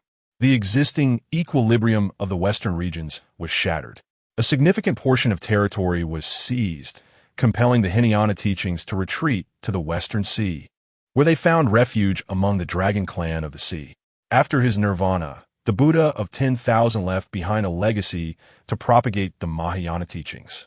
Thus, Mahayana Buddhism was established in 36 monasteries, each guarded by a Buddha, safeguarding half of the western regions and disseminating the Dharma. Lingshan, the sacred site where the Buddha of 10,000 once imparted his teachings, resonated with a fervent sound. The 81 holy bells rang out in unison, startling the thousands of disciples present. A surge of formidable energy erupted as the 81 arhats and 36 bodhisattvas, along with the Buddhas of Lingshan, ascended into the heavens, their faces reflecting astonishment. One bodhisattva proclaimed, "Our Buddha!" With a swift motion, he tore through the void and reached the very heart of Lingshan, where a colossal lotus flower stood. At its center rested an elder emanating a radiant light, surrounded by a palpable aura of death. The Buddhas of Lingshan, transcending the ninth realm, found themselves humbled in the presence of this elder, bowing respectfully to the ground in a gesture of discipleship, uttering, "Master, have you awakened? Master, Master." Voices filled with excitement echoed around them. These exalted beings, each capable of establishing a monastery if they ventured away, chose instead to remain here, showcasing their unwavering devotion. However, the elder did not awaken. He remained in his original posture, lifeless beyond measure. The last flicker of hope was utterly shattered, leading some disciples to lose their composure, collapsing to the ground in tears. "Master, you deceived me." Suddenly, a radiant light descended upon Lingshan, illuminating the entire mountain. Above the elder, a towering Bodhi tree emerged, capturing all attention. Its branches were inscribed with sacred texts, each verse giving rise to blossoming lotus flowers, imbued with a sanctified essence. An ethereal voice resonated, proclaiming, "The Bodhi tree is inherently non-existent." Just 5 words, yet they ignited a spark in the eyes of the monks. They realized the truth. "Ancestor! Ancestor! This is our ancestor! The ancestor has returned." Without hesitation, the monks knelt before the Bodhi tree as lotus flowers descended. The lotus spun rapidly, showering vibrant green light upon the earth, like stars descending from the heavens. The Buddhas of Lingshan sensed something amiss and bellowed, "Retreat." The multitude of monks swiftly retreated. As the verdant light descended, it birthed grass and blossoms upon the ground, infusing the surroundings with unparalleled vitality. The green radiance surged through the frail body of the elder. The Buddha of Lingshan, transcending the ninth realm, beheld this astonishing phenomenon and could not contain his astonishment, his eyes widening in disbelief. He quickly regained his composure and intoned the sacred sounds of the Buddha. "This place must be sealed. The news of this event must not escape." The power of the ninth realm unfurled, influencing all realms, whether of the ninth or otherwise, as a mysterious force adhered to his lips. The Buddha of Lingshan, filled with fervor, proclaimed, "This is the ancestor saving the master. The ancestor has returned. The Buddhist order shall flourish." The progenitor of all Buddhas did not perish in the conventional sense. Rather, the dissemination of the Mahayana doctrine has instantaneously fragmented a significant portion of the Western regions. You, adhering to the Hinayana, are you not alarmed? The higher echelons of Lingshan gleamed with light. "The Buddhist order shall flourish. The Buddhist order shall flourish. The Buddhist order shall flourish." That is indeed the ancestor. That is the ancestor who imparted the Mahayana teachings. In Longxing City, after the resounding of the bell, the Bodhi tree descended through the void, suspended in the heavens, appearing without warning or suspense. The Vajra Buddha trembled, gazing incredulously at Xunxian, his heart racing. He murmured, "Impossible! How can this person possess the Buddha nature? How can he summon the sacred Bodhi tree?" The founder of the Buddhist order attained enlightenment beneath the Bodhi tree, establishing this very system. Xunxian remained unhurried. The mirror is not merely a platform. The intent to kill materialized. Crack! The sound of shattering resonated, clear and distinct for all to hear. What had occurred? With a gasp, a monk's face contorted in terror as he violently expelled a mouthful of blood. His entire essence, his cultivation, cascaded forth like a breached dam. Some monks fell to the ground, unresponsive. They were dead, instantly deceased, their breath extinguished. One after another, they fell. The Vajra Buddha had lost all composure. The smile had vanished from his face, replaced by an overwhelming dread, his gaze akin to that of a man who had seen a ghost. He glanced downward, observing that among the tens of thousands who had followed him, at least 20 to 30,000 had perished in a single breath. with the majority being those 100 or so who had accompanied him. Only a single reincarnation bodhisattva remained standing. He was utterly dumbfounded, staggering back several paces, his pupils quivering, stammering, "Who are you?" The mirror reflects the heart. The heart has changed. Naturally, it has perished. Originally, there was nothing. The Bodhi blossoms. As these flowers unfurl, a gentle breeze stirs, and lotus flowers fall from beneath the Bodhi tree, creating an invisible whirlwind that swirls with a multitude of lotus petals, sweeping forward. The Vajra Buddha could not evade. He was engulfed by the torrent of lotus flowers. He did not resign himself to fate, attempting to harness his energy to mobilize his Dharma form, yet there was not a hint of movement. Whoosh! The wind ceased. The lotus flowers dissipated in kind. The diamond Buddha could distinctly perceive the essence of his existence, feeling a fleeting sense of relief as he carelessly explored his form, discovering no injuries, which prompted a sigh of relief. Where could dust possibly settle? The sound ceased, as if everything had come to an end, although the situation before him remained unclear. He had survived, and his golden body remained unscathed, leading him to burst in a hearty laughter. "Ha ha! The monk has triumphed. The ultimate victor can only be me." Yet, as his gaze met that of the ancient seeker of immortality, a sudden realization struck him. Lowering his head, he found that the visage of the diamond Dharma had vanished entirely. The Dharma form of the Buddha embodies the power of the Buddhist faith.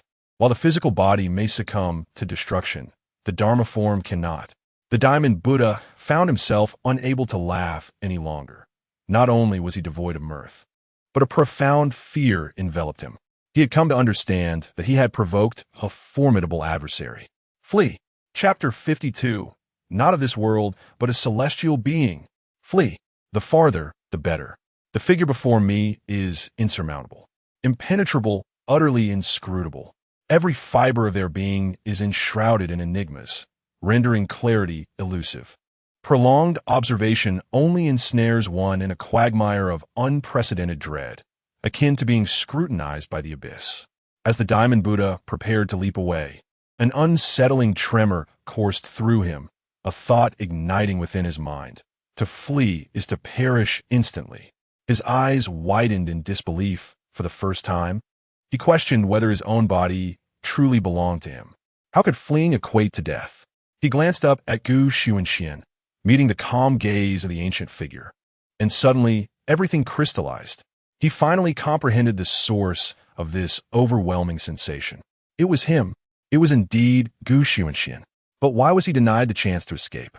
The diamond Buddha's inclination to retreat dissipated as the deathly warning from his sixth sense vanished into oblivion.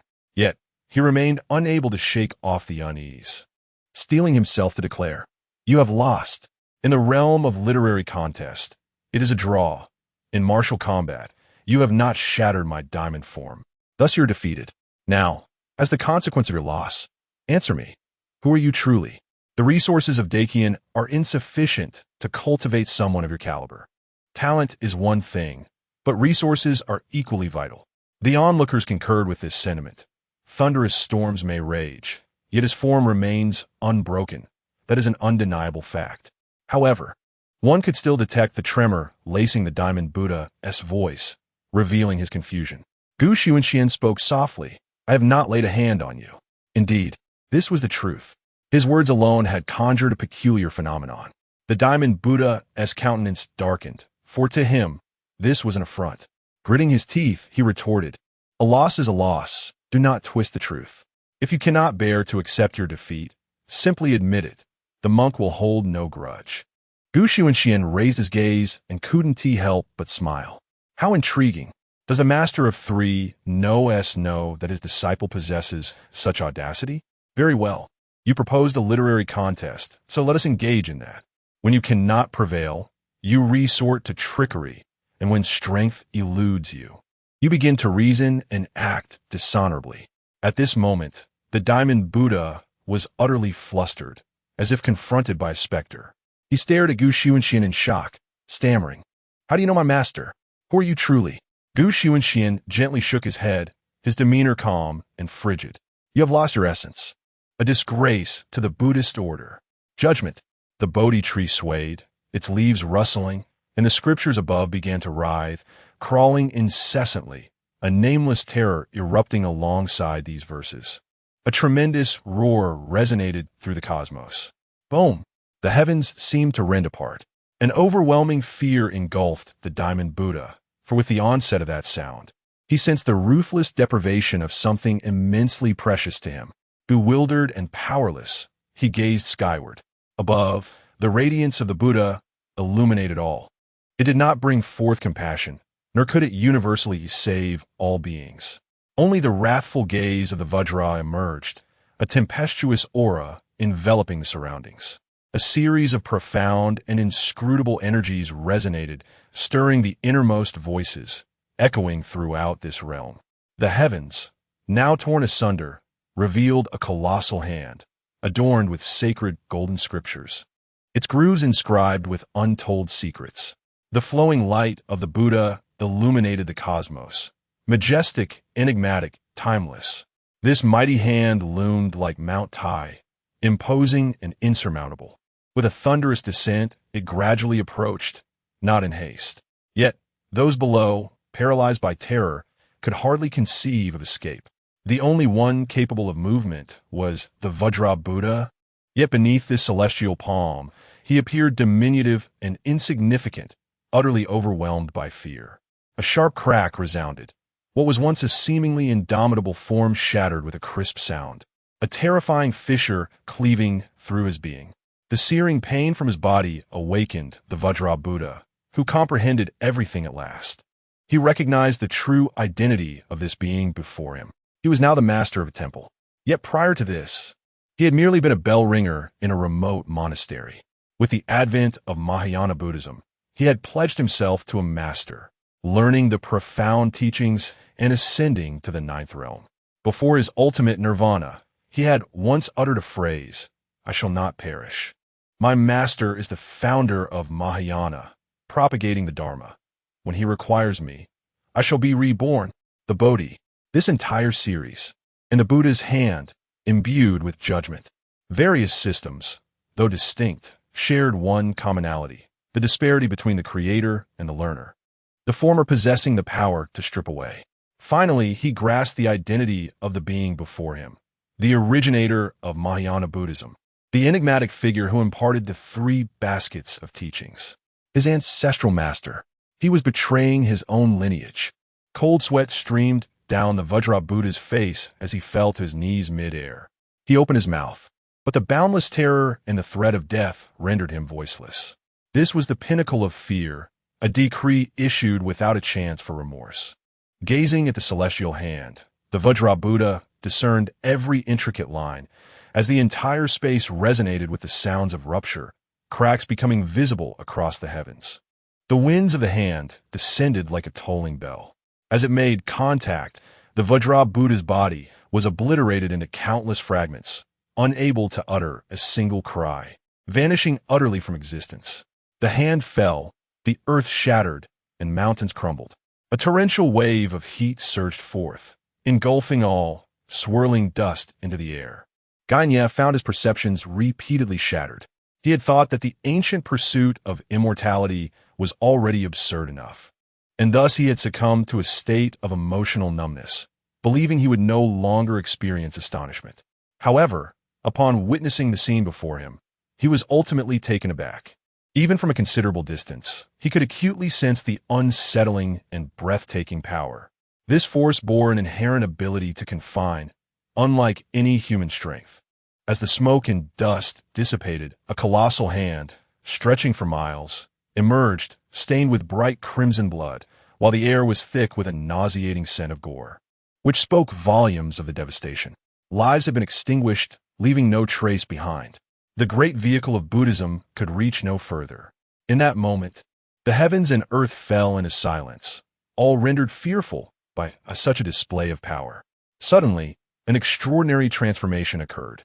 Thunder rumbled. The sky dimmed instantaneously. The will of the heavens had descended. Chapter 53. The White Tiger. Gu Xunxian, kneel before me. The heavens possess will. Gu Xunxian raised his gaze to the sky. In the next moment, a thunderous roar resounded, deafening in its intensity. It was a manifestation of boundless rage. He had been deceived. Such a situation was not uncommon. It could be interpreted as the celestial phenomena accompanying the inception of a timeless masterpiece. When a myriad schools of thought give rise to a work of everlasting significance, a mysterious force descends, transforming that creation into a tome that rivals the enlightenment of spiritual entities. This principle forms the very foundation of their teachings. One might comprehend it as the weapons of the world, both mundane and divine. The celestial arms, the artifacts of the immortals. That masterpiece could indeed be regarded as an artifact of the divine. It was, in essence, the greatest reliance granted by the heavens to the martial world, a crucial element in the balance of power. At this moment, he felt deceived, or rather, his adversary had established a timeless work, and naturally, his foe would not afford him this opportunity. Was this not akin to his enemy acquiring yet another tool to counter him? How could he not be incensed? The deafening sound reverberated as the skies were illuminated by flickering bolts of lightning. Before destruction could commence, Xunxian merely waved his sleeve gently, and the force dissipated. This was an undeniable expression of overwhelming dominance. Xunxian lifted his foot, advancing toward the heavens. The threat was unmistakable. He roared, consumed by fury, a madness that was utterly complete. And then, silence. All returned to tranquility. He had vanished. Xunxian's gaze remained serene, profoundly indifferent.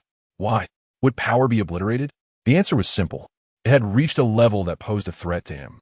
Whether it was the forces of the martial world or the imperial court, why would they exhibit such benevolence in creating a tome? Even simpler, once a work was written, it became an object to be contested, coveted, and ultimately depleted. Once gone, it was truly gone. Should it remain unwritten, it would be his to possess exclusively. It would integrate into the eighth realm. Xunxian narrowed his eyes and murmured, "Soon." In the next instant, the heavens dimmed once more. However, this time, there was a rift. Bang, bang, bang. The bowstrings twanged like thunder. A storm of arrows ascended into the sky, obscuring the sun, a dense barrage slicing through the air. Ahead, the banner of Qin fluttered in the wind. The white tiger, sword in hand, gazed forward with an air of disdain, a faint mockery upon his lips, commanding an army of 600,000. He looked upon Xunxian's indecisiveness and self-destructive actions with contempt, even feeling a sense of humiliation akin to that experienced while training under Xunxian. How could these lowly commoners dare to seek to protect themselves? This rain of arrows was their own doing. The imperial guards of the Qin had arrived. Death loomed over this territory. The white tiger was eager to witness what choice Xunxian would make. Observing the approaching army, Xunxian displayed no astonishment. Softly uttering two words, "Cease hostilities." Under the Bodhi tree, a resonant hum heralded its final luminescence as the divine light cascaded, entwining a multitude of arrows with an enigmatic force that descended in unison. Miraculously, not a single soul among the populace was lost. The Bodhi tree, too, dissipated into the ether. In the eyes of the world, absence signified irrevocable loss.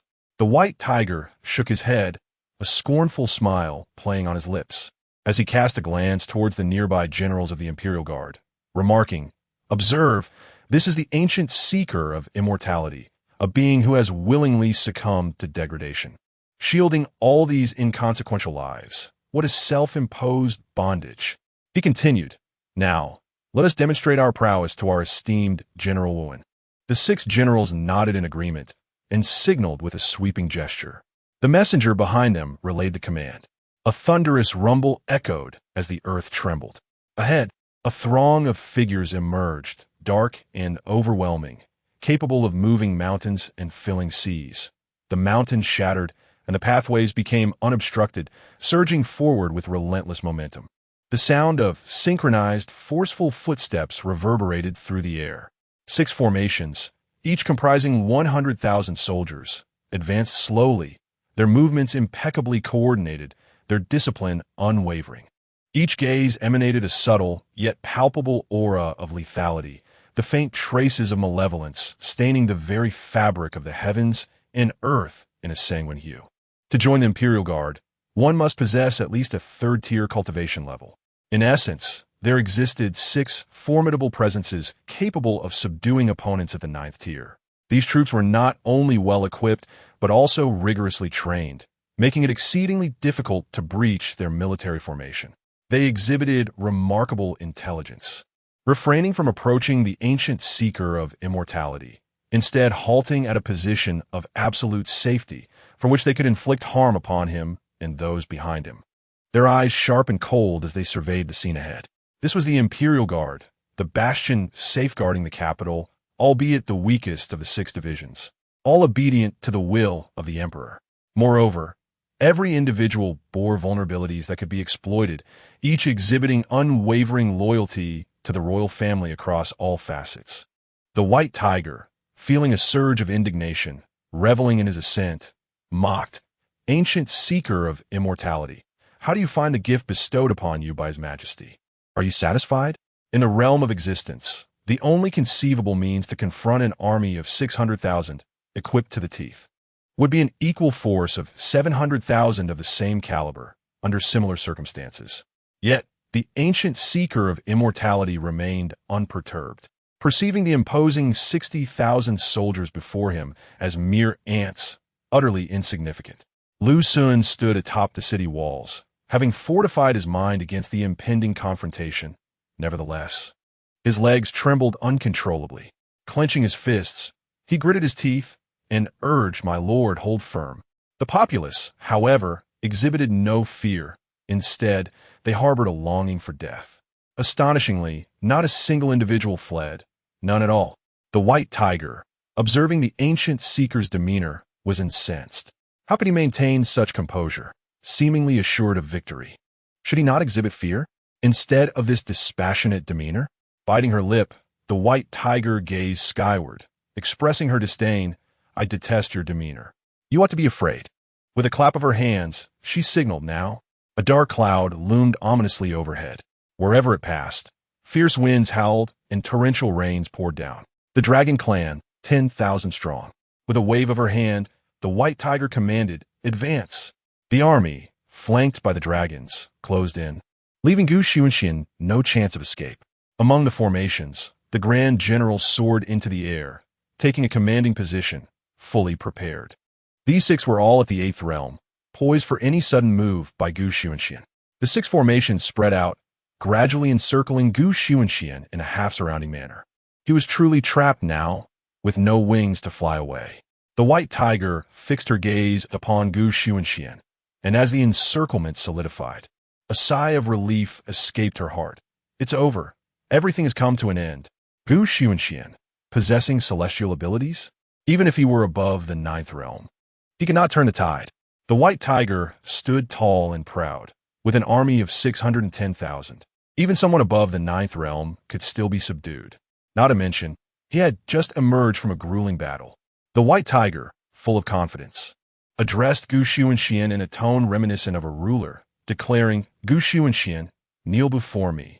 Chapter 54. Beyond the 9 realms, Xunxian, the White Tiger, brimming with arrogance and confidence, might find her pride eclipsed if one were to command an army of 610,000, tasked with safeguarding the imperial capital.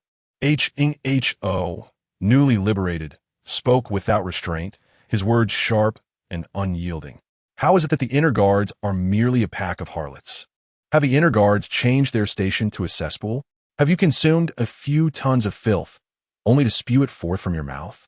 If verbal insults could elevate one to the 9 realms, Ho would have transcended them long ago. As the deputy commander of the inner guards, the White Tiger had, by all rights, grown accustomed to enduring the scorn and derision hurled at her comrades. Yet, upon hearing Ho's words, an invisible fury surged within her chest, darkening her expression as she coldly retorted, "Xunxian, is this the final struggle of a dying soul?" Xunxian regarded her as one might a jester, while Ho, with a mocking tone, continued, "Is this all? Why do the inner guards indulge in daydreams, only to find themselves thwarted and now beseeching the heavens? Do you still have any shame left? Oh, wait, this treacherous band of harlots has long since abandoned any semblance of honor. The white tiger, losing her composure, clenched her fists in a fury, exclaiming, "Kill them." In her desire to provoke Xunxian, she found herself the first to falter. For despite the harshness of H's words, they bore a kernel of truth. Should even a whisper of this reach the living, their reputations would be irrevocably tarnished. The entirety of the Great Qin could be brought to ruin, with the world knowing that its court was filled with deceitful and treacherous individuals. General Zhou, his expression tinged with dissatisfaction, recognized this was not merely directed at the enemy, but also at the white tiger and her cohorts. Their numerous absurdities would undoubtedly invite ridicule from the realm. As a general, he understood the importance of following orders and upholding the dignity of the Great Qin. In a low voice, he commanded advance. The Zhou battalion surged forth, a palpable aura of malevolence surrounding them. Each soldier radiated a fierce energy, reminiscent of tigers and leopards, their very presence thickening the air with a palpable tension. Is there no military spirit? No. This was an elite force, unified as one, capable of overwhelming any foe without the need for a concentrated military will. After all, the vulnerabilities in their formation were too glaring. Such elite troops would not gather their spirit unless absolutely necessary. They moved swiftly, their speed unmatched, as the ominous aura persisted, darkening the very sky with waves of crimson. Closer, ever closer. The citizens behind them, though resigned to their fate, trembled at the palpable might of the approaching army. Xunxian refrained from lengthy orations or flamboyant gestures. Instead, she slowly raised her hand and pressed it downward. This simple motion summoned forth waves of energy, intensifying one after another, cascading towards the advancing army. Puff! The fiery and reckless figure soared through the skies, but soon succumbed to immense pressure, plummeting rapidly to the ground, whereupon it became ensnared in the earth, utterly immobilized. The 100,000 elite warriors found their advance impeded, their pace significantly slowed, beads of sweat rolling down their foreheads in torrents. Imperial might. With great difficulty, the fiery figure lifted its head and, without a trace of hesitation, bellowed. Form. The vast army, their spirits coalescing, resembled threads intricately woven into a singular military essence. From the blood-soaked heavens above, a formidable beast, forged from the union of tigers and leopards, took shape and unleashed a thunderous roar. Roar! Divine might against the emperor. With this, the fiery figure managed to rise, soaring into the air while commanding the military spirit, its voice resonating powerfully. Xunxian, you shall perish. It drew ever closer, now within a mere 100 meters. Xunxian's gaze, calm and unperturbed, met the military spirit, not merely a singular entity, but an intangible sword energy, innate and formless, surged forth, slicing through the air with unyielding force. With just this one strike, the fiery figure felt as though it had been completely laid bare, paralyzed by an overwhelming sense of confusion as it gazed at Xunxian. In its bewildered eyes lay a mixture of dismay and astonishment. Suddenly, a tumult erupted within its very core. A searing surge rushed from its dantian to its throat, resulting in a violent eruption of blood. Its momentum diminished by more than half. There was no time to wipe away the crimson, for sharp pain pierced through its chest, and it could no longer afford to concern itself with its current predicament. A glance downward revealed a grotesque and deep sword mark marred its armor, the residual sword energy relentlessly ravaging its body. Its vital energy became chaotic, and the entire military spirit wavered dangerously close to collapse. Turning swiftly, the fiery figure commanded, "Guard! Retreat!" The army halted its advance, retreating in an orderly fashion with remarkable speed. Fear and trepidation clouded the fiery figure's gaze, mirroring the panic of witnessing a ghost. Initially, they had perceived the earlier intelligence as signs of their own inadequacy. However, experiencing this firsthand dispelled such notions entirely. This individual could not possibly be of the Ninth Realm. As a commander, one must always deliberate carefully. To ensure the mission's success, it was imperative to report Xunxian's strength as the least likely possibility. In a low voice, It declared, Gu Xunxian is not of the ninth realm. He transcends it, possessing an understanding of the ninth realm's power, likely that of the formless sword, albeit within a certain scope. With these words, the remaining 5 warriors regarded Gu Xunxian with wary eyes, recognizing the gravity of the situation. He was not to be dismissed or underestimated. Bai Hu was utterly taken aback. The inner guards controlled the flow of information, and yet, right beneath their noses, Gu Xunxian proved to possess the pinnacle of cultivation in this world, above the ninth realm. This, if such knowledge were to spread, it would surely incite uncontrollable laughter across the land. The Qin had expelled someone above the ninth realm. Bai Hu shook her head, asserting impossible. By what means could he be above the ninth realm? Where did he acquire such power? And from whence did his enhancement arise? The individual so closely watched. She found it hard to believe. Hua Qingquang, unperturbed by the gravity of the situation, issued an unauthorized command to inform the 5 commanders in the rear. This individual must not be underestimated. We must act in unison. A seasoned warrior, Hua Qingquang understood the terrifying power that lay beyond the ninth realm. Should they choose to belittle and disregard this threat, only they would face the consequences.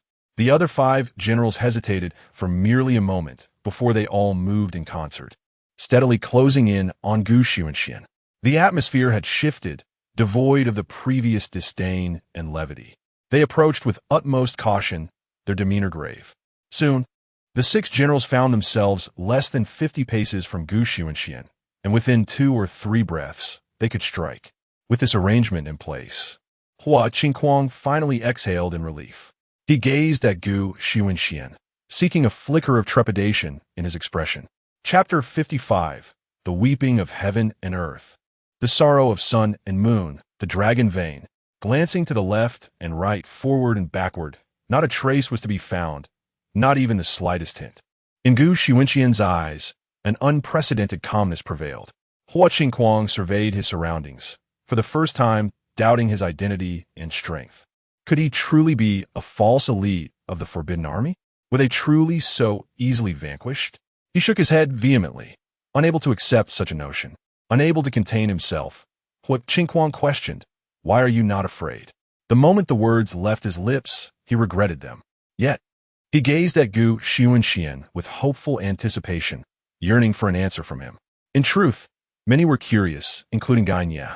What does it mean to face an army of 600,000? The Spirit Mountain, the Taoist sect, the Confucians. Even they would have to concede in the face of such overwhelming force.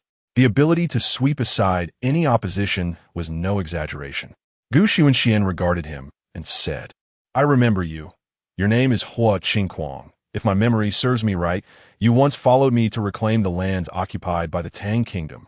Hua Qingquang shuddered, not from fear, but from an unusual sensation that flooded his mind, a profound sense of honor. Even faced with adversaries, he could not help but smile bitterly, saying, I had thought that Wu'an had forgotten me. After all, I was merely a foot soldier back then. Gu Xunxian possessed immense charisma. If he were to extend even the slightest indication of recruiting disciples, most would eagerly choose to follow him. What does this signify? It means that, even among strangers, if Gu Xunxian were to lead them into the depths of peril, they would comply without a hint of dissent or reluctance. Such is the allure of his character. However, Gu Xunxian showed no intention of recruitment. Instead, he presented an opportunity for the Empress. At that time, Gu Xunxian believed he was merely repaying a debt of gratitude through labor. Gu Xunxian gently shook his head and said, I have not forgotten. Hua Qingquang felt a warmth in his heart and replied, If you were to fall, I would find a fragrant and beautiful place to lay you to rest. A soldier dies for a true friend. Hua Qingquang would not let Gu Xunxian off the hook for merely a few words. His current standing was bestowed upon him by the Empress. He understood well that, while he felt it unjust for Gu Xunxian, he still did not agree with the actions taken by Gu Xunxian. Gu Xunxian lightly shook his head and remarked, You are mistaken. What I mean is that your army is hard-won and should not be sacrificed here unnecessarily. You should choose to march north to resist the demons. Lu Sun was an astute individual. In that fleeting moment, he grasped the significance of Gu Xunxian's identity. The Great Qin held dominion over the entire northern territory and the Great Wall, preventing foreign armies from approaching, all to ensure the safety of the Great Wall. Xunxian's words were nearly indisputable. Coupled with the actions of the Great Qin, he comprehended everything. Before him stood the noble scion of the Great Qin. He did not speak, yet his entire body trembled uncontrollably, accompanied by bizarre laughter. Hua Qingquang, feeling an unsettling agitation, was about to articulate a response when Baihu forcefully interjected, declaring, "Here you're merely sowing discord. I must inform you, there is no chance left.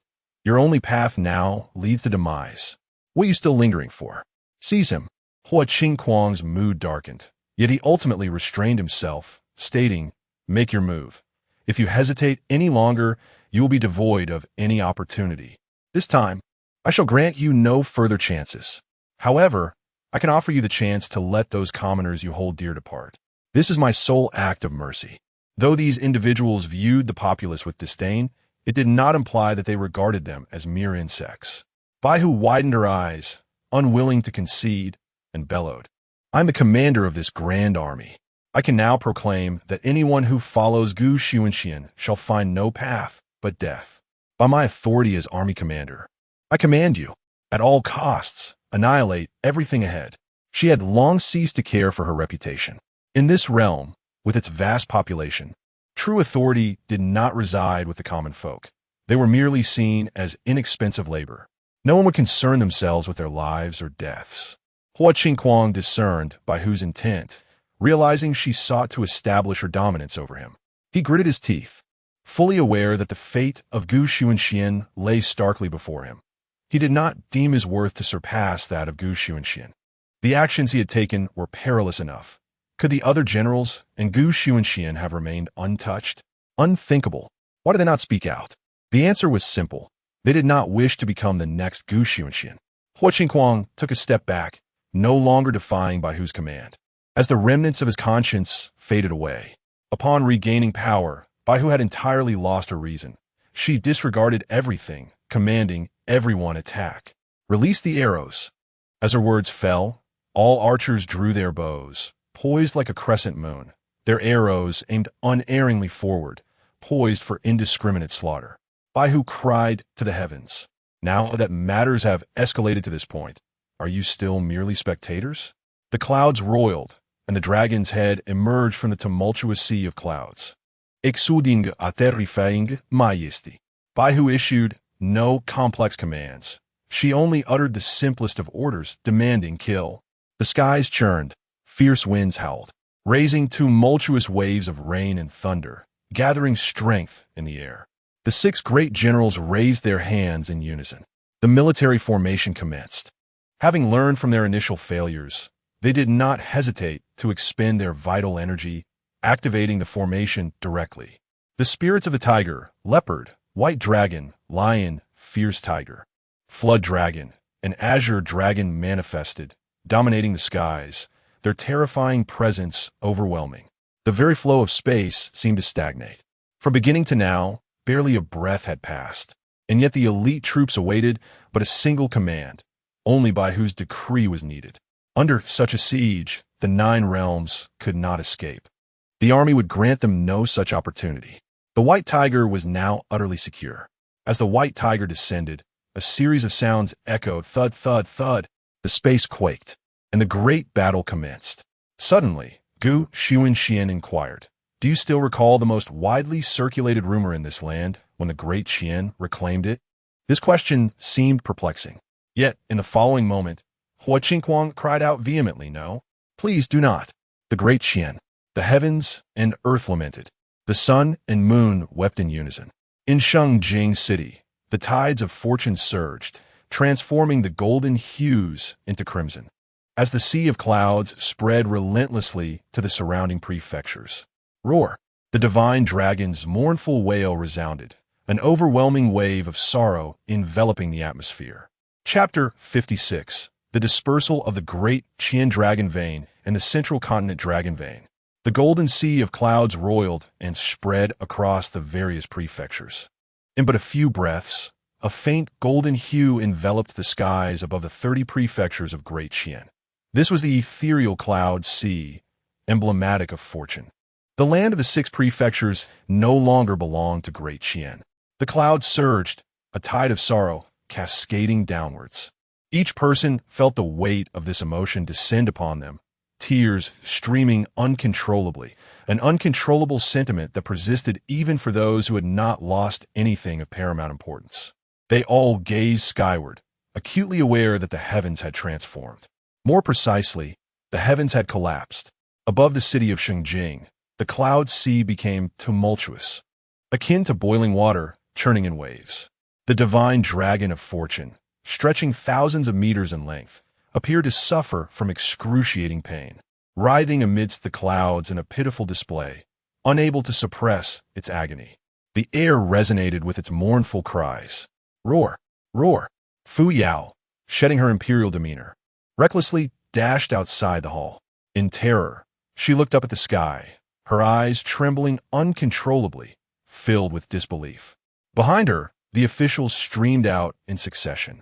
They gazed skyward, where the once golden heavens had abruptly turned a deep crimson, the cloud sea transforming into a blood-red expanse.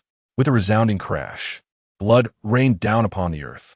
The entire court felt a weight pressing upon their chests, an inexplicable heaviness that rendered them breathless. As the rain soaked their bodies, the air was thick with an overwhelming sense of desolation. Cold. One individual shivered, recognizing the dire situation, their voice quivering in fear. The heavens lamented, and the sun and moon wept in unison. The dragon vein, the great Qian dragon vein, the land of dragon prosperity, intertwined with the fortunes of the nation, could be understood as the very essence nurturing the divine dragon of fortune. As long as the dragon vein remained intact, the foundation of a nation would endure. If the dragon vein were to suffer harm, so too would the fortune of the realm. Fu Yao had just been attending court, eagerly awaiting news of the extermination of Xunxian. The excitement on her face had vanished, replaced by a palpable anxiety. As the sovereign, her feelings were more intense than anyone else's. She felt her cheeks damp, reaching up to touch her face, finding it wet with tears, her own tears flowing uncontrollably. Her arm trembled as she stammered, "What is happening? What on earth is going on?" Clearly, Fu Yao had not anticipated such an occurrence. For the great Qian dragon vein lay beneath Shengling city. With a commanding voice, Fu Yao called out, "National Master." Yi Xianxing gathered his energy, raising his palm to strike forward. The force of his hand surged like a tiger, descending with a thunderous roar. Bang! Stones flew as a hole opened up, leading deep into the earth, capturing the attention of the crowd. Fu Yao, disregarding everything else, leapt into the abyss. The group descended continuously until they reached the deepest depths underground. There, a network of tunnels awaited them. As they landed, they found themselves in a cavernous passage. As Fu Yao gazed upon a mysterious entity, she noticed its entire form was a translucent yellow, resembling branches that sprawled throughout the underground. A faint aura of fortune enveloped her, and the intricate patterns upon its surface were akin to dragon scales. Panic seized Fu Yao. She was utterly distraught. Disregarding her composure, she sprinted forward to the dragon vein, her hands trembling as she reached to touch it. Astonishingly, her hand made contact with the dragon vein. Fu Yao staggered, her body weakly leaning against the dragon vein, completely lost in despair. She murmured, "It is over." The dragon vein, a bearer of a nation's rise and fall, how could it be touched at will? Under normal circumstances, one would scarcely approach it, being suppressed by the dragon's might. Even the emperor would be astonished. In the next moment, the entire dragon vein began to transform at a visible pace. Fu Yao, in a frenzy, reached out repeatedly, her fingers brushing through like sand slipping away. She cried out, "No, please. I am the emperor. I did not grant you permission to dissipate. How dare you? Come back to me." The dragon vein, as if having endured the passage of time, began to wither, the golden aura being drained and transformed into decayed wood. A mournful wail echoed across the land, the spirit of the dragon in agony, lamenting. The air was thick with the stench of decay. Realizing the gravity of the situation, Fu Yao was struck with a surge of anxiety, causing her to faint on the spot. Yet, those present paid her no heed. for they all comprehended that the heavens of Qian had indeed begun to collapse. The concepts of dragon veins and fortune were enigmatic, perhaps something they believed they could never touch. Yet, they undeniably existed. In Longxing City, which no longer belonged to the dominion of Qian, the inhabitants felt none of that sorrowful emotion. Hua Qingquang shouted vehemently, "No, but it is too late." Gu Xunxian spoke softly, awakened. As her words fell, a thunderous roar erupted, as if the heavens were shattering, the stars reversing, and the world transforming. The earth trembled violently, resounding with deep, powerful rumbles underground, causing those nearby to sway. Such a fierce upheaval rendered them incapable of maintaining even the most basic military formation, as they felt the world spinning, their bodies swaying uncontrollably. Beneath the ground, something terrifying seemed to awaken, and the earth began to crack. Hua Qingquang cried out, his eyes turning crimson. "No, Wu'an, please don't. Everything." A roar emanated from below. Hua Qingquang, now fully aware that the sky had fallen, felt his legs weaken, and he knelt upon the ground. His eyes filled with profound despair. He understood what Gu Xunxian was alluding to. The 36 prefectures of Qian bore vastly different names, yet the eastern region appeared peculiar, all carrying the character for dragon, belonging to ancient nomenclature. Naturally, curiosity abounds among those who ponder the mysteries of dragons, for anything associated with them undoubtedly harbors treasures untold. In that era, he too was gripped by intrigue, embarking on a quest to scour ancient texts in search of any records. Should he uncover something, it would indeed be a monumental achievement. Alas, fortune did not favor him, and his search yielded no results. Subsequently, during a respite taken by the Grand Army in this region, whispers began to circulate within the city. It was said that beneath the dragon's passage lay the essence of the dragon vein. Of course, few were invested in this notion, as the concept of dragon veins seemed distant and unattainable, a dream never to be realized in their lifetimes. Furthermore, who would place credence in such fanciful tales? Yet now, the ancient seeker of immortality inadvertently alluded to this very idea, prompting Hua Qingquang to contemplate its significance. If one were to observe from a bird's eye view, it would become apparent that the entire eastern region, when connected through the names of its cities, could be envisioned as a magnificent dragon. The cities serve as pivotal points, while the mountains and rivers extend its form, thus shaping the central plain's dragon vein. This vein, once the cradle of the Shang dynasty, stretches across the vast expanse of the 9 provinces. One might comprehend that the central plains represents the grandest of these, with the others manifesting as smaller tributary veins. Chapter 57. The sword arrives. The earth trembled. The white tiger found herself engulfed in an unexpected predicament, leaving her, the commander of the 3 armies, feeling profoundly insecure. She heard the frenzied words of Fire Frenzy, and, disregarding his madness, swiftly approached him, raising her hand to unleash her true energy in a swift slap. Crack! A crisp sound echoed as a bright red handprint appeared on Fire Frenzy's cheek. "Now, what precisely is going on?" she demanded, her voice sharp. "You all retreat." The army stood at the epicenter of the tremors, and they began to withdraw. Fire Frenzy, now awakened, trembled uncontrollably despite his formidable 8th realm status. "Beneath us lies the great Qin dragon vein." The white tiger shuddered, stepping back several paces, her expression a tapestry of astonishment as she stammered, "Are you jesting? The dragon vein is in Shengjing." Boom! The ground beneath roiled with increasing intensity. From below arose a series of dragon roars. The onlookers beheld as the earth converged, forming a colossal earthen dragon soaring thousands of meters into the sky, only to twist and turn in midair before descending, its head resting beneath the feet of Gu Xunxian. The sky was entirely dominated by the dragon's massive form, as Gu Xunxian stood atop it, indifferent to all around him. The divine dragon's body was immense, exuding an ancient and mysterious aura. Such a display was merely a fraction of the dragon vein's power. In this moment, the army, having retreated to a safe distance, stood in shock. The sudden turn of events had transformed their previously organized ranks into chaos, overshadowed by an ominous presence known as fear. They felt utterly devoid of the will to fight. How could they continue? Lu Sun was exhilarated. Indeed, his instincts had proven correct. He finally understood the source of the naive confidence of the simpleton, Hang Hao. If one were to follow a figure like Gu Xunxian, such confidence would surely be contagious. The nine-realm dragon in the sky was now utterly dazed, regretting its fateful decision. This was leading the entire dragon clan down a path of no return. Yet in this world, there exists no remedy for regret. It let out a furious roar. The white tiger's spirit quivered. The sound sharpened her mind, prompting her to bite her tongue, the metallic taste of blood stinging her senses. With determination, she grasped her soaring sword, pointing it at Gu Xunxian, and proclaimed, "In this battle, we shall have no retreat. We would rather perish than submit. We're the sons of the Great Qin. Who is willing to fight alongside me?" The white tiger had learned her lesson well. No longer relying on threats or temptations, she sought to evoke a sense of resonance. Casting a cold glance at Fire Frenzy, he too realized that their escape route had vanished.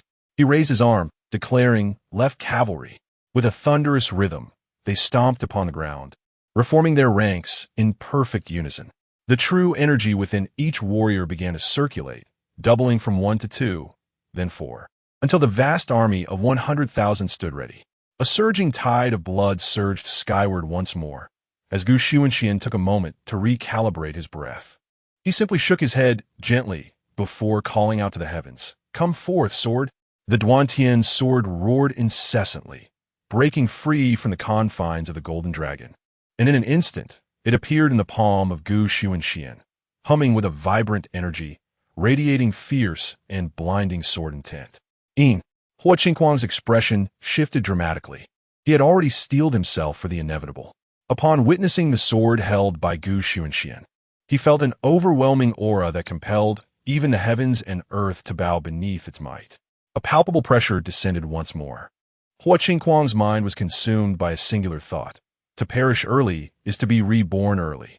He was unwilling to endure such torment. The current situation was more unbearable than death itself. With a thunderous shout, he rallied the army, forging their resolve. The tiger and leopard troops are unstoppable. Charge! With a deafening roar, 100,000 soldiers surged forward, their momentum shattering the void. Gu Xunxian unsheathed his sword, performing a deceptively simple motion, merely a single downward slash. It was an exquisitely uncomplicated strike. From above, the Duantian sword bore the weight of Gu Xunxian's innate, formless sword intent, a meticulously cultivated strike, distinct from the chaotic multitude of sword energies that preceded it. Previously, there had been countless small fish darting about within his body. Now, these small fish were consumed by a tiny dragon, transforming into a celestial dragon that devours the heavens. The celestial dragon struck forth. Buzzing with energy, the Duantian sword quivered incessantly. Ganya, witnessing the spectacle, was momentarily stunned. As a sword saint, he comprehended the profound implications of this moment better than anyone else. A divine weapon, an ultimate instrument of warfare, was beyond the capacity of some to withstand Gu Xunxian's power, hence the current state of affairs. A scarlet and resplendent sword intent cleaved through the air, parting the very fabric of space beneath it, creating a fissure that spread outward, its edges sharp and defined, an array of sword scars extending across the cosmos. Heaven and earth, all things trembled and vibrated, as a tempest roared in response to the brilliance of this strike, dimming the very essence of existence. With astonishing speed, upon contact with the military soul of the left Shaowei, a mournful wail erupted as the military soul was severed, dissipating into the ether. 100,000 soldiers erupted in a torrent of blood, yet they remained unfazed, gazing upwards at the sword intent, which, though less than 100 meters away, was descending upon them with lethal intent. At that moment, their collective sentiment was one of irony. They found it almost laughable. The Imperial Guards? Protectors of the capital? How could they be so utterly feeble? They lacked even a moment's time to defend themselves. Was this truly the end? The sword intent, imbued with a force capable of obliterating all, fell unimpeded and unchanged. With a thud, the sword intent made contact with flesh, transforming bodies into mist. In a breath, 1,000 souls vanished. In 2 breaths, tens of thousands ceased to exist. In 3 breaths, the sword fell. In the fleeting moment when the land encountered the sword's aura, it disintegrated into dust. The resulting shockwaves continued to propagate, stretching for kilometers, then miles, until an entire region lay cleaved asunder by a single stroke. A chasm extended toward the horizon. It was not wide. The residual sword energy incessantly devoured, maintaining a precise distance that matched that of the 100,000-strong army. Not a single lament pierced the stillness. They simply fell. In mere moments, the entire left guard was obliterated, with only that chasm standing as testament to Xunxian's intervention. The world fell silent. The 510,000 soldiers gazed up at Xunxian, engulfed in profound despair. In their hearts resided but a singular thought. Is Xunxian still human? Chapter 58. Because the Qian has me. Is this truly human? Is this the extent of human capability? Even with 510,000 remaining, despair still enveloped them. The white tiger trembled, her mouth opening and closing, struggling to utter a single word. It was not just her. Even the celestial 9-realm flood dragons above lost the courage to confront Xunxian. This group of dragons had witnessed Xunxian's prowess firsthand. They remembered a moment when he had boldly ventured into the Dragon Palace, seeking an alliance with the Dragon Qin. The Sea Dragon King had posed a question: "Why should I ally with you?" Xunxian had responded with a smile: "Because the Qian has me." Time would prove this assertion to be true. The Qian thrived, its people's livelihoods, economy, and military strength significantly enhanced. And those who depended on the Qian flourished with the blessings of fortune. Later, the Sea Dragon King proclaimed that Xunxian would be a lifelong ally of the Dragon Clan. Initially, they could not comprehend why the statement referred solely to Xunxian and not to Qian, but now clarity dawned upon them. In this dire situation, Xunxian had carved out a path for survival. Even without the Qian as a stronghold, there was no doubt he would rise again. Regret washed over them for coming here, yet Xunxian clearly denied them the opportunity. Xunxian turned his gaze towards the Dragon Qin, possessing immense destructive power. His tone bore little regard for the alliance with the dragons, as he calmly stated, "Come, let me witness the strength of the offspring of the ancestral dragon." There was no fury, no resentment. The 9-realm flood dragons sensed no wrath in his words. It was a common occurrence, as if he were elevating the Dragon Clan rather than the other way around. The 9-realm flood dragon quickly conceded, saying, "Young Master Gu, there is no enmity between the Dragon Clan and you. This is merely a misunderstanding. If I report this to the Dragon King, we can still be the best of allies." Xunxian shook his head, interrupting, "No need to waste words. Strike." The shrimp soldiers and crab generals behind him snorted. How self-righteous. "Leader, strike. The vital energy within a person is ultimately finite." These words shattered the oppressive atmosphere. Everyone grasped the crux of the matter, rekindling their confidence. Even those as formidable as the 9 realms would eventually exhaust their vital energy. In the past, when the Great Qin swept through the nations, which nation was devoid of those in the 9 realms? Military formations ensnare. The white tiger, coming to her senses, swiftly seized control, commanding the troops. "Long Yin, you go first." She gestured with her hands. The plan remained largely unchanged, but now focused on entangling him, denying him the opportunity to strike. By the time he realized, he would find himself thoroughly surrounded within the military formation. Long Yin, the 9-realm flood dragon, roared and dove from the clouds, summoning torrents of water to engulf Xunxian. With a wave of her hand, the 3 armies surged forward, charging at any cost. Yet, in the next heartbeat, Xunxian moved with the swiftness of lightning, eschewing the conventional path. He allowed the earth dragon to remain stationary, his form flickering in the air as he arrived beside Long Yin in the blink of an eye. With a gentle touch of the Duantian, he struck the dragon's scales. To the astonishment of the onlookers, the seemingly indestructible scales shattered instantaneously. It was the reverse scale, the dragon's most vulnerable point. Golden dragon blood gushed forth from the wound, and the searing pain elicited a thunderous roar from the dragon. Yet, Long Yin, unwilling to continue its descent, abruptly turned and soared towards the clouds. Its massive size, however, rendered it unable to evade capture. Xunxian reached out and seized its dragon sinew. As Long Yin thrashed violently, the more it struggled, the greater its agony became.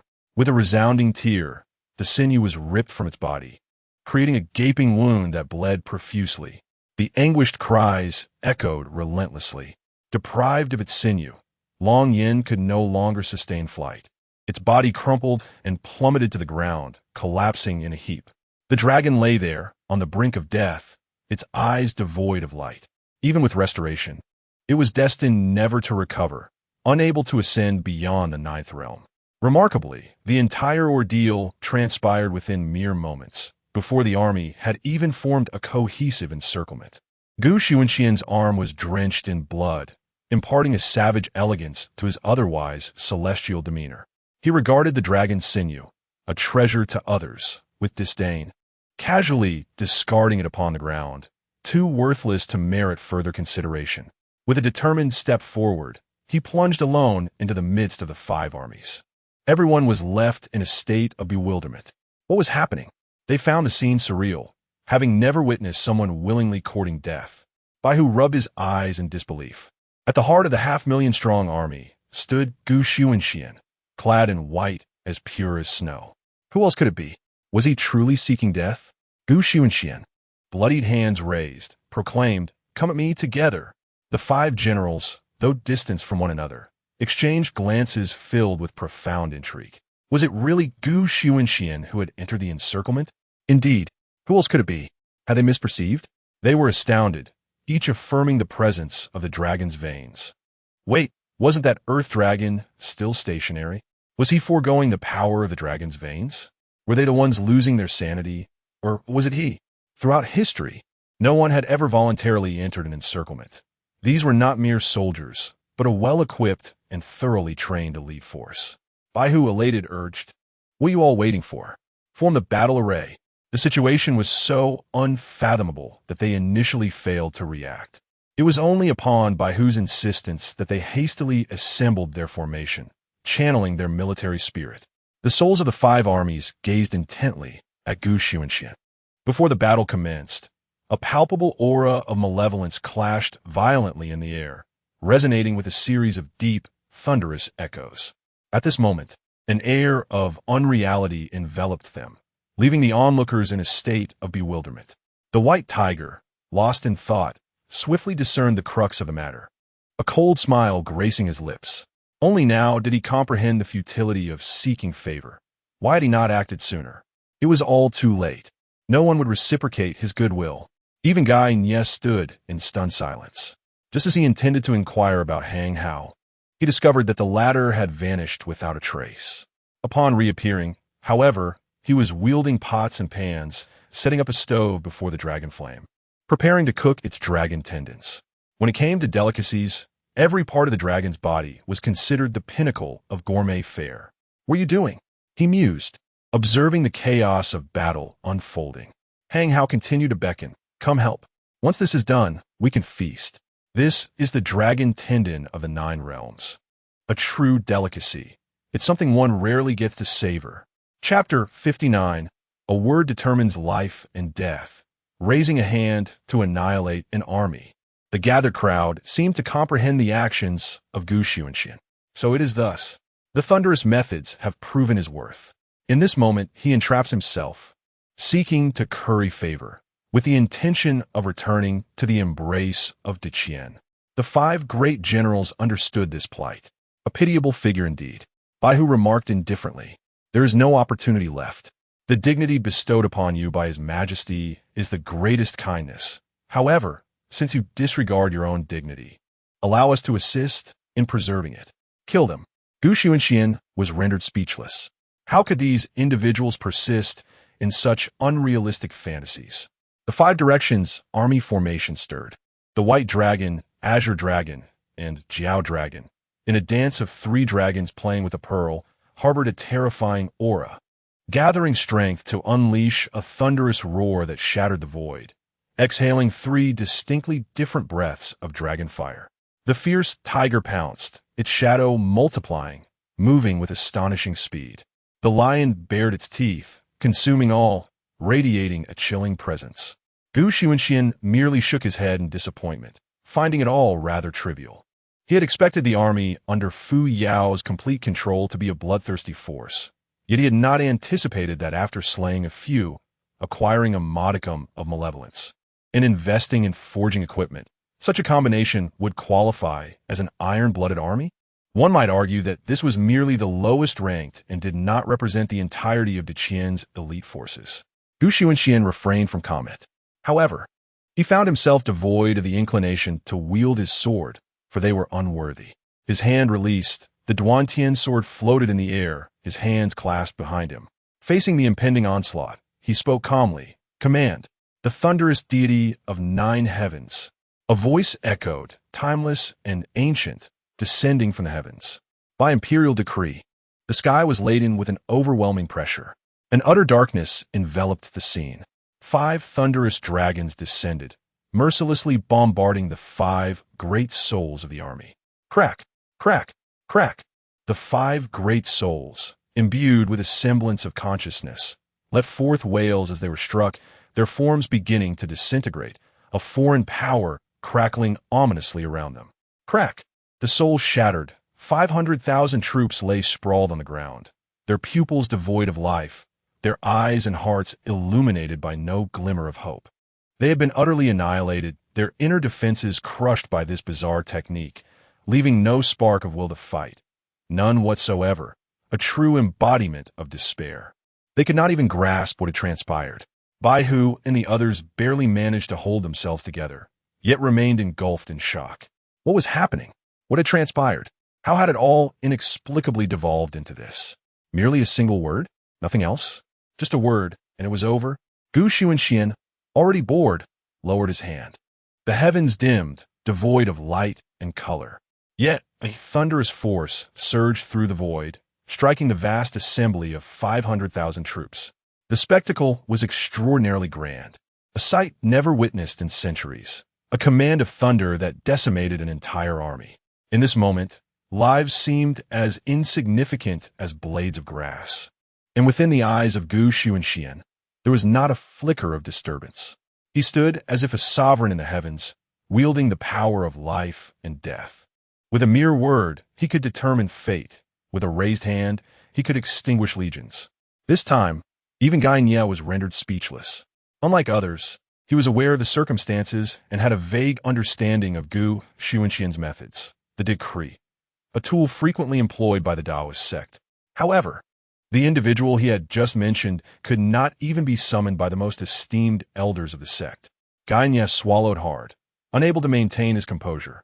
He was once again struck by his own insignificance, questioning the purpose of his mission sent by Qin II. Was it for protection? It seemed entirely unnecessary. With a bitter smile, Guan withdrew quietly and began roasting dragon tendons alongside Hang Hao.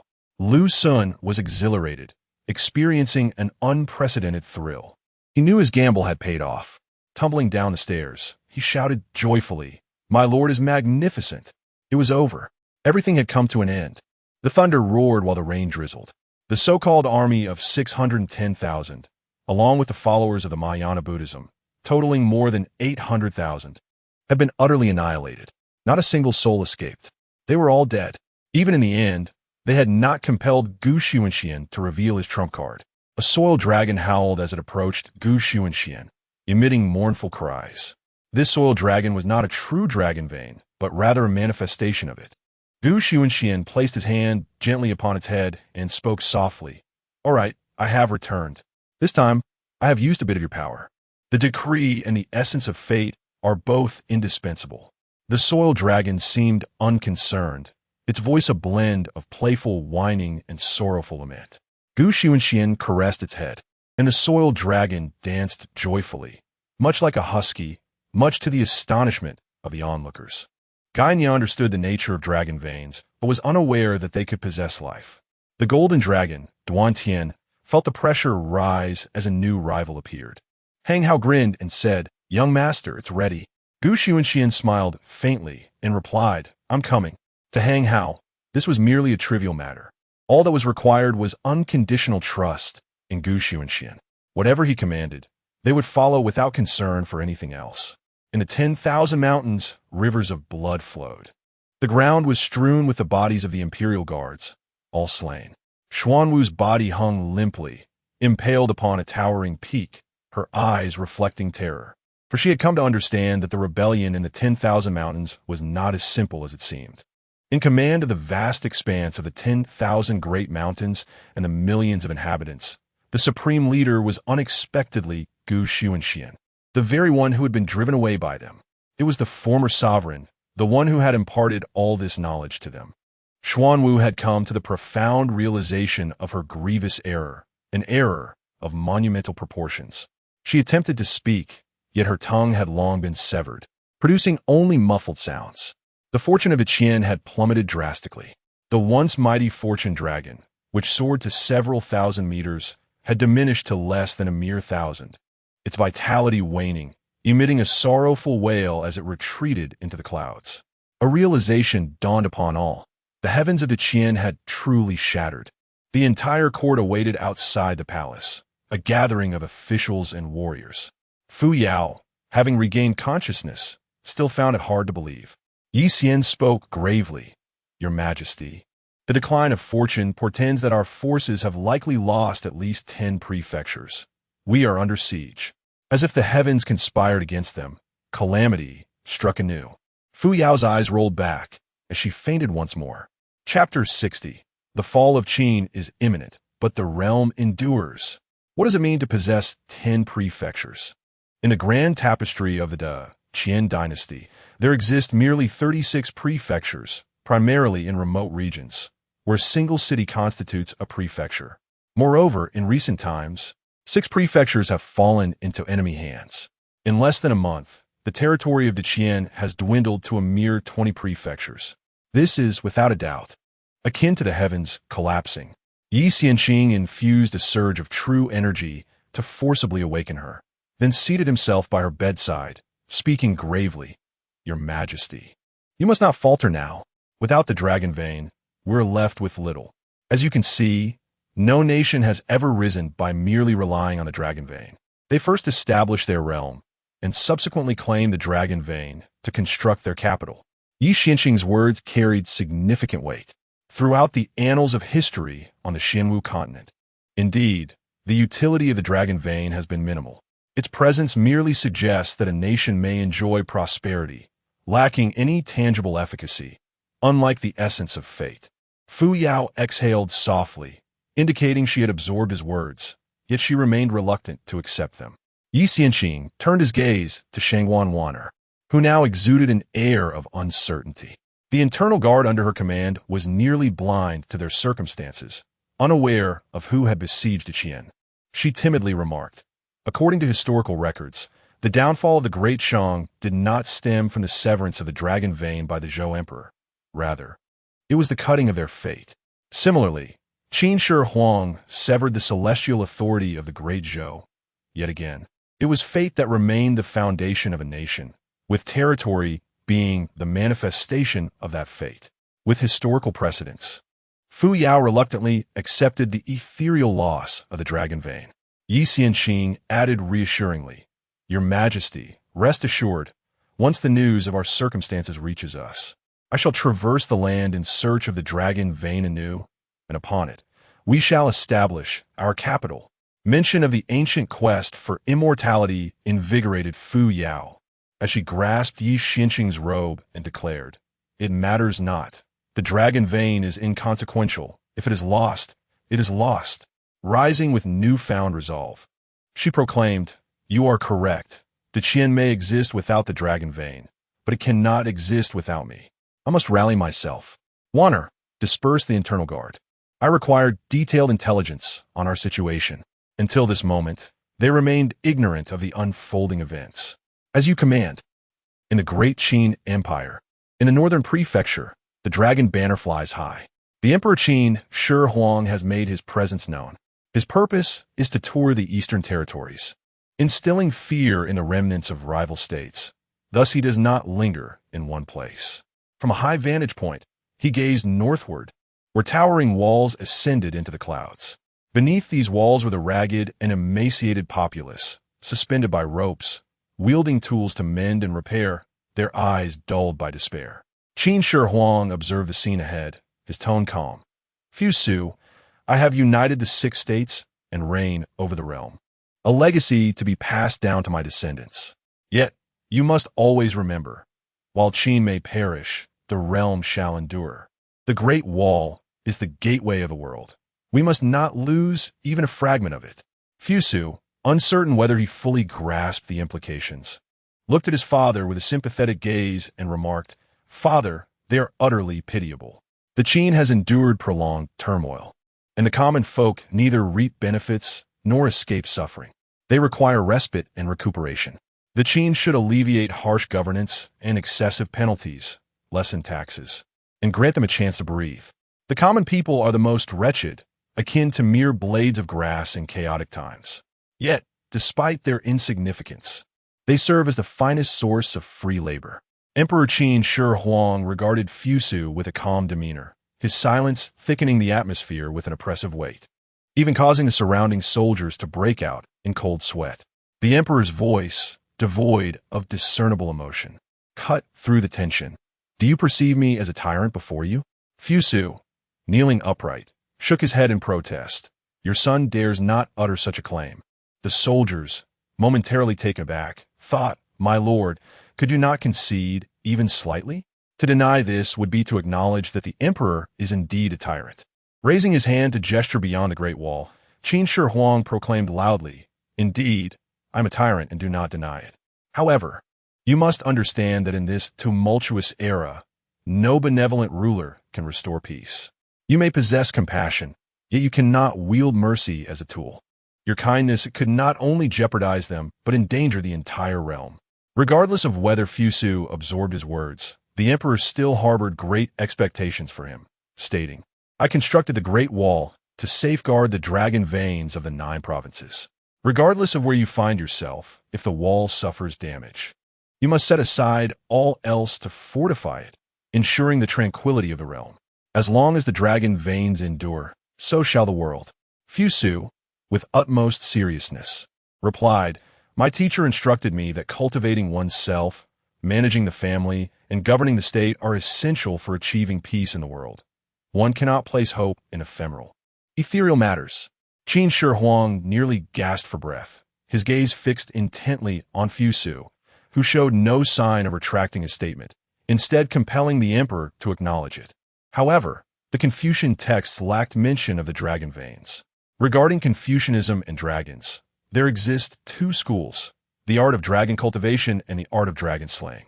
The emperor reassured himself, "He is my flesh and blood," and with a wave of his hand, commanded the soldiers to step back, before continuing, "Confucianism, after all, is merely one school of thought, lacking insight into the affairs of the world. As for the dragon veins, aside from the Taoists who possess some knowledge, other factions remain entirely ignorant. What does your teacher truly understand?" Qin Shi Huang now regretted having entrusted him to the Confucians amidst the myriad of philosophical schools, feeling the weight of Confucian doctrines upon him. Of course, Confucianism was not at fault, nor was Fu Su.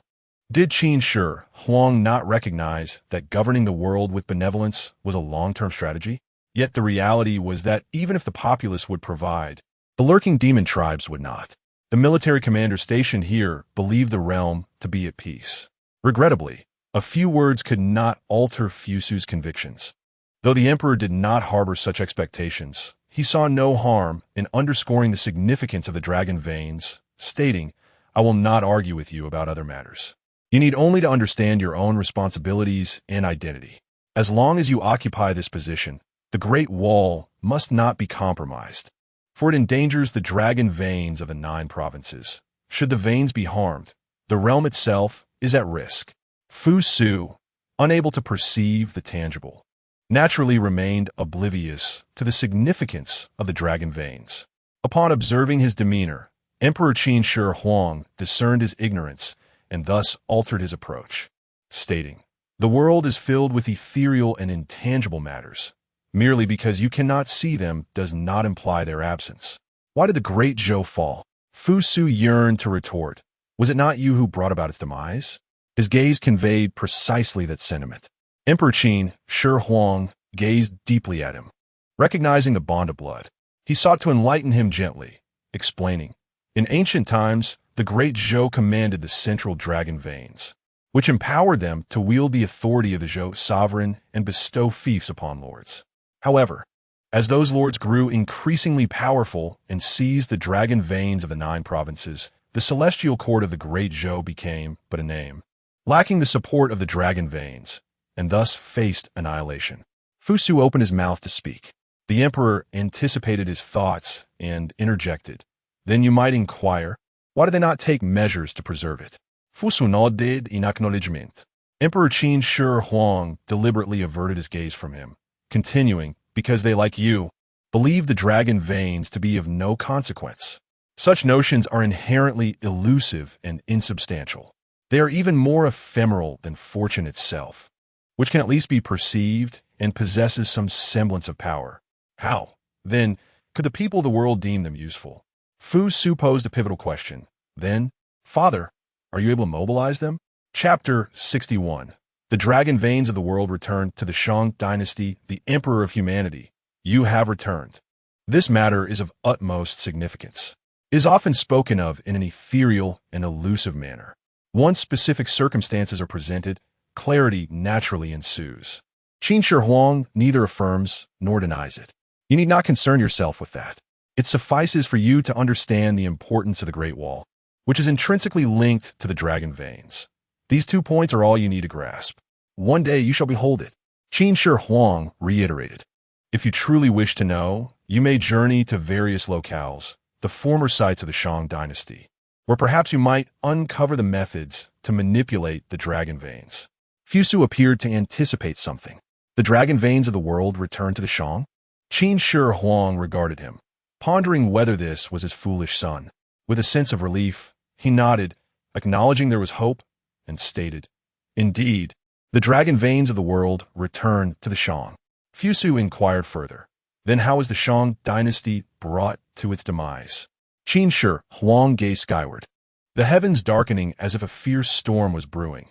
Yet he paid it no mind, speaking softly. It is merely the law of victors and vanquished. This is an unchanging truth throughout the ages. The ominous clouds above seemed to sense something, as rumbling thunder emerged from the layers of clouds. Qin Shi Huang cast a cold glance, the thunder roaring in fury before returning to its usual calm and natural state. Fu Su fell deep into contemplation. The revelations he had received today were unprecedented, likely requiring much time to digest. Qin Shi Huang waved his sleeve and turned to depart. Mount Shu, here. An ethereal aura permeates, shrouded in clouds and mist, with islands rising from the earthly realm, suspended without any support. The floating islands are mysterious and enigmatic.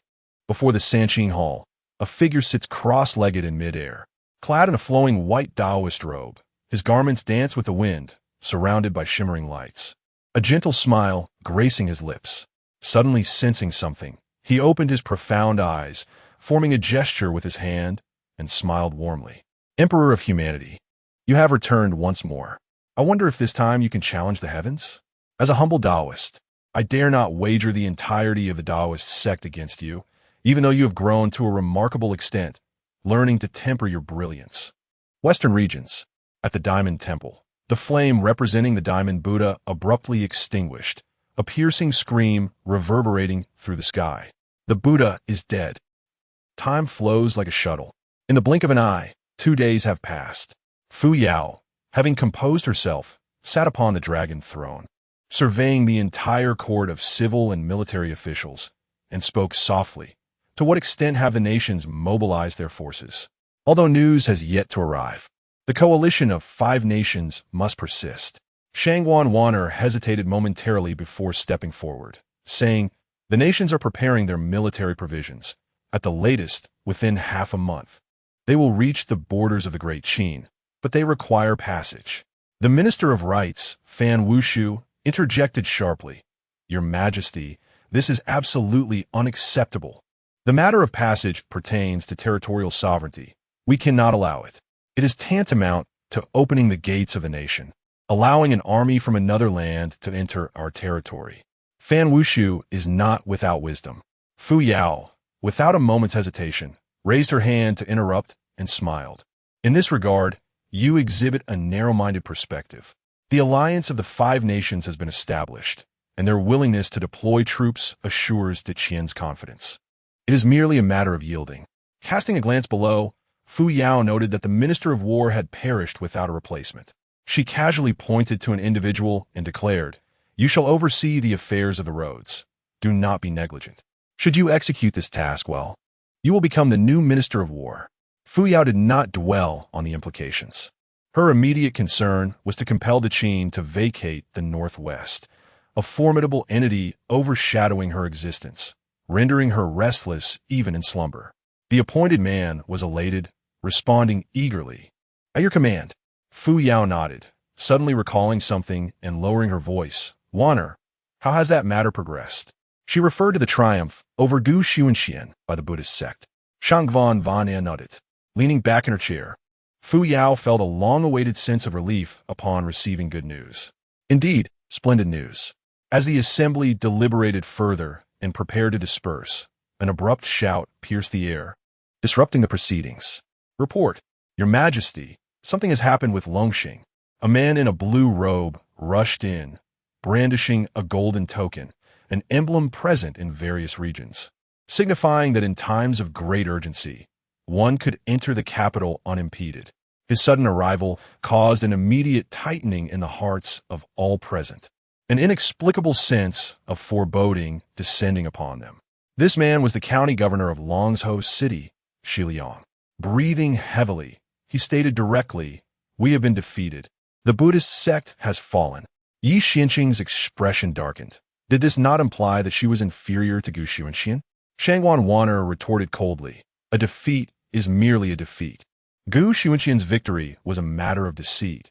He is that sort of person, lacking true strength, merely engaging in opportunism, behaving like a scoundrel." Those present, particularly from the imperial party, while surprised by the outcome, were not astonished, for they had anticipated this turn of events. Everything was within their calculations. Fu Yao's mind. Did he employ underhanded tactics to secure victory? Was the Vajra Buddha dissatisfied and took action against him? She looked at Shi Liang, her gaze hinting at their calculations. According to their assessments, Gu Xunxian was the one who had lost. However, now that victory was claimed, it could be framed differently. Such an unglorious triumph still amounted to a defeat. Shi Liang failed to comprehend Fu Yao's insinuation and felt powerless to argue. That was not the crux of the matter. Yes, the Vajra Buddha did intervene. As soon as Shi Liang spoke, he was mercilessly interrupted by others. "Ha ha ha, I knew it. What right does he have to triumph over the Vajra Buddha? A worthless being is but a worthless being. Without the Qian, he is nothing. Is he dead?" All eyes turned to Shi Liang, their gazes filled with hope. They all yearned for Gu Xunxian's demise. Only with his death could they cleanse themselves of the stigma that clung to them and conclusively prove that their current achievements were solely their own, unrelated to Gu Xunxian. Shi Liang sensed an unsettling atmosphere, an inexplicable feeling that those around him were concealing something from him. Shaking his head vigorously, he dismissed the notion, recognizing it was not the crux of the matter. Taking a deep breath, he declared, "Do not interrupt me henceforth. The Diamond Buddha has perished." He fell short against Gu Xunxian, who recited a timeless masterpiece, provoking a celestial phenomenon that led to annihilation. Furthermore, the truth of the matter is this: the Diamond Buddha lost the debate and resorted to dishonorable tactics. He unveiled the reality, even though they were reluctant to listen. Shangwan Vanya interjected sharply. "Inuk." She recalled the arrangements of the internal guards, noting that only a day remained. Fu Yao raised her gaze, her eyes radiating a chilling intensity. "You have come all the way to Shengjing for such trivial matters to inform me? This is not a tidings of joy, but rather a mockery." Chapter 62. A thief, unkillable by 10,000, so let be 50,000 or even 500,000. At this moment, Shi Liang's heart mirrored the chill of his name, enveloped in an overwhelming sense of desolation. "Did I journey all this way merely to mock you?" Shi Liang still found it hard to believe as he met Fu Yao's gaze, which pierced through him with a chilling intensity, compelling him to take a step back in disbelief, his smile turning into a tragic fa-ade. Your Majesty, how could it come to this? The minister's personal return underscored the gravity of his status and strength, enabling him to convey the urgency of the situation. Yet, how could Fu Yao perceive him in such a manner? Fu Yao furrowed her brow. How could it come to this? Do you think you have a right to speak such words? Given the current circumstances, it was evident that Shi Liang was advocating for Gu Xunxian, but only if no one interrupted his discourse. For over 100 breaths, he had been repeatedly cut off. Shi Liang harbored no desire to explain. It was clear that treacherous officials were inciting the emperor, sowing discord within the court. With eyes wide open in fury, he glared at the assembled officials. Who among you has dared to sway the emperor's mind, instilling such doubt about the loyalty of the realm? In a sudden frenzy, he scanned the room, his gaze landing upon Wu'an, his body trembling with rage. It is you, it must be you, who has led the emperor astray, causing him to disregard the counsel of the loyal.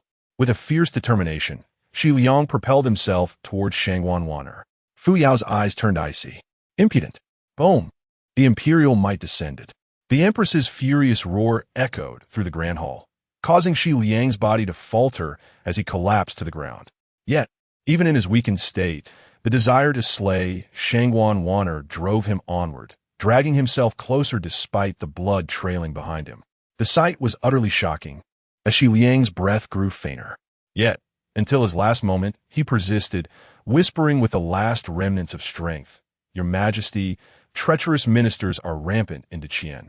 Please do not disregard the safety of the realm, nor listen to slanderous words. The Qian, the stability of the nation, rests solely upon your shoulders. If this continues, the Qian's fate is perilous. In a final act of defiance, Shi Liang reached for Wu'an, intent on ending the treachery that plagued the nation. Silence. The hall fell into a hushed stillness. This scene struck deeply at the hearts of those present. Shi Liang did not blame Fu Yao, but rather the treacherous officials who had misled her. Until his final breath, his sole intention remained to eradicate the treachery that ensnared Fu Yao. In that moment, every official present was moved. There were indeed loyal subjects within the Qin dynasty, and among the multitude present, many were devoted to the welfare of the realm. They watched this harrowing spectacle and sighed deeply. After a long pause, Wu'an finally regained her composure, swallowing hard as anger surged within her chest. How dare they single her out, believing her to be an easy target?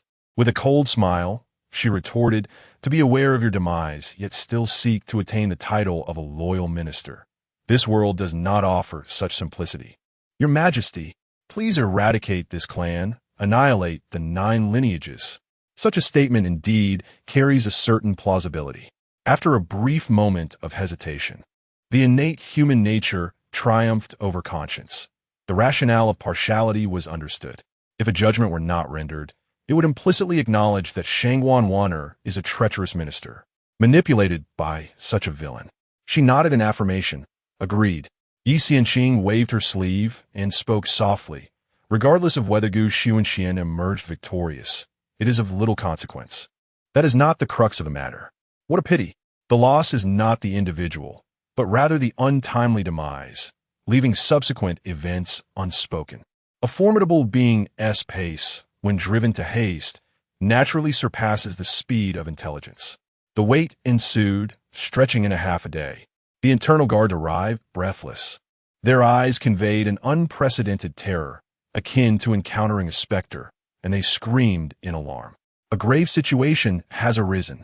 The hearts of all present froze in trepidation. Instinctively, they glanced at the bloodstain that had yet to be thoroughly wiped clean. Wu'an chided. What a commotion! What decorum is this? Is the sky truly about to fall? The internal guard's face revealed but one message. Alarm. Gasping for breath, she stammered. An incident has occurred with the Dragon Clan, the Diamond Buddha. She recounted the essence of what Shi Liang had said. Just as Wu'an prepared to inquire further, the crucial details emerged. After Gu Xunxian vanquished the Buddhist sect, The vice commander of the White Tiger led a massive army forth. The forces surrounded Xunxian, encircling him without a possible retreat. Yet, even so, Xunxian remained undaunted, drawing forth the divine weapon obtained from Sword Mountain, and with a single strike, he decimated the left Shaowei. Incredible. The assembly was left in disbelief. Shangwan Wanner interjected. What on earth? A single strike, annihilating the left Shaowei? What does it mean to slay the left Shaowei? It seemed overly vague. The internal guard, somewhat bewildered, insisted. It was indeed one sword that obliterated 100,000 left Shaowei. A wave of panic surged through the crowd. How could they possibly believe this? The once dashing Xunxian now wielded such formidable power? A single strike against 100,000? Is this a jest? Yi Xianqing cleared her throat and dismissively remarked, 100,000 troops. What is so difficult about that? Her words quelled some of the unrest among the crowd. Many nodded in agreement. Indeed, the national master could achieve such feats. The conventional thinking shifted. Xunxian was no longer the feeble individual he once was. He had become a sword saint. This revelation was indeed astonishing. However, Fu Yao remained unperturbed, for there were still 510,000 remaining. The internal guard continued. At this moment, the vice commander of the White Tiger commanded the Dragon Clan to restrain Xunxian, while the remaining 5 guards advanced to suppress him. Upon hearing this, the outcome appeared inevitable. Fu Yao smiled, having no intention of hearing further developments, a light laugh escaping her lips. It is over. Such is the fate of treacherous ministers and rebels. Treachery and villainy shall find no refuge. A rogue, invincible to a mere 10,000, may yet succumb to 50,000, 100,000, or even 500,000. Inevitably, he shall meet his demise. Surrounded by mere pawns, how much chaos can he truly unleash? At this moment, nearly everyone has come to a consensus regarding this matter. Under such circumstances, even those at the pinnacle of the 9 realms must perish with unfulfilled grievances. The heavy stone that loomed above them has finally descended. Without the presence of Xunxian, they shall exist as singular entities. No longer will anyone recall them or the existence of Xunxian. No one will mention that their current status and strength are not a result of Xunxian's influence. The dead shall be forgotten. The inner guards, sensing the atmosphere around them, felt a discomfort more unbearable than the foulest of fates. Chapter 63. Qin Shi. This time, our Grand Qin possesses the valiant General Wu'an. What does your Qin have to offer? Each individual has their own distinctive way of celebrating. Fu Yao reclined leisurely on the dragon throne, a faint smile gracing her lips. Shangwan Wanner exhaled a sigh of relief. The character she could not control had finally met his demise. In matters concerning Xunxian, the internal guards were utterly oblivious, knowing nothing at all. Yet, Yi Xianqing appeared somewhat disappointed, lamenting the fact that she had not personally taken Xunxian's life. As for the other officials, their thoughts varied widely. Some felt regret, while others were filled with excitement. Yet the majority experienced a sense of joy. Only the internal guard stood frozen in place, left in a quandary about whether to speak or remain silent. It was then that Fu Yao chuckled lightly and declared, "The traitor has been eliminated." Now, Fu Yao was about to proclaim an amnesty for the realm when the internal guard realized they could not delay any longer.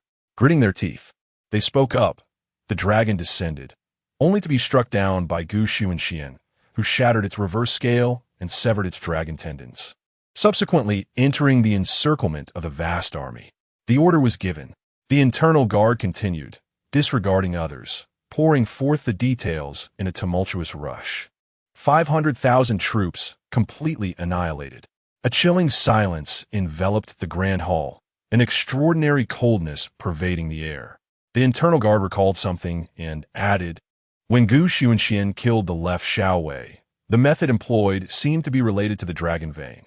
The ground quaked, and a soiled dragon emerged from the earth. The internal guard possessed limited knowledge regarding the dragon vein and did not emphasize this particular point. After concluding, they feigned exhaustion, collapsing unconscious. Fu Yao listened, her entire being stiffening in response. A surge of blood rushed within her, unable to bear the shock. With a sudden gasp, Fu Yao expelled a mouthful of blood, her body collapsing onto the dragon throne. The entire court erupted in panic.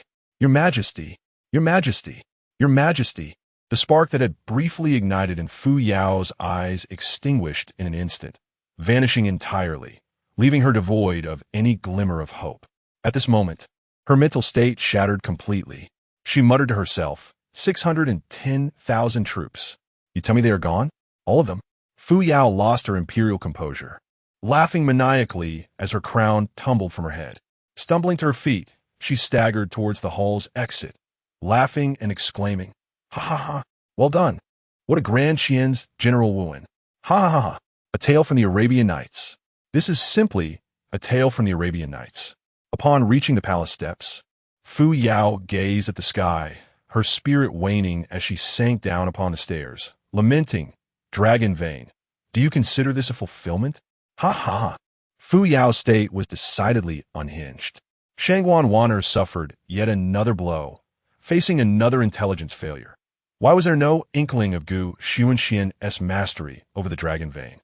Yi Xianxing felt a wave of dread, continuously grateful she had not accompanied them. As for the officials, apart from their terror, an overwhelming concern loomed. The nation's lands had fallen, and with the sovereign in such a state, did the Grand Qin still possess any hope? Time seemed to stretch indefinitely. As the sun dipped below the horizon, Fu Yao's gaze began to sharpen, revealing a flicker of regret in her eyes. She lifted her weathered face, her eyes bloodshot and rimmed with crimson, and her voice, hoarse yet resolute, proclaimed, "Who among you is willing to journey to Longxing and facilitate the return of Gu Xunxian to the Qian? As for past grievances, I shall overlook them. He remains, after all, the esteemed martial general, second only to the emperor of the Qian." Though her voice was raspy, every individual present could hear her clearly. Strangely, upon hearing these words, a sense of relief washed over everyone. It seemed that the emperor had relented, igniting a glimmer of hope. This was Gu Xunxian, the one who had guided the Qian to its current stature. If the Qian truly felt remorse, Gu Xunxian would undoubtedly not stand idly by, especially considering his promise to the late emperor. Fan Wushu swiftly stepped forward, bowing deeply as he spoke. "Your Majesty, the previous refusal was likely due to our insufficient sincerity. This time, Your Majesty could personally confer the title of prince. With genuine intent, Your Majesty must demonstrate true remorse. I am certain the martial general shall return to the Qian." An alien prince was indeed a rare occurrence. No other state in the Central Plains boasted such a figure. While a king had his own fief, he remained subordinate to the Qian. In other words, it could rekindle the nation's fortunes. Yet, Fu Yao hesitated. At that moment, another internal guard rushed in, flustered. "Your Majesty, there is trouble at the 10,000 Great Mountains." The words preceded the arrival of any individual. Upon hearing this, Fu Yao's regret deepened, and she instinctively glanced around, realizing that Gu Xunxian had yet to return. She beckoned, "What is the matter?" The guard knelt, reporting, "The troops dispatched to the 10,000 Great Mountains have been annihilated, and Vice Commander Zhenwu has been impaled atop a colossal mountain, enduring immense torment." A chilling breeze swept through the air. Fu Yao's icy glare swept across the assembly. After making her decision, she felt as if Gu Xunxian was already by her side. In comparison, the Qian without Gu Xunxian seemed devoid of any fortune. She scoffed, "Useless. A mere bunch of inept fools. And you cannot manage this? What use are you to me?" All heads bowed in shame. In light of the calamity at the 10,000 Great Mountains, Gu Xunxian's absence was felt even more acutely. Fu Yao was consumed by regret, and that very night, the edict to appoint Gu Xunxian as the Prince of One Word was personally delivered to Longxing under the escort of 8 formidable warriors. Fu Yao had shed her initial arrogance. She was humbled by Gu Xunxian's prowess and acknowledged his standing.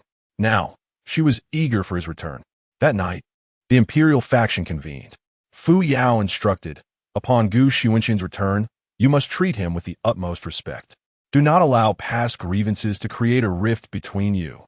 Everyone nodded in agreement, and at that moment, they began to envision the prosperous days that Gu Xunxian would lead them towards. A martial general, embodying the virtues of a soldier, swordsman, and strategist, all in one.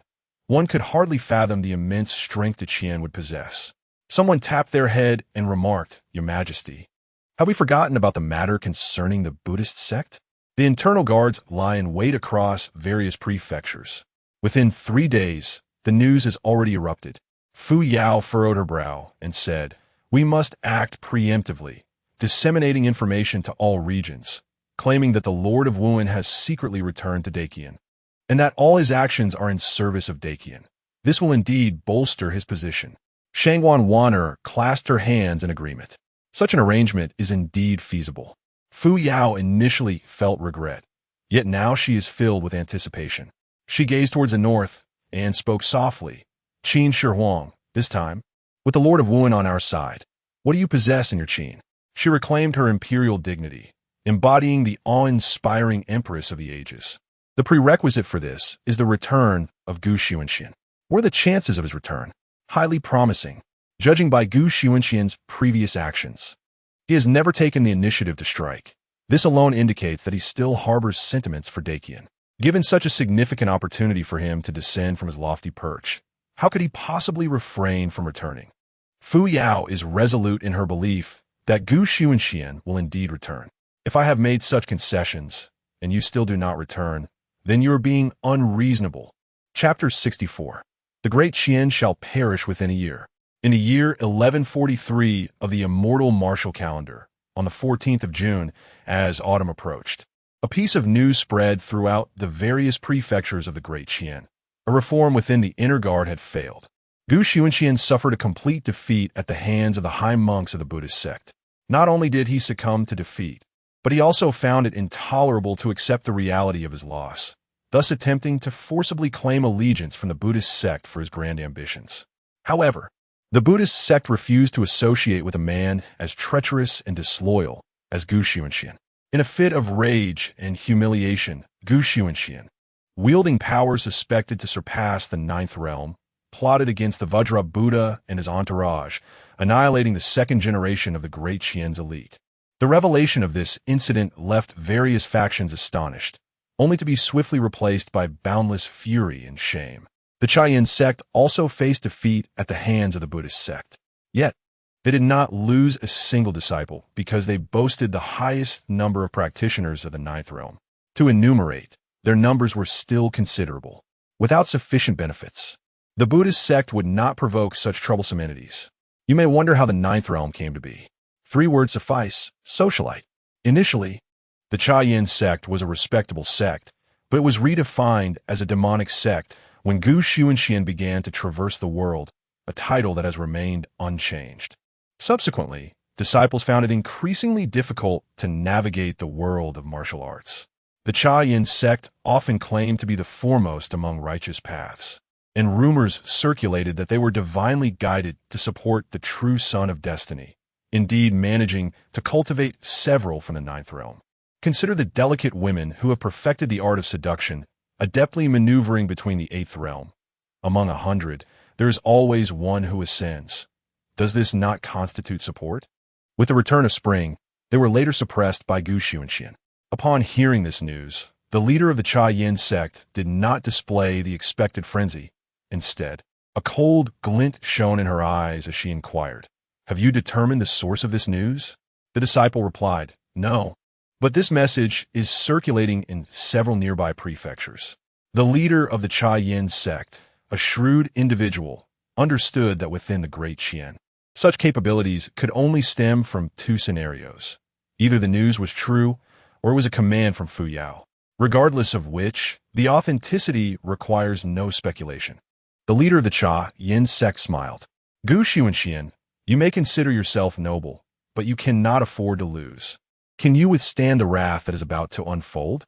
She gazed upward, observing a group of talented individuals she had nurtured, true gems. "Send word. Gu Xunxian has become a pariah, a target for all. Let them take action. After this, the debts of our sect shall be settled. In the 10,000 great mountains, they have claimed dominion." News continues to spread. Beneath the mountains, Zhenwu remains pinned, alive yet suffering, enduring torment. These bandits are not Gu Xunxian. Jian Lao grinned widely and remarked, "This wretched woman truly possesses a sense of humor. To think she would deliberately attempt to tarnish the reputation of the chief, unaware that he is the founder of the great Mahayana Buddhism." The more he contemplated this, the more amusing he found it, ultimately collapsing to the ground, pounding the floor with his hands, and laughing uproariously. "Ha ha ha! Damn it, this is too funny. I can hardly contain myself. How could she even conceive such a thought?" The other leaders, however, did not share his fervor. Hua Erlang chuckled joyously, saying, "With long hair comes limited insight. How delightful! I am eager to see her expression when she learns that the chief triumphed over the Vajra Buddha." The crowd continued to chuckle.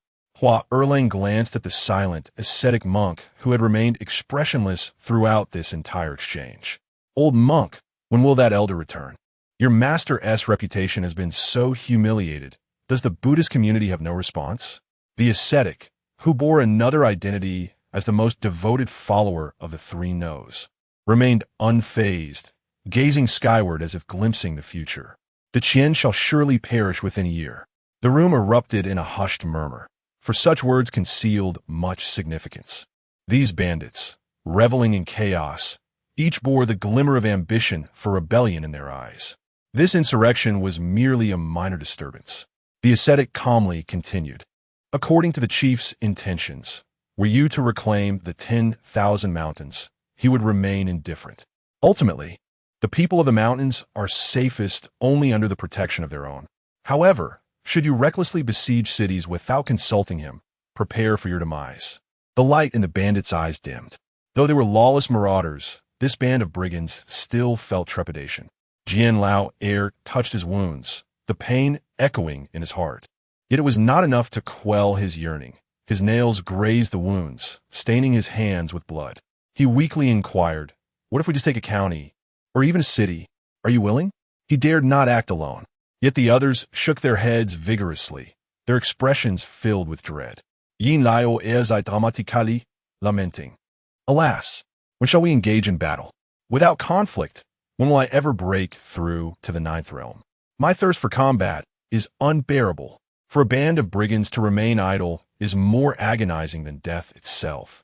Though Zhenwu was on the verge of collapse, he could hear every word and sentence spoken beneath him, his hoarse voice echoing through the heavens and earth. Terror flickered in his gaze. The news was dispatched to the borders and relayed back to various nations. Upon hearing this news, the nations were initially incredulous. However, after contemplation, they hastily transmitted the information back to their realms, swiftly reaching the Great Yu Empire. This place lies at the southernmost edge, near the coastal region. It is proficient in the art of the arcane, often referred to in the realm as the unorthodox path, engaging in practices such as the cultivation of the undead and the manipulation of poisons. The realm of the Yu is ensconced within dense mountainous forests, shrouded in toxic mists. The Yu Emperor, seated majestically upon his dragon throne, idly plays with a green serpent, a faint smile gracing his lips as he muses. How intriguing that Xunxian has fallen to such depths. The world at large seems to believe this, for prior to this, the reputation of the Vajra Buddha was overwhelmingly formidable, having nearly swept across the entirety of the Qian without encountering any rival. This is only to be expected.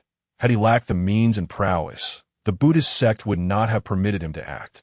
Thus, surpassing Xunxian falls within the realm of reason. After all, Xunxian, who guided the Qian to rise, demonstrated unparalleled strategy and audacity, without a whisper of any knowledge of Buddhist doctrine.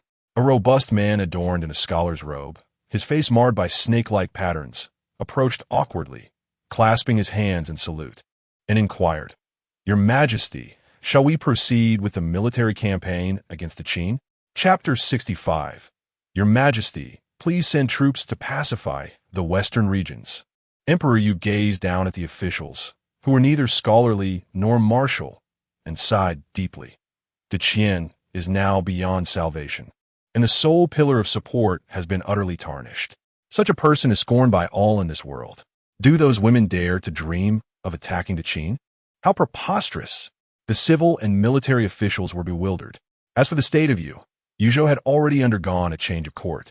They were not well versed in matters of governance, and after listening for quite some time, they still could not discern the emperor's intent.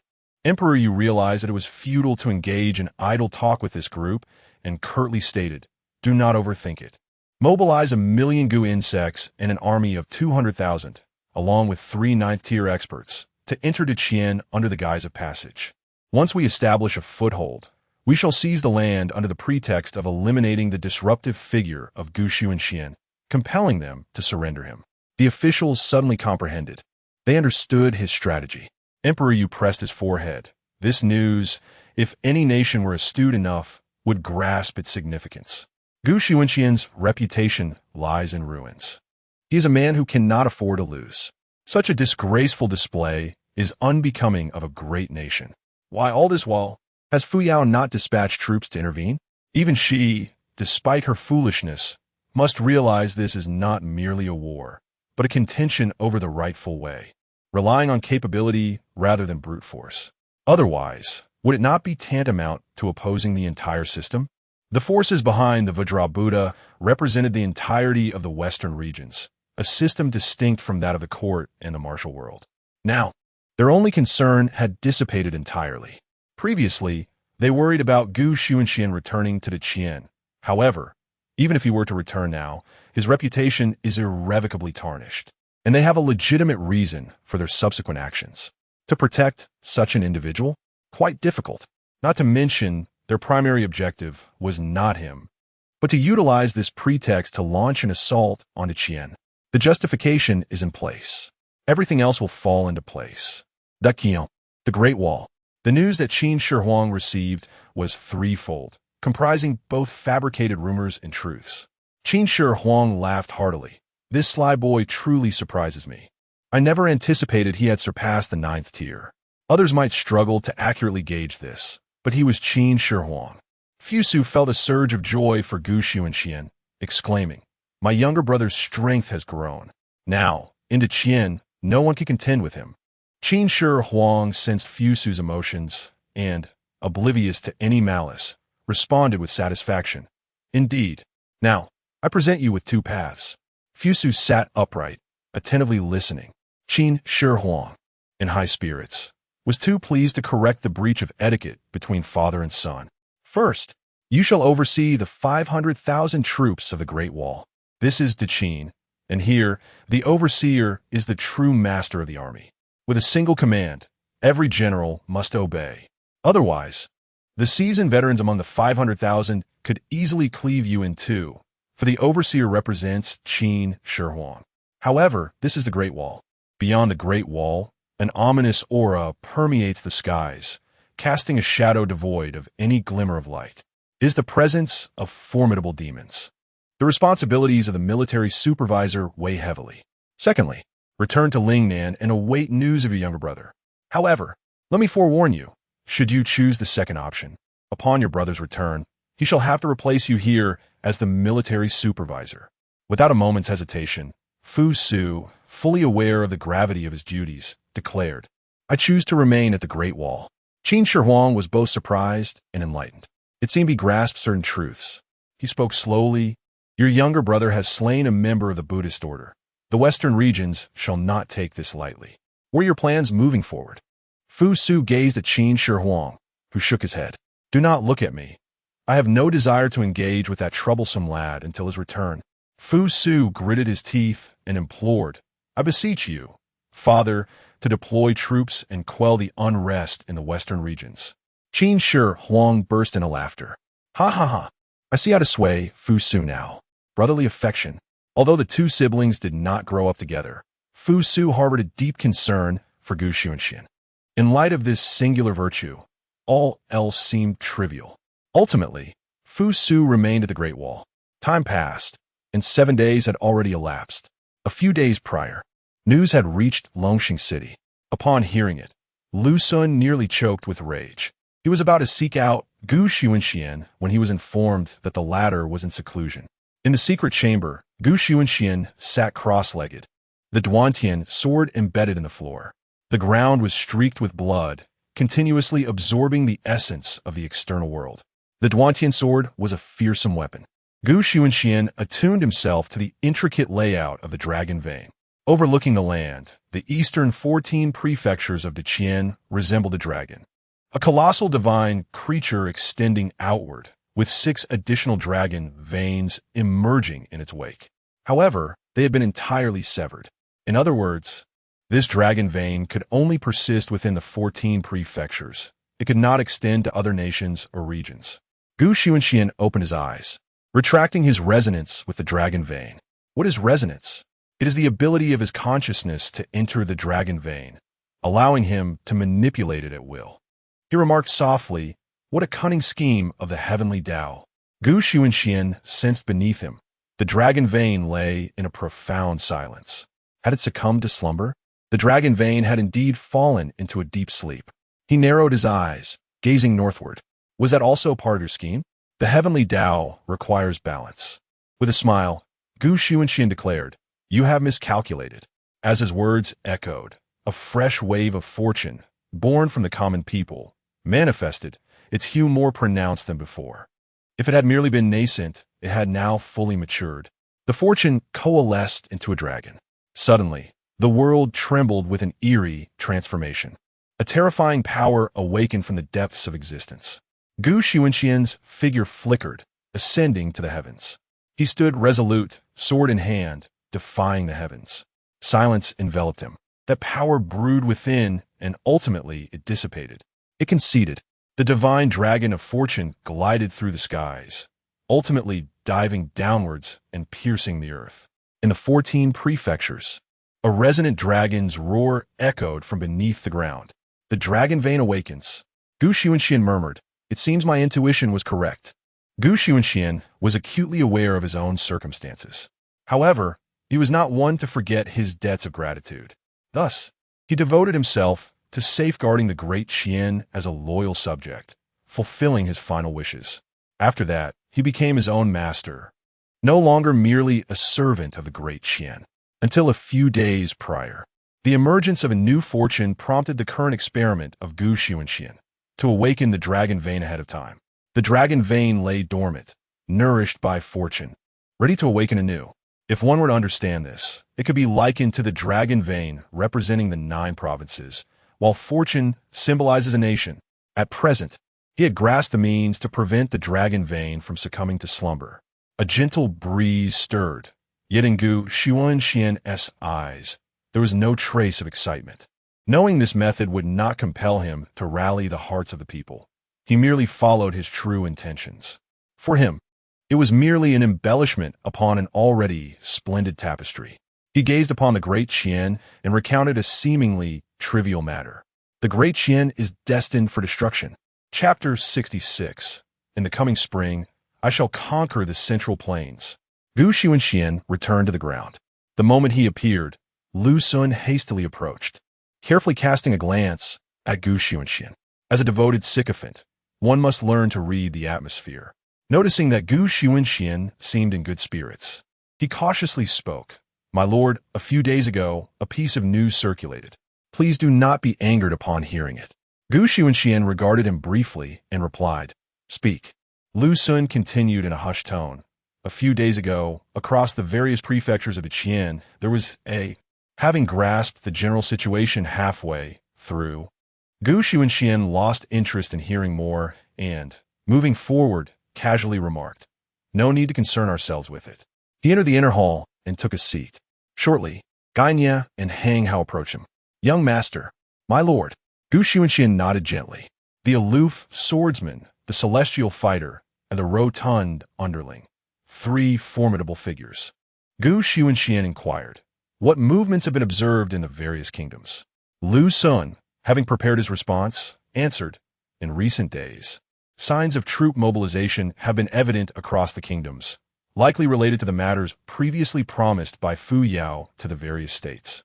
Xunxian, aware of the limitations of their knowledge, mused, achievements are lacking, yet signs of national demise abound. Just as Xunxian was about to speak further, a commotion erupted from outside. Sensing the disturbance, he focused his attention. Moments later, a group of county soldiers rushed in. Before they could utter a word, Gu Xuanxian's calm voice resounded. Eliminate them. The county soldiers were taken aback. Without hesitation, Hang Hao leaped into action. Though he appeared somewhat foolish, he was anything but. He would not hesitate to confront the soldiers. Outside the city, an imperial edict was proclaimed by the inner guards.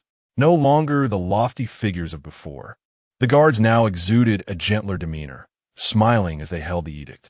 Upon hearing footsteps approaching, one of them cleared her throat and proclaimed loudly, "By the decree of heaven, the emperor," before she could finish her sentence, a fist, the size of a sandbag, descended upon her, striking her face and causing her to collapse lifelessly to the ground. Hang Hao raised his head, bloodied and with a fierce expression, glaring at those before him. "You all shall perish." The inner guards, now stricken with terror, cried out, "No, we are here to announce His Majesty's decree. How dare you lay a hand on us?" Hang Hao seized one of them and delivered a powerful kick, sending the individual sprawling to the ground, then mounted them, fists clenched and ready to strike. Bang! Bang! Bang! All the inner guards stood frozen in shock. How could they dare? They were the bearers of a royal decree. Withdrawing his hand from the mess of flesh, Hang Hao's face was smeared with blood, his gaze cold and menacing as he grinned widely. The inner guards' faces paled, their eyes filled with disbelief. A demon. Screams of horror echoed throughout the land. It was too late. They only realized the magnitude of their errors at the moment of their demise. Within the chamber, Hang Hao strode in, brimming with vigor, blood splattering from his fists. He had killed with great satisfaction. As the imposing figure bared his teeth, he remarked, "My lord, those brazen women truly have the audacity to desire your return. One wonders what gives them such misplaced confidence." Gu Xuanxian lightly tapped the armrest, speaking in a calm tone. The Zhenwu. A dark mist swirled and hovered in the air. "My lord." Gu Xuanxian maintained his tranquil demeanor, his gaze sweeping ahead. "Order. All Zhenwu, march into the Great Qin. Within a month, gather intelligence from each city." The Zhenwu were momentarily taken aback. Gu Xuanxian continued with composure. "By the spring of next year, I demand a central plains devoid of Qian. Taking a day off to rest well and catch up on sleep. Good night, brothers." Chapter 67. How many soldiers can the ancient Xunxian call upon? As the spring of the coming year approaches, less than a year remains. If it were the Great Qin, such a capability would undoubtedly exist. However, based on the strength and hidden cards currently displayed by ancient Xunxian, it is insufficient to obliterate an entire nation within a year, even in the current state of the Great Qin. Hearing this, Gainye was once again astonished, gazing at ancient Xunxian with a hint of disbelief. Could it be that he intends to rely on the might of the Great Qin? Yet, ancient Xunxian maintained an unperturbed demeanor, casually stating, "Furthermore, let the underworld issue a bounty without any restrictions. Inform the heavenly sword that I shall grant him but 2 months. Within these 2 months, there shall be no martial realm in the Great Qin." Even someone as formidable as Gainye could not help but salivate at the audacity of ancient Xunxian's words. The shock he felt beyond expression. Where there are people, there exists a martial realm. How could it possibly be non-existent, especially within a mere 2 months? Even with the intervention of the underworld, such a feat seems unattainable. Previously, the underworld's bounties were limited primarily by identity constraints, determining what identities could be targeted. However, the Jin Iwei acted like a merciless relay machine, disregarding the difficulties, and answered, "Understood." With a wave of his hand, ancient Xunxian dismissed the Jin Iwei, who bowed and retreated. Gainye stepped forward, softly inquiring, "My lord, do you intend to return to the Great Qin?" Ancient Xunxian smiled at him, causing Gainye to feel an inexplicable tension, as if ancient Xunxian could see through him entirely. Steadying his thoughts, he confirmed that ancient Xunxian's realm surpassed the 9th level. With a gentle smile, ancient Xunxian replied, "I do not yet harbor intentions of returning to the Great Qin. Through your channels, convey my thoughts to my father. As for the northwest, let hostilities be momentarily suspended." Gainye finally understood the source of his anxiety. He was essentially an observer placed here by Emperor Qin Shi. Just as he was about to apologize, he heard ancient Xunxian's indifferent tone. No harm done. A warm current surged within Gainye, accompanied by a profound sense of shame. He bowed deeply, marking a moment where his allegiance to ancient Xunxian was solidified.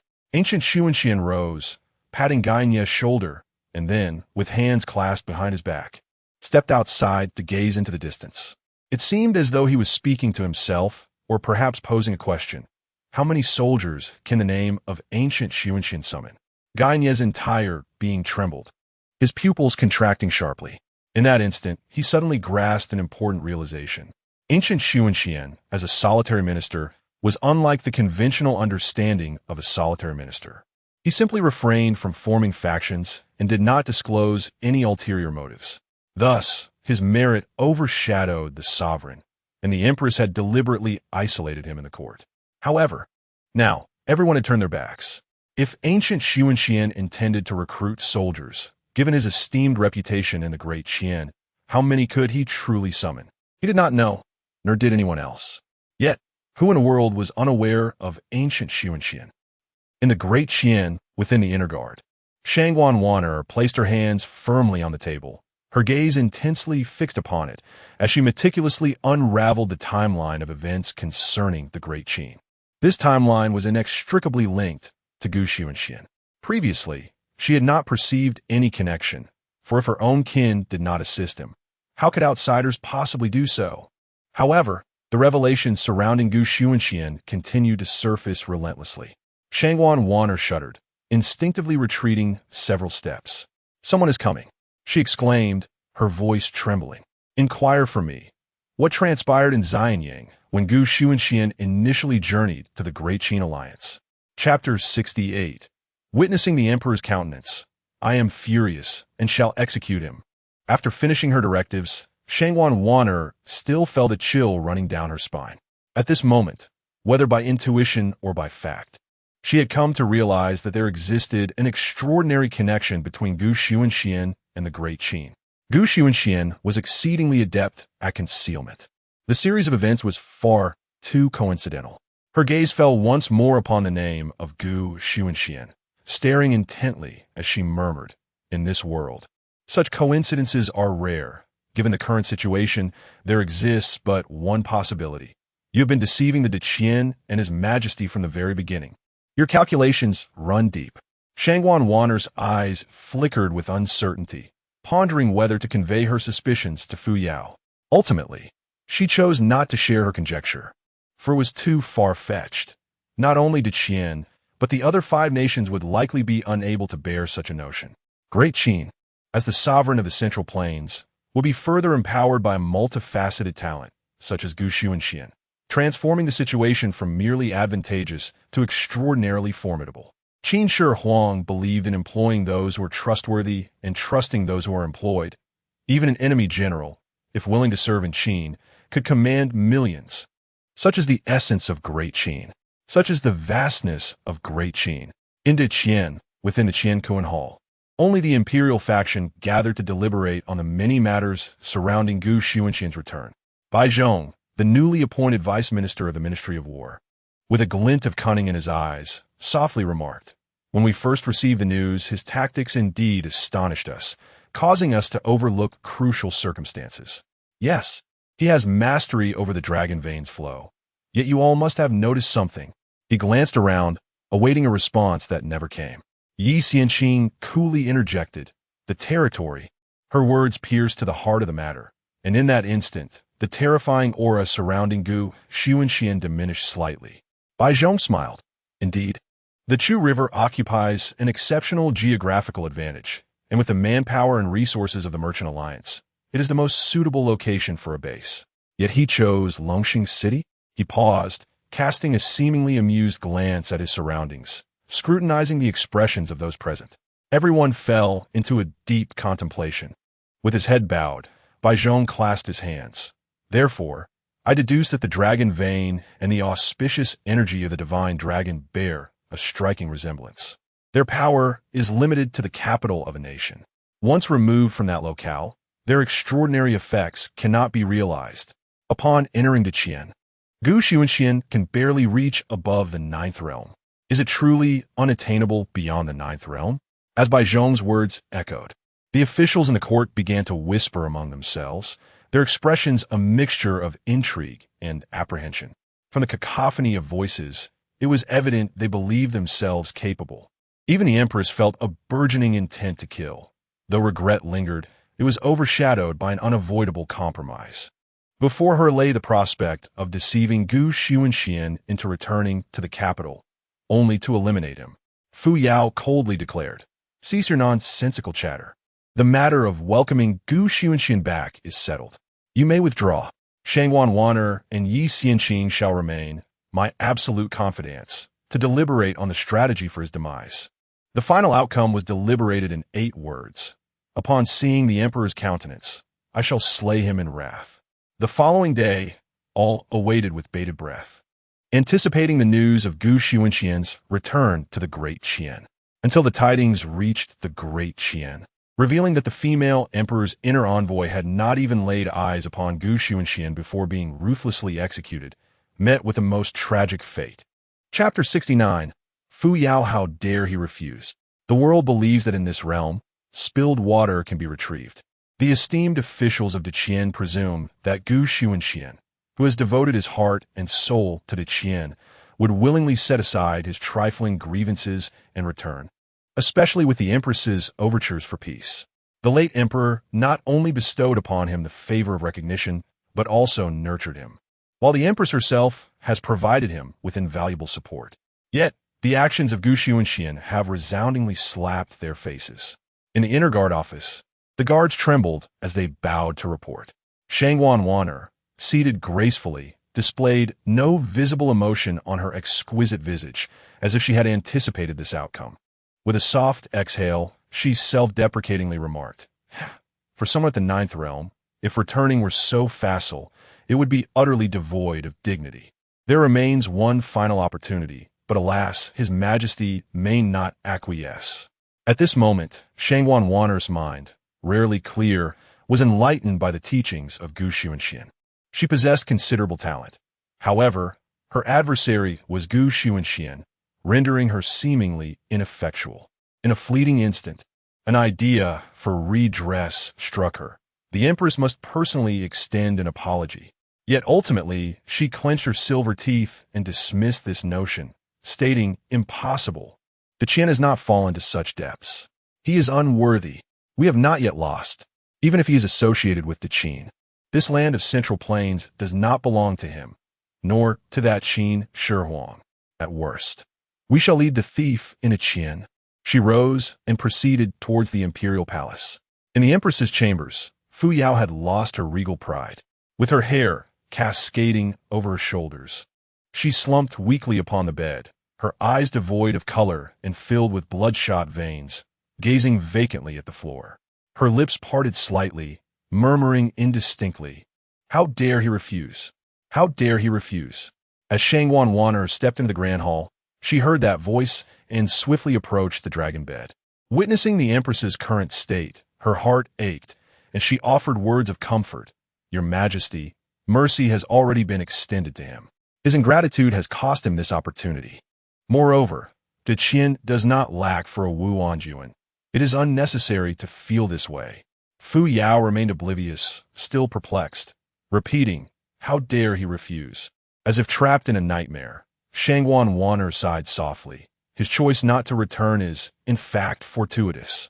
He has slain the Vajra Buddha of the Mahayana Buddhism, and the Mahayana sect will certainly not overlook this loss. It is highly likely that the Buddhas of Ling Mountain will emerge en masse at that juncture. With dozens at the 9th realm and the entire Buddhist community, he cannot possibly survive.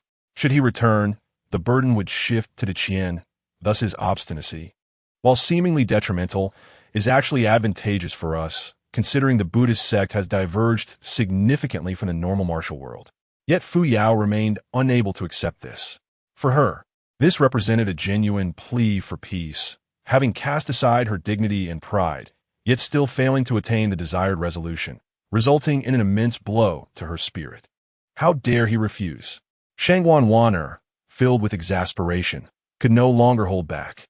In a bid to revive Fu Yao's spirit, she raised her hand and struck Fu Yao across the face. Slap!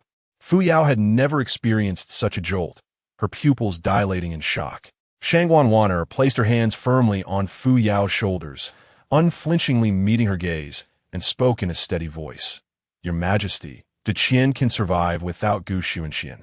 And it can survive without me, but it cannot endure without you. Your Majesty, you must regain your strength. Without Gu Xunxian, does it mean that our Qian will face annihilation? Chapter 70. The division of territories and the bestowal of kingship, sharing the fortune. The words, without Gu Xunxian, can our great Qian really face annihilation? Echoed incessantly in Su Yao's mind, igniting a spark within her consciousness. Her eyes began to clear, her pupils refocusing, and she coldly declared, You are correct, our great Qian shall not face ruin. Her gaze became resolute, each word meticulously enunciated, as if forced through clenched teeth. Our great Qian has me. Upon witnessing Su Yao's resurgence of spirit, Shangwan let out a sigh of relief and softly remarked, It is indeed the greatest fortune that our great Qian has, Your Majesty. Ultimately, Gu Xunxian will pay a heavy price for his arrogance. Now that he has severed ties with our great Qian, he has cut off his own path to survival. Su Yao issued a decree. Proclaim my command. Whoever can eliminate Gu Xunxian, regardless of whether they be human, demon, devil, Buddha, or ghost, I care not. I shall grant them the title of king of a different surname within our great Qian. The lands he currently commands shall become his realm. Furthermore, inform the Dragon Clan. As long as they can slay Gu Xunxian, I shall bestow upon them as much fortune as is needed, even if it costs half of our great Qian's fortune, to divide territories and share fortunes. Shangwan felt a jolt within her heart. This resolve surpassed any prior determination. For this time, there would be no restrictions. Even demons could partake. Gritting her teeth, she nodded emphatically, though the court had not convened. Such fervor permeated the capital until the Empress summoned the imperial faction to hold a court meeting, which provided some respite. After the court session concluded, the acting Minister of War, by Zhengling, conveyed the Emperor's decree commanding the Eight Realms Dragon to visit various nations to discuss strategies against Qin, while also presenting a preliminary condition. Before we traverse their lands, we must sever the dragon vein. Whose dragon vein would be severed? Naturally, it belonged to Gu Xunxian. How would they sever the dragon vein? Quite simply, by flattening everything. How to incite them to act? The lands they conquer shall belong not to our great Qian. This news was disseminated openly, proclaiming it to the world. The national religion. Crimson palace walls, glazed golden bricks. At the core of the national religion, within the Sanqing Hall, smoke wafted gracefully. Yi Xianqing, one hand holding a whisk, the other forming incantations, seemingly sensing something, abruptly raised her gaze towards the heavens, her voice icy, declaring, You ultimately fail to comprehend. You underestimate the foundation of a nation. You also underestimate the resolve of Her Majesty. Though the dragon vein is formidable, it is fraught with limitations. Perhaps they are unaware of the intricacies of the dragon vein. But one thing is certain. They all recognize that its foundation lies in the eastern regions of our great Qian and cannot be easily relocated. Even if Gu Xunxian surpasses the ninth realm, he is but a solitary hand. Once the entire dragon vein is severed, he will find himself with no escape. Yi Xianqing stoked the flames further, commanding the disciples of the national religion to assemble. The day the dragon vein is severed shall be the day Gu Xunxian meets his demise. Messages swiftly spread in all directions, conveying a singular point. Even if Su Yao relinquishes the eastern regions of our great Qian, she demands the death of Gu Xunxian. At this moment, chaos erupted throughout the central plains. The Great Yu dynasty. Yudu. The court was dark and damp. Centipedes writhed along the beams, their eyes glimmering with a ghostly light. Baizhong gazed upon the venomous insects and serpents within the court, feeling a chill run down his spine. With a steely resolve, he addressed the Emperor of the Underworld. Your Majesty, my sovereign is willing to collaborate with your nation to assault the Great Qin. However, this is contingent upon certain conditions. The officials, unaccustomed to the intricacies of court politics, stared at each other in bewilderment. Even the most obtuse among them grasped the gravity of the situation. They were taken aback. Was Fu Yao truly suggesting that a nation's territory be surrendered to an adversary? The emperor, maintaining a demeanor as unyielding as a mountain, could not suppress his astonishment and looked at Bai Zhong with an incredulous expression, inquiring, "Is this truly what Fu Yao has stated?" Bai Zhong felt the weight of that gaze, as if he were being deemed a fool. He restrained his temper and forced a smile, saying, "Your Majesty, should you harbor doubts, you may dispatch the 5 poisons guards to gather intelligence in the Great Qin. If you delay even slightly, and other nations strike first, you will have no one to blame but yourselves. Your Majesty has already contemplated relinquishing the eastern territories. Hesitation may cost you dearly."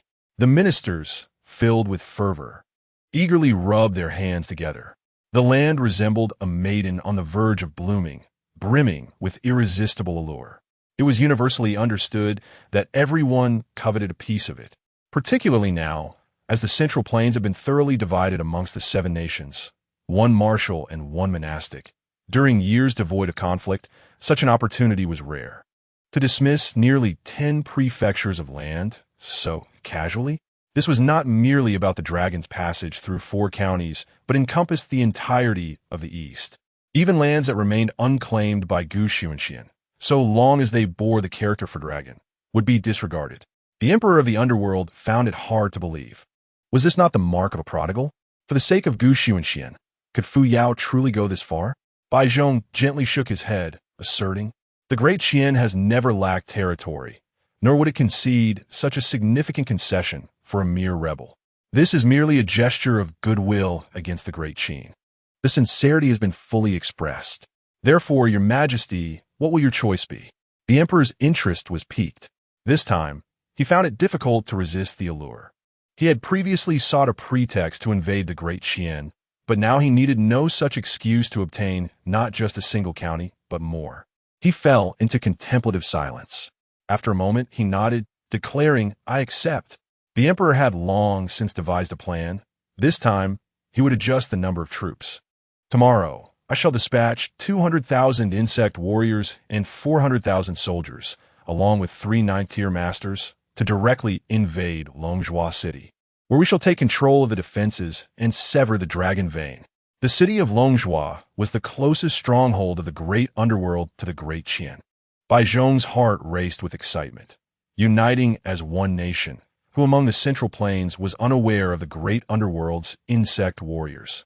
When wielded effectively, a single insect warrior could rival 100,000 soldiers. Bai Zhong bowed deeply, saying thus, "We humbly await Your Majesty's arrival at Longzhou City." However, he took this opportunity to caution, "Your Majesty, do remember that the dragon vein is enigmatic, and we must proceed with caution." The dragon vein was indeed shrouded in mystery. The emperor waved his hand dismissively. As a sovereign, he did not place much faith in the purported power of the dragon vein, for it was beyond his control. Despite its seemingly fantastical nature, he regarded it with indifference. Bai Zhong quickly withdrew. The burdens of the white multitude are immense. Leaving no time for lingering in the land of shadows, they swiftly proceed to various nations to deliberate on the shared endeavor of severing the dragon vein, as well as to discuss the mobilization of forces from each realm. On the great wall of the Qin, Fusu, with a sword sheathed at his waist and his hand resting upon the hilt, gazes intently into the distance. A sinister aura pervades the air, accompanied by the haunting cries of despair. The soil beneath the great wall is stained with the blood of both man and beast, giving rise to flowers of unparalleled vibrancy, blossoms that are strikingly vivid. Beside him stands a formidable general, clad in black and gold armor, his cape billowing with a resonant sound, his penetrating gaze fixed ahead. Fusu inquires, "General Meng, why do they delay their assault?" Chapter 71. I bring you a warlord. Meng Tian gazed at the young master and gently shook his head. "My lord, they await, biding their time for an opportune moment. For now, it is merely a series of minor probes. The emperor is absent. You are the backbone of the 3 armies." The implication was clear. Fusu must not perish. Even if all others fell, he must remain unharmed. Qin Shi Huang entrusted these men with Fusu's safety, and though the emperor would not cast blame upon them, They could not absolve themselves of their own conscience. Fusu felt the weight of responsibility pressing upon him, suffocating. In that moment, he realized the stature of his father in the hearts of the Qin people and finally understood why Xunxian hesitated to return to Qin. A bitter smile of resignation crept across Fusu's lips as he mused inwardly. They are all considering my feelings. But has anyone inquired about my own thoughts?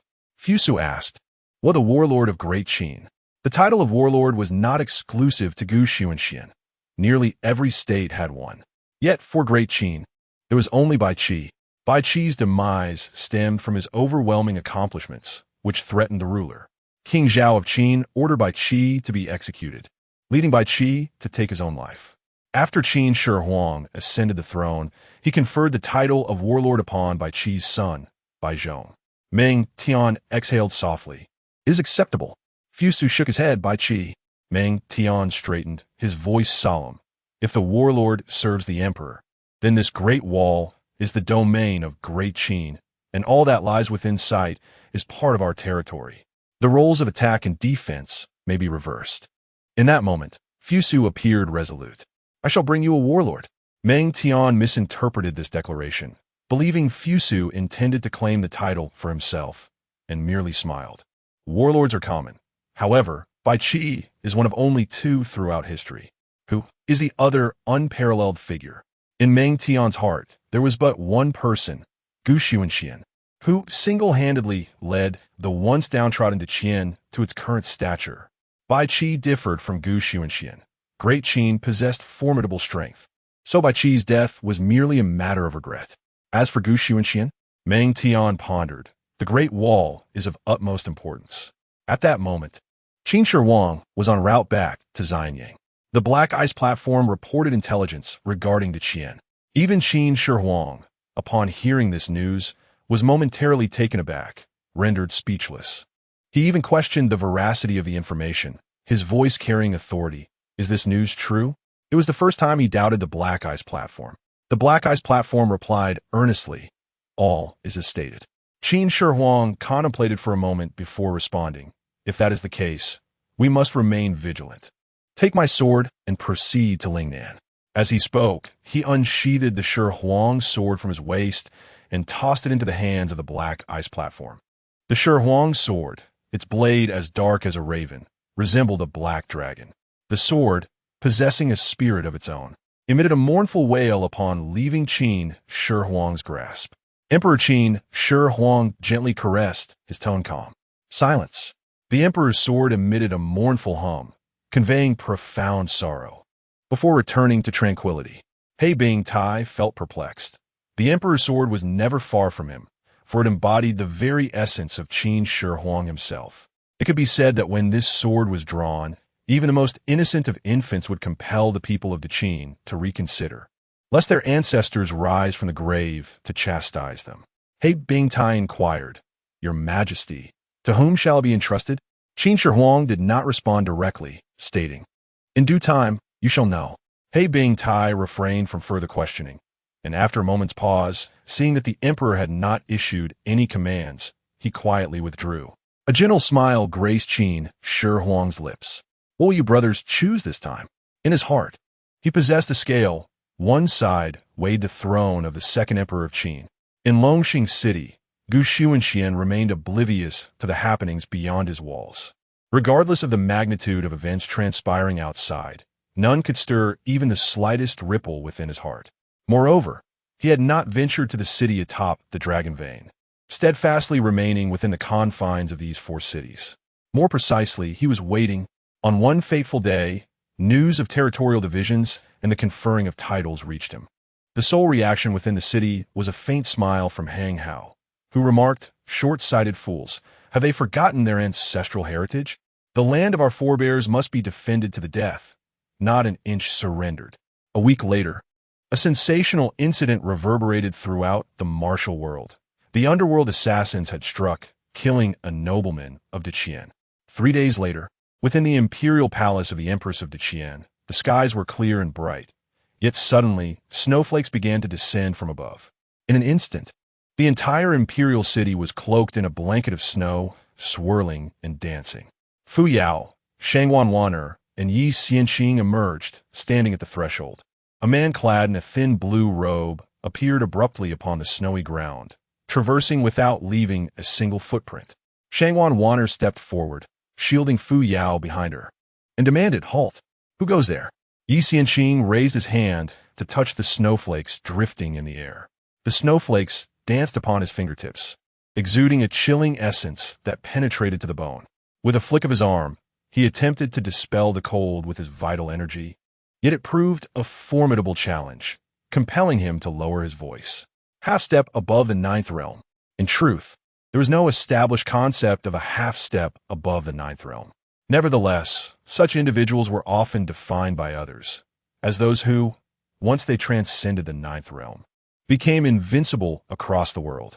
The figure before them had long hair that flowed like a blade, and within the vast expanse of heaven and earth soared Qi's sword. Filling the atmosphere, he held a seemingly unremarkable sword, merely a sharpened piece of iron, lacking even a sheath. Yet, on the blade, lightning flickered, and the space it cut through appeared to warp. He came to a halt outside the hall and lifted his gaze, revealing a radiant smile. "Laozi, the sword of the underworld." Fu Yao furrowed her brows. Shangwan scoffed. "What common rabble dares to come here?" The sword interrupted her, still wearing a smile, and remarked, "You are mistaken. I am here on behalf of the underworld to engage in business." Fu Yao had heard of the underworld, a notorious assassin organization, known for its numerous restrictions on bounties. Upon seeing the sword, she realized the rumors were unreliable and calmly inquired, "What sort of business?" The sword replied with a grin, "To unify the martial world, transforming it into the blade of His Majesty." How does that sound? The three present regarded the martial world with utter disdain. For Xunxian had already traversed the realm, leaving only the remnants behind, long past their prime. The sword laughed heartily. "Even the smallest ant is still meat, is it not?" Fu Yao felt a flicker of intrigue. It was not the martial world she considered, but the underworld. How will we proceed? The emperor shall summon the martial practitioners, granting them land outside the imperial city, compelling them to relocate their families and establish sects with the court's recognition. Subsequently, a martial assembly will be convened to elect the leader of the martial world, who will then, under the leadership of this martial leader, venture eastward to eradicate Xunxian. The underworld? The sword clasped his hands in respect. "I am willing to obey the emperor's command." Indeed, the sword chuckled lightly. To kill one by one would be far too slow. Chapter 72. Slaughtering the people and the city, welcoming the rebel. The MO family possesses immense power, seeking celestial stones from overseas to construct immortal vessels, a total of 9 ships, known as the Heavenly Journey 9 ships. Suspended above Shengling is a colossal city, concealed within the clouds. The hull is crafted from ancient wood and celestial stones, resembling a grand fortress, marked by the passage of time, with streams of light flickering across its surface and wings that allow it to hover in place. Inside the cabin, a voice softly remarked, "Within the Great Qin, there are no traces of formidable masters. Annihilation is possible. Here, annihilation does not merely imply the loss of a few soldiers, but the complete obliteration of the esteemed officials within the Great Qin court." Tianjian, cradling his sword with a smile on his face, proclaimed, "I heed your command." Countless deep voices echoed in response. Yes, yes, yes. A terrifying aura brewed within the heavens and the earth. Below, the city of Shengling remained oblivious. News spread rapidly. In the face of an opportunity to exploit the imperial court while gaining its approval, scarcely any martial factions would choose to refuse. Rather, many viewed this chance as a springboard, transforming the eastern region of Great Qin into a platform for the newly appointed martial alliance. Thus, events unfolded accordingly. Various factions relocated their entire families to the capital. There was no doubt that Fu Yao, having engaged in such foolishness, would issue such orders, which was hardly surprising. These martial factions were brimming with confidence. After all, the Great Qin that once traversed the rivers and lakes, now reduced to the aftermath of the Sword Mountain incident, was left with only the Chayan Sect as a top force. Messages continued to circulate throughout the martial world. Firstly, the other four nations, Tang, Yuli, and Qi, were gathering their armies, advancing towards Great Qin. What amused the world most was that a long-standing enmity existed between Great Qin and Great Tang. Yet now Fu Yao chose to ally with Tang, forsaking her roots. Secondly, the Great Qin martial world received the support of the imperial court.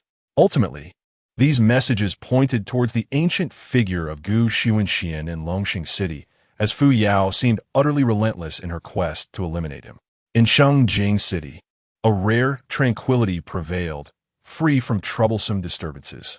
In the Empress's palace, both women were aware of the foolish actions of the monarch. However, neither attempted to dissuade Fu Yao. Clad in light gauze and feeling somewhat fatigued, Fu Yao reclined on the dragon bed and suddenly spoke. "Do either of you have a way to lure that rebel to the imperial city?" They both fell into habitual thinking. Shangguan Wan'er and Yi Xianqing exchanged glances. This idea was audacious. Yet if successful, it would facilitate the swift execution of Gu Xunxian. For even those above the ninth realm would perish upon entering the imperial city. Yi Xianqing waved her feather duster, shaking her head, imbued with an ethereal air. Shangguan Wan'er pondered for a moment before speaking. In this world, few matters can truly move Gu Xunxian, but there is one, and that is the people. After speaking, she lowered her head. The hearts of the populace may seem insignificant, yet few dare to slaughter them openly. How does this differ from the actions of the demonic tribes?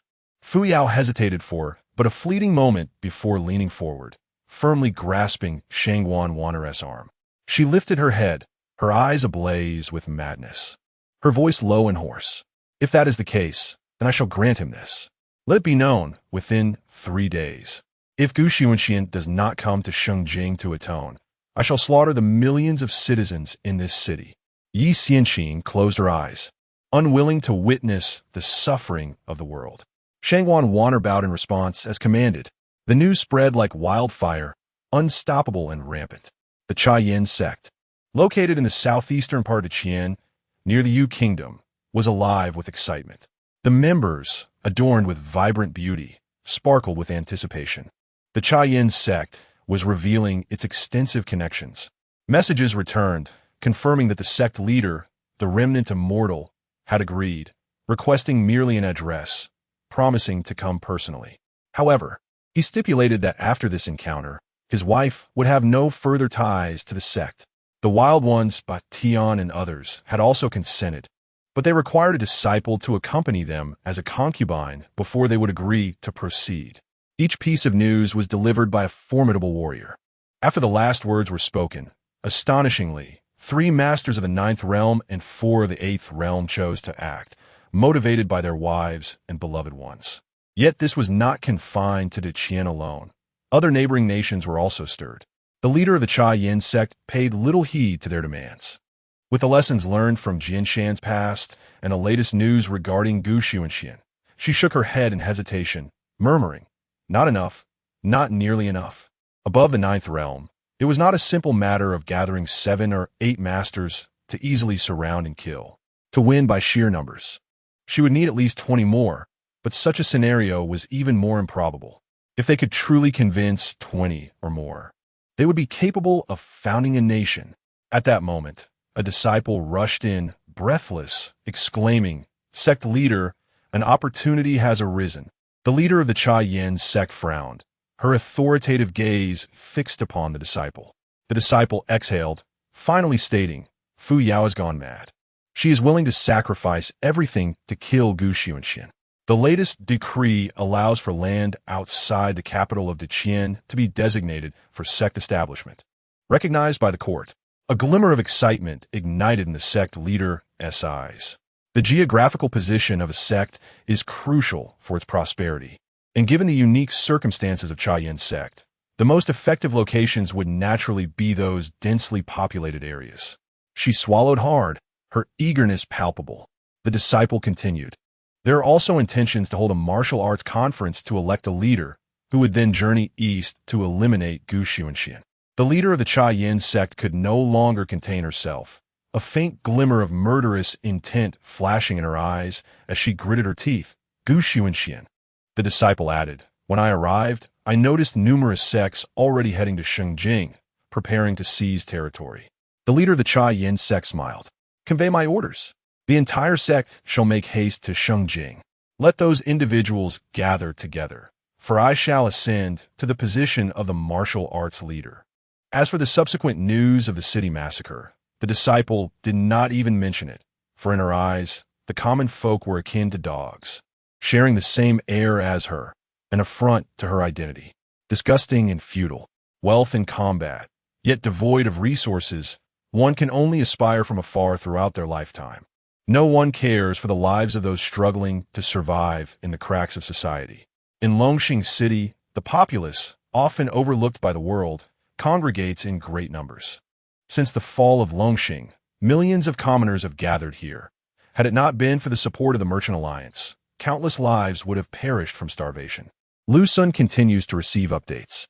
Xunxian stands atop the city, calmly gazing at the hopeful faces of the people below, hands clasped behind his back. He chuckles softly. Mr. Guy, how shall you decide? The commoners. Guy Nye is known for his chivalry and noble character. Otherwise, he would not have become the personal guard of Emperor Qin. However, this matter concerns Xunxian's life, leading Guy Nye to hesitate. This is no longer merely about saving one individual, but rather the fate of 1,000. It is a choice between one life and millions. Guy Nye stands with Xunxian, recognizing the greater good, stating, what you bear upon your shoulders extends beyond just the lives of thousands. Xunxian merely smiles. A person's life, when held in one's own hands, truly belongs to oneself. Entrusting it to others inevitably leads to ruin. Guy Nye, perplexed, struggles to grasp the meaning. The words of Hang Hao are brash. That wretch. Why does she presume that the Lord would be bound by those commoners? Xunxian is beholden to no one. Yet it must be acknowledged that Fu Yao has made a grievous blunder, a move that could be considered her most foolish to date. Though the lives of the common folk may seem insignificant, not everyone would dare to slaughter them indiscriminately. What distinguishes humanity from the demon race? Regardless of one's status, no human would willingly engage in the mass slaughter of their own kind. This is the essence of humanity. If a person loses their humanity, how are they any different from beasts? Fu Yao has also left herself a path of retreat, wagering her reputation against Xunxian. Should he fail to appear, she could use this as grounds to vehemently accuse him of inhumanity, stirring the masses to harbor hatred against him. As long as the event has yet to transpire, Fu Yao remains in control. This is a treacherous scheme. Should Xunxian choose to go, his only fate would be death. Throughout history, even in the imperial city, none dare to act recklessly, for fortune favors those who command the highest realms.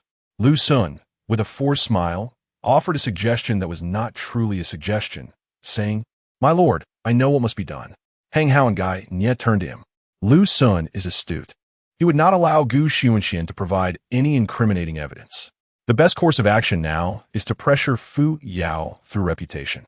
Just as everyone presumed that Xunxian would not appear, he softly called out, Descend. Howl! With a resounding roar, the golden dragon descended from the clouds, aligning its head with the city wall. Lu Sun, in a state of urgency, rolled forward to stand before Xunxian, trembling as he implored, My lord, do not fall into their trap. Fu Yao seeks to drive you to your demise. There is still room for negotiation. We can leverage public sentiment to compel her to cease her actions, or we can appeal to the people's hearts. Xunxian chuckled softly. Public sentiment is of no use to her. The worst title for an emperor is that of tyrant. Fu Yao has long ceased to care for such a reputation. To her, what Qin Shi Huang possessed, she shall possess as well. Lu Sun found himself at a loss, unable to conceive any viable solution. The situation was utterly perplexing. Moreover, she had timed everything impeccably. 3 days. News dissemination would require a day, travel another day, leaving only a single day to make any preparations. Lu Sun lamented, But my lord, you should not risk your life to save them. Xunxian gently waved his robe, an invisible force lifting him, and replied with a smile. Public sentiment is of no use to her, nor to me. I seek only to act in accordance with my conscience. I have never pursued public favor. Even prior to this, he had discovered the latest means of fortune's emergence, but had not sought it deliberately. With a light-hearted tone, Xunxian added, "Moreover, she cannot kill me." Though this statement held a semblance of conviction, the inherent danger was profound. Lu Sun looked up at Ganya, his eyes imploring. Ganya sighed softly, turning his gaze to Hang Hao, who, pulling out a seed from seemingly nowhere, cracked it open with an expression of Na'vi clarity and unwavering trust in Xunxian, as if his journey to Shengling were merely a leisurely stroll. Xunxian ascended, alighting upon the dragon's head without a care. "Let us go. My belongings must be reclaimed." Xunxian had not yet returned to Shengling, as his original plan was to fulfill the late Emperor Qianwen's wishes before retrieving his possessions and relinquishing military authority. He had not anticipated Fu Yao's impatience. Shengling still held some relics from the Shang dynasty. Those belonged to him. Hang Hao leaped up, and Ganya, speechless, followed suit. The golden dragon let out a roar, spiraling upward with the Duantian sword, soaring into the sky. Lu Sun bowed deeply. "Your subordinate awaits your return." Xunxian departed, his destination set for Qian. This news instantly stirred a commotion across the various counties of the eastern region. The governors of these counties were consumed by a singular thought. Has Fu Yao lost her mind? Has Xunxian gone mad as well? This was akin to moths flying into a flame, a self-destructive act. The eastern territories became increasingly unpredictable. Initially, they had sensed the Dragon Vein's disturbance and were preparing to ally with Xunxian. Yet, now, with Xunxian behaving so foolishly at such a critical moment, anxiety gripped their hearts. In Shengling, the city gates stood firmly shut. The remaining elite troops, numbering in the hundreds of thousands, have been divided into 4 battalions. Each of the 4 cities, east, south, west, and north, houses a contingent of 250,000, rendering escape nearly impossible. At each city gate stands a formidable presence, a master of the 9th realm. The foundation of the empire is indeed formidable and cannot be underestimated. The streets have descended into chaos, a veritable maelstrom, yet Fu Yao refrains from deploying troops to quell the unrest, choosing instead to allow the people's animosity towards Xunxian to reach its zenith. The populace, gripped by fear, is desperately seeking ways to survive. Some contemplating fleeing through underground tunnels, while others are willing to sell themselves into servitude, anything to cling to life. Empress Fu Yao stands atop the Qian Hall, observing the fluctuations of fortune. The loss of the people's trust has not affected the tides of fate, even from such a distance. She can still hear the wails of the suffering and the cries for mercy from the common folk. Her countenance remains haggard as she coolly states, "Do not blame me. It is Xunxian who is to blame. Direct your ire towards him." There is no hint of remorse in her words. She is utterly indifferent to all that transpires. In the National Master's residence, which belongs to Yi Xianqing, she seldom returns. Upon activating the mechanism of her secret chamber, she is met with a pungent, overwhelming stench of blood. A blood-soaked passageway greets her sight. Yi Xianqing is not surprised. Her demeanor is remarkably composed as she descends deeper. Soon, she arrives at a spacious hidden chamber. At its center lies a vast pool of blood, surrounded by towering heaps of corpses. Numerous alchemical furnaces encircle the blood pool, with deep channels filled with blood leading to the furnaces, where the sanguine liquid transforms into serpentine blood dragons, continuously converging. This is the alchemy of blood. Who could have imagined that the seemingly ethereal and unassailable Yi Xianqing would engage in such heinous acts? Chapter 73. The Identity of Guyanxun. The legitimate second son of the Great Qin, Yi Xianqing sensed the formation of the blood elixir within the alchemy furnace, her eyes gleaming with a frenzied light. A massacre of millions will surely yield a blood elixir. Harbor your grievances, unleash your wrath. Your demise shall pave the way for my ascension. I shall rise above the 9th realm. I, the humble Taoist. No, I am the one, the unparalleled Taoist ancestor above the 9th realm. In the Central Plains, the exalted titles above the 9th realm are unique to each sect, such as the Celestial Master of the Tao sect, the Sage of Confucianism, and so forth. The Buddhist sect, however, has diverged into the greater vehicle of Buddhism, rendering the Buddha no longer singular in essence. In a fit of rage, the Buddha succumbed to madness and is currently in seclusion, healing from his wounds. Yi Xianqing's tone shifted, imbued with deep-seated resentment towards Gu Xunxian. Gu Xunxian, you may have suppressed me temporarily, but you cannot contain me for eternity. Without you, I shall still ascend to the 9th realm. She had forgotten. The progress she made to reach this point was entirely due to Gu Xunxian. No, it was not forgetfulness. She simply refused to acknowledge it. In the Inner Guard Bureau, recent days have been restless for Shengwan. Unable to find peace in her slumber, she paused upon sensing commotion from outside and peered out. A guard approached, excitement evident in his voice. My lady, Gu Xunxian has arrived in the capital. Shengwan froze, her features twitching at the news. After a moment, she managed to regain her composure, yet astonishment lingered as she incredulously inquired, is this news credible? The guard nodded gravely. Indeed, his presence has not been concealed. He rides on a golden dragon and is en route. If all goes well, he shall arrive within an hour or two, at the latest by tomorrow. Logically, such unexpected joy should elicit delight from Shengwan. However, she felt an unprecedented unease. She began pacing anxiously, deep in contemplation. Just as her thoughts coalesced, another guard approached without regard for her state and urgently spoke. My lady, we have gathered intelligence on his relationship with the Great Qin. Shanghan Vanya abruptly heightet. Her keen gaze piercing through as she commanded, speak. The guard, not daring to delay, hurriedly relayed, Gu Xunxian traveled to Xianyang City, and upon entering, all traces of him were erased. This suggests something amiss. Through other channels, we uncovered a revelation. On that day, the palace maids in a Pang Palace were entirely cleared out. And the following day, the Great Qin opted to sign the covenant. This was evidently suspicious. Shengwan pondered deeply, her voice low as she mused. Is he connected to the Apang woman? The guard shook his head. Shengwan's thoughts were audacious, as she declared, given their ages. Their relationship can only be one of two possibilities, either siblings or mother and child. Siblings are improbable.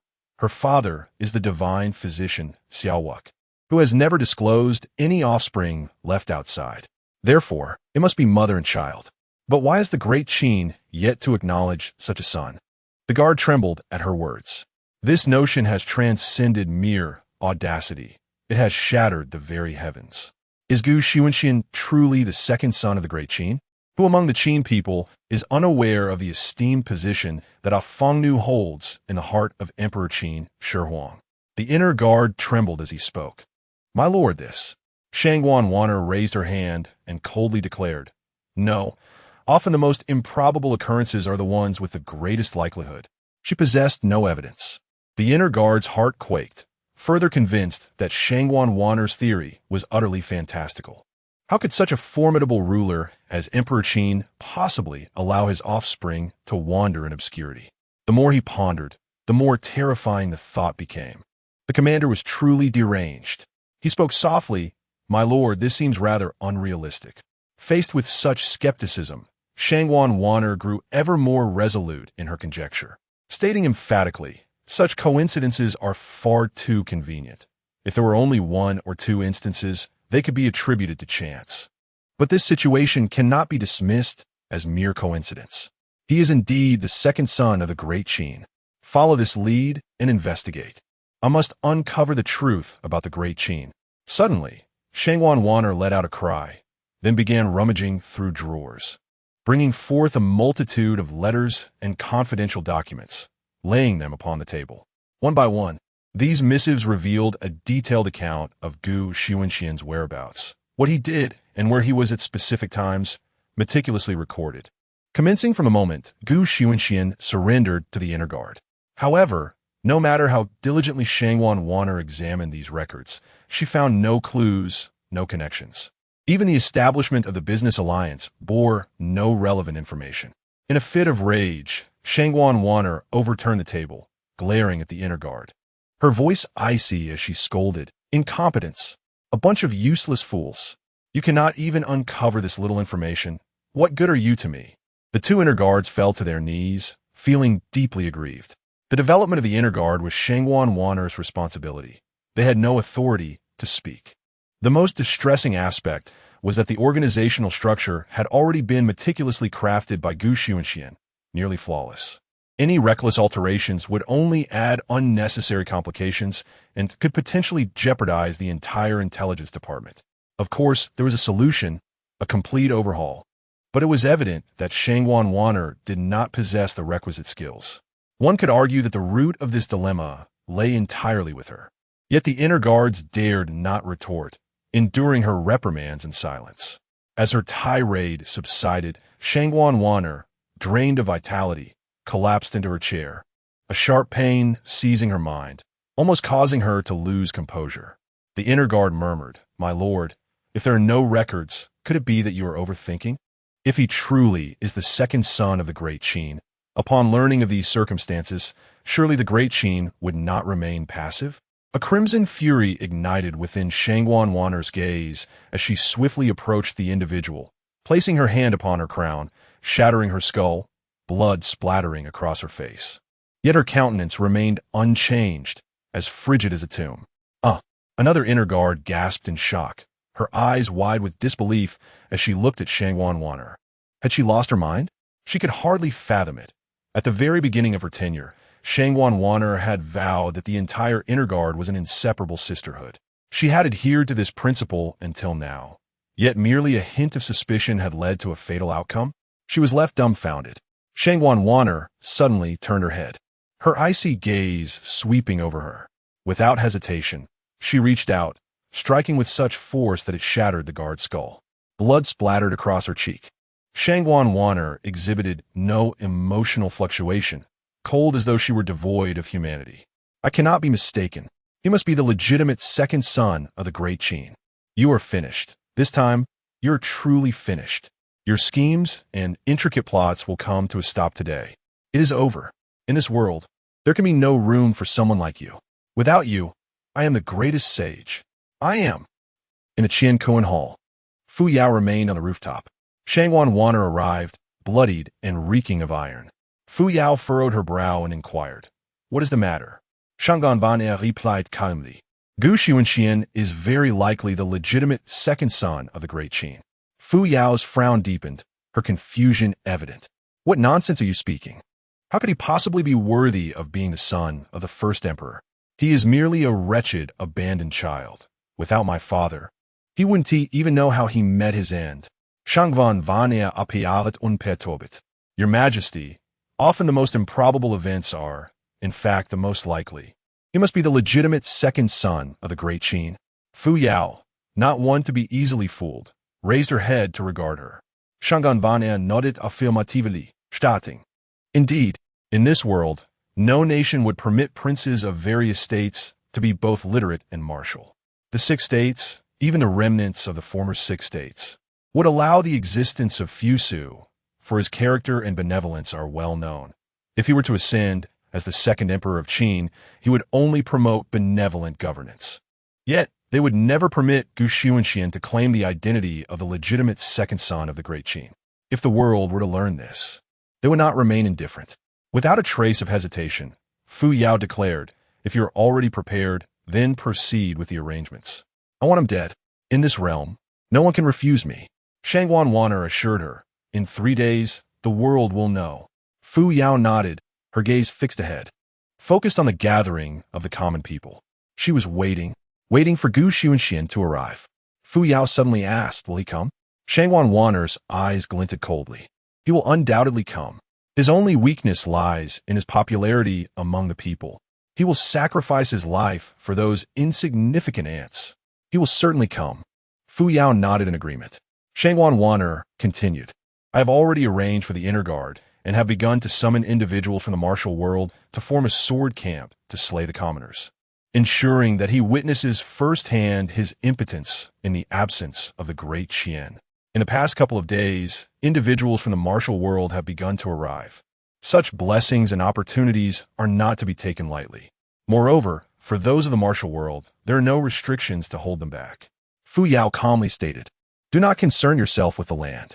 As long as I am here, the land remains and hope persists. In this grand Qian dynasty, without me, it is truly lost." Shangwan bowed and replied, "As you command." Outside the city, tens of thousands had gathered, seizing land to establish sects, with the Ministry of Works aiding in construction. The nascent forms of these sects rose from the ground. Suddenly, a gasp erupted from the crowd. A celestial maiden. In the sky, a veil of mist spread, casting gentle lavender light. Beneath this radiance, a group of ethereal figures in flowing skirts descended gracefully, their faces adorned with delicate smiles capable of captivating nations. A fragrant aroma wafted through the air. The leader of the Qian Sect, Xunxian, exuded an enchanting charm with every smile and frown, mesmerizing all who beheld her. Their appearance instantly ignited fervor among the throngs. Countless men and sect members surged forward as if entranced. Despite being an Eighth Realm powerhouse, Xunxian exhibited no signs of her formidable status, instead appearing as one who had descended into the mortal realm, weaving among the leaders of various sections. With a gentle smile, she proclaimed, "I have come with my disciples to assist the Destined One." Her voice trembled with an unseen allure, caressing their hearts and quickening their pulses. They felt they were indeed the chosen ones. Instantly, the sect leaders and masters were captivated, their minds ensnared. Xunxian smiled sweetly. What is a social butterfly? Within less than half a day, Xunxian had thoroughly bewitched all who roamed the martial world. Who were they? The Dragon Chasers. Under Xunxian's guidance, they were poised to become the heroes who would bask in the glory of their achievements, for after this event, they would be recognized for their merits. Who is Xunxian? She is the one with the discerning eye. The individuals she favors are destined. Now, they all await to uncover who the true Destined One is. Xunxian hinted, whoever can slay Xunxian shall prove themselves as a potential Destined One. That night, the news swiftly reached the imperial city. Fu Yao summoned Shangwan and inquired, "How is the preparation of the news?" Shangwan responded, "It is on its way. We lie in wait along the route, preparing to announce it 3 days hence. By that time, even if they wish to obstruct it, they will be unable to do so." Fu Yao softly asked, "What the situation outside the city?" Shangwan displayed her professionalism, stating, "The inner guards have already infiltrated. That Xunxian is quite a figure. In just half a day, she has garnered the support of 30,000 from the martial world. Within her camp, 3 Ninth Realm and 4 Eighth Realm experts, along with numerous strong individuals, lie in wait." In Fu Yao's eyes, there was not a trace of turmoil. Instead, she calmly stated, "Allow her to enter the treasury at will, permitting her to take the armaments of an army of 10,000. The martial arts gathering shall be held tomorrow." This sentiment transcended mere numbers. Not only 3 individuals, but even a dozen would find themselves subdued within the imperial city. "Understood," Sauvane replied softly. Just as she was about to depart, Fu Yao suddenly inquired, "What about him?" The him in question naturally referred to Xunxian. Suwana paused, a flicker of unease crossing her features. Given the timing of the information received, it was implausible that he had not yet arrived. She steeled herself and responded, "At the latest, tomorrow." Fu Yao smiled coldly. "Indeed, tomorrow marks the final deadline. Should he fail to arrive, representatives from all nations shall come in person." "Huh!" Above the clouds, the assassin's eyes glinted with a fierce intensity. These denizens of the underworld were indeed assassins. Gazing below, they no longer perceived mere mortals, but rather the targets of their mission. One swordsman leaped forth, unhesitatingly plunging downwards. Fortunately, Tianjin reached out and grasped the collar of the swordsman, lifting him high with a smile, saying, "Do not be hasty. Our master has granted us over 50 days. There is no need for urgency." The other assassins rolled their eyes in response. "You are the most impatient of all, yet you dare to speak of others." With 2 months' worth of tasks, they had barely needed a week. One assassin inquired, "What of our master?" Though they were assassins, their hearts were not devoid of concern. Tianjin chuckled lightly. "The whereabouts of our master are not for us to investigate. He will naturally appear when the time is right." Chapter 74. I am deeply disappointed. The following day, Shengjing City. The weather today is particularly foreboding, with dark clouds looming overhead, casting a pall over the entire city, rendering it almost devoid of light. The atmosphere is unnaturally eerie, a silence so profound it is disconcerting. The city walls and rooftops are crowded with onlookers, individuals of the martial world. The sword camp had received permission the previous night to procure 1,000 pieces of military equipment, and Xunxian had already entered the city to finalize negotiations for collaboration. The martial arts tournament has been abandoned. It is deemed a waste of time. The underworld has raised no objections. For cities, with a formidable army of 250,000, lie in wait, poised for action. For masters of the ninth realm hover in the air, their sharp gazes sweeping the surroundings. In the shadows, countless cold eyes scrutinize the scene. Shengling City is far more perilous than anticipated. The common folk remain indoors, and the city resembles a desolate ghost town, lacking any sign of vitality. At the center of the street stands a burning incense stick, marking the deadline for slaughter. Everyone awaits the arrival of this moment. Within a tea house, Xunxian plays the role of a server, pouring tea from a pot for several patrons. 2 tables represent her connections. Among them are 3 masters of the ninth realm. One, clad in a white robe, possesses an ethereal presence, his whereabouts undetectable. Yet an unusual scent of decay wafts through the air. His face is grotesquely akin to withered wood, exuding an aura of antiquity. This individual has devoted his life to seeking immortality.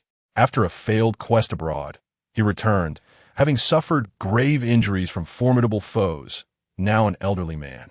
Once believing he would never find love, only to encounter the current saintess of the Chayan Sect, who remains steadfastly by his side. The other 2 bear some resemblance to one another.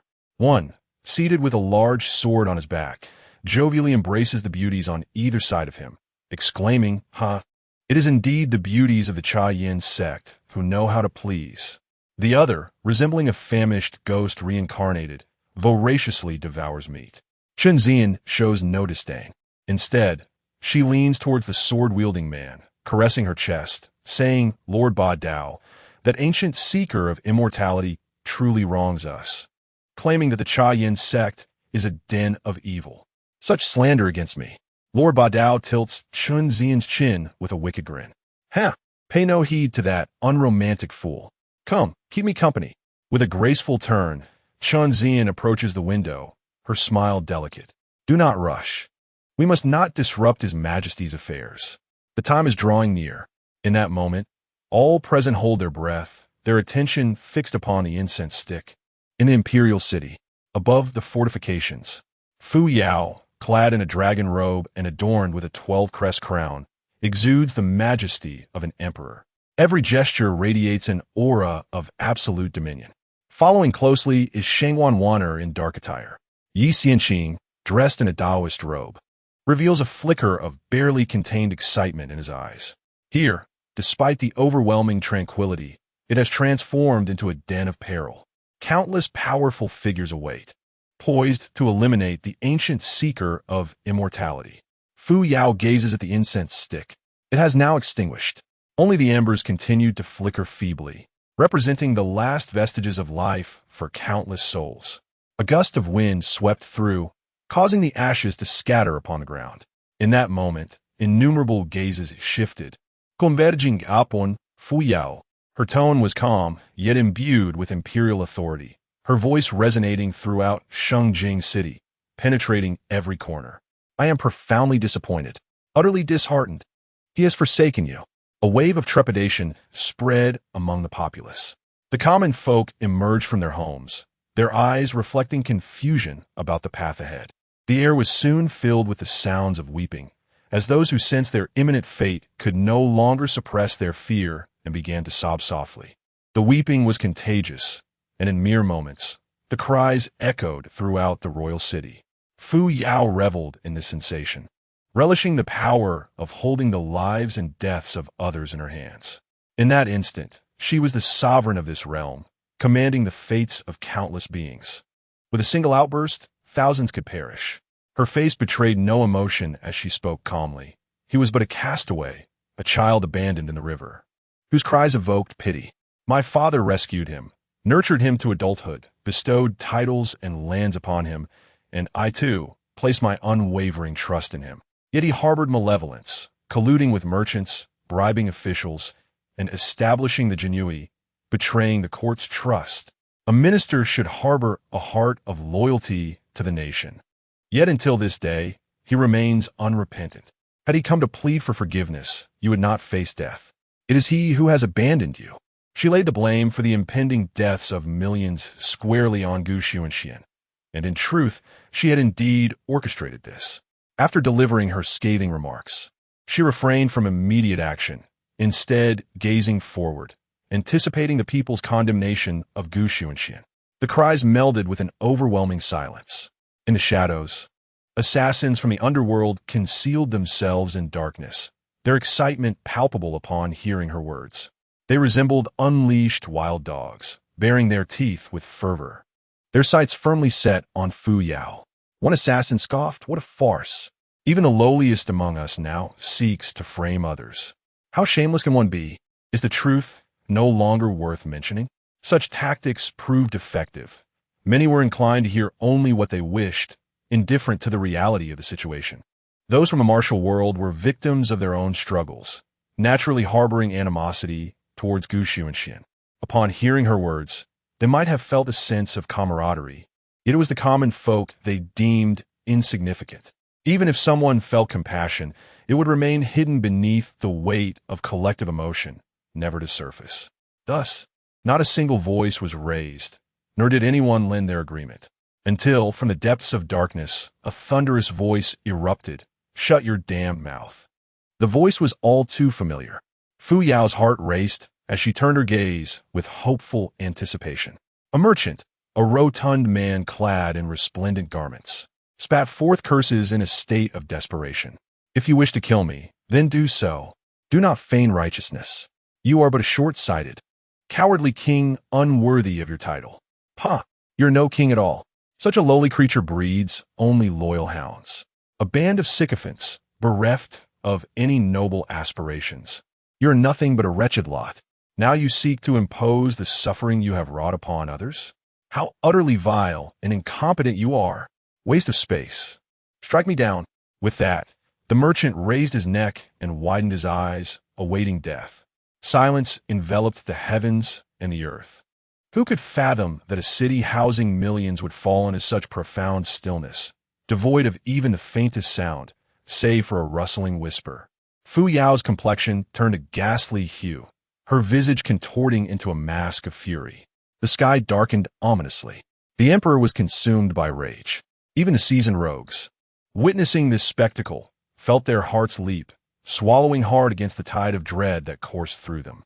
They had never anticipated that those they deemed mere ants, easily crushed beneath their heels, would muster such audacity to insult the empress. These people had truly lost their minds. Yet, who could have foreseen that in the next moment, a breaking point would erupt? The common folk, shedding their futile tears, unleashed their most potent weapons of verbal assault, their words dripping with venom. To achieve your ends by any means necessary, betraying your nation for personal gain, the fall of Qin lies upon your hands. Should you descend into the depths, how will you face the ancestors of Qin? You shameless harlot, you must realize that should you pursue this path, others shall lose their livelihoods. Who could surpass you? What relief it brings. Even in death, one does not suffer in vain. The shackles of silence shattered, and suddenly, the air was filled with a cacophony of scorn. The uproar was chaotic, laced with profound indignation. Furthermore, it tore away Fu Yao's veil of modesty. If you wish to kill, then kill. Your hypocrisy is contemptible. Fu Yao, along with her ministers and the millions of imperial guards, found themselves subjected to unprecedented scorn. Their expressions darkened to an extreme. Yi Xian spoke in a cold, clear voice. "Your Majesty, you have shown them enough mercy." Fu Yao sought to twist the narrative, blaming their demise solely on Xunxian. Yet the populace was not so easily deceived. They directed their fury at the true architects of their plight. With a wave of her hand, Fu Yao commanded, "Sword camp, execute." Xunxian cursed under her breath, but dared not defy the empress's orders in her fury. With a flutter of her garments, she ascended gracefully, radiant light cascading from above, enveloping the common people. "Proceed with care." The benevolent light morphed, and the intent to kill surged. Thunderous roars erupted. Suddenly, in the space where she stood, a sudden roar echoed, and the very fabric of the heavens and earth was torn apart with a resounding crack, revealing a breathtaking fissure that illuminated the world. From within this rift surged an overwhelming dragon's might. With a thunderous roar, Xunxian was hurled back, her body crashing violently into a structure. The sound reverberated, and the once overcast sky began to shimmer with golden light as a colossal dragon head emerged from the chasm. Another roar erupted, widening the fissure further. The golden dragon, bearing the ancient figure of Gu Xunxian, shattered the void as it descended. The entire cosmos trembled under the awe-inspiring power of the divine dragon, hovering majestically above, surveying all beneath it. With a mighty roar, the divine dragon unleashed its fury, dispersing the ominous clouds. The terrifying dragon's might suppressed the very heavens and earth. The divine dragon then lowered its regal head, revealing a figure atop its crown, resembling an ethereal being. Gu Xunxian, clad in a flowing white robe, his hair billowing in the wind, possessed eyes as tranquil as flowing water, exuding an otherworldly grace untouched by the mundane.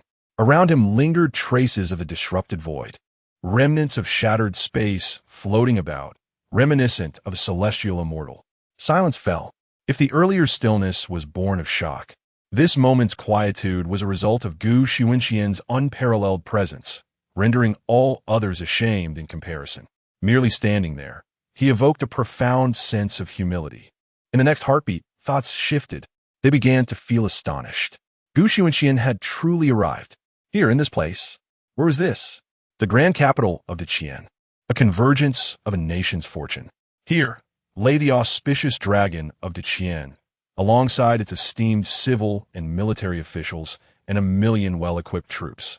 A veritable gathering of all power. Not to mention the one who wielded the fortune, Fu Yao, under the auspices of destiny. Even those of the ninth realm would find themselves ensnared. He had indeed come, and for a throng of seemingly inconsequential, valueless ants. The ratio of commoners to martial artists was akin to 10,000 to 1. Were it not for the protection of the law, the people of the martial world would have long since slaughtered them without remorse, a reality that held true across all nations without exception. This was the plight of the common folk, their sole purpose reduced to that of inexpensive labor. Yet, Gu Xunxian had arrived. He stood there unperturbed, capturing the gaze of all. A warm current surged within the hearts of the commoners, an indescribable warmth that transcended words. Regardless of his purpose for being there, they understood one undeniable truth. Throughout it all, Gu Xunxian had never forsaken them, offering them numerous opportunities and hopes for survival. Even now, they had not provided him with any value, yet Gu Xunxian still came. Simply for this. Thud! Someone opened a door and immediately fell to their knees, prostrating themselves on the ground. One after another, they followed suit. The entire city's populace emerged, kneeling upon the ground, their foreheads pressed against the earth. Yet, amidst this solemnity, there were no cries for mercy. Instead, a chorus arose, urging hurry. My lord, flee. You must not sacrifice yourself for our sake. Depart swiftly, General Wu'an. The voices surged like waves, but it was only the plea for Gu Xunxian's departure that resonated above all.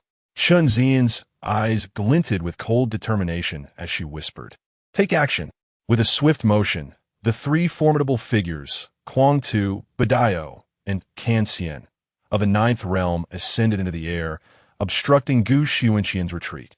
However, their countenances were fraught with trepidation, their bodies trembling uncontrollably before the formidable presence that stood before them. This being was beyond the ninth realm. Shangvan Vanya, her expression a tapestry of conflict, raised her hand nonetheless. With a flurry of sounds, arrows were drawn, aimed with deadly precision.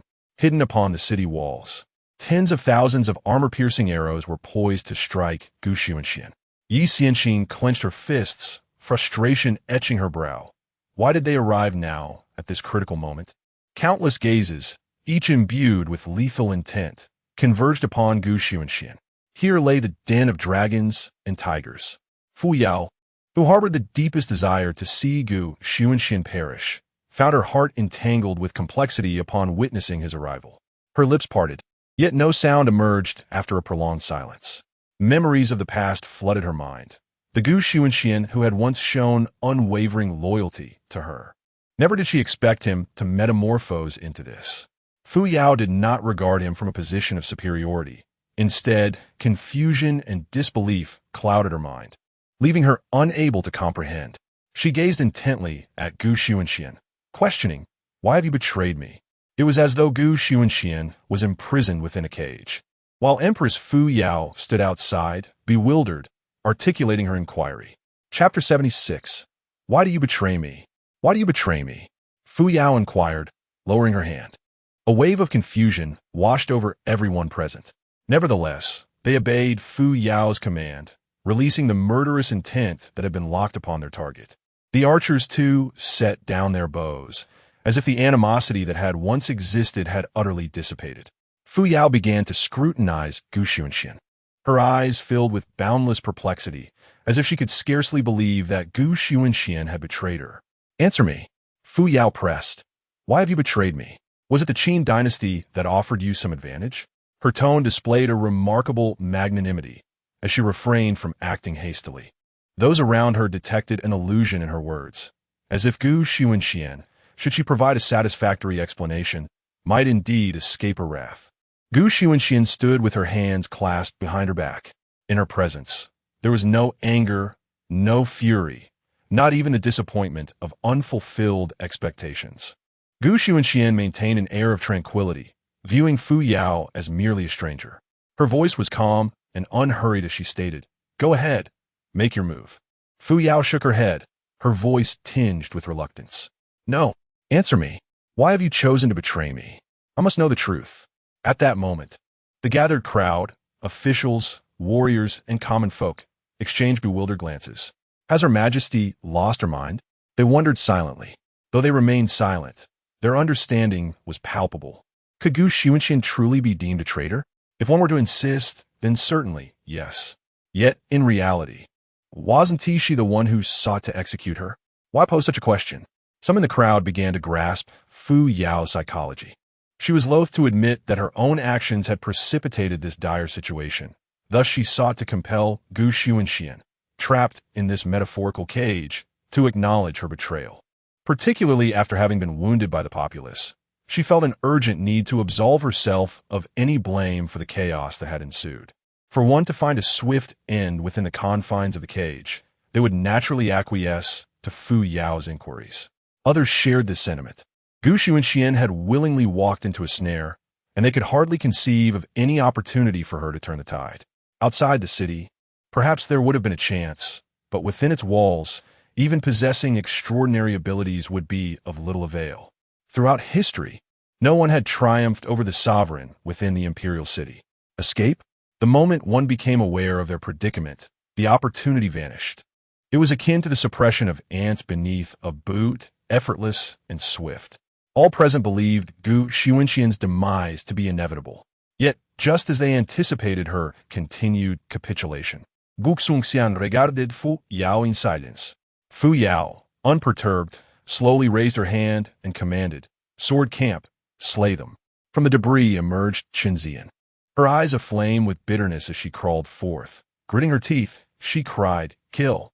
The sword camp sprang into action, their blades flashing as they struck, the air thick with the sound of clashing steel.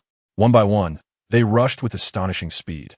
Xunxian gently lifted her gaze. With just a fleeting glance, the swordsmen collapsed to the ground, devoid of resistance, in a most pitiful state. They struggled desperately, yet all efforts proved futile.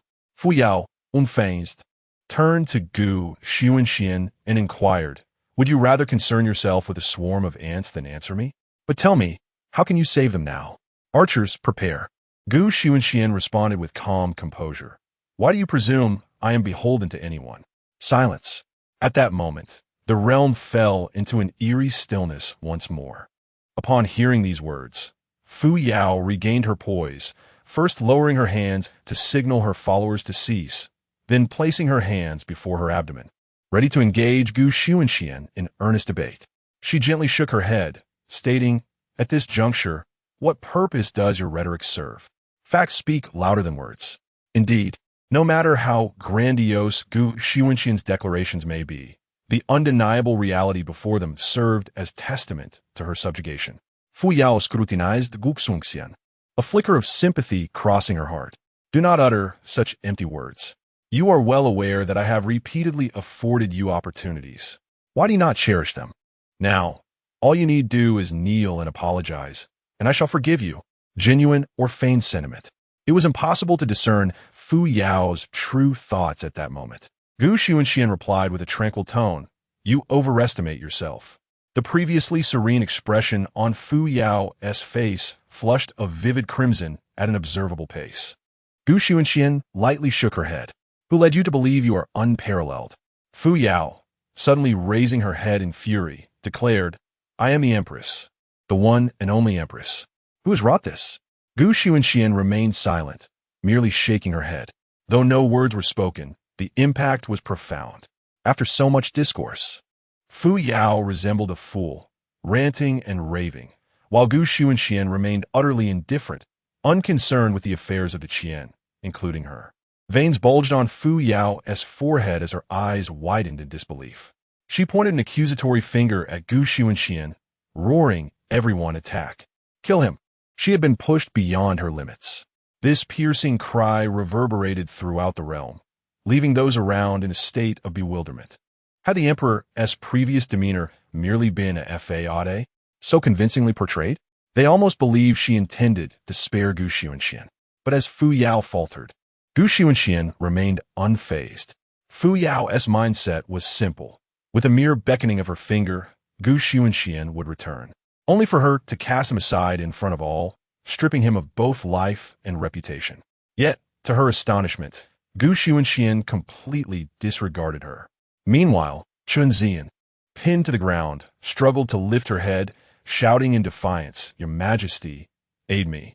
With a sweeping gesture, Fu Yao transformed the sky once more, enveloping the entire city of Shengjing in a resplendent golden hue. The clouds churned, and golden rays cascaded down, illuminating every street and alley. That was fortune. She had summoned fortune, dissipating the forces and pressures that had been imposed upon them in an instant. Xunxian laughed heartily. "You are bound by them. Thus, I shall let you witness how those ants meet their demise." "Kill sword camp." The warriors of the sword camp sprang into action, leaping from rooftops and dispersing to minimize risk. Simultaneously, an invisible killing intent locked onto Gu Xunxian. Just a few dozen meters ahead, the space twisted, reality and void intertwined. A terrifying power poised to unleash, concealed within the abyss, causing the very fabric of the void to contort. A chilling sound echoed, sending shivers down spines. A formidable presence loomed before Gu Xunxian, presenting a dilemma: save others or safeguard oneself. There are no perfect solutions in this world. Yet, Gu Xunxian remained composed, unfazed by the imminent threat, and calmly spoke, "Dragon Clan?" Curiously, everyone present could discern the disdain in his tone. Slowly, Gu Xunxian raised his hand, executing no superfluous movements, merely pressing downward. An imperial aura emanated from him, swirling in the heavens and descending upon the gathered warriors of the sword camp. Those who had scattered earlier suddenly found themselves immobilized, terror etched across their faces, as if ensnared in a colossal net. Every inch of their skin and cells rendered incapable of movement. Their eyes widened, their bodies sinking into the ground, struggling to breathe. They felt their throats dry, overwhelmed by fear. Even Xunxian was not exempt from this dread. The bystanders, commoners, officials, and those who had yet to engage remained oblivious to such pressure. Fu Yao surveyed the scene, having long regarded these individuals as her pawns. Now, trapped like fish in a barrel, they dared to threaten her subordinates. Was this not a provocation against her? Fu Yao scornfully exclaimed, "You dare." Gu Xunxian raised an eyebrow. Suddenly, vibrant flowers blossomed in this world, one after another, strikingly beautiful, creating a stunning tableau. Xunxian, the most vociferous among the sword camp, fell silent, dead. Just like that, without a chance to struggle. Even the hidden dragon clan could not find the opportunity to act. Gu Xuanxian's methods were too enigmatic. At that moment, everyone stood in stunned silence. They had heard much about Gu Xuanxian's might, but witnessing it firsthand left them utterly astounded, especially under Fu Yao's watchful eye, in a situation where fortune was manipulated. He had slain tens of thousands without even furrowing his brow. Even without exerting any effort, the expression on Fu Yao's face was exceptionally grim, her teeth clenched tightly, and her eyes brimmed with resentment towards Gu Xuanxian. He, once again, defied her orders. Yet, amidst this turmoil, Gu Xuanxian slightly narrowed his eyes and spoke as if in a trance. The bloodline of the true dragon? A creature of the dragon Qin, so rare in a millennium, endowed with such extraordinary talent. A voice resonated from the dragon Qin in the void. Wang Anjuan, surrender. Ultimately, you stand alone. Considering your history with the dragon Qin, I shall grant you a complete corpse. Jinlong, Gainia, and Hang Hao, these two, a dragon and a sword, could hardly stir any waves in the capital. Gu Xuanxian remarked casually, a Jiao must enter rivers to transform into a dragon. It is a necessity. The dragon king of the West Sea, to have a descendant like you, is indeed a rarity. The implication was clear. Leave, and you may live. The Jiao dragon scoffed, retorting, Gu Xuanxian, you remain as naive as ever. The dragon king has long since entered a state of demise, and I am not his descendant, but rather, bang, bang, bang.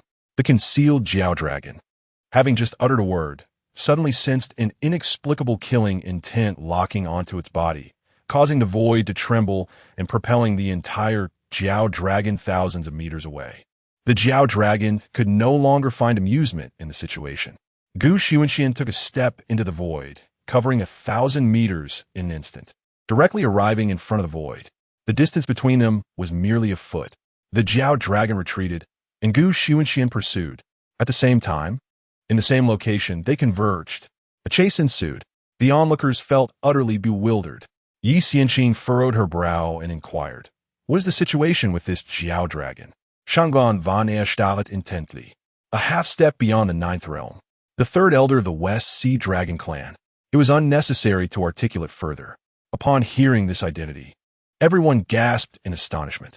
The demon clan surpassed the human clan in every aspect. A half-step beyond the 9th realm could annihilate any opponent of the same realm. Yet, why was it fleeing? Why did the Jiao dragon not strike? They were perplexed. However, Shengwan Wanner nonchalantly waved her hand. The sound of bowstrings resonated clearly. Everyone could hear it, yet it was evident that the target was not Gu Xuanxian, but rather his Achilles heel. The common people, defenseless civilians. Shanggong Volnad glanced at Fu Yao. Her expression and demeanor felt entirely foreign, a sight she had never witnessed before.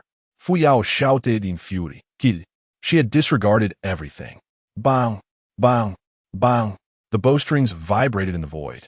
Arrows tore through space, emitting a chorus of whistling sounds. From all directions, they surged toward the civilians. Fu Yao, Shengwan Wanner, and Yi Xianxing firmly believed that Gu Xuanxian's vulnerability lay within that group of civilians, destined to become his distraction. Gu Xuanxian would be encumbered by those worthless beings. All eyes were fixated on Gu Xuanxian. Indeed, Gu Xuanxian halted his pursuit, turning back to glance, gently waving his sleeve. A fierce wind swept through, transforming the multitude of arrows into mere iron shavings that scattered harmlessly to the ground, sparing the populace from any casualties. Fu Yao and the others felt a surge of elation. They were right. Gu Xuanxian's vulnerability lay with the common people. Their satisfaction was palpable, as they not only discerned his weakness, but also found a means to deplete his inner energy. The citizens, realizing their burden on Gu Xuanxian, shared a singular thought: death.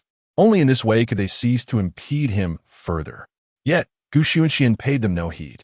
For him, the common folk were a source of fortune, a novel way for destiny to manifest, though he had never deliberately sought to win their hearts. This moment was no exception. Was it merely a trivial matter? He had never possessed a weakness. If he did, heaven would not be enraged. The reason for heaven's wrath was that it could not subdue Gu Xuanxian. The crowd followed his gaze, which was directed towards the location of the golden dragon. The golden dragon, dutifully coiled around the sword, flicked its tongue, resembling a dragon in its playful demeanor. The onlookers were bewildered. What was happening? At such a critical juncture, why was Xunxian fixated on that dragon? Could he possibly believe that this dragon could sway the third elder of the dragon clan? Impossible. The golden dragon had no connection to the elder. Xunxian chuckled. Your bloodline ultimately falls short. It has just begun to circulate its energy. The bloodline and dragon pearl are already in a boiling state. Consume it, and you may enter the ninth realm. As for the return to ancestral bloodline, that depends solely on you. The air was thick with the remnants of dragon might. 1,000 meters away, the flood dragon lay concealed within the void, its previously lethal intent towards Xunxian swiftly dissipating as if it understood everything. Not just it, but everyone comprehended. The previous pursuit was not an inability, but a deliberate choice, aimed at savoring the fresh essence. The golden dragon roared with excitement. Awu, awu, awu. Chapter 77. The Dragon Slayer, the Empress Stunned. The true dragon. The most common ways of birth are primarily two. The first is that the offspring of a true dragon naturally possesses the bloodline of a true dragon from birth. The second pertains to ancestral bloodline resurgence, akin to the third elder of the dragon clan, who, upon reaching a certain level of cultivation, may revert to an ancestral form, transforming from a flood dragon into a true dragon. Besides these, there exists another method, the consumption of the dragon clan's essence blood or dragon pearls, whose efficacy is contingent upon randomness. With good fortune, one may also experience a resurgence of the bloodline. The golden dragon roared joyfully, relishing the moment. A fleeting shadow darted by. Xunxian had already vacated the original position, flashing through the skies above Shengling city at will, abruptly halting in a space that was not where the third elder had vanished. Xunxian raised a hand, and with a flick of his fingers, a sword chi shot forth. With a piercing sound, a stream of pale golden blood gushed forth from the space, scattering across the heavens and earth. A mournful wail echoed throughout the realm. It had not escaped. Xunxian's hand plunged into the blood, seizing the tail of the third elder. The third elder screamed in terror. No, how could you possibly know I was here? With a swift motion, Xunxian tore the fabric of space, directly pulling the third elder into view before the onlookers. The third elder squirmed like an eel, desperately attempting to wriggle free from Xunxian's grasp. The ripples from his thrashing were immensely intimidating, shaking the very heavens and earth. However, no matter how the third elder twisted and turned, he could not break free. Save me. The voice of the third elder was laced with boundless fear and despair. How could a half-step, ninth realm flood dragon be unable to escape? What kind of joke was this? Everyone was left dumbfounded. They could hardly believe the events unfolding before them. Was this still a human? Fu Yao was equally astonished. Witnessing Xunxian's figure, which overlapped with that of the past, the once powerless Xunxian, she could not comprehend. It was utterly beyond her understanding. How could Xunxian possess such terrifying power? Xunxian spoke coolly, enough noise. He wielded his hand as a sword, slicing through the third elder's body, penetrating deep within. Oh! The third elder, stripped of the dignity of dragon, emitted a wretched scream, an indescribable agony akin to billions of sword chi rampaging within, piercing through flesh and delving into the marrow, an unbearable torment. Xunxian felt around until he grasped the dragon tendons, the innate, imperceptible sword chi adhering to them. With a yank, he leveraged the force. With a tearing sound, the dragon tendons ruptured the entire dragon body, damaging its vocal cords. Silence fell. The world grew quiet. In an instant, Xunxian appeared before the dragon's jaw, retrieving the blazing hot dragon pearl from the gaping wound. Holding it aloft as he transported the third elder across the void to stand before the golden dragon, Xunxian tossed the crystalline, lustrous dragon pearl toward the golden dragon. The golden dragon tilted its head and swallowed it with a roar. From the beginning until now, time has merely passed like a breath, and everyone remains in a state of bewilderment as events swiftly conclude. Following this, An immense force emanates from Xunxian, continuously drawing in the blood of the third elder. In mere moments, the elder's body begins to shrivel, drained of its final essence, ultimately transforming into a lifeless husk. Only then does Xunxian release his grip, holding a glob of fresh blood. The third elder descends rapidly, crashing to the ground, still writhing. He is not yet dead. The sound reverberates, piercing through the air. Everyone, shocked by this noise, snaps back to reality, gazing at the squirming dragon, their faces turning pallid. This is no mere pig.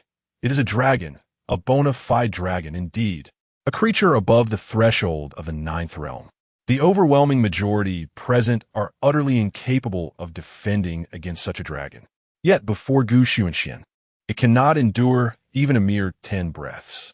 Fu Yao can scarcely believe it. Does this not imply that, were it not for the auspicious energies in Shengling city, he could extinguish her life with merely a wave of his sleeve? Even witnessing it firsthand, Fu Yao is still reluctant to accept this reality, which is simply too unfathomable. Xunxian, however, pays no heed to these thoughts, casting a glance at the golden dragon. The dragon obediently sticks out its tongue, eyes glimmering, as the precious blood is accurately tossed into its mouth. It lets out a thunderous roar. As the blood enters its body, it merges with the dragon pearl, catalyzing an extraordinary transformation. The scales of a dragon erupt, gas escaping from its form, forcing both Hang Hao and Gai Nye to retreat. The golden dragon lets out a resounding roar, its voice booming with newfound vigor, the dragon's might swelling in waves, sending ripples outward. The energy within it escalates, nearing a critical point, just as Xunxian had anticipated. It is breaking through, yet their actions, devoid of any concealment, unfold before the eyes of the city as populace. The officials, who once felt pity for Xunxian, now shake their heads in dismay. Xunxian has, after all, become excessively arrogant. Does he consider the entire city blind? To attempt multitasking is already a daunting limit. Now, with the addition of a dragon, could it truly be intentional? Yi Xianqing's nostrils flared, sensing the shift in the atmosphere. She licked her lush lips, a fleeting glimmer of greed flashing in her eyes as she lowered her voice, saying, "Your Majesty, this dragon could aid me in ascending beyond the ninth realm." Fu Yao's gaze sharpened, her pupils refocusing. Everything else seemed trivial in comparison. For beyond the ninth realm, the Great Qin is poised to have a being above the ninth realm. She could hardly contain her excitement, her voice trembling. Is it truly so? Ye Dianjing, replied softly. The probability is exceedingly high. This is to conceal the blood elixir. Taking a deep breath, Fu Yao seemed to grasp something profound, casting a meaningful look at Xunxian and saying, "So, this was your intention all along?" However, she shook her head. Even though Xunxian sought to please her, she had no intention of granting him an opportunity. It was too late. Fu Yao commanded, "Proclaim my edict. Spare no effort to capture this dragon." Her gaze shifted, and countless eyes fell upon the golden dragon. The three remnants of the immortal realm, initially drawn by Xunxian, now seized the chance to demonstrate their prowess. For the royal treasures were plentiful. They exchanged glances, their bodies shifting into a triangular formation as they gradually approached the golden dragon. Simultaneously, the sound of bowstrings resonated once more from the shadows. The archers targeting those from the martial world did not harbor intentions of killing. Rather, their aim was to exhaust the true energy within their opponents. Among the world's warriors, even those above the ninth realm, if deprived of true energy, remained mere lambs awaiting slaughter. The golden dragon opened its eyes, shedding the demeanor of a sycophant towards Xunxian, as a formidable pressure enveloped the surroundings. In that aura, one could distinctly sense the terrifying will of a true dragon, a sight that made the world forget its extraordinary nature. Gai Nye raised an eyebrow, his sword trembling in his grasp. Buzz! The three felt a simultaneous pause in their hearts. A master of the ninth realm had arrived, an unknown force. Gai Nye's emergence also drew the attention of others. Ba Dao unsheathed the massive blade from his back, resting on his shoulder with a sinister grin. "Wu'an, this person and dragon are your retinue. If that is the case, you might as well surrender at once. They were undaunted. This was Shengling City, where they served as Fu Yao's enforcers. Furthermore, they were convinced that Xunxian could not be entirely unspent. Xunxian stepped forth, his figure flickering as a calm voice resounded. I stand here. You may proceed with your breakthrough. A conspicuous transformation appeared on the golden dragon's visage. One moment, it was a majestic divine beast, and the next it morphed into a devoted follower, wholly focused on its breakthrough. Ba Dao, true to his name, despite his apparent foolishness, understood that the three were being overlooked by Xunxian. He swung his blade, the massive sword cleaving through the air, visibly parting it forcefully. The blade was enveloped in a terrifying force, the violent sword energy cutting across the heavens. He sneered, Xunxian, do you really believe you still command 1,000,000 troops, as Wu'an? You have fallen to such a state. Do you not realize the folly of your arrogance? Ba Dao, in a fit of fury, disregarded everything, as his raging true energy surged into the blade, causing it to hum ominously. The sword soared into the air with blinding speed, akin to a meteor plummeting, aimed directly at Xunxian. The long sword carved an ethereal line through the air, unleashing a tempest of ferocity.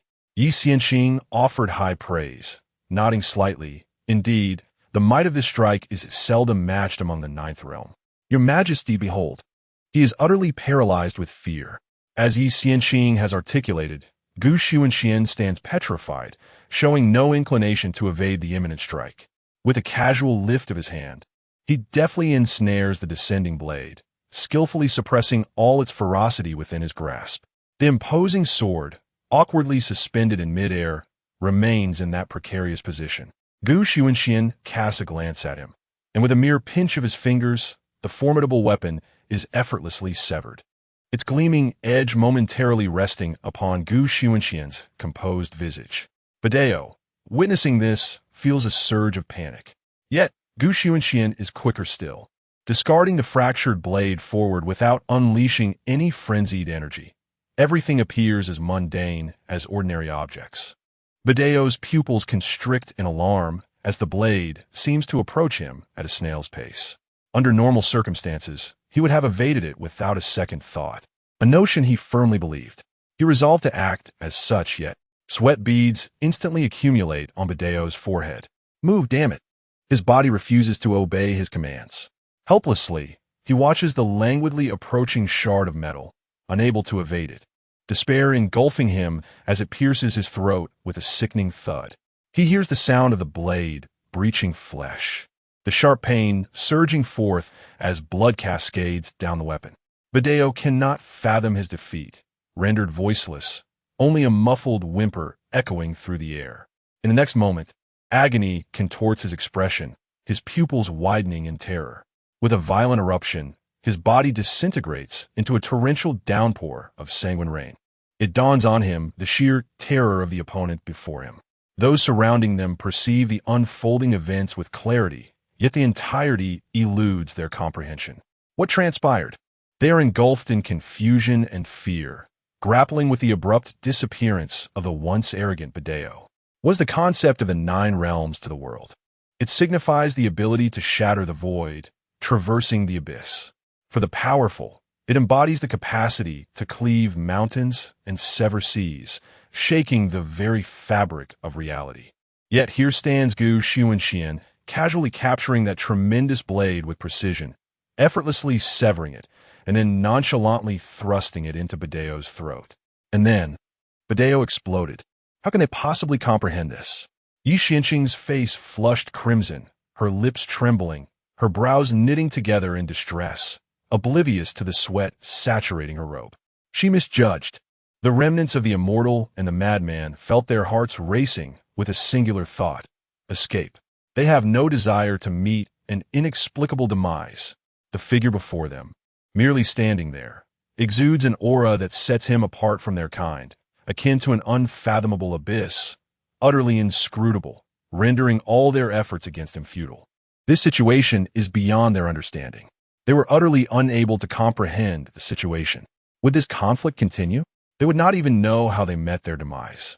The madman swiftly evaded, already 1,000 meters away, and then tore through the void. Just as he was about to breathe a sigh of relief, an inexplicable chill ran down his spine, and an overwhelming pressure descended upon him, causing his breath to quicken dramatically. Ignoring everything, he channeled his vital energy to resist the encroaching void, leaping directly into the abyss, half of his body already obscured as he entered that ethereal realm. This was the void. A whisper echoed in his ears. "I did not permit your departure." The madman felt a shiver run through him, instinctively glancing back. There was no one there. When he turned around, he found Xunxian had inexplicably materialized in the void, hovering without any sign of vital energy. The madman's knees trembled, on the verge of collapse. At that moment, he witnessed the surface-level power of Xunxian. Was this what lay beyond the ninth realm? Yet, he found himself unable to utter a sound. An invisible hand gripped his throat. With a mere wave of Xunxian's hand, everything within the void swiftly converged, transforming into a sword of the void that struck at the madman's throat. With a sickening thud, the body plummeted into the void, devoid of protective vital energy, and was instantly consumed by the abyss. Xunxian held the severed head, remaining in the present realm. He cast aside the head and turned his gaze toward the remaining immortal, stating calmly, "It is your turn." His voice remained steady, devoid of any fluctuation. Chapter 78, Xunxian. Are immortals truly powerful? They could sense that there was no panic in Xunxian's tone, despite the dire circumstances. Rather, he took the initiative, passing judgment on the demise of others, even in such a bleak situation. In contrast, Fu Yao's chest rose and fell with agitation. Her unwavering gaze betrayed her inner turmoil, as the panic in her eyes was unmistakable. A flicker of regret crossed her mind. Had she known, she would have spoken plainly from the outset. Thus she interrupted, raising her voice to mask her anxiety. "You, obstinate and unyielding, I have given you a chance. Now, I offer you this opportunity once more. Surrender that dragon, and I shall let the past be bygones. Whatever you desire, I shall grant." Wasn't this precisely your intent? After she spoke, a sense of dissatisfaction bubbled within her, for she did not genuinely wish to compromise. Yet, the power Xunxian displayed compelled her to reconsider. However, Xunxian paid her no heed. The remnant immortal was a man of intellect, a rare breed of cleverness. At this moment, he felt a pang of regret. Yet there is no antidote for regret in this world. Still, he deemed it worthwhile for the sake of his beloved. He understood Chen Xian's scheming and comprehended Fu Yao's thoughts at this juncture. He was, after all, the antithesis of Xunxian. The difference was that he was fully aware, yet willingly engaged in this path. The remnant immortal chuckled self-deprecatingly. "We lost without injustice. Do you possess a title among the ranks above the ninth realm?" Xunxian shook his head. Fu Yao was infuriated. "I grant you an opportunity, and you dare to disregard it? You dare to ignore me?" She nearly lost her composure. Fortunately, Shengwan Wanner stepped forward, grasping her shoulder gently, shaking her head. "Your Majesty, do not rush. True energy is ultimately finite. Let them wear him down first. Do not forget, this is your domain. At that time, you shall be able to mold him at will." Fu Yao clenched her fists, casting aside her distractions. A realization dawned upon her. This was Sheng. She had yet to truly make her move. She murmured, "I have given you countless chances. You alone did not cherish them." The remnant immortal smiled bitterly, saying, "Indeed, how could an immortal like you concern yourself with such matters? Before my end, may I pose a question?" His voice carried a note of desperation. Xunxian glanced at him. "I allow you to take your own life."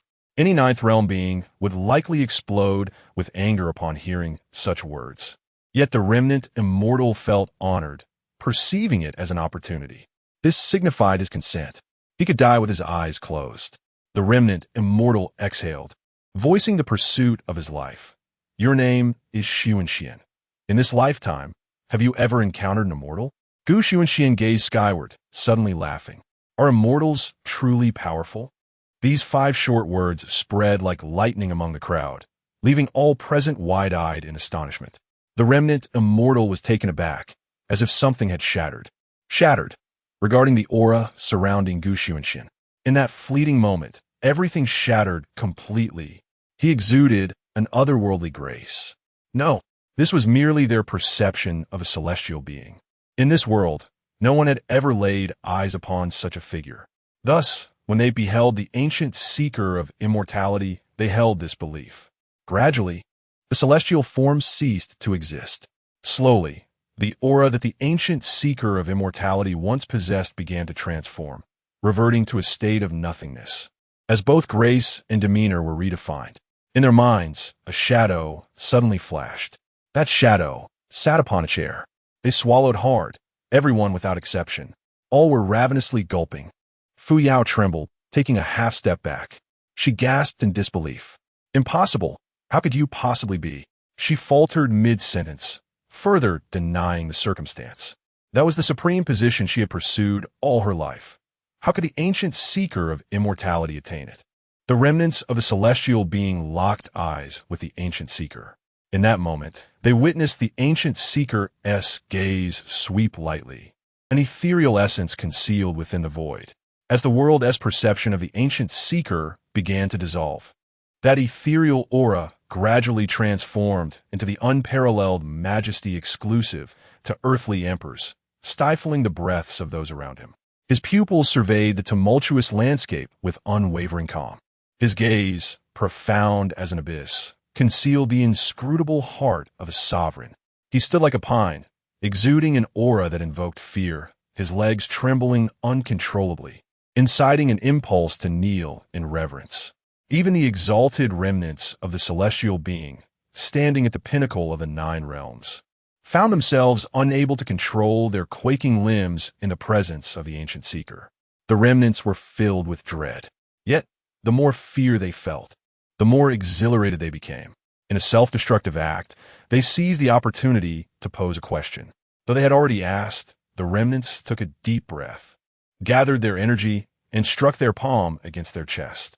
With a cough, they expelled a mouthful of blood, their bodies swaying perilously as they managed to utter, "Who are you?"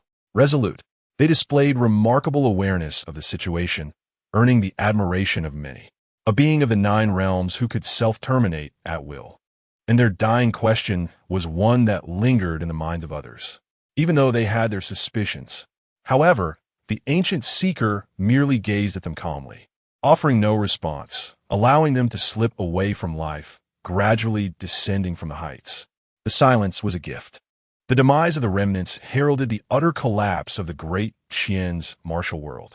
Shangguan Wanner, who commanded the inner guards, cast a profound glance at the ancient seeker, her shock no less than that of the others. Yet, having learned restraint from the ancient seeker, she remained composed, unflinching even as calamity loomed. Her gaze returned to Fu Yao, as the connection between kindred spirits was strikingly familiar and clear. Still ensnared in shock and delirium, the Empress could scarcely believe. What right did he have to possess imperial authority? Imperial authority. Only an emperor could wield it. What defines an emperor? The master of fate. Upon contemplating a solution to her predicament, Shangguan Wanner suddenly recalled an essential detail. Indeed, there existed the underworld. She surveyed her surroundings, but could not immediately discern any trace of it. Frowning, she exclaimed, "Where is the underworld?" No response followed. Instead, a pungent scent of blood pervaded the air, thick and suffocating, distinctly different from that of mere mortal deaths. This blood-stained atmosphere carried with it an unsettling essence, one capable of ensnaring souls into the abyss. Overhead in the capital, Shengling, a multitude of dark figures emerged, expanding and drawing closer, until they coalesced into a formidable presence, the underworld. This organization was notorious for its focus on assassination and was regarded with trepidation across the realm, ranking among the top 5 assassin guilds in the vast Qian and the entire Central Plains. Being in the top 5 did not imply it was merely 5th. The underworld's influence spanned the various provinces and roads of the Central Plains. Inquiries arose regarding the sheer number of individuals required to sustain such a vast organization. Generally, those affiliated with the underworld would respond with silence and smiles. Yet at this moment, they finally comprehended the scale of their ranks. The underworld was an integrated entity, and the air resonated with the crisp sound of thousands of swords being unsheathed, their blades glinting ominously. Each member donned black attire adorned with intricate golden cloud patterns, exuding an air of enigma. Groups of hundreds occupied various territories, and nearly anyone who glanced upward would behold the pervasive presence of the underworld. Every individual from the underworld bore vivid traces of fresh blood upon them. The celestial sword of the 9 realms appeared before the incense, clad in a fluttering azure robe, a smile upon his face reminiscent of a gentle spring breeze. The officials present felt a chill run down their spines, more intense than even their encounters with the ancient immortal Xunxian. They swallowed nervously, and even Shengwan was caught off guard, her mind racing back to the teachings of Xunxian, which she had long since set aside. Her eyes widened in astonishment, as though she were witnessing a ghost. The surge of ominous energies was palpable. 1 or 2 may seem inconsequential, but an overwhelming number flooded the senses of Si Yao. Turning to observe the scene, she was taken aback and inquired, "What is happening? Are all these individuals part of the underworld?" The magnitude of the gathering was undeniable. The underworld now boasted a force exceeding 100,000. Indeed, 100,000. Every corner of Shenzhen was filled with members of the underworld. However, their abilities varied significantly. The higher the rank, the greater the disparity in power, and thus, the fewer in number. Amongst the vast count, only one could embody the might of the 9 realms. Nevertheless, such a formidable number, affiliated with the martial world, was exceedingly rare in this realm. The only comparable force was the Buddhist sect. The martial arts alliance is not as abundant as one might think. Yet, even so, the existence of such a formidable faction hidden beneath the city of Shengling, unnoticed by the internal guards, serves as a testament to the terror of the underworld. Shengwan felt a surge of relief within. Fortunately, they had made the right choice. This group was more than capable of depleting Xunxian's true energy. They also felt a sense of accomplishment. This was entirely normal. The unexpected emergence of a 1,000,000-strong army was bound to be exhilarating. They merely found Xunxian's abilities and the aura surrounding him hard to believe. But they did not feel despair. After all, they understood one thing. Under the influence of fate, all are but ants. Shengwan was not foolish. She recognized that such a display of power from the underworld must have an ulterior motive. Shaking her head gently, she remarked, "I do not know. It is said that the underworld cultivates the 9 nether-north underworld technique, which allows one to completely conceal their aura, resembling an ordinary person, thus evading detection by the internal guards. With nearly all trump cards laid bare, the underworld must have conditions." Fu Yao's mind. Conditions? Currently, what she lacked the least was conditions. With a grand gesture, Fu Yao proclaimed, "Heavenly Sword, take action. As long as you can slay Xunxian, I shall grant you any wish." They still retained their rationality, not sacrificing their own to exhaust resources. The Heavenly Sword ignored her. The multitude of the underworld moved in unison. They bowed their fists in the direction of Xunxian, their movements synchronized, rising with the wind. Whoosh, whoosh, whoosh. The 1,000,000-strong underworld saluted in unison, exclaiming, "We pay our respects to the young master." The sound was deafening, though their strength was not formidable. The collective voices of countless individuals created a resonating force that seemed to shatter the void. Boom! This sound, this action, this situation left everyone present dumbfounded. No, there was one exception. The exception was Shengwan, who, in that moment, felt all her strength being drained away, leaving her utterly powerless, collapsing to the ground. Images and scenes flashed before her eyes, along with the transformed aura emanating from Xunxian, coupled with the title of Young Master. Even Shengwan, no matter how dim-witted, realized the truth. The terrifying seed concerning Xunxian, buried deep within her heart, took root and sprouted. She sensed the surrounding space seemingly compressing towards her, and despair engulfed her. She lost all rationality. Her mouth uttered delirious words. Impossible, absolutely impossible. How could he be him? No way, ha ha ha, no way. My intel cannot be wrong. The internal guards cannot be mistaken. Ha ha ha. Shangwan Wanner lost her sanity. Young master, before the Great Qin revealed its brilliance. In the realm of martial arts, there exist both the unblemished gentleman and the debonair scion, each bearing the title of gentleman in abundance. However, since the Qin dynasty asserted its dominance over the world and swept through the martial world with bloodshed, the appellation of gentleman has vanished into thin air. For there is no crown prince in the Qin. Only the gentleman remains. The underworld refers to the martial factions as gentlemen. There are but two scenarios. Either Xunxian is extraordinarily audacious, daring to challenge the Qin, or he is indeed the gentleman of the Qin. Others lack understanding and do not harbor such speculations. But Shangwan Wanner possesses insights from her inner circle that lead her to ponder Xunxian's true identity.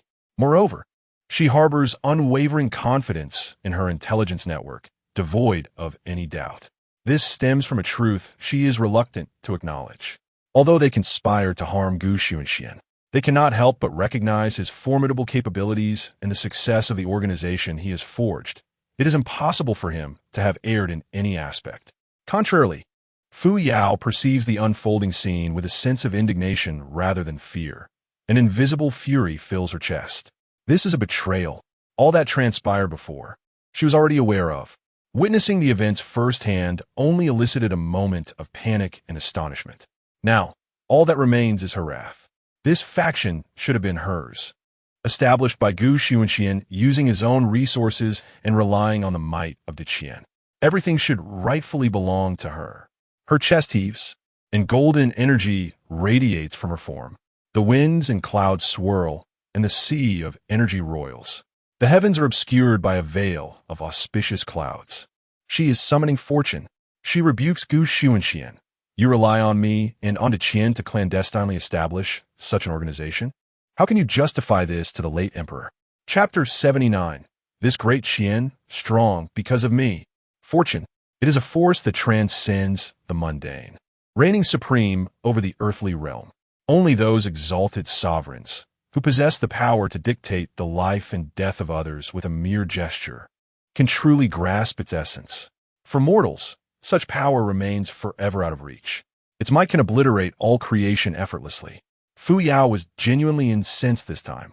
She could endure the failure of the third elder, the annihilation of the entire sword camp, and even the imperial aura exuded by Xunxian.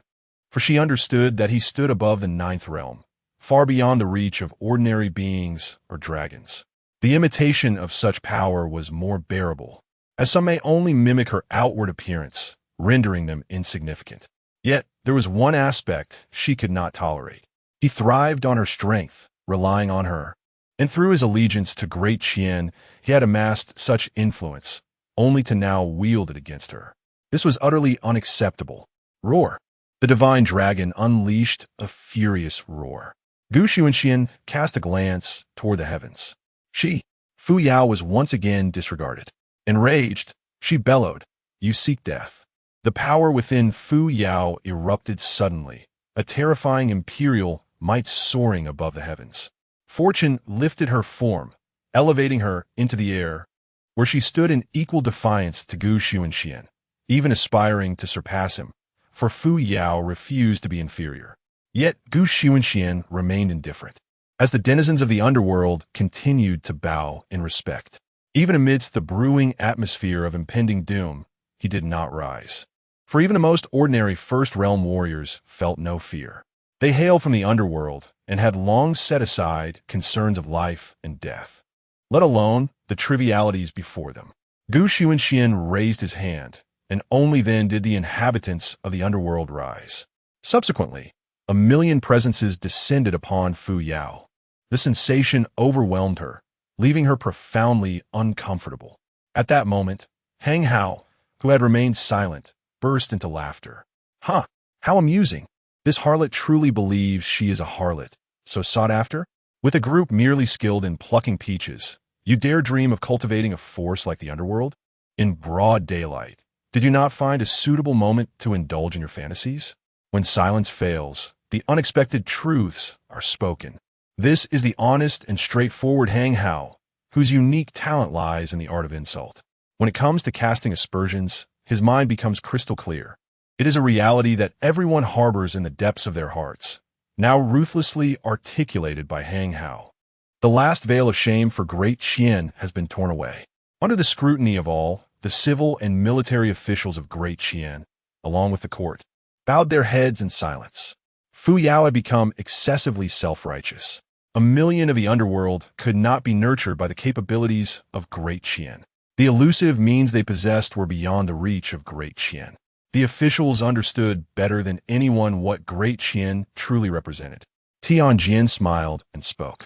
The underworld is not merely an assassin organization. Its influence permeates the entire nation. It encompasses a myriad of intelligence operations, gathering information. For one must know both oneself and the enemy to achieve invincibility in battle. Each assassin within the underworld is an invaluable asset. Only when the complete details are understood will the appropriate killer be dispatched. This exemplifies the underworld's meticulousness and professionalism. Indeed, such an assassin organization surpasses even the most dedicated intelligence agencies.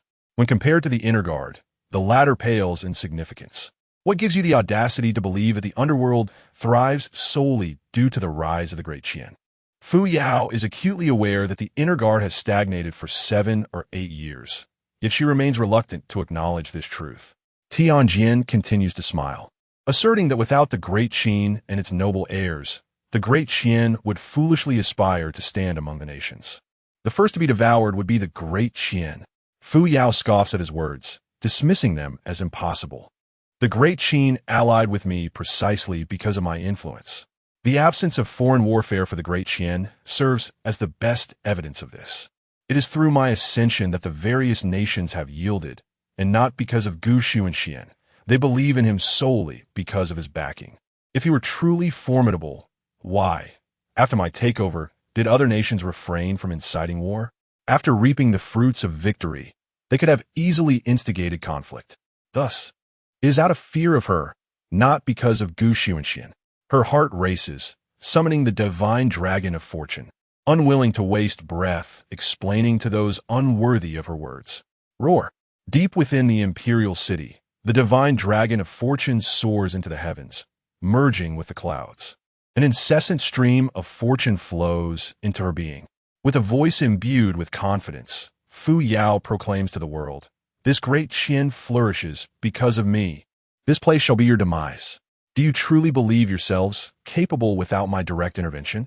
Fu Yao's aura continues to ascend, an endless surge of power restoring her absolute confidence within her domain. The skies, once serene, now brim with a formidable presence, a force beyond description.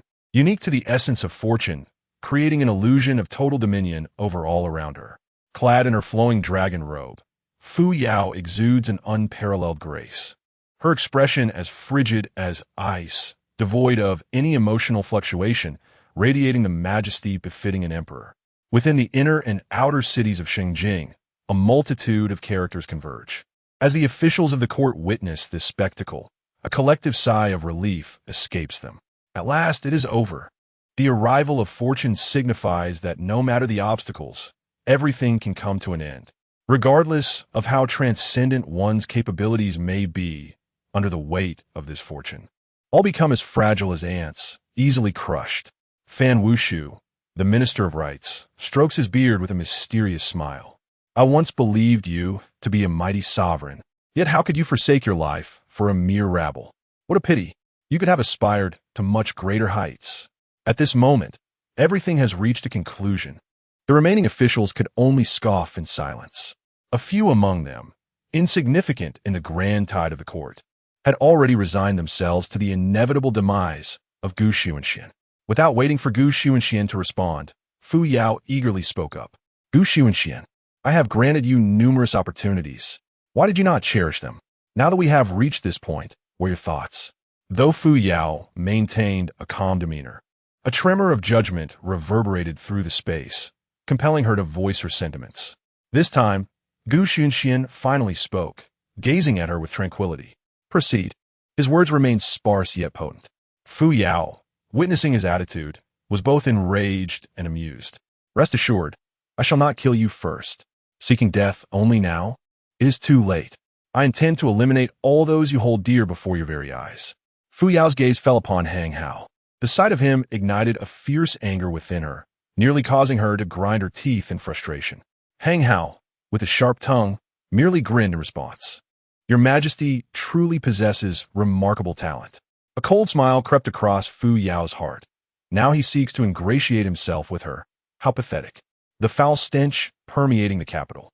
It turns out, emanated from him, disguised as royalty, yet trailing a miasma that suffocated the entire court. The Qin dynasty is truly unfortunate to have such individuals among them, eager to meet your father. Fu Yao's body stiffened entirely. With great effort, she adopted a facade of normalcy, raising her hand. A faint aura of fortune enveloped her as she flicked her fingers, unleashing a surge of heated energy that rushed toward Hang Hao like a tempest. This force, already taking shape, swept through the air with the ferocity of a storm, leaving shattered remnants in its wake, a power far exceeding the ninth realm. Hang Hao recoiled, sheepishly calling out, "My lord, save me." Xunxian had momentarily vanished from sight, shattering the illusion held by all. He appeared before Hang Hao as if traversing his own garden, unhindered by any obstacle. Faced with the force conjured by fortune, he merely raised an eyebrow, casting a fleeting glance. The torrent of heat momentarily faltered, then underwent a dramatic transformation. The primal ferocity of the waves diminished, ultimately transforming into a gentle breeze by the time it reached Xunxian. A soft sigh caressed Xunxian, making his garments flutter gracefully. The citizens of the city suddenly felt a pang in their throats, as though a sharp sword had pierced them. Each breath carried a sting that left them stunned. Shengwan, paralyzed by the fear of having uncovered Xunxian's true identity, lay helpless on the ground, offering no reaction. Yi Xianxing's once proud demeanor had vanished entirely. Her grip tightened around the feather duster, her alabaster hands betraying the emergence of blue veins. If one were to say, the individuals who previously fell before Long and Xunxian could be attributed to their lackluster abilities, a mere stroke of luck. However, with Fu Yao personally intervening, endowed with the blessing of fortune, how could the situation remain so effortlessly serene? A fleeting image danced through her mind. The young Yi Xianxing, clad in a white Taoist robe, her hair elegantly pinned with a wooden hairpin, gripped a peachwood sword, wielding it with finesse. The sword sliced through the air, stirring the leaves around her, each leaf infused with a sharp aura. 7 years prior, at the age of 20, she had already attained the 6th realm of celestial beings. After the encounter, her cherubic face lit up with a joyful smile, revealing her tiger-like teeth as she hopped over to Xunxian, lifting her chin and inquiring, "My lord, how does my sword fare? Is it capable of protecting you?" Xunxian responded with a silent smile. At that moment, Yi Xianxing, well aware of his temperament, knew what his silence implied. Tugging at his sleeve with a playful pout, she implored, "My lord, just tell me." Xunxian replied slowly, "You still need practice. Your swordplay is too chaotic." Yi Xianxing tilted her head, a hint of dissatisfaction in her mumble. "Isn't a 20-year-old at the 6th realm enough?" Xunxian regarded her with a look laden with meaning, though she did not perceive the depth of that expression at the time. It mirrored his gaze from the past perfectly. She had always relied on martial prowess, fixated solely on realms. Thus, no matter how absurd previous events had been, despair eluded her. Yet now, she felt a pang of regret and finally grasped that Xunxian was no mere fade. He possessed truly formidable strength. Before Xunxian, she, the exalted national master, found herself abruptly grounded in reality. Fu Yao remained motionless, casting a downward glance at her hands, sensing the faint fortune that clung to her, along with the ceaseless surge of power emanating from within. Unwilling to accept this outcome, she raised her head, disbelief etched across her features. "Why is this so?" Fu Yao shook her head defiantly, dismissing the notion, "I have not yet lost. This is merely the beginning. Let him think he has evaded disaster. The matter is far from over." With indifference, Fu Yao declared, "The ones I intend to kill, you cannot save." With her palm raised, she slowly summoned the fortune, transforming it into a stream of light that rapidly swirled around her hand. The speed was such that time itself seemed to decelerate. The power contained within akin to an abyssal black hole, devouring all. Centered around Fu Yao, the space began to fracture, yet she stood unwavering before the shattered void, impervious to its consumption. This was the essence of wielding fortune, achieving maximum power at minimal cost. Some transformed their fortune into swords, others into blades. The onlookers were astounded by such prowess, their murmurs echoing. This was the might of those above the ninth realm, capable of effortlessly shattering the void and harnessing its power. A clash between two combatants of such caliber would surely be indecisive. No, Gu Xunxian had already fallen. The ultimate limit of Gu Xunxian transcends the ninth realm, not to mention the immense amount of true energy expended from the beginning until now. Your Majesty, this is merely the beginning. The limits of fortune extend far beyond the ninth realm. If it were confined to such bounds, those in a martial world would have long since spiraled into boundless arrogance. This is the truth. The people of the martial world are inherently unruly and unbound by the court's constraints. If the court's power and the emperor's strength were merely above the ninth realm, a rebellion would have emerged long ago to topple the regime. While many believe the two sides to be evenly matched, Gu Xunxian shook his head, his tone neither warm nor cold. Such trivial skills, do not squander your time. Fu Yao, with a cold smile in her heart, thought, is he faltering already? Do not rush. We have only just begun. Fu Yao's objective is to utterly dismantle the prestige Gu Xunxian has built among the populace, to reduce all he possesses to ashes, and ultimately, to witness him kneeling at her feet, pleading for her mercy. Gu Xunxian narrowed his eyes, a fleeting glimmer of gold flashing within his pupils. In that moment he spoke. His demeanor transformed dramatically. Heavenly decree, disperse. His aura existed for but a moment before vanishing. No one noticed. Simultaneously, a faint sound emanated from the fortune in Fu Yao's hand, which then dissipated into nothingness. Fu Yao, the entire court, both civil and military. Chapter 80 Wind. Wind. Wind. A great wind. The Qin dynasty, a nation that occupies the vastest territory of the Central Plains, not only in terms of land, but its military might is equally formidable. Excluding the local garrisons, there exist four major military corps: the Great Wall Corps, the Lingnan Corps, the Lishan Corps, and the Guanzhong Corps. All of these corps are composed entirely of Qin people. Aside from the Lingnan Corps, which is unique in its composition, the other three major corps each boast a strength of 500,000. The singular distinction of the Lingnan region lies in the Qin's policy of utilizing foreign powers to contain foreign threats. As for the local garrisons, they number at least 200,000, comprising individuals from various nations. The territory of the Qin itself is extensive, having absorbed the domains of 6 states and the former Zhou heavenly court. The acquired lands, along with the other principalities, differ significantly as they consist of a main city accompanied by numerous vassal cities, compounded by the existence of various philosophical schools. Thus, each region is required to maintain a substantial military presence to guard against remnants of the 6 states or potential uprisings instigated by the philosophical schools. The total military strength of the Qin reaches over 100 million. This is why the Qin, merely by being near the Chu River, instills such fear in the other 3 nations. Otherwise, in a strategically contested area like the Chu River, how could a mere commercial alliance have flourished to such an extent? At this moment, Emperor Qin Shi Huang stands at the Hanga Pass, hands clasped behind his back. Sensing something amiss, he shifts his gaze towards the direction of Daqian, a gentle smile gracing his lips. The Emperor of Humanity? Indeed, in this world, ancient texts still record that during the Xia and Shang dynasties, rulers were referred to as emperors.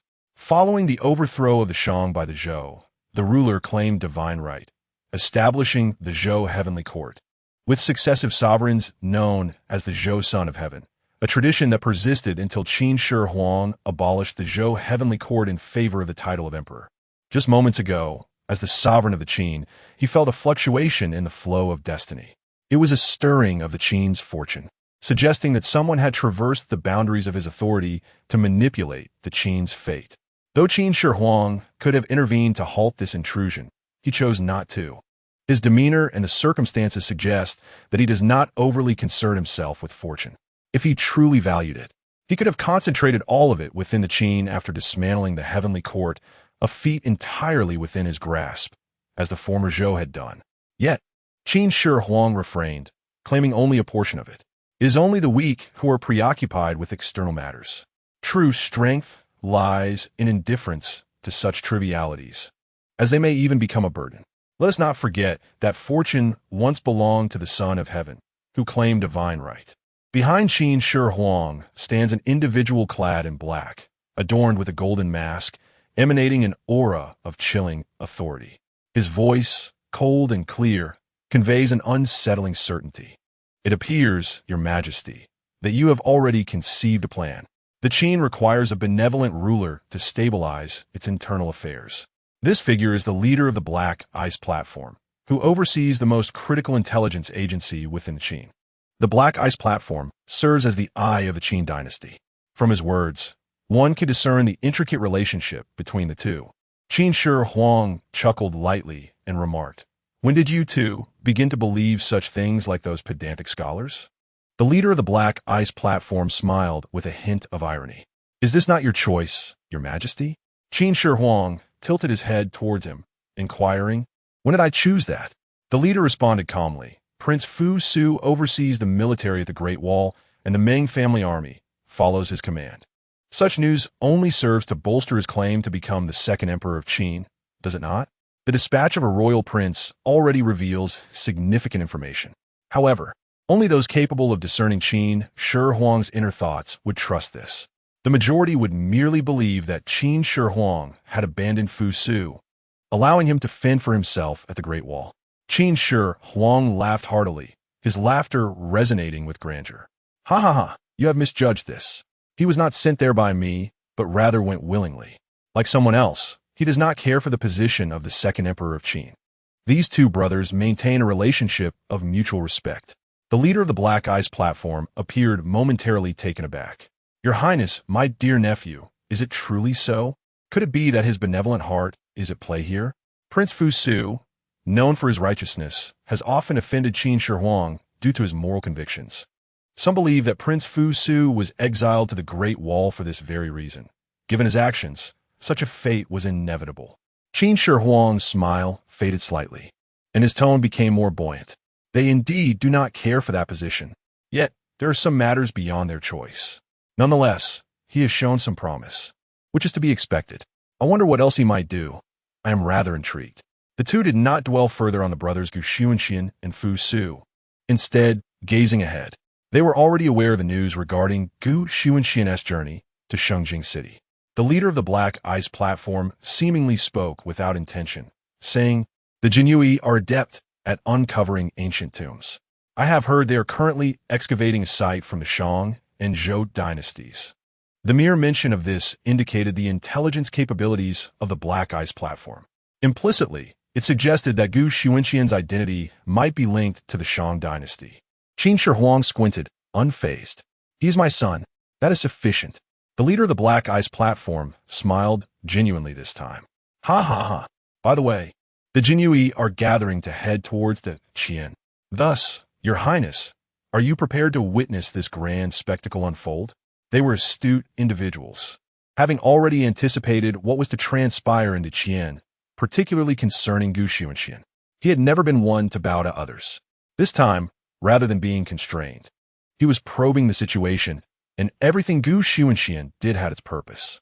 Qin Shi Huang withdrew his gaze, and, even from a distance of countless miles, he seemed to foresee the conclusion.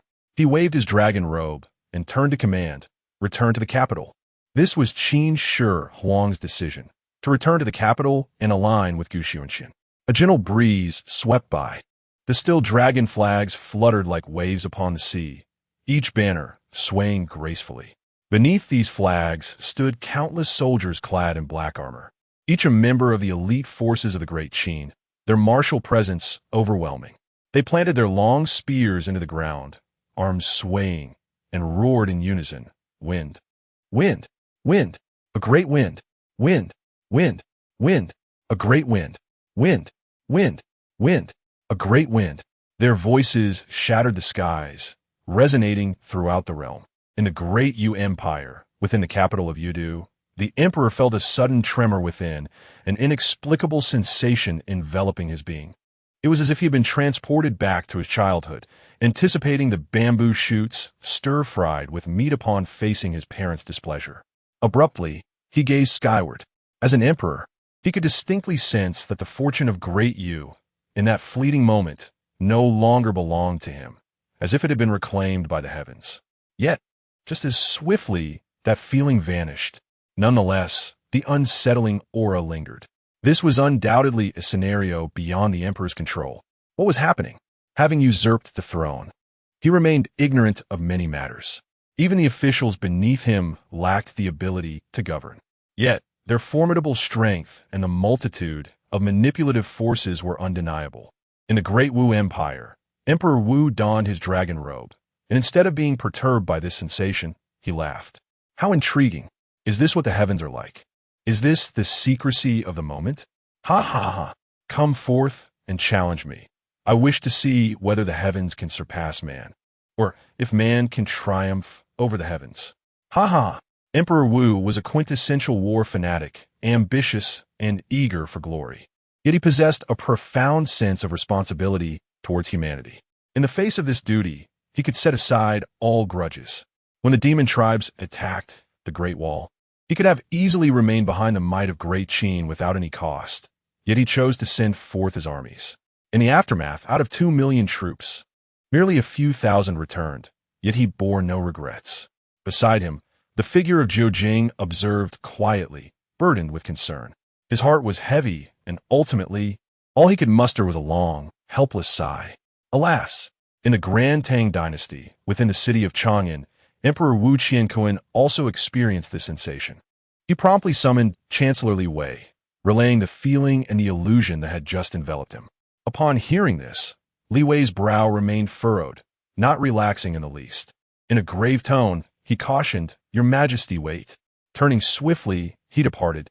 Soon, he returned, his expression grim. He succinctly explained, "The heavenly emperor, shepherding the people, commands the mortal realm. Just now, someone has been manipulating the fortune." Emperor Wu Qianquan was bewildered. Could the fortune of the Tang still be influenced by another? Was it the heavens? Li Wei, with a serious demeanor, inquired, "Your Majesty, do you believe that fortune can be refined?" The emperor found himself in a realm of ignorance. Could fortune truly be refined? He was unaware of such a concept. Emperor Wu Qianquan was a man of practicality. His lack of understanding did not induce shame. "I do not know. It is far too mysterious." Li Wei exhaled a breath of murky air, a flicker of concern crossing his face. "Your Majesty, let us venture a bold hypothesis. To what does fortune bear resemblance?" He did not await an answer from Emperor Tang Wu Qianquan, but continued. "It is akin to a military formation, the collective might of countless individuals converging into a singular force, wielded by one individual. Yet, this power does not belong to that person alone. We may boldly conjecture that fortune itself is a manifestation of energy within this realm, perhaps related to humanity, for the demon race possesses no such fortune. Thus, the masters of this fortune must naturally be our human race. However, according to the words of the heavenly sovereign, for a time, this world was under divine dominion. Suddenly, Li Wei's complexion turned pale, and he coughed up a mouthful of blood. His once raven hair turned white in an instant, aging him by decades, and his pupils flickered with an unprecedented terror. Despite being often relegated to a subordinate role and lacking the same prestige, understood that Li Wei acted for the greater good of the Tang dynasty and for his own benefit. Witnessing Li Wei's condition, he lost his regal composure and rushed forward. Li Wei shook his head, raising a hand to ward him off, a bitter smile gracing his lips. "I shall continue to speculate, should I perish. Your Majesty may reveal my conjectures to the public." Emperor Tang Wu Qianquan, bewildered, heard Li Wei's voice persist. "Why has fortune been refined and dispersed? Is it beyond our control, or is it a deliberate act? Or perhaps it is akin to nurturing a poison?" Li Wei felt perplexed. Had he erred in his conjecture? Or was there more to uncover? Emperor Tang Wu Qianquan stepped forward to support Li Wei. His voice trembled, unable to bear the thought of losing his chancellor, a burden far too heavy for him to shoulder. "Chancellor, The Tang cannot exist without you. Li Wei regarded him, letting out a soft sigh. Enough. Meanwhile, the emperors of other nations sensed the shift during that fleeting moment. Fortune had slipped from their grasp. Though it lasted but an instant, they perceived it. Some astute minds recognized the significance of this change. For the dragon race, their allegiance to the court was predicated on the ability to harness fortune for their cultivation. In other words, they could appropriate fortune to enhance themselves. Aside from their collective assault on Longxing City, a new mandate emerged to investigate the circumstances who was manipulating fortune. In the grand capital of the Qian, all were left in awe of Gu Xuanxian's methods. As fortune dissipated, it transformed into scattered starlight, lingering in the world. Gu Xuanxian squinted, his deep, water-like gaze fixed upon the sky. Fortune had been refined. What did this entail? Simply put, it no longer belonged to humanity. To phrase it plainly, the heavens now governed fortune. Suddenly, a divine thunderclap resounded, shattering the serene sky under the rule of Fu Yao. The deafening sound stunned all present, a sensation of scrutiny falling unabashedly upon Gu Xuanxian. Ancient Xunxian could profoundly sense the transmission of emotions, confusion, doubt, anger, fury, and disdain. He calculated everything with precision. It could be interpreted as the fate existing in two states. The first state represented the dominion of the imperial dynasty, a force capable of discerning progeny, enhancing his own strength and bolstering the might of his army. The second state indicated a withdrawal of power. As ancient Xunxian began to mobilize, he immediately sensed this and retracted the fate, becoming aware of Xunxian's awakening, subsequently recognizing his identity. The will descended, markedly different from before. It could be understood that previously, he merely considered anyone daring to challenge the heavens as an arrogant fool. Now, however, it was evident that the one who inherently challenged the heavens had returned, revealing his true identity. Ancient Xunxian calmly declared, "I have returned." He sensed the presence of Xunxian, or more precisely, the human emperor. A roar erupted, conveying to ancient Xunxian the message, "You have returned too late. All is in vain." Yet, there was no trace of disturbance on ancient Xunxian's face. He remained composed and replied, "A person does not stumble twice in the same pit." To him, fate bore no significance. He remained indifferent, never concerning himself with the ownership of fate. Boom! A bolt of lightning descended from the heavens, illuminating the eyes of all present. Everyone regained their senses, memories flooding back. Fu Yao gazed in astonishment as she regathered the fate, once again reclaiming it in her hands. What kind of trick is this? Chapter 81. Fu Yao, open your eyes and behold his tragic demise. The implication was unmistakable. One need only to witness the reality to comprehend it. Yet, he dared not take action himself, constrained by his own limitations. Gu Xuanxian shook his head, losing interest. Although Fu Yao had long abandoned hope upon seeing Gu Xuanxian's disinterest, a surge of indignation arose within her. Your methods may be cunning, and though I remain oblivious to how you manipulate fate, this does not grant you the audacity to act so brazenly. Do you truly believe I am powerless against you? Gu Xuanxian paid her no mind and spoke instead to the heavens. Fate ultimately belongs to the human race. At that moment, the currents of fate above this realm stirred once more, rippling under his judgment of power. Fate still resided within his grasp. He neither shouted in anger nor did the heavens change hue. His expression was simple, as if to say, "Continue your bluster and see if I believe you." Gu Xuanxian chose not to elaborate further. Fu Yao, perplexed, thought, what is he saying? However, she could acutely feel the sensation of being entirely disregarded by Gu Xuanxian, a feeling that was profoundly uncomfortable and inexplicable to her. She felt slighted. Why should he ignore me? I am the Empress. How dare he disregard me? Anger surged within her. Such a person deserves to meet an ignoble end. With that fury transformed into wrath, she clenched her fists and cried out, "Dragon of Fate!" At her command, thunderous roars echoed through the heavens and earth. The once tranquil sea of clouds suddenly churned, as the dragon of fate from the Great Qin floated through the tumultuous clouds. Its majestic head emerging, casting a formidable gaze upon Xunxian. The dragon's eyes held the vastness of Great Qin's mountains, rivers, and seas, embodying the power of the realm. Its strength was immeasurable, immensely powerful. Even though the dragon's form was not long and had diminished considerably in size, every onlooker, save for Fu Yao and Xunxian, felt an overwhelming pressure, as if suffocating. Merely gazing at the dragon magnified its presence to hundreds of times, amplifying their fear. This divine creature could extinguish their lives with a mere breath of its dragon's breath. Ganya was no exception. This was beyond the realm of the 9th level. Unless one transcended that threshold, silence was the only means of self-preservation in such a moment. With that, Fu Yao straightened her posture, having revealed her strongest trump card, the Dragon of Fate, the embodiment of her nation's destiny. It answered solely to her. She had tested this. Even wielding the Edict of Fate or bestowing it upon others could not enable them to command it. This was the truth. Fate could indeed be refined. The Dragon of Destiny cannot be refined, for it embodies the essence of fate, supported by the borders of a nation. As long as the nation exists, the dragon remains. Certainly, if the heavens were to siphon away this fate, the dragon would disperse. Yet such a process would not be so simple.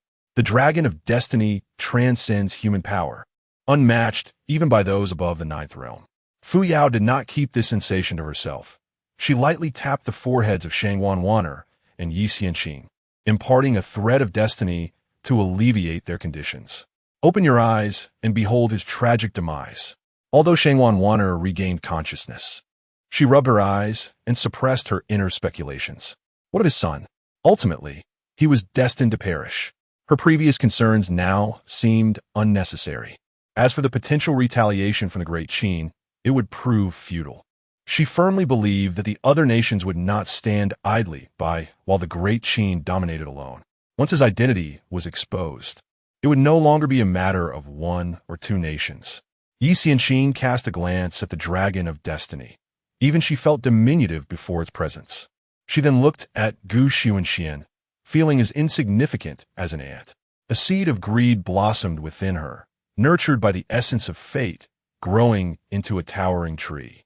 She pondered the blood essence forged by such a being, and as the thought crossed her mind, she greedily swallowed.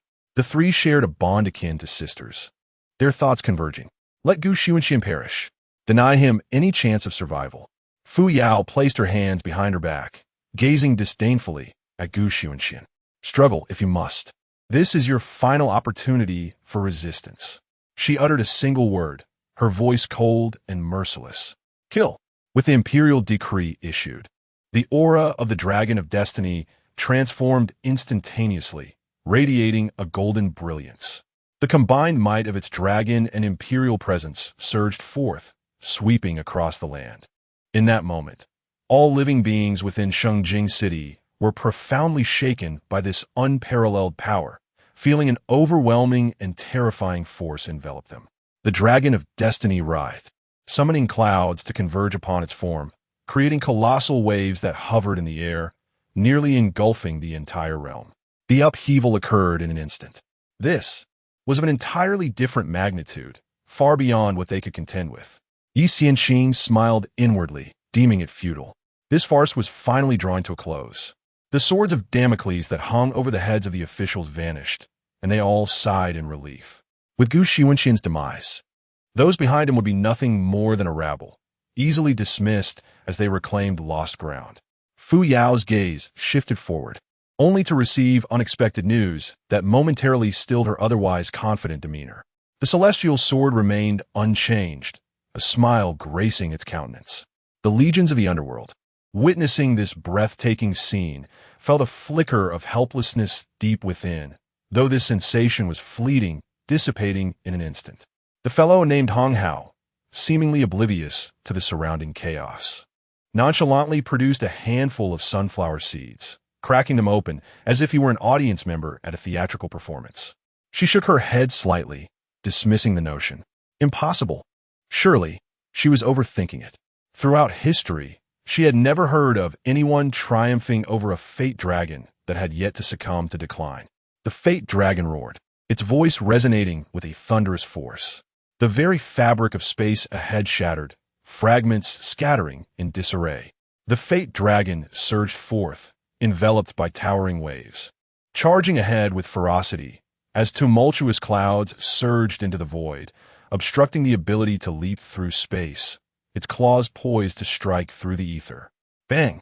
The power manifested before Xunxian with alarming swiftness, the dragon's claws lunging toward her throat, a shroud of death descending upon her form. The speed was so great that her source had no time to react. Even the Empress herself could barely comprehend the situation in time. Facing the imminent assault, Xunxian displayed no hint of panic in her eyes.